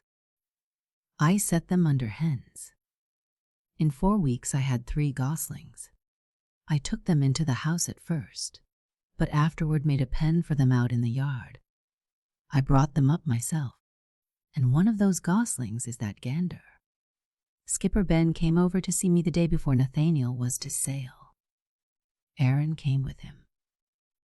I said to Aaron, what can I give Nathaniel to carry to sea with him to make him think of home? Cake, preserves, apples. I haven't got much. I have done all I can for him, poor boy. Brother looked at me curiously and said, give him one of those wild geese, and we will fatten it on shipboard, and we'll have it for our Thanksgiving dinner. What Brother Aaron said pleased me. The young gander was a noble bird, the handsomest of the lot, and I resolved to keep the geese to kill for my own use and to give him to Nathaniel. The next morning, it was late in September, I took leave of Nathaniel. I tried to be calm and cheerful and hopeful. I watched him as he went down the walk with the gander struggling under his arms. A stranger would have laughed, but I did not feel like laughing. It was true that the boys who went coasting were usually gone but a few months, and came home hearty and happy. But when poverty compels a mother and son to part, after they have been true to each other and shared their feelings in common, it seems hard, though I do not like to murmur or complain at anything allotted to me. I saw him go over the hill. On the top he stopped and held up the gander. He disappeared, yes, my own Nathaniel disappeared. I think of him now as one who disappeared. November came. It was a terrible month on the coast that year. Storm followed storm. The sea, faring people talked constantly of wrecks and losses. I could not sleep on the nights of those high winds. I used to lie awake thinking over all the happy hours that I had lived with Nathaniel. Thanksgiving week came. It was full of an Indian, summer brightness after the long storms. The nights were frosty, bright and calm. I could sleep on those calm nights. One morning I thought I heard a strange sound in the woodland pasture. It was like a wild goose. I listened. It was repeated. I was lying in bed. I started up. I thought I had been dreaming. On the night before Thanksgiving I went to bed early, being very tired. The moon was full. The air was calm and still.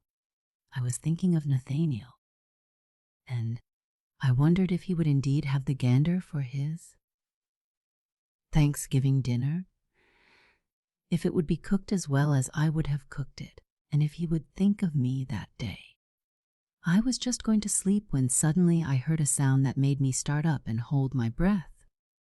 Honk. I thought it was a dream followed by a nervous shock. Honk, honk. There it was again. In the yard, I was surely awake and in my senses. I heard the geese cackle.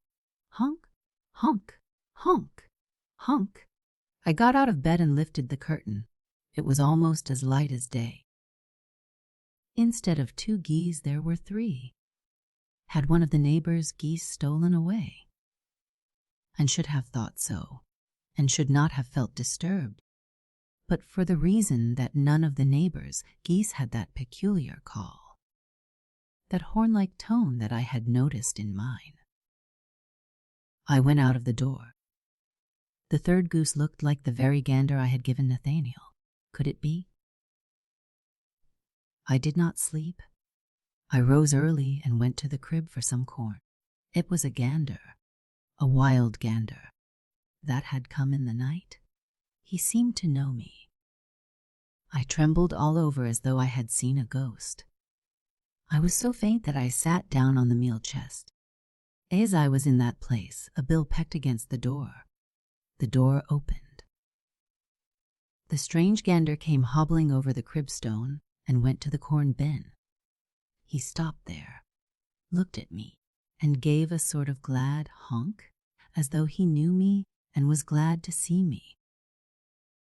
I was certain that he was the gander I had raised, and that Nathaniel had lifted into the air when he gave me his last recognition from the top of the hill. It overcame me.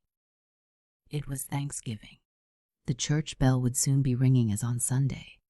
And here was Nathaniel's Thanksgiving dinner and brother Aaron's. Had it flown away? Where was the vessel? Years have passed. 10. You know I waited and waited for my boy to come back. December grew dark with its rainy seas. The snows fell, May righted up the hills, but the vessel never came back. Nathaniel, my Nathaniel, never returned. That gander knows something he could tell me if he could talk. Birds have memories. He remembered the corn crib. He remembered something else. I wish he could talk. Poor bird. I wish he could talk. I will never sell him, nor kill him, nor have him abused. He knows. Mondon Min, or The Origin of Indian Corn, by H.R. Schoolcraft. This is the real Indian fairy tale of the birth of Mondon Min. Readers of Longfellow will remember his treatment of the same subject in Hiawath in times past. A poor Indian was living with his wife and children in a beautiful part of the country. He was not only poor, but inexpert in procuring food for his family, and his children were all too young to give him assistance. Although poor, he was a man of a kind and contented disposition. He was always thankful to the Great Spirit for everything he received. The same disposition was inherited by his eldest son, who had now arrived at the proper age to undertake the ceremony of the key, Ig Yush Imo Win, or fast, to see what kind of a spirit would be his guide and guardian through life. Wunsch, for this was his name, had been an obedient boy from his infancy, and was of a pensive, thoughtful, and mild disposition, so that he was beloved by the whole family. As soon as the first indications of spring appeared, they built him the customary little lodge at a retired spot, some distance from their own, where he would not be disturbed during this solemn rite. In the meantime he prepared himself, and immediately went into it, and commenced his fast. Nothing. The first few days he amused himself, in the mornings, by walking in the woods and over the mountains, examining the early plants and flowers, and in this way prepared himself to enjoy his sleep, and at the same time stored his mind with pleasant ideas for his dreams. While he rambled through the woods, he felt a strong desire to know how the plants, herbs, and berries grew without any aid from man, and why it was that some species were good to eat and others possessed medicinal or poisonous juices. He recalled these thoughts to mind after he became too languid to walk about and had confined himself strictly to the lodge. He wished he could dream of something that would prove a benefit to his father and family and to all others. True. He thought, the Great Spirit made all things, and it is to him that we owe our lives. But could he not make it easier for us to get our food than by hunting animals and taking fish? I must try to find out this in my visions. On the third day he became weak and faint, and kept his bed.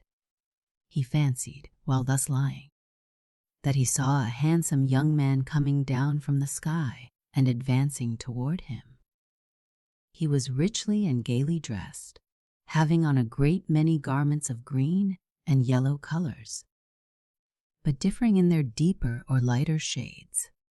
He had a plume of waving feathers on his head, and all his motions were graceful. "I am sent to you, my friend," said the celestial visitor, "by that Great Spirit who made all things in the sky and on the earth. He has seen and knows your motives in fasting. He sees that is from a kind and benevolent wish to do good to your people and to procure a benefit for them, and that you do not seek for strength in war or the praise of warriors. I am sent to instruct you and show you how you can do your kindred good."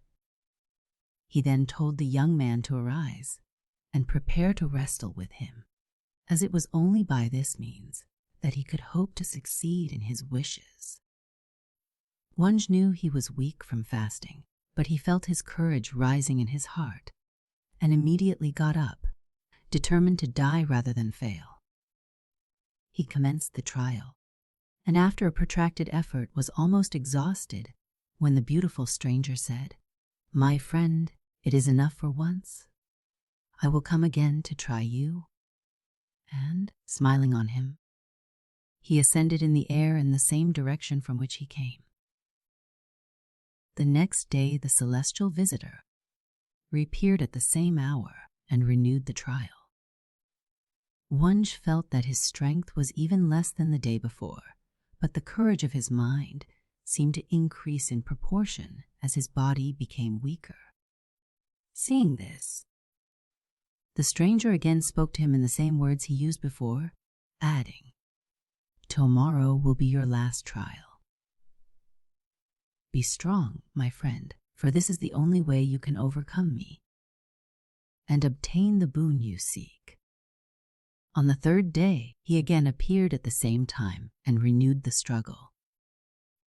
The poor youth was very faint in body, but grew stronger in mind at every contest, and was determined to prevail or perish in the attempt. He exerted his utmost powers, and after the contest had been continued the usual time, nothing, the stranger ceased his efforts and declared himself conquered. For the first time he entered the lodge, and sitting down beside the youth, he began to deliver his instructions to him, telling him in what manner he should proceed to take advantage of his victory. "You have won your desires of the Great Spirit," said the stranger. "You have wrestled manfully. Tomorrow will be the 7th day of your fasting. Your father will give you food to strengthen you, and as it is the last day of trial, you will prevail. I know this, and now tell you what you must do to benefit your family and your tribe." "Tomorrow," he repeated, "I shall meet you and wrestle with you for the last time, and as soon as you have prevailed against me, you will strip off my garments and throw me down, clean the earth of roots and weeds, make it soft, and bury me in the spot. When you have done this, leave my body in the earth, and do not disturb it, but come occasionally to visit the place, to see whether I have come to life, and be careful never to let the grass or weeds grow on my grave. Once a month cover me with fresh earth. If you follow my instructions, you will accomplish your object of doing good to your fellow creatures by teaching them the knowledge I now teach you." He then shook him by the hand and disappeared. In the morning the youth's father came with some slight refreshments, saying, "My son, you have fasted long enough. If the Great Spirit will favor you, he will do it now. It is 7 days since you have tasted food, and you must not sacrifice your life. The Master of Life does not require that." "My father," replied the youth, "wait till the sun goes down. I have a particular reason for extending my fast to that hour." "Very well," said the old man. "I shall wait till the hour arrives, and you feel inclined to eat." At the usual hour of the day the sky visitor returned, and the trial of strength was renewed. Although the youth had not availed himself of his father's offer of food, he felt that new strength had been given to him, and that exertion had renewed his strength and fortified his courage. He grasped his angelic antagonist with supernatural strength, threw him down, took from him his beautiful garments and plume, and finding him dead, immediately buried him on the spot, taking all the precautions he had been told of, and being very confident, at the same time, that his friend would again come to life. He then returned to his father's lodge, and partook sparingly of the meal that had been prepared for him. But he never for a moment forgot the grave of his friend. He carefully visited it throughout the spring, and weeded out the grass, and kept the ground in a soft and pliant state. Very soon he saw the tops of the green plumes coming through the ground, and the more careful he was to obey his instructions in keeping the ground in order, the faster they grew. He was, however, careful to conceal the exploit from his father. Days and weeks had passed in this way. The summer was now drawing toward a close, when one day, after a long absence in hunting, Wunsch invited his father to follow him to the quiet and lonesome spot of his former fast. The lodge had been removed, and the weeds kept from growing on the circle where it stood. But in its place stood a tall and graceful plant, with bright-colored silken hair, surmounted with nodding plumes and stately leaves, and golden clusters on each side. "It is my friend," shouted the lad. "It is the friend of all mankind. It is Mondawmin. We need no longer rely on hunting alone, for, as long as this gift is cherished and taken care of, the ground itself will give us a living." He then pulled an ear. "See, my father," said he, "this is what I fasted for. The Great Spirit has listened to my voice and sent us something new. And henceforth our people will not alone depend upon the chase or upon the waters." He then communicated to his father the instructions given him by the stranger. He told him that the broad husks must be torn away, as he had pulled off the garments in his wrestling, and having done this, directed him how the ear must be held before the fire till the outer skin became brown, while all the milk was retained in the grain. The whole family then united in feast on the newly grown ears, expressing gratitude to the merciful Spirit who gave it. So corn came into the world. A Mystery in the Kitchen, by Olive Thorne Miller. The boy who has a sister and the girl who has a brother are the ones who will best like this story of the spirited twins, Jessie and Jack. Jessie wanted to take music lessons, and Jack tried mining in Colorado. Something very mysterious was going on in the Jarvis kitchen. The table was covered with all sorts of good things, eggs and butter and raisins and citron and spices, and Jessie, with her sleeves rolled up and a white apron on, was bustling about, measuring and weighing and chopping, beating and mixing those various ingredients in a most bewildering way. Moreover, though she was evidently working for dear life, her face was full of smiles.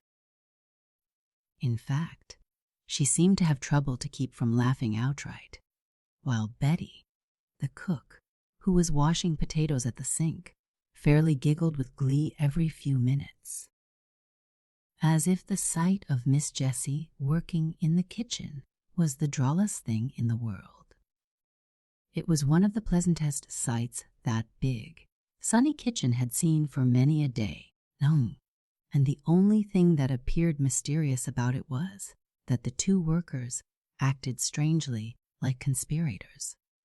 If they laughed, as they did on the slightest provocation, it was very soft and at once smothered. Jessie went off into the door leading into the hall and listened.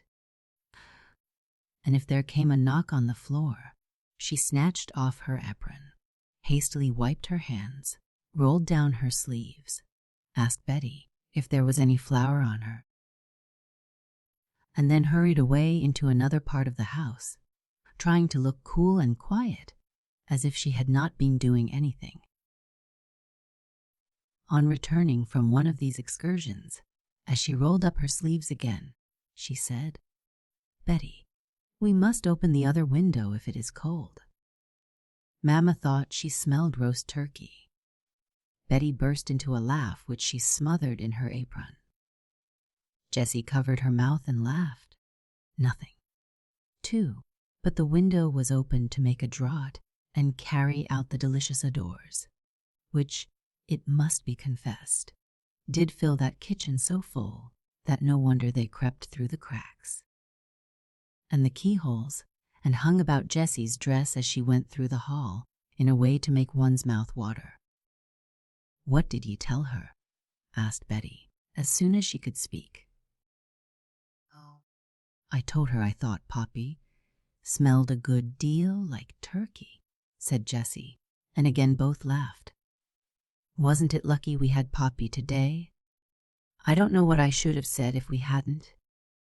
Well, it was not long after that when Jessie lined a baking dish with a nice looking crust, filled it with tempting-looking chicken legs and wings and breast and backs, and a bowlful of broth, laid a white blanket of crust over all, tucked it in snugly around the edge, cut some holes in the top, and shoved it into the oven just after Betty drew out a dripping pan in which reposed, in all the glory of rich brown skin, a beautiful turkey. Mrs. Jarvis couldn't had any nose at all if she didn't smell that. It filled the kitchen full of nice smells, and Betty hurried it into the pantry, where the window was open to cool. Then Jessie returned to the spices and fruits she had been working over so long, and a few minutes later she poured a rich, dark mass into a tin pudding dish, tied the cover on tight, and slipped it into a large kettle of boiling water on the stove. "There," she said. "I hope that'll be good." "I know it will," said Betty confidently. "That's your ma's best receipt." "Yes, but I never made it before," said Jessie doubtfully. "Oh, I know it'll be all right. I'll watch it close," said Betty. "Now you go and sit with your ma. I want that table to get dinnered." "But I'm going to wash all these things," said Jessie. "You go long. I'd rather do that myself." "'Twon't take me no time," said Betty. Jessie hesitated. "But you have enough to do, Betty." "I tell you I want to do it," the girl insisted. "Oh, I know," said Jessie. "You like to help about it." "Well, you may, and I'm much obliged to you besides." And after a last look at the fine turkey cooling his heels, if he had any in the pantry, Jessie went into the other part of the house. When dinner time arrived and Papa came from town, there duly appeared on the table the pot pea before mentioned, and various other things pleasant to eat. But nothing was seen of the turkey, so carefully roasted, nor of the chicken pie, nor of the pudding that caused the young cook so much anxiety. Nothing was said about them, either. And it was not Thanksgiving nor Christmas, though it was only a few days before the former. It was certainly odd, and stranger things happened that night. In the first place, Jessie sat up in her room and wrote a letter, and then, after her mother was in bed and everything still, she stole down the back stairs with a candle quietly, as though she was doing some mischief.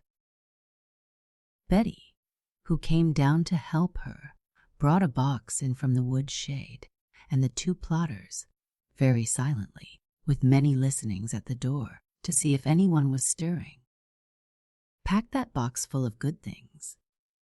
In it the turkey, wrapped in a snowy napkin, found a bed, the chicken pie, and the plum pudding. Beautiful looking as Betty said it would be, bore him company, and numerous small things, jam jars, fruits, etc., filled the box to its very top. Then the cover, provided with screws so that no hammering need be done, was fastened on. "Now you go to bed, Miss Jessie," whispered Betty. "I'll wait." "No, you must be tired," said Jessie. "I'd just as lief." "But I'd ruther," said Betty shortly. "I'm going to." It won't be long now. So Jessie crept quietly upstairs, and before long there was a low rap on the kitchen door. Betty opened it, and there stood a man. "Ready," said he. "Wes?" answered Betty. "But don't speak loud. Miss Jarvis has sharp ears, and we don't want her disturbed. Here's the card to mark it by." And she produced a card from the table. The man put it in his pocket, shouldered the box, and Betty shut the door. Not one of those good things ever went in the Jarvis dining room. The next morning things went on just as usual in the house. The kitchen door was left open, and Mrs. Jarvis was welcome to smell any of the appetizing odors that wafted out into her room. Jessie resumed her study, and especially her practice, for she hoped some day to be a great musician. She waited on her mother and took charge of the housekeeping, so much as was necessary with the well-tried servant at the head of the kitchen. And though she had but 16 years over her bright brown head, she proved herself to be what in that little New England town was called capable. That box of goodies, let us see where it went, was Thanksgiving morning in a rough-looking little mining settlement in Colorado. In a shanty rougher and more comfortless than the rest were two persons. One, a man of 30, nothing, was deeply engaged in cleaning and oiling a gun which lay in pieces about him on the rough bench where he sat. The other, a youth of 16, was trying to make a fire burn in the primitive-looking affair that did duty as a stove. Both wore coarse miner suits,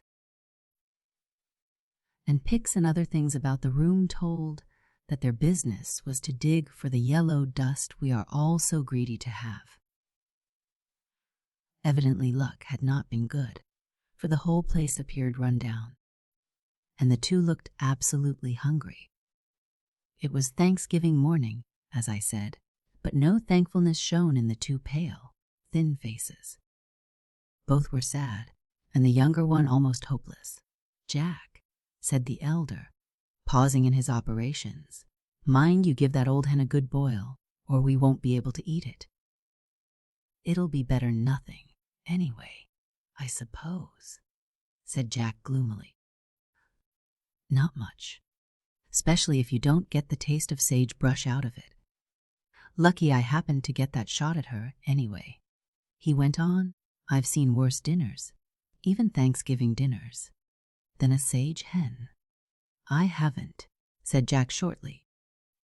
For the mention of Thanksgiving had brought up before him with startling vividness the picture of a bright dining room in a certain town far away, a table loaded with good things and surrounded by smiling faces, and the contrast was almost more than he could bear. "Well, don't be down on your luck, boy, so long as you can get a good fat hen to eat. If she does happen to be too fond of seasoning before, she's dead," replied the other cheerfully. "We haven't struck it yet, but it's always darkest just before dawn. You know, nothing. We may be millionaires before this time tomorrow." "We may," answered Jack, but he didn't look as if he had much hope of it. A few hours later, the occupants of the cabin sat down to their Thanksgiving dinner. It consisted of the hen aforesaid, cut in pieces and boiled, looking very cured, too, served in the kettle in which the operation had been performed. The table was at one end of the bench. The table serviced 2 jackknives and 2 iron spoons. Absolutely nothing else. The elder sat on the bench, the younger drew up a keg that had held powder, and the dinner was about to begin. But that hen was destined never to be eaten. For just at that moment the door was pushed open in the rude way of the country, a box set down on the floor, and a rough voice announced, "Hi, box for Mr. Jack Jones." Jack started up. "For me. There must be a mistake. Nobody knows." He stopped, for he had not mentioned that his name was assumed. "Likely not," said the man, with a knowing look. "But folks has a mighty queer way of findin' out," and he shut the door and left. Jack stood staring at the box as if he had lost his wits. It could not be from home, for no one knew where he went when he stole out of the house one night 6 months ago and ran away to seek his fortune. Not a line had he ever written, not even when very ill, as he had been. Nothing. Not even when without a roof to cover his head, as he had been more than once. Not even when he had not eaten for 2 days, as also, alas, had been his experience. He had deliberately run away. Because? How trivial it looked to him now, and how childish seemed his conduct. Because he thought his father too hard on him, would not allow him enough liberty. Wanted to dictate to this man of 16. He intended to show him that he could get on alone. Poor Jack, the only comfort he had been able to extract from his hard lot these many months of wandering, of work, of suffering, such as he had never dreamed of. His only comfort was that his tender mother did know, his only sister would no more be worried by his grumbling and complaints, and his father would be convinced now that he wasn't a baby. Small comfort, too, to balance the hardships that had fallen to his lot since the money he had drawn from the savings bank, his little all, was used up. Nothing. "Why don't you open it?" The gruff but not unkind voice of his roommate, whom he called Tom, aroused him. "Maybe there's something in it better'n sage hen." Trying to raise a smile, but no smile followed. Mechanically, Jack sought the tools to open it, and in a few moments the cover was off. It was from home.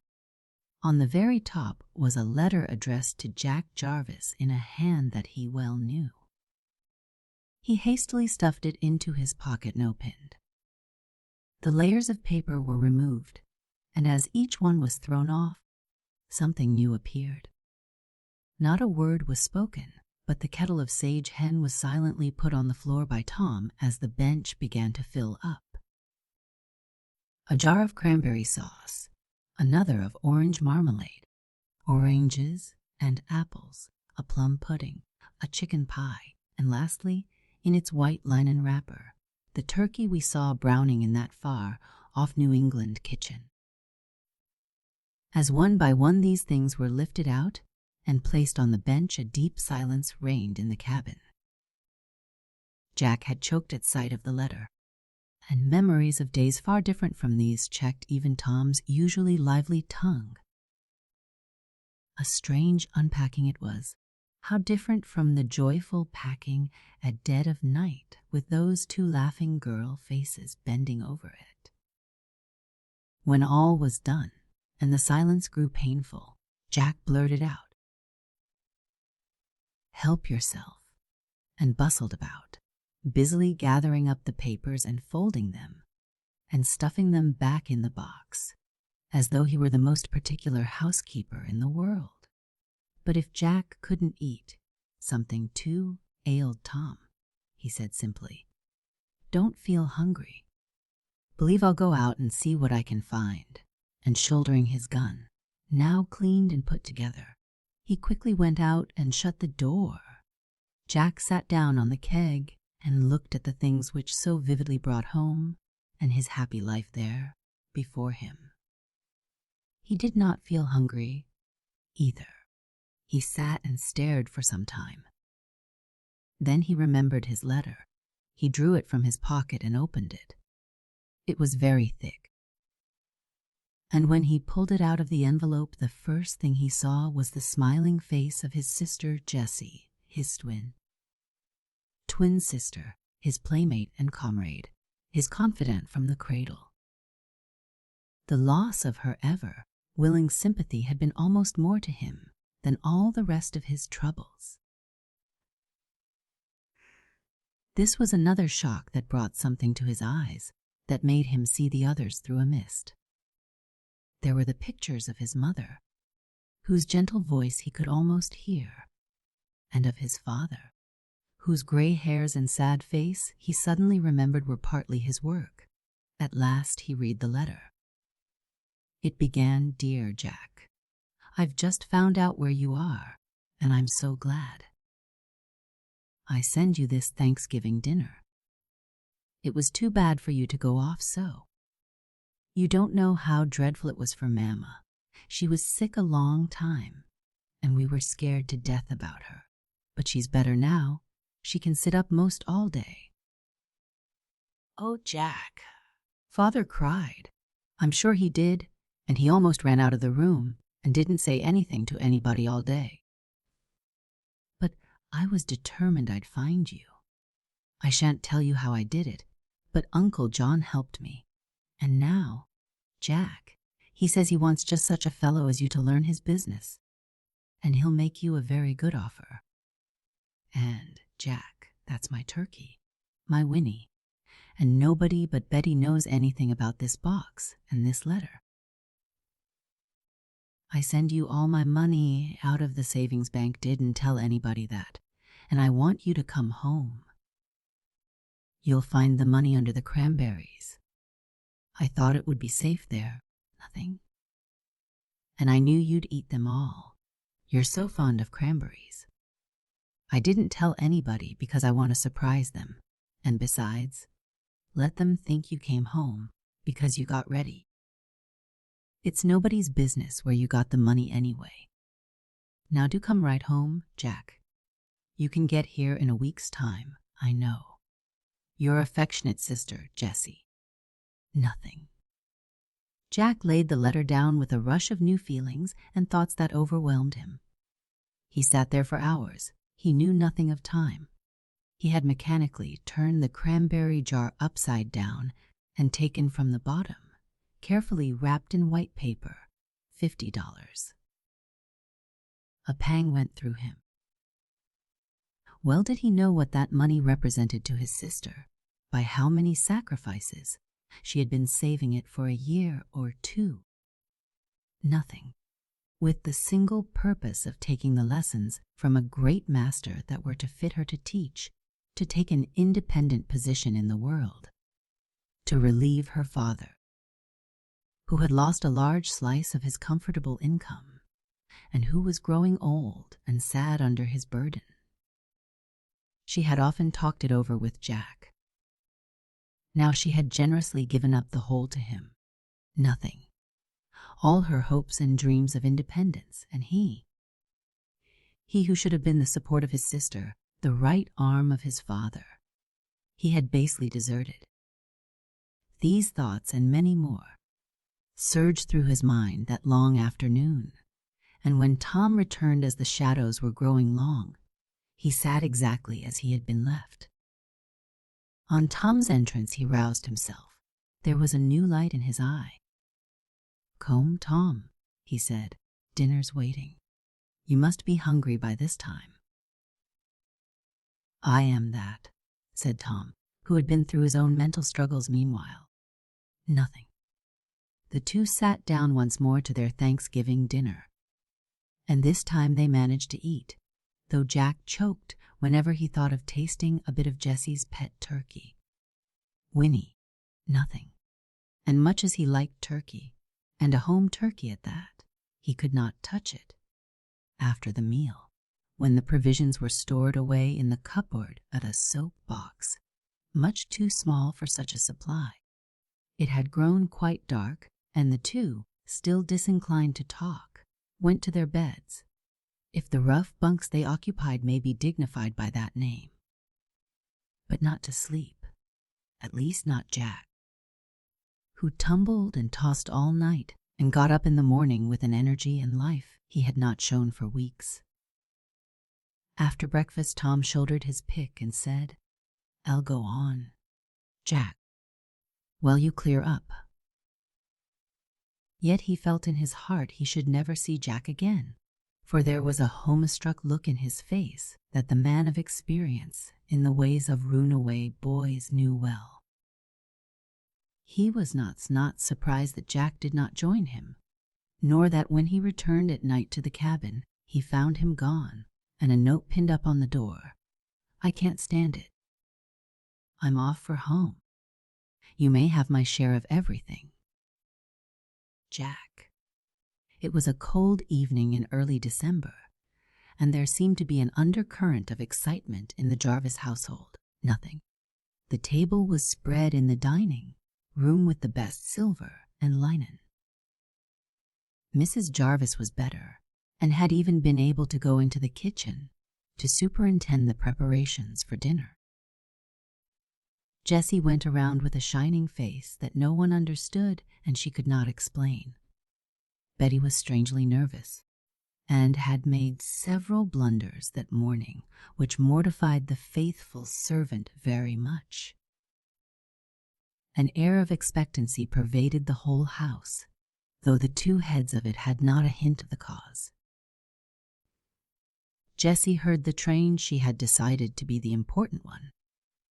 She could hardly contain herself for expectation. She tried hard to sober herself now, and then by the thought, perhaps he won't come. But she couldn't stay sobered, for she felt as certain that he would as that she lived. You all know how it happened. The door opened and Jack walked in.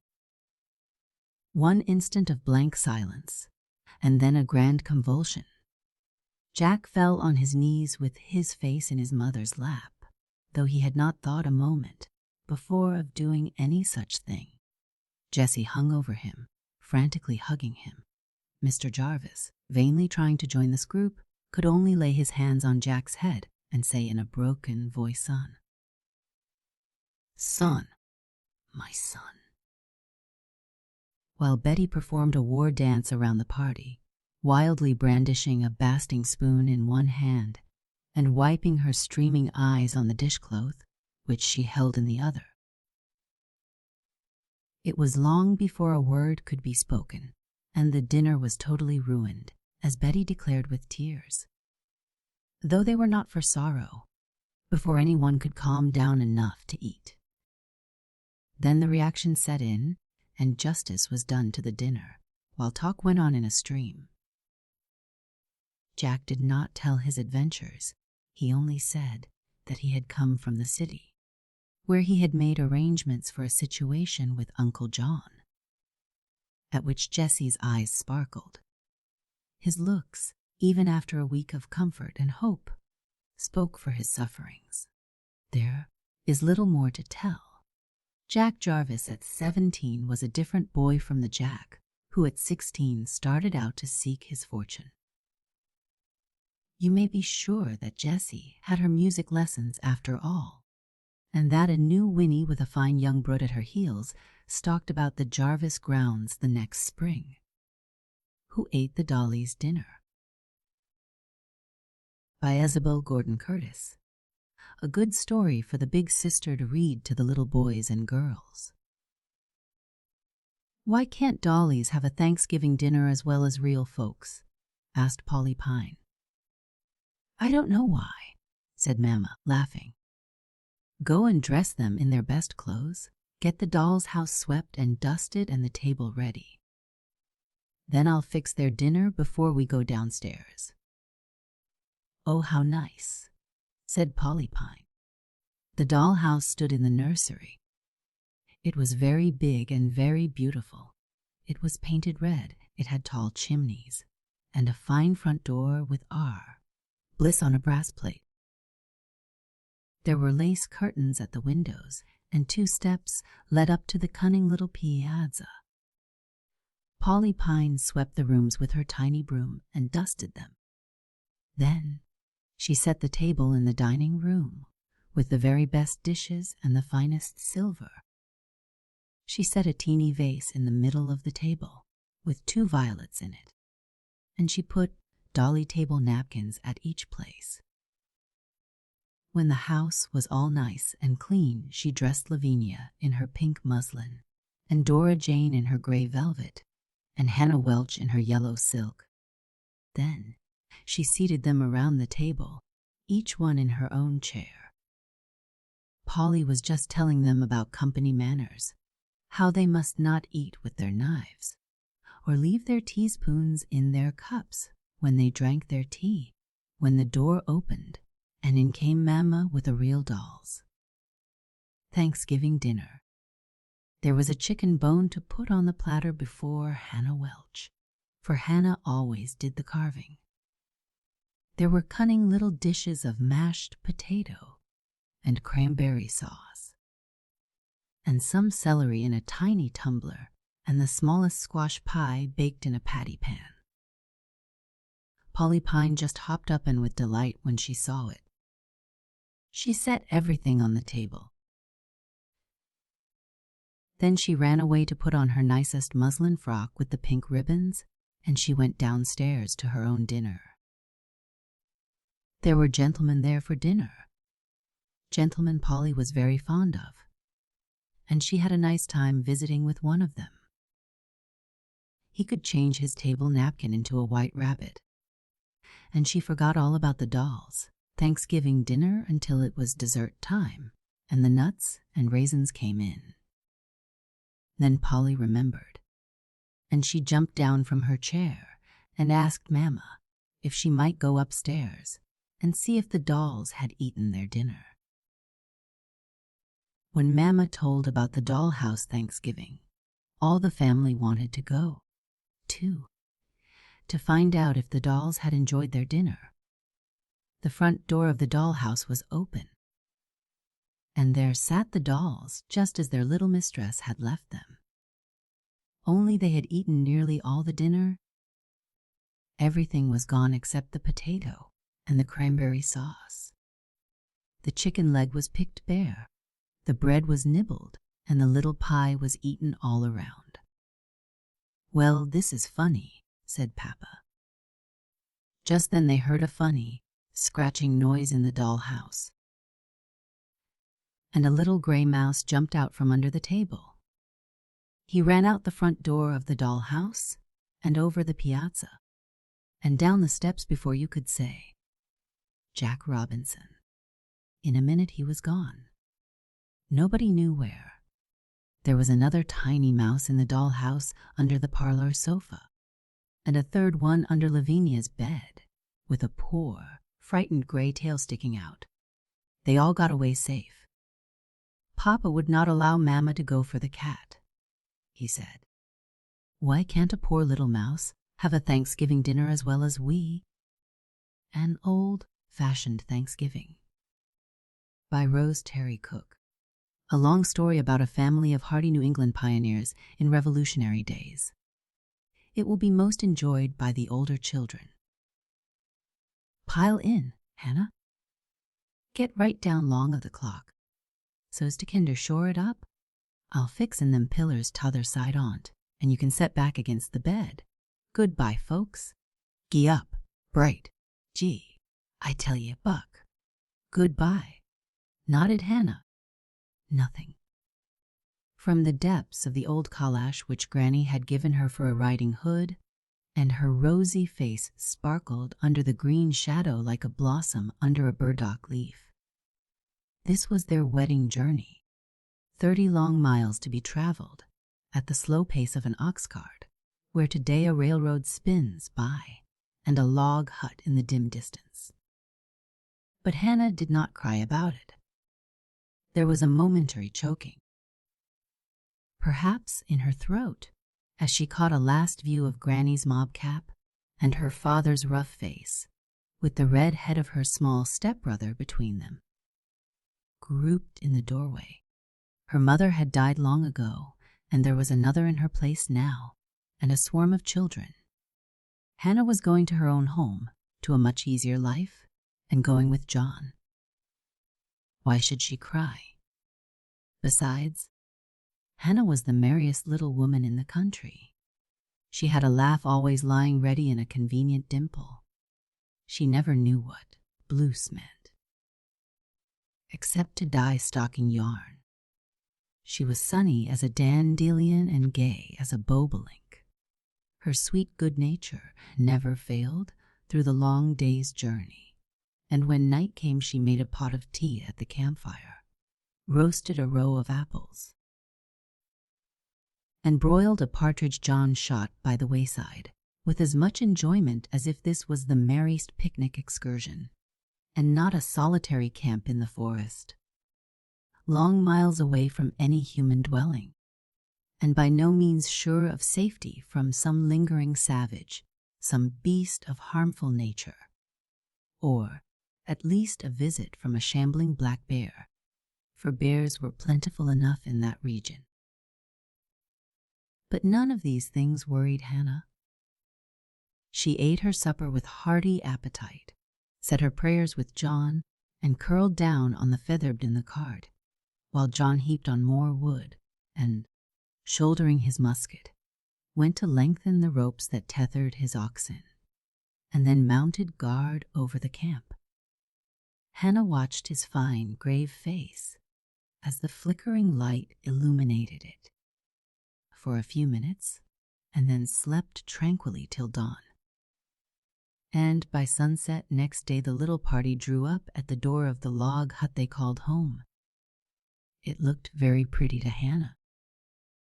She had the fairy gift that is so rare among mortals of seeing beauty in its faintest expression, and the young grass about the rough stone doorstep, the crimson cones on the great larch tree behind it, the sunlit panes of the west window, the laugh and sparkle of the brook that ran through the clearing, the blue eyes of the squirrel caps that blossomed shyly and daintily beside the stumps of new, felled trees.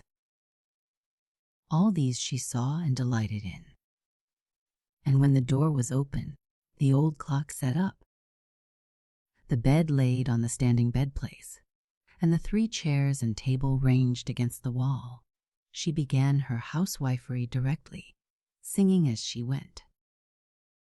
Before John had put his oxen in the small barn, sheltered the cart and the tools in it, and shaken down hay into the manger, Hannah had made a fire, hung on the kettle, spread up her bed with homespun sheets and blankets, and a wonderful cover of white and red chintz, set the table with a loaf of bread, a square of yellow butter, a bowl of maple sugar, and a plate of cheese, and even released the cock and the hen from their uneasy prison in a splint basket, and was feeding them in the little woodshed when John came in. His face lit up as he entered, nothing with that joyful sense of home so instinctive in every true man and woman. He rubbed his hard hands together, and catching Hannah as she came in at the shed door, bestowed upon her a resounding kiss.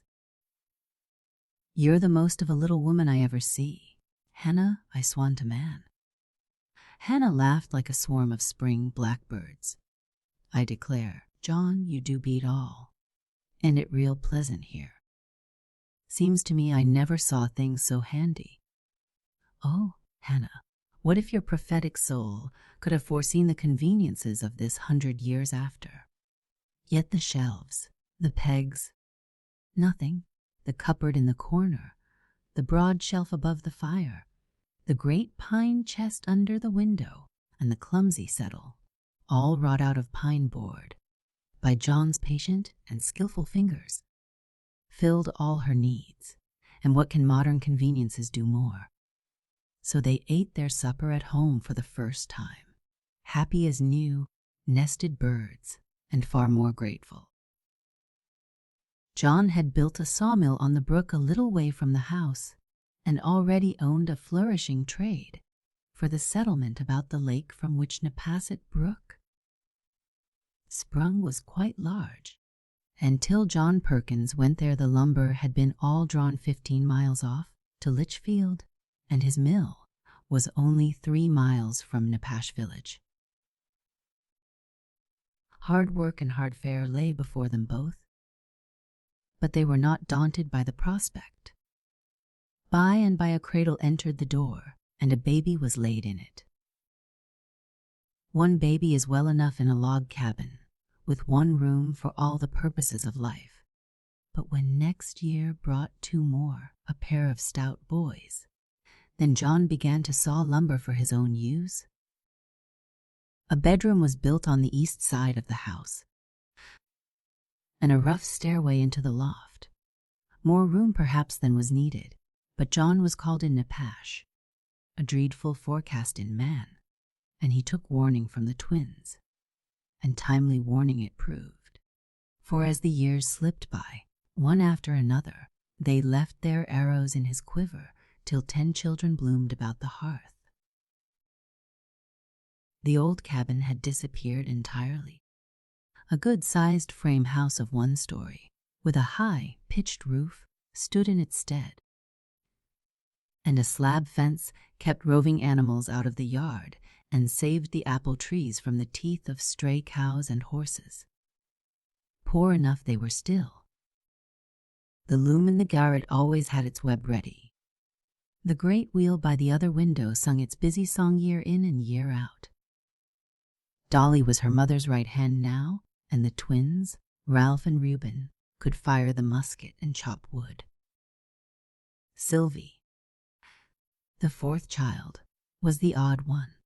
All the rest were sturdy, rosy, laughing girls and boys, but Sylvie had been a pining baby and grew up into a slender, elegant creature with clear gray eyes, limpid as water, but bright as stars and fringed with long golden lashes the color of her beautiful hair, locks that were coiled in fold on fold at the back of her fine head, like wreaths of undyed silk, so pale was their yellow luster.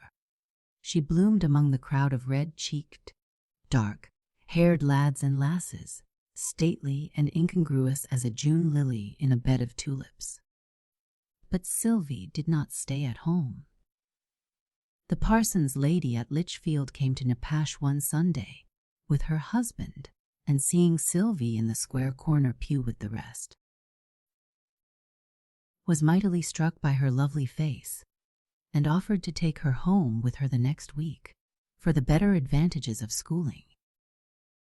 Hannah could not have spared Dolly, but Sylvia was a dreamy, unpractical child, and though all the dearer for being the solitary lamb of the flock by virtue of her essential difference from the rest, still, for that very reason, it became easier to let her go. Parson Everett was childless, and in 2 years' time both he and his wife adored the gentle, graceful girl, and she loved them dearly. They could not part with her, and at last adopted her formally as their daughter, with the unwilling consent of John and Hannah. Yet they knew it was greatly for Sylvie's betterment as they phrased it, so at last they let her go. Nothing. But when Dolly was a sturdy young woman of 20, 5 the war trumpet blew, and John and the twins heard it effectually. There was a sudden leaving of the plough in the furrow. The planting was set aside for the children to finish, the old musket rubbed up, and with set lips and resolute eyes the 3 men walked away mourning to join the Nepash company. Hannah kept up her smiling courage through it all. If her heart gave way, nobody knew it but God and John. The boys she encouraged and inspired. And the children were shamed out of their childish tears by mother's bright face and cheery talk. Then she set them all to work. There was corn to plant, wheat to sow, potatoes to set, flax and wool to spin and weave, for clothes would be needed for all, both absent and stay at homes. There was no father to superintend the outdoor work, so Hannah took the field and marshaled her forces on Nepasset Brook much as the commander-in-chief was doing on a larger scale elsewhere. Eben, the biggest boy, and Joey, who came next him, were to do all the planting. Diana and Sam took on themselves the care of the potato patch, the fowls, and the cow. Nothing. Dolly must spin and weave when mother left either the wheel or loom to attend to the general ordering of the forces, while Obed and Betty, the younglings of the flock, were detailed to weed, pick vegetables, such few as were raised in the small garden, gather berries, herbs, nuts, hunt the straying turkeys' nests, and make themselves generally useful. At evening all the girls sewed. The boys mended their shoes, having learned so much from a traveling cobbler, and the mother taught them all her small stock of schooling would allow. At least they each knew how to read, and most of them to write, after a very uncertain fashion. As to spelling, nobody knew how to spell in those days. But they did know the 4 simple rules of arithmetic, and could say the epigrammatic rhymes of the old New England primer and the Sibyllic formulas of the Assembly's catechism as glibly as the child of Today Repeats, the house that Jack built. So the summer went on, the corn tasseled, the wheat ears filled well, the potatoes hung out rich clusters of their delicate and graceful blossoms, beans straggled half over the garden, the hens did their duty bravely, and the cow produced a heifer calf. Father and the boys were fighting now, and mother's merry words were more rare, though her bright face still wore its smiling courage. They heard rarely from the army.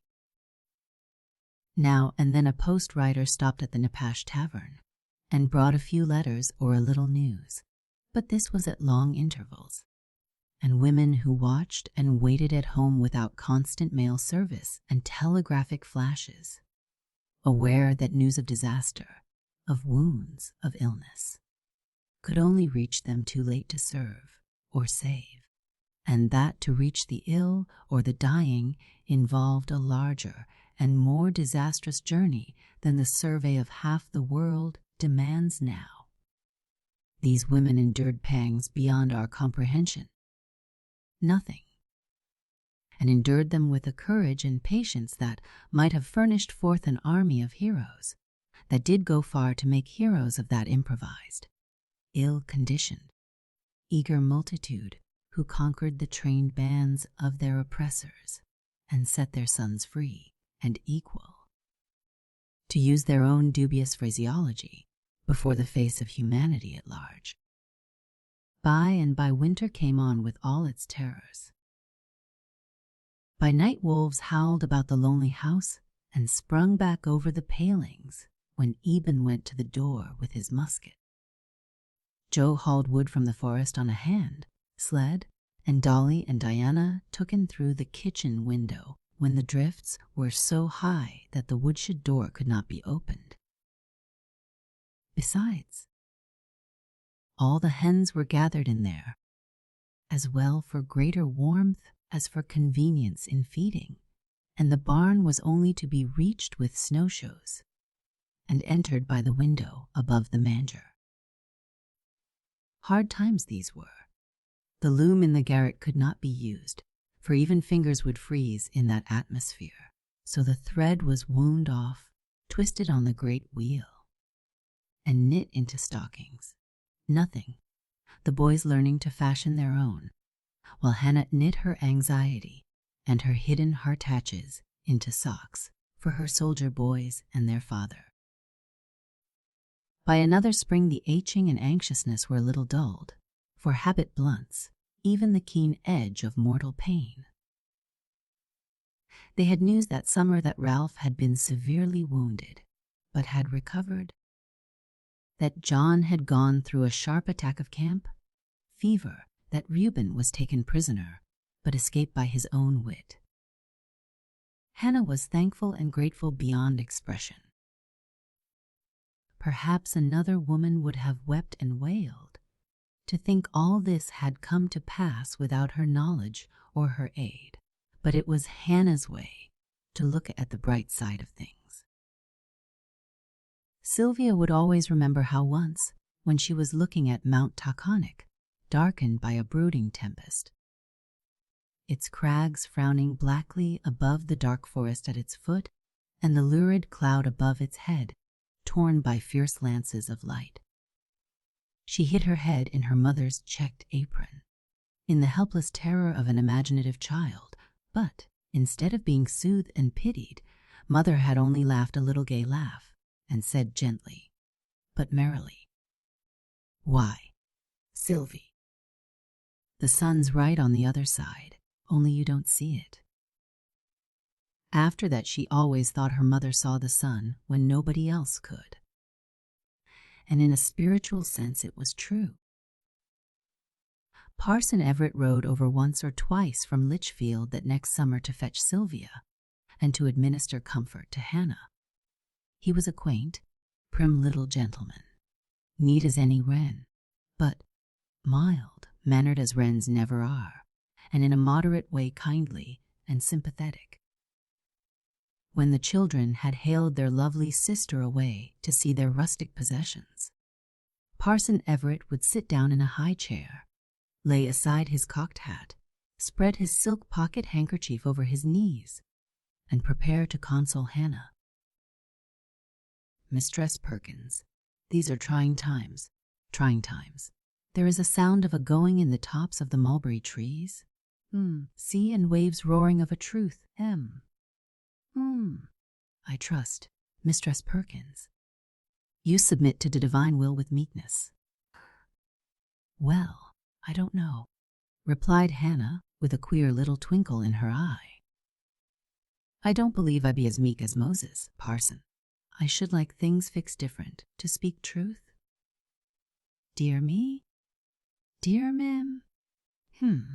My good woman, the Lord reigneth. You must submit, you must submit. You know it is the duty of a vessel of wrath to be broken to pieces if it glorifieth the Maker." "Well, mebbe 'tis. I don't know much about that kind of vessel. I've got to submit because there ain't anything else to do, as I see. I can't say it goes easy, not and be honest, but I try to look on the bright side and to believe the Lord'll take care of my folks better'n I could, even if they was here."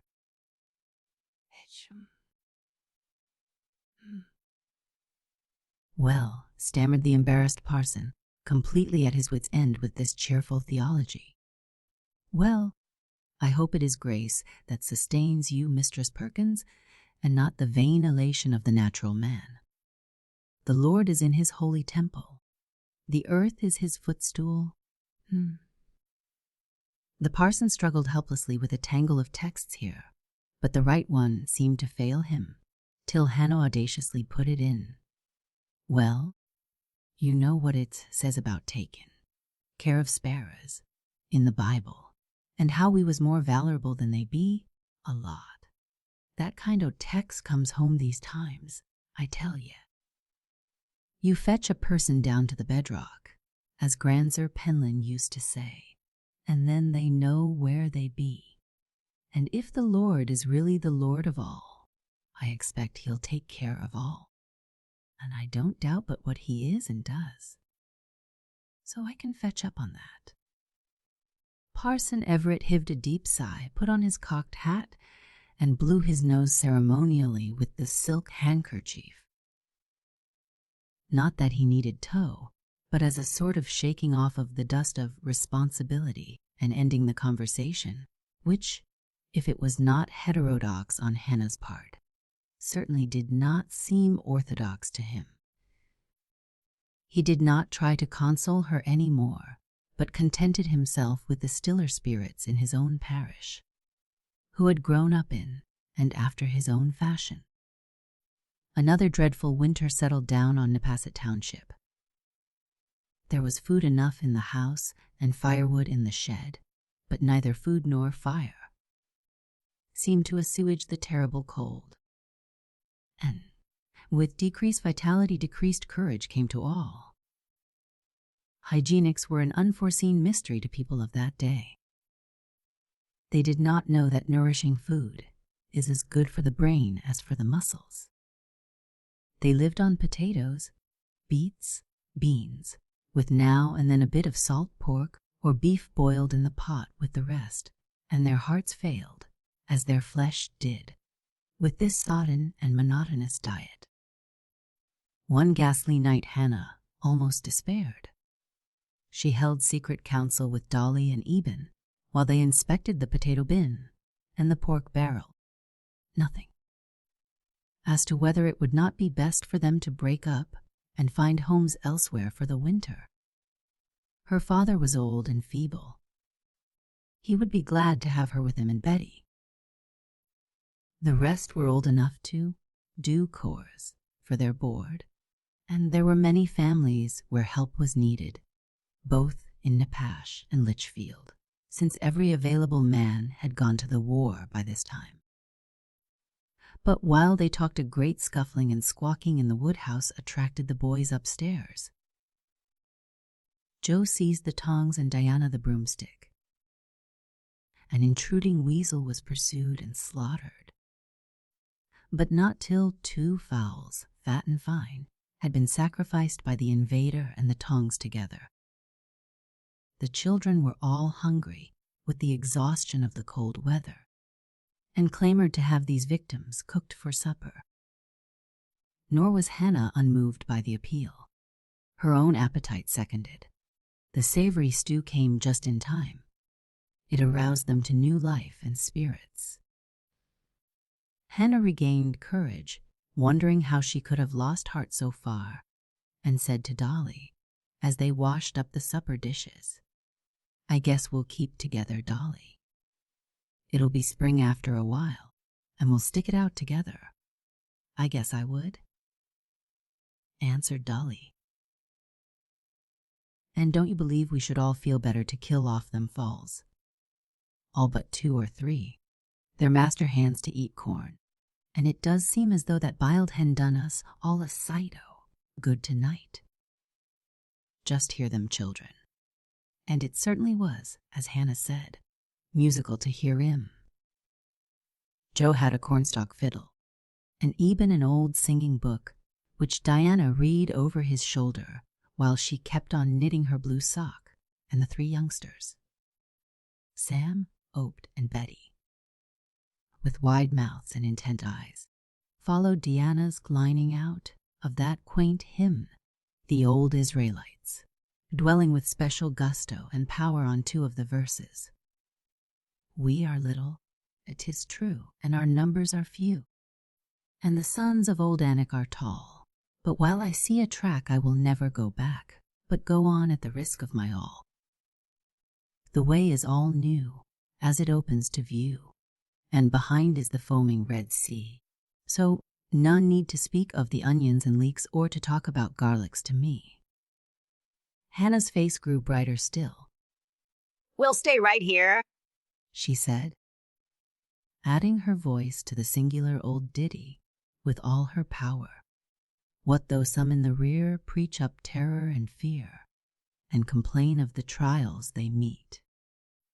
Though the giants before with great fury do roar, I'm resolved I can never retreat. And in this spirit, sustained, no doubt, by the occasional chickens, they lived the winter out, till blessed, beneficent spring came again and brought news, great news with it. Not from the army, though. There had been a post-rider in Nepash during the January thaw, and he brought short letters only. There was about to be a battle, and there was no time to write more than assurances of health and good hopes for the future. Only once since had news reached them from that quarter. A disabled man from the Nepash company was brought home dying with consumption. Hannah felt almost ashamed to rejoice in the tidings he brought of John's welfare when she heard his husky voice, saw his worn and ghastly countenance, and watched the suppressed agony in his wife's eyes. The words of thankfulness she wanted to speak would have been so many stabs in that woman's breast. It was only when her 8 children rejoiced in the hearing that she dared to be happy. But the other news was from Sylvia. She was promised to the schoolmaster in Litchfield. Only to think of it! Our Sylvie.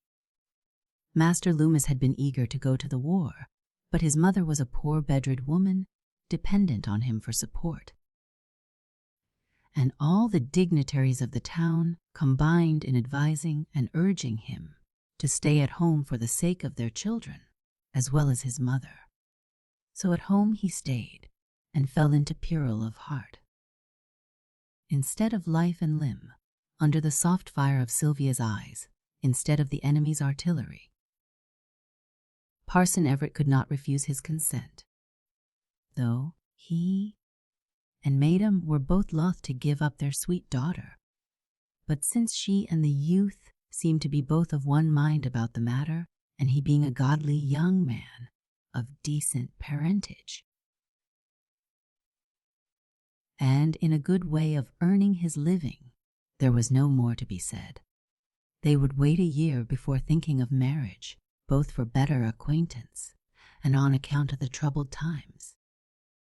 Mayhap the times will mend, sir, anxiously suggested the schoolmaster to Parson Everett. I think not, Master Loomis. There is a great blackness of darkness in hand.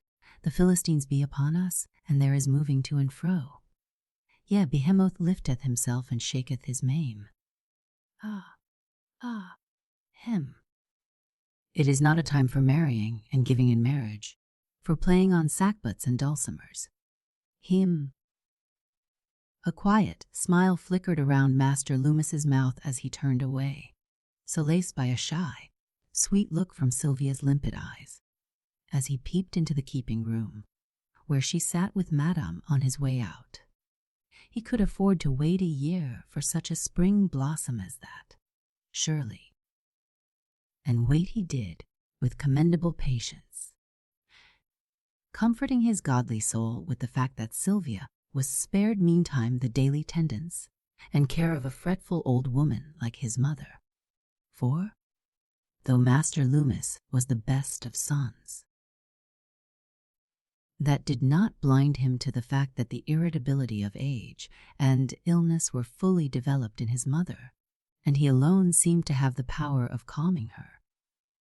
She liked Sylvia at first, but became frantically jealous of her as soon as she suspected her son's attachment. So the summer rolled away. Hannah and her little flock tilled their small farm and gathered plenteous harvest.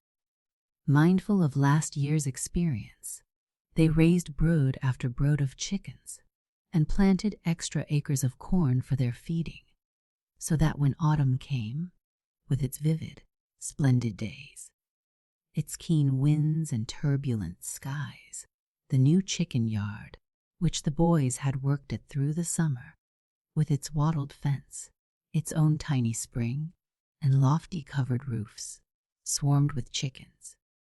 Nothing. Ducks and turkeys, many a dollar was brought home about Thanksgiving time for the fat falls sold in Litchfield and Nepash, but dollars soon vanished in buying winter clothes for so many children, or rather, in buying wool to spin and weave for them. Mahala Green, the village tailoress, came to fashion the garments, and the girls sued them. Uncouth enough was their aspect. But fashion did not yet reign in Nepash, and if they were warm, who cared for elegance? Not Hannah's rosy, hardy, happy brood. They sang and whistled and laughed with a force and freedom that was kin to the birds and squirrels among whom they lived. And Hannah's kindly, cheery face lit up as she heard them, while a half-sigh told that her husband and her soldier boys were still wanting to her perfect contentment. At last they were all housed snugly for winter. The woodpile was larger than ever before, and all laid up in the shed, beyond which a rough shelter of chinked logs had been put up for the chickens, to which their roosts and nest boxes. Coarse-wicker boards nailed together. Hollow bark from the hemlock logs, even worn-out tin pails, had all been transferred. The cellar had been well banked from the outside, and its darksome cavern held good store of apples, pork, and potatoes. There was dried beef in the stairway, squashes in the cupboard, flour in the pantry, and the great gentle black cow in the barn was a wonderful milker. In 3 weeks Thanksgiving would come, and even Hannah's brave heart sank as she thought of her absent husband and boys, and their weary faces rose up before her as she numbered over to herself her own causes for thankfulness, as if to say, "Can you keep Thanksgiving without us?" Poor Hannah. She did her best to set these thankless thoughts aside, but almost dreaded the coming festival. One night, as she sat knitting by the fire, a special messenger from Litchfield rode up to the door and brought stirring news. Master Loomis's mother was dead, and the master himself, seeing there was a new levy of troops, was now going to the war. But before he went there was to be a wedding, and, in the good old fashion, it should be on Thanksgiving Day, and Madame Everett had bidden as many of Sylvie's people to the feast as would come. There was great excitement as Hannah read aloud the madam's note. The tribe of Perkins shouted for joy, but a sudden chill fell on them when Mother spoke. "Now, children, hush up. I want to speak myself, if it's a possible thing to get in a word edgeways. We can't all go fust and foremost. 'Tain't no ways possible." Oh, Mother, why? Oh, do. Not go to Sylvie's wedding, burst in the finfinite deep chorus of youngsters. "No, you can't. There ain't no team in the county big enough to hold ye all, if we squeeze ever so much. I've got to go, for Sylvie'd be beat out if Mother didn't come. And Dolly's the oldest. She's got a right to go." Loud protest was made against the right of primogeniture, but Mother was firm. "Says so in the Bible. Leastways, Bible folks always acted so. The firstborn ye know. Dolly's going sure. Eben's got to drive, and I must take Obed. He'd be the death of somebody, with his everlasting mischief, if I left him to home. Maybe I can squeeze in Betty to keep him company. Joe and Sam and Diana won't be morn enough to take care o' the cows and chickens and fires and all. Likewise of each other." A Sam set up a sudden howl at his sentence, and kicked the mongrel yellow puppy, who leaped on him to console him, till that long-suffering beast yelped in concert. Diana sniffed and snuffled, scrubbed her eyes with her checked apron, and rocked back and forth. "Now, stop it," bawled Joe. "For the land's sake, quit all this noise. We can't all on us go, and for my part, I don't want to. We'll have a wedding of our own some day. And here he gave a sly look at Dolly, who seemed to understand it and blushed like an apple blossom, while Joe went on. Then we'll all stay to Ted, I tell ye, and have a right down old country time. Mother had to laugh. So you shall, Joe, and dance Money Musk all night, if you want to. Same as you did to the corn huskin. Now let's see. Betty? She's got that chintz gown that was your Sunday best, Dolly. The flowered one, you know, that Diana outgrowed. We must fix them lawn ruffles into tea. And there's a blue ribbon laid away in my chest-o' drawers that'll tie her hair. It's dreadful lucky we've got new shoes all round, and Obed's coat and breeches is as good as new, if they be made out of his pa's weddin' suit. That's the good cloth. It'll last most forever. Joe had 'em first, then Sam wore 'em quite a spell, and they cut over just right for Obie. My black padua so it can be fixed up, I guess. But, my stars, Dolly, what have you got? Well, Mother, you know I ain't got a real good gown. There's the black lutestring petticoat Sylvie fetched me 2 years ago, but there ain't any gown to it. We calculated I could wear that linsey jacket to meeting, under my coat, but 'twouldn't do rightly for a weddin'. That's gospel truth. You can't wear that anyhow. You've got to have something. 'Twon't do to go to Sylvie's weddin' in linsey woolsey, but I don't believe there's more'n $2 in the house. There's a few continentals, but I don't count on them. Joe, you go over to the mill fust thing in the morning and ask Sylvester to lend me his old mare a spell to more, to ride over to Nepash to the store. What? I don't ye send, Doll? Asked Joe, with a wicked glance at the girl that set her blushing again. Hold your tongue, Joseph, and mind me. It's bedtime now, but I'll wake ye up early, energetically remarked Hannah. And next day, nothing. Equipped in cloak and hood, she climbed the old mare's fat sides and jogged off on her errand, and by noon Mark was safe and sound home again, looking a little perplexed, but by no means cast down. Well, Dolly, said she, as soon as cloak and hood were laid aside, there's the beautifulest piece of chintz over to the store you ever see. Just enough for a gown.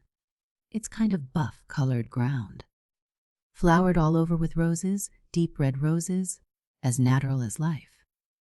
Squire Dart wouldn't take no money for it. He's awful sharp about them new bills. Says they ain't no more'n corn husks. Well, we ain't got a great lot of 'em, so there's less to lose, and some folks will take 'em. But he'll let me have the chintz for 11 yards o' soldier's cloth. Blue, ye know, like what we sent Pay and the boys. And I spent them $2 silver on a white gauze neckercher and a piece of red satin ribbon for ye, for I'm set on that chintz. Now hurry up and fix the loom right off. The web's ready, then we'll card the wool. I'll lay ye a penny we'll have them 11 yards wove by Friday. Day's Tuesday. Thanksgiving comes a Thursday week. And if we have the chintz by sundown a Saturday, there'll be good store of time for Mahaly Green and you to make it afore Wednesday night. We'll have a kind of a Thanksgiving, after all. But I wished your pa. The sentence ended in Hannah's apron at her eyes, and Dolly looked sober, but in a minute she dimpled and brightened, for the pretty chintz gown was more to her than half a dozen costly French dresses to a girl of today. But a little cloud suddenly put out the dimples. But, Mother, if somebody else should buy it. Oh, they won't, I fixed that. I promised to fetch the cloth inside of a week, and Squire Dart laid away the chintz for me till that time. Fetch the wool, Dolly, before you set up the web, so's I can start. The wool was carded spun, washed, and put into the dye tub 1 run of yarn that night, and another spun and washed by next day's noon, for the stuff was to be checked, and black wool needed no dyeing. Swiftly hummed the wheel, merrily flew the shuttle, and the house steamed with inodorous dye, but nobody cared for that if the cloth could only be finished. And finished it was, the full measure and a yard over. And on Saturday morning Sylvester's horse was borrowed again, and Hannah came back from the village beaming with pleasure, and bringing besides the chintz a yard of real cushion lace, to trim the ruffles for Dolly's sleeves, for which she had bartered the overyard of cloth and 24 fresh eggs. Then even busier times set in. Mahala Green had already arrived, for she was dressmaker as well as tailoress, and was sponging and pressing over the black paduasoy that had once been dove, colored and Hannah's sole piece of wedding finery. Nothing. Handed down from her grandmother's wardrobe at that. A dark green gross-grain petticoat and white lawn ruffles made a sufficiently picturesque attire for Hannah, whose well-silvered hair set off her still sparkling eyes and clear, healthy skin. She appeared in this unwanted finery on Thanksgiving morning to her admiring family, having added a last touch of adornment by a quaint old jet necklace that glittered on the pure lawn neckerchief with as good effect as a chain of diamonds, and much more fitness. Betty, in her striped blue and white chintz, a clean dimity petticoat, and a blue ribbon round her short brown curls, looked like a cabbage rosebud, so sturdy and wholesome and rosy that no more delicate symbol suits her. Obed was dreadful in the old-fashioned costume of coat and breeches, ill-fitting and shiny with wear, and his freckled face and round shock head of tan, colored hair thrown into full relief by a big, square collar of coarse tatten lace laid out on his shoulders like a barber's towel, and illustrating the gred ears that stood out at right angles above it. But Obed was only a boy. He was not expected to be more than clean and speechless, and, to tell the truth, even being in the hobbledehoy stage of boyhood, gaunt, awkward, and self-sufficient, rather surpassed his small brother in unpleasant aspect and manner, but who would look at the boys when Dolly stood beside them, as she did now, tall and slender, with the free grace of an untrammeled figure, her small head erect, her eyes dark and soft as a deer's, neatly clothed feet, and not too small for her height, peeping from under the black lutestring petticoat, and her glowing brunette complexion set off by the picturesque buff and garnet chintz gown, nothing, while her round throat and arms were shaded by delicate gauze and snowy lace, and about her neck lay her mother's gold beads, now and then tangling in the heavy black curls that, tied high on her head with a garnet ribbon, still dropped in rich luxuriance to her trim waist. The family approved of Dolly, no doubt, though their phrases of flattery were as homely as heartfelt. "Orful slick lookin', ain't she?" confided Joe to Eben, while Sinful Sam shrieked out, "Land o' Goshen, ain't our Dolly smart? Shan't I fetch Sylvester over?" For which I regret to state Dolly smartly boxed his ears.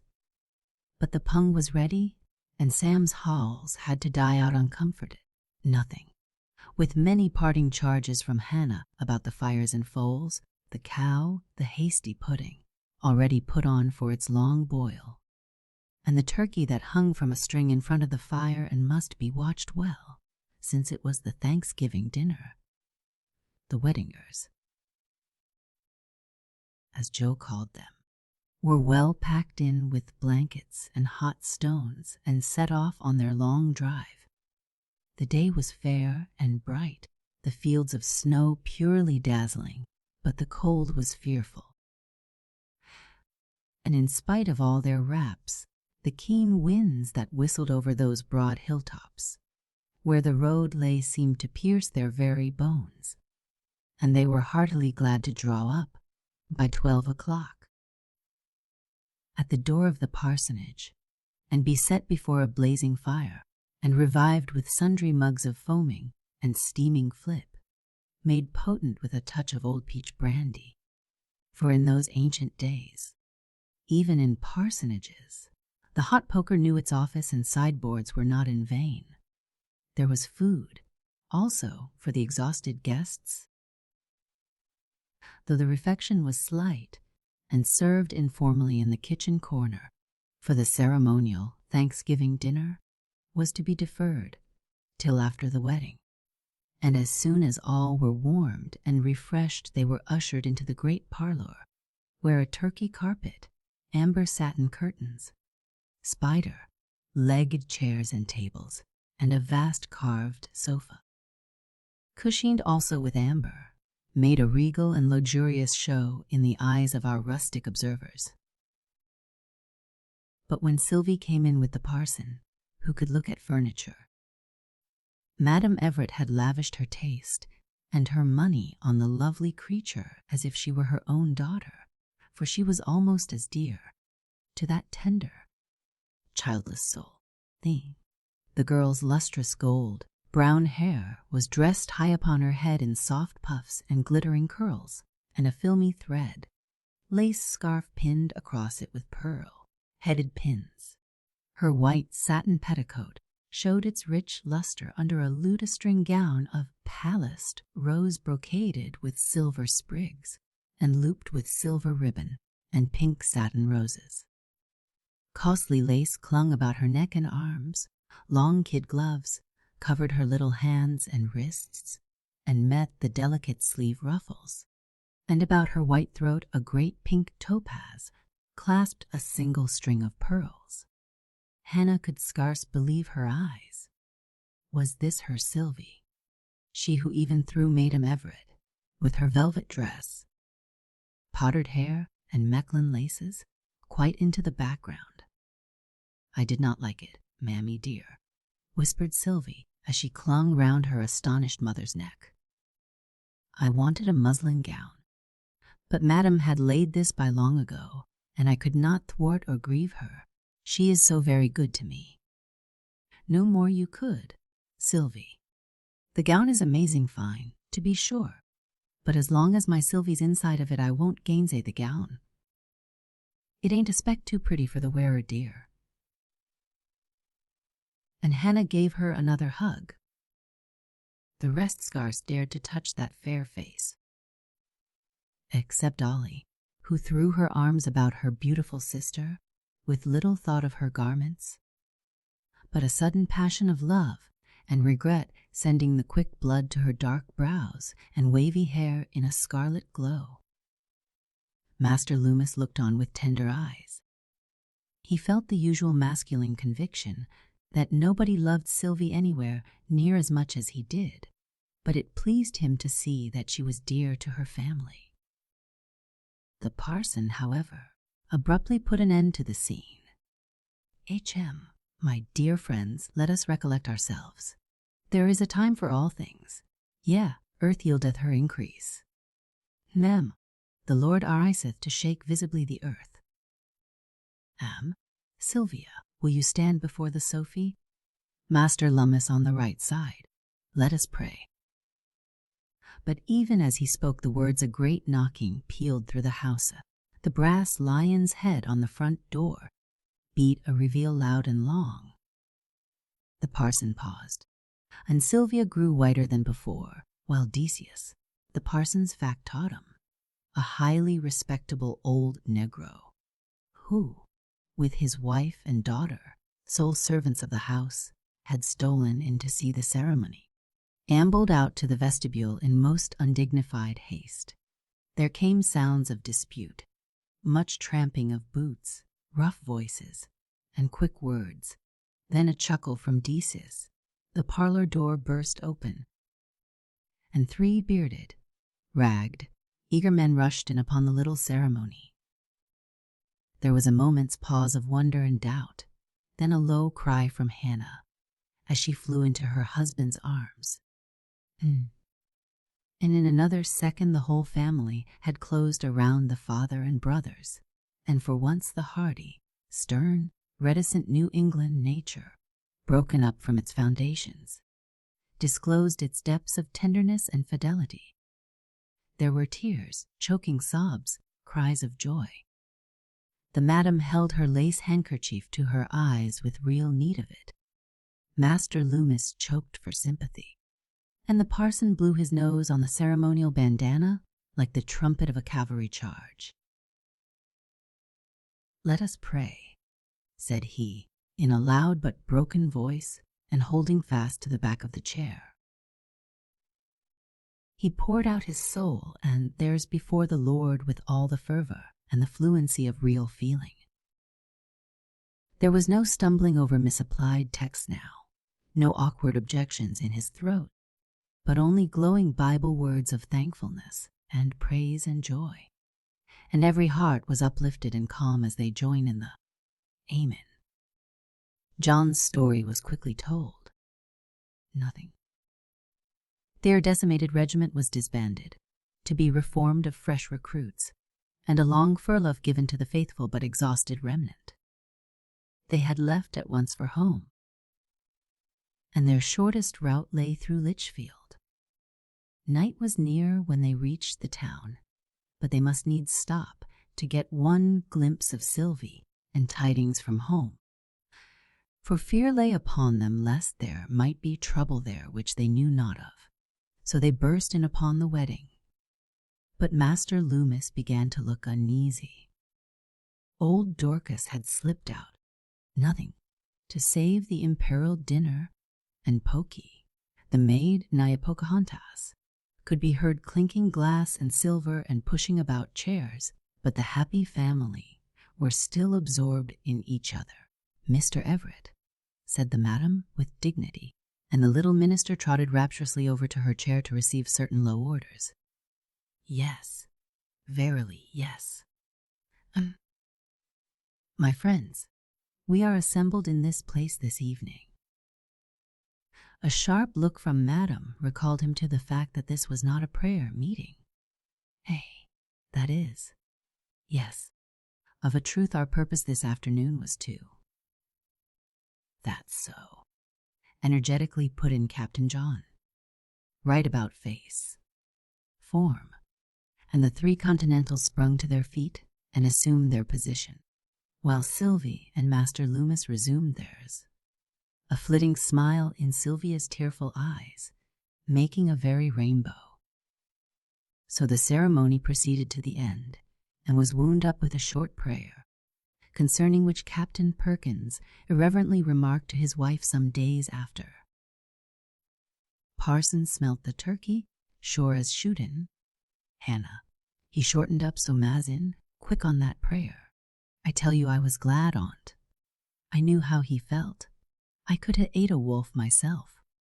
Then they all moved into the dinner table. A strange group.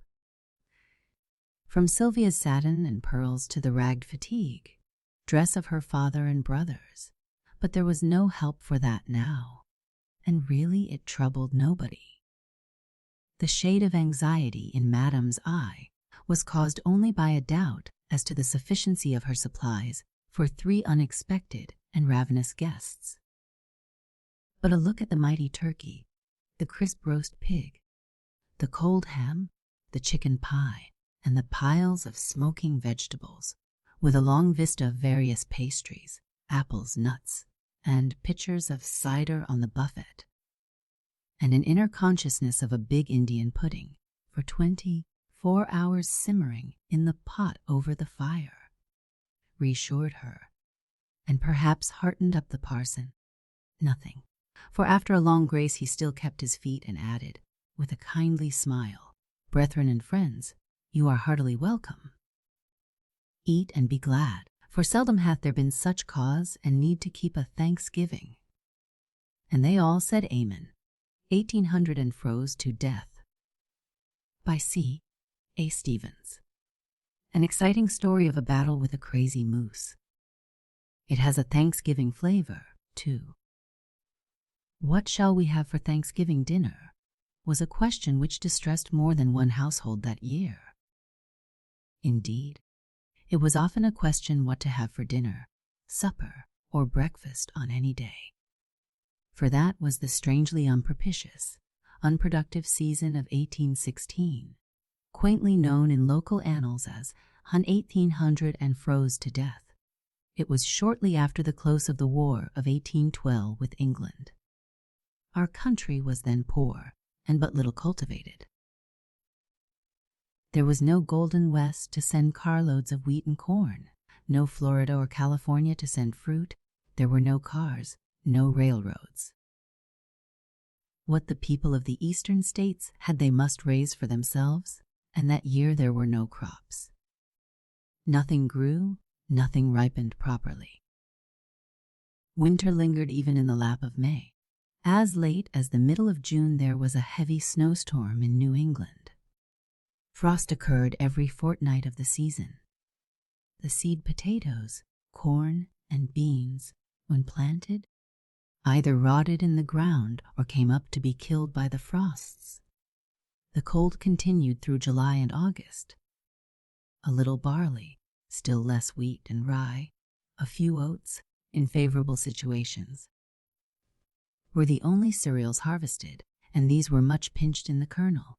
Actual starvation threatened hundreds of farmers' families as this singular summer and autumn advanced. The corn crop, then the main staple in the East, was wholly cut off. $2 and $3 a bushel, equal to $10 today, were paid for corn that year by those who had the money to purchase it. Many of the poorer families subsisted in part on the boiled sprouts of raspberry and other shrubs. Starving children stole forth into the fields of the less indigent farmers by night and dug up the seed potatoes and sprouted corn to eat raw. Moreover, there appeared to be little or no game in the forest. Many roving bears were seen, and wolves were bold. All wild animals, indeed, behaved abnormally, as if they, too, felt that nature was out of joint. The eggs of the grouse or partridge failed to hatch. Even woodchucks were lean and scarce. So of the brooding hens at the settler's barn, the eggs would not hatch, and the hens, too, it is said, gave up laying eggs, perhaps from lack of food. Even the songbirds fell into the dumps and neglected to rear young. The dreary, fruitless autumn drew on, and Thanksgiving Day bade fair to be such a hollow mockery that in several states the governors did not issue proclamations. Maine at that time was a part of the state of Massachusetts. My impression is that the governor appointed November 28th as Thanksgiving Day, but I am not sure. It is likely that not much unction attended the announcement. The notices of it did not reach many localities in Maine. In the neighborhood where my grandparents lived, in Oxford County, nothing was heard of it, but at a schoolhouse meeting on November 21st, our nearest neighbor, Jonas Edwards, made a motion that the people of the place keep the 28th of the month as Thanksgiving Day, the best they could. The motion prevailed, and then the poor housewives began to ask the question, what shall we have for Thanksgiving dinner? At our house it is still remembered that one of my young great-uncles cried in reply, "Oh, if we could only have a good big Johnny keg." And it was either that very night or the night after that the exciting news came of the arrival of a shipload of corn at Bath and Brunswick. At Brunswick, seat of the then infant Bowdoin College, Freeport, Topsham, and other towns near the coast of Maine, where the people were interested in maritime ventures, it had become known that a surplus of corn was raised in Cuba and could be purchased at a fair price. An old schooner commanded by one captain, John Simmons, was fitted out to sail for a cargo of the precious cereal. For 3 months not a word was heard from schooner. Skipper Captain Simmons had purchased corn, however, and loaded his crazy old craft full to the deck with it. Heavy weather and headwinds held him back on his voyage home. Water got to the corn, and some of it swelled to such an extent that the old schooner was like to burst. But it got in at last, early in November, with 3,000 bushels of this West India corn. How the news of this argosy flew even to towns a day's journey up from the coast. A great hunger for corn cake swept through that part of the state, and in our own little neighborhood, searching canvass of the resources of the 5-log farmhouses followed. As a result of it, young Jonathan Edwards and my then equally youthful great Uncle Nathaniel set off the next day to drive to Brunswick with a span of old white horses hitched in a farm wagon without springs, carrying 4 rather poor sheep, 4 bushels of barley, and 15 pounds of wool, which they hoped to exchange for 5 bushels of that precious corn. On top of it all there were 3 large bagfuls of hay for the horses. The boys also took an axe and an old flintlock gun, for much of the way was then through forest. It was a long day's drive for horses in poor condition, but they reached Brunswick that night. There, however, they found the cargo of corn so nearly sold out or bartered away, nothing, that they were able to get but 3 bushels to bring home. The corn was reckoned at $9, the 4 sheep at only $6, and it had been difficult dickering the 15 pounds of wool and the 2 bushels of barley as worth $3 more. The extra 2 bushels of barley went for their keep overnight. Such was produce exchange in 1816. The next morning they started for home, lightly loaded with their dearly bought corn. Their route lay along the Androscoggin River, and they had got as far on their way as the present factory town of Auburn, where the little Androscoggin flows into the larger river of the same name, when they had an adventure which resulted in very materially increasing the weight of their load. It was a raw, cloudy day, and had begun to spit snow, and as it drew toward noon, nothing. They stopped beside the road at a place where a large pine and several birches leaned out from the brink of the deep gorge through which the little Androscoggin flows to join the larger stream. Here they fed their horses on the last of the 3 bagfuls of hay, but had nothing to cook or eat in the way of food themselves. The weather was chilly, and my young great Uncle Nathaniel said to Jonathan, "If you will get some dry birch bark, I will flash the pan. We will kindle a fire and warm up." Jonathan brought the bark, and meanwhile Nathaniel drew the charge from the old Queen's arm, then ignited some powder in the pan with the flintlock and started a blaze going. The blaze, however, had soon to be fed with dry fuel, and noticing a dead fir top lying on the ground a few steps away, Jonathan took the axe and ran to break it up, and the axe strokes among the dry stuff made a considerable crackling. Throwing down the axe at last, Jonathan gathered up a large armful of the dry branches and had turned to the fire, when they both heard a strange sound, like a deep grunt, not far away, followed by sharp crashes of the brush down in the basin. "What's that?" Nathaniel exclaimed. "It's a bear, I guess," and he snatched up the empty gun to reload it. Jonathan, too, threw down his armful of boughs and turned back to get the axe. Before they could do either, however, The strange grunts and crashes came nearer, and a moment later a pair of broad antlers and a huge black head appeared, coming up from the gorge. At sight of the snorting beast, Jonathan turned suddenly. "It's a moose, Nat," he cried. "A big bull moose. Shoot him, shoot him." Nat was making frantic efforts, but the gun was not reloaded. Recharging an old queen's arm was a work of time. Fortunately for the boys, the attention of the moose was full fixed on the horses. With another furious snort, it gained the top of the bank and bounded toward where they stood hitched, chewing their hay. The tired white horses looked up suddenly from their hay, and perceiving this black apparition of the forest, snorted and tugged at their halters. With a frightful bellow, half squeal, half roar, the moose rose 12 feet tall on his hind legs and rushed at the one hitched nearest.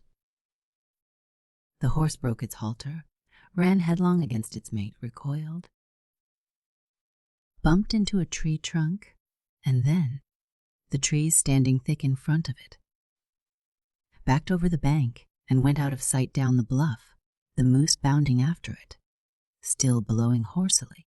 The other horse had also broken its halter and ran off, while the two boys stood amazed and alarmed at this tremendous exhibition of animal ferocity. "Nat, Nat, he will kill that horse," Jonathan exclaimed, and they both ran to look over the bank. Horse and moose were now down near the water, where the river ran deep and swift under the steep bank, the horse trying vainly to escape through the tangled alder brush, the moose savagely pursuing. The sight roused the boys to save their horse. Axe in hand, Jonathan ran and slid down the bluff side, catching hold of trees and bushes as he did so to keep from going quite into the river. Nat followed him, with the gun which he had hastily primed. Both horse and moose were now thrashing amidst the alder clumps. "Shoot him, shoot him," Jonathan shouted. "Why don't you fire?" "Oh, let me have that gun." It is not as easy as an onlooker often thinks to shoot an animal, even a large one, in rapid motion, particularly among trees and brush. Something constantly gets in the way. Both animals were now tearing along the brink of the deep stream, stumbling headlong one second, up the next, plunging on. As often as Nat tried to steady himself on the steep side of the bluff for a shot, either the horse was in the way or both animals were wholly concealed by the bushes. Moreover, the boys had to run fast through the brush to keep them in sight. Nat could not shoot with certainty, and Jonathan grew wild over the delay. "Shoot him yourself, then," Nat retorted, panting. Jonathan snatched the gun and dashed forward, Nat picking up the axe and following after. On they ran for several hundred yards, barely keeping pace with the animals. Jonathan experienced quite as much difficulty in getting a shot as Nat had done. At last he aimed and snapped, and the gun did not go off. "You never primed it," he exclaimed indignantly. Nat thought that he had done so, but was not wholly certain, and feeling that he must do his part somehow, he now dashed past Jonathan, and running on, attempted to head the horse off at a little gully down the bank to which they had now come. It was a brushy place. He fell headlong into it himself, and rolled down, still grasping hard at the axe. He was close upon the horse now, within a few yards of the water, and looking up, he saw the moose's head among the alder brush. The creature appeared to be staring at him and regaining his feet. Much excited, Nat threw the axe with all his strength at the moose's head.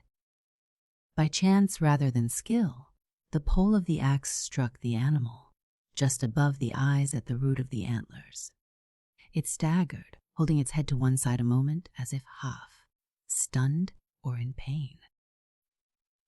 Then, recovering, it snorted, and with a bound through the brush, jumped into the stream, and either swam or waded across to the low sandy bank on the other side. There it stood, still shaking its head. Jonathan had caught up with Nat by this time, and they both stood watching the moose for some moments, hoping that the mad animal had now had enough of the fracas and would go his way. The horse was in the brush of the little gully, sticking fast there, or tired out by its exertions, and they now began considering how they could best extricate it and get it back up the bluff. Just then, however, their other horse neighed long and shrill from the top of the bank, calling to its mate. The frightened horse beside them neighed back in reply. These equine salutations produced an unexpected result. Another hoarse snort and a splash of the water was the response from across the stream. "He's coming again," exclaimed Jonathan. "Have you got the powder, Horn Nat? Give it to me quick, if you've got it." Nathaniel had had the powder horn up on the bank, but had dropped it there, or lost it out of his pocket in his scramble down the bluff. There was no time to search for it. The moose was plunging through the narrow stream, and a moment later sprang ashore and came bounding up the gully toward the horse. The boys shouted to frighten him off. The crazy creature appeared neither to hear nor heed. Jonathan hastily took refuge behind a rock. Nat jumped to cover of a tree trunk. In his rush at the horse, the moose passed close to them. Again Nat hurled the axe at the animal's side. Jonathan, snatching up a heavy stone, threw it with all his might. The horse, too, wheeling in the narrow bed of the gully, kicked spitefully, lashing out its iron, shod hoofs again and again, planting them hard on the moose's front. For some moments this singular combat raged there. Recovering the axe and coming up behind the animal, Nat now attempted to deal a blow. The moose wheeled, however, as if struck by sudden panic, and went clear over Nat, who was thrown headlong and slid down into the water. The moose bounded clear over him and again went splashing through the little Androscoggin to the other side, where it turned as before, shaking its antlers and rending the brush with them. Nathaniel had caught hold of a bush and thus saved himself from going fully into the swift current. Jonathan helped him get out, and the two young fellows stared at each other. The encounter had given them proof of the mad strength and energy of the moose.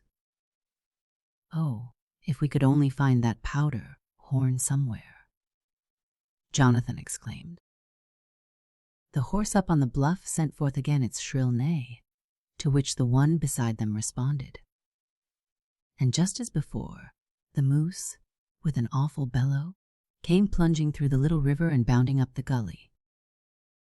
"My soul, here he comes again," Jonathan fairly yelled. "Jet out of the way."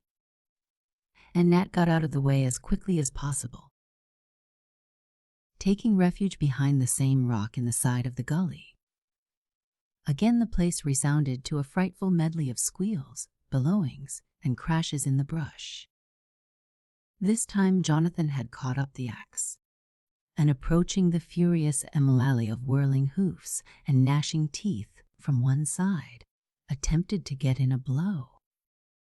In their wild movements, the enraged animals nearly ran over him, but he struck and stumbled. The blow missed the moose's head, but fell on the animal's foreleg, just below the knee, and broke the bone. The moose reared, and wheeling on its hind legs, plunged down the gully, falling partly into the river, much as Nat had done. 12 times it now struggled to get up, almost succeeding, but fell back each time. With the ardor of battle still glowing in him, Jonathan rushed forward with the axe and finally managed to deal the moose a death blow. With a knife they then blooded and stood by, triumphant. "We've muttoned him, we've muttoned him," Nat shouted. But I never had such a fight as that before. The horse, as it proved, was not seriously injured. Nothing. But they were obliged to cut away the alder brush in the gully to get the animal back up the bluff, and were occupied for fully an hour doing so. The body of the moose was a huge one. It must have weighed fully 1,400 pounds. The boys could no more have moved it than they could move a mountain. Moreover, it was now beginning to snow fine and fast. Jonathan had a fairly good knife, however, and by using the axe they succeeded in rudely butchering the carcass and dismembering it. Even then the quarters were so heavy that their full strength was required to drag them up the bluff and load them into the wagon. The head, with its broad, branching antlers, was all that they could lift to the top of their now bulky load. The task had taken till past 4 o'clock of that stormy November afternoon. Twilight was upon them, the wintry twilight of a snowstorm, before they made start, and it was long past midnight when they finally plodded home. There were corn cake and moose venison for Thanksgiving dinner. The end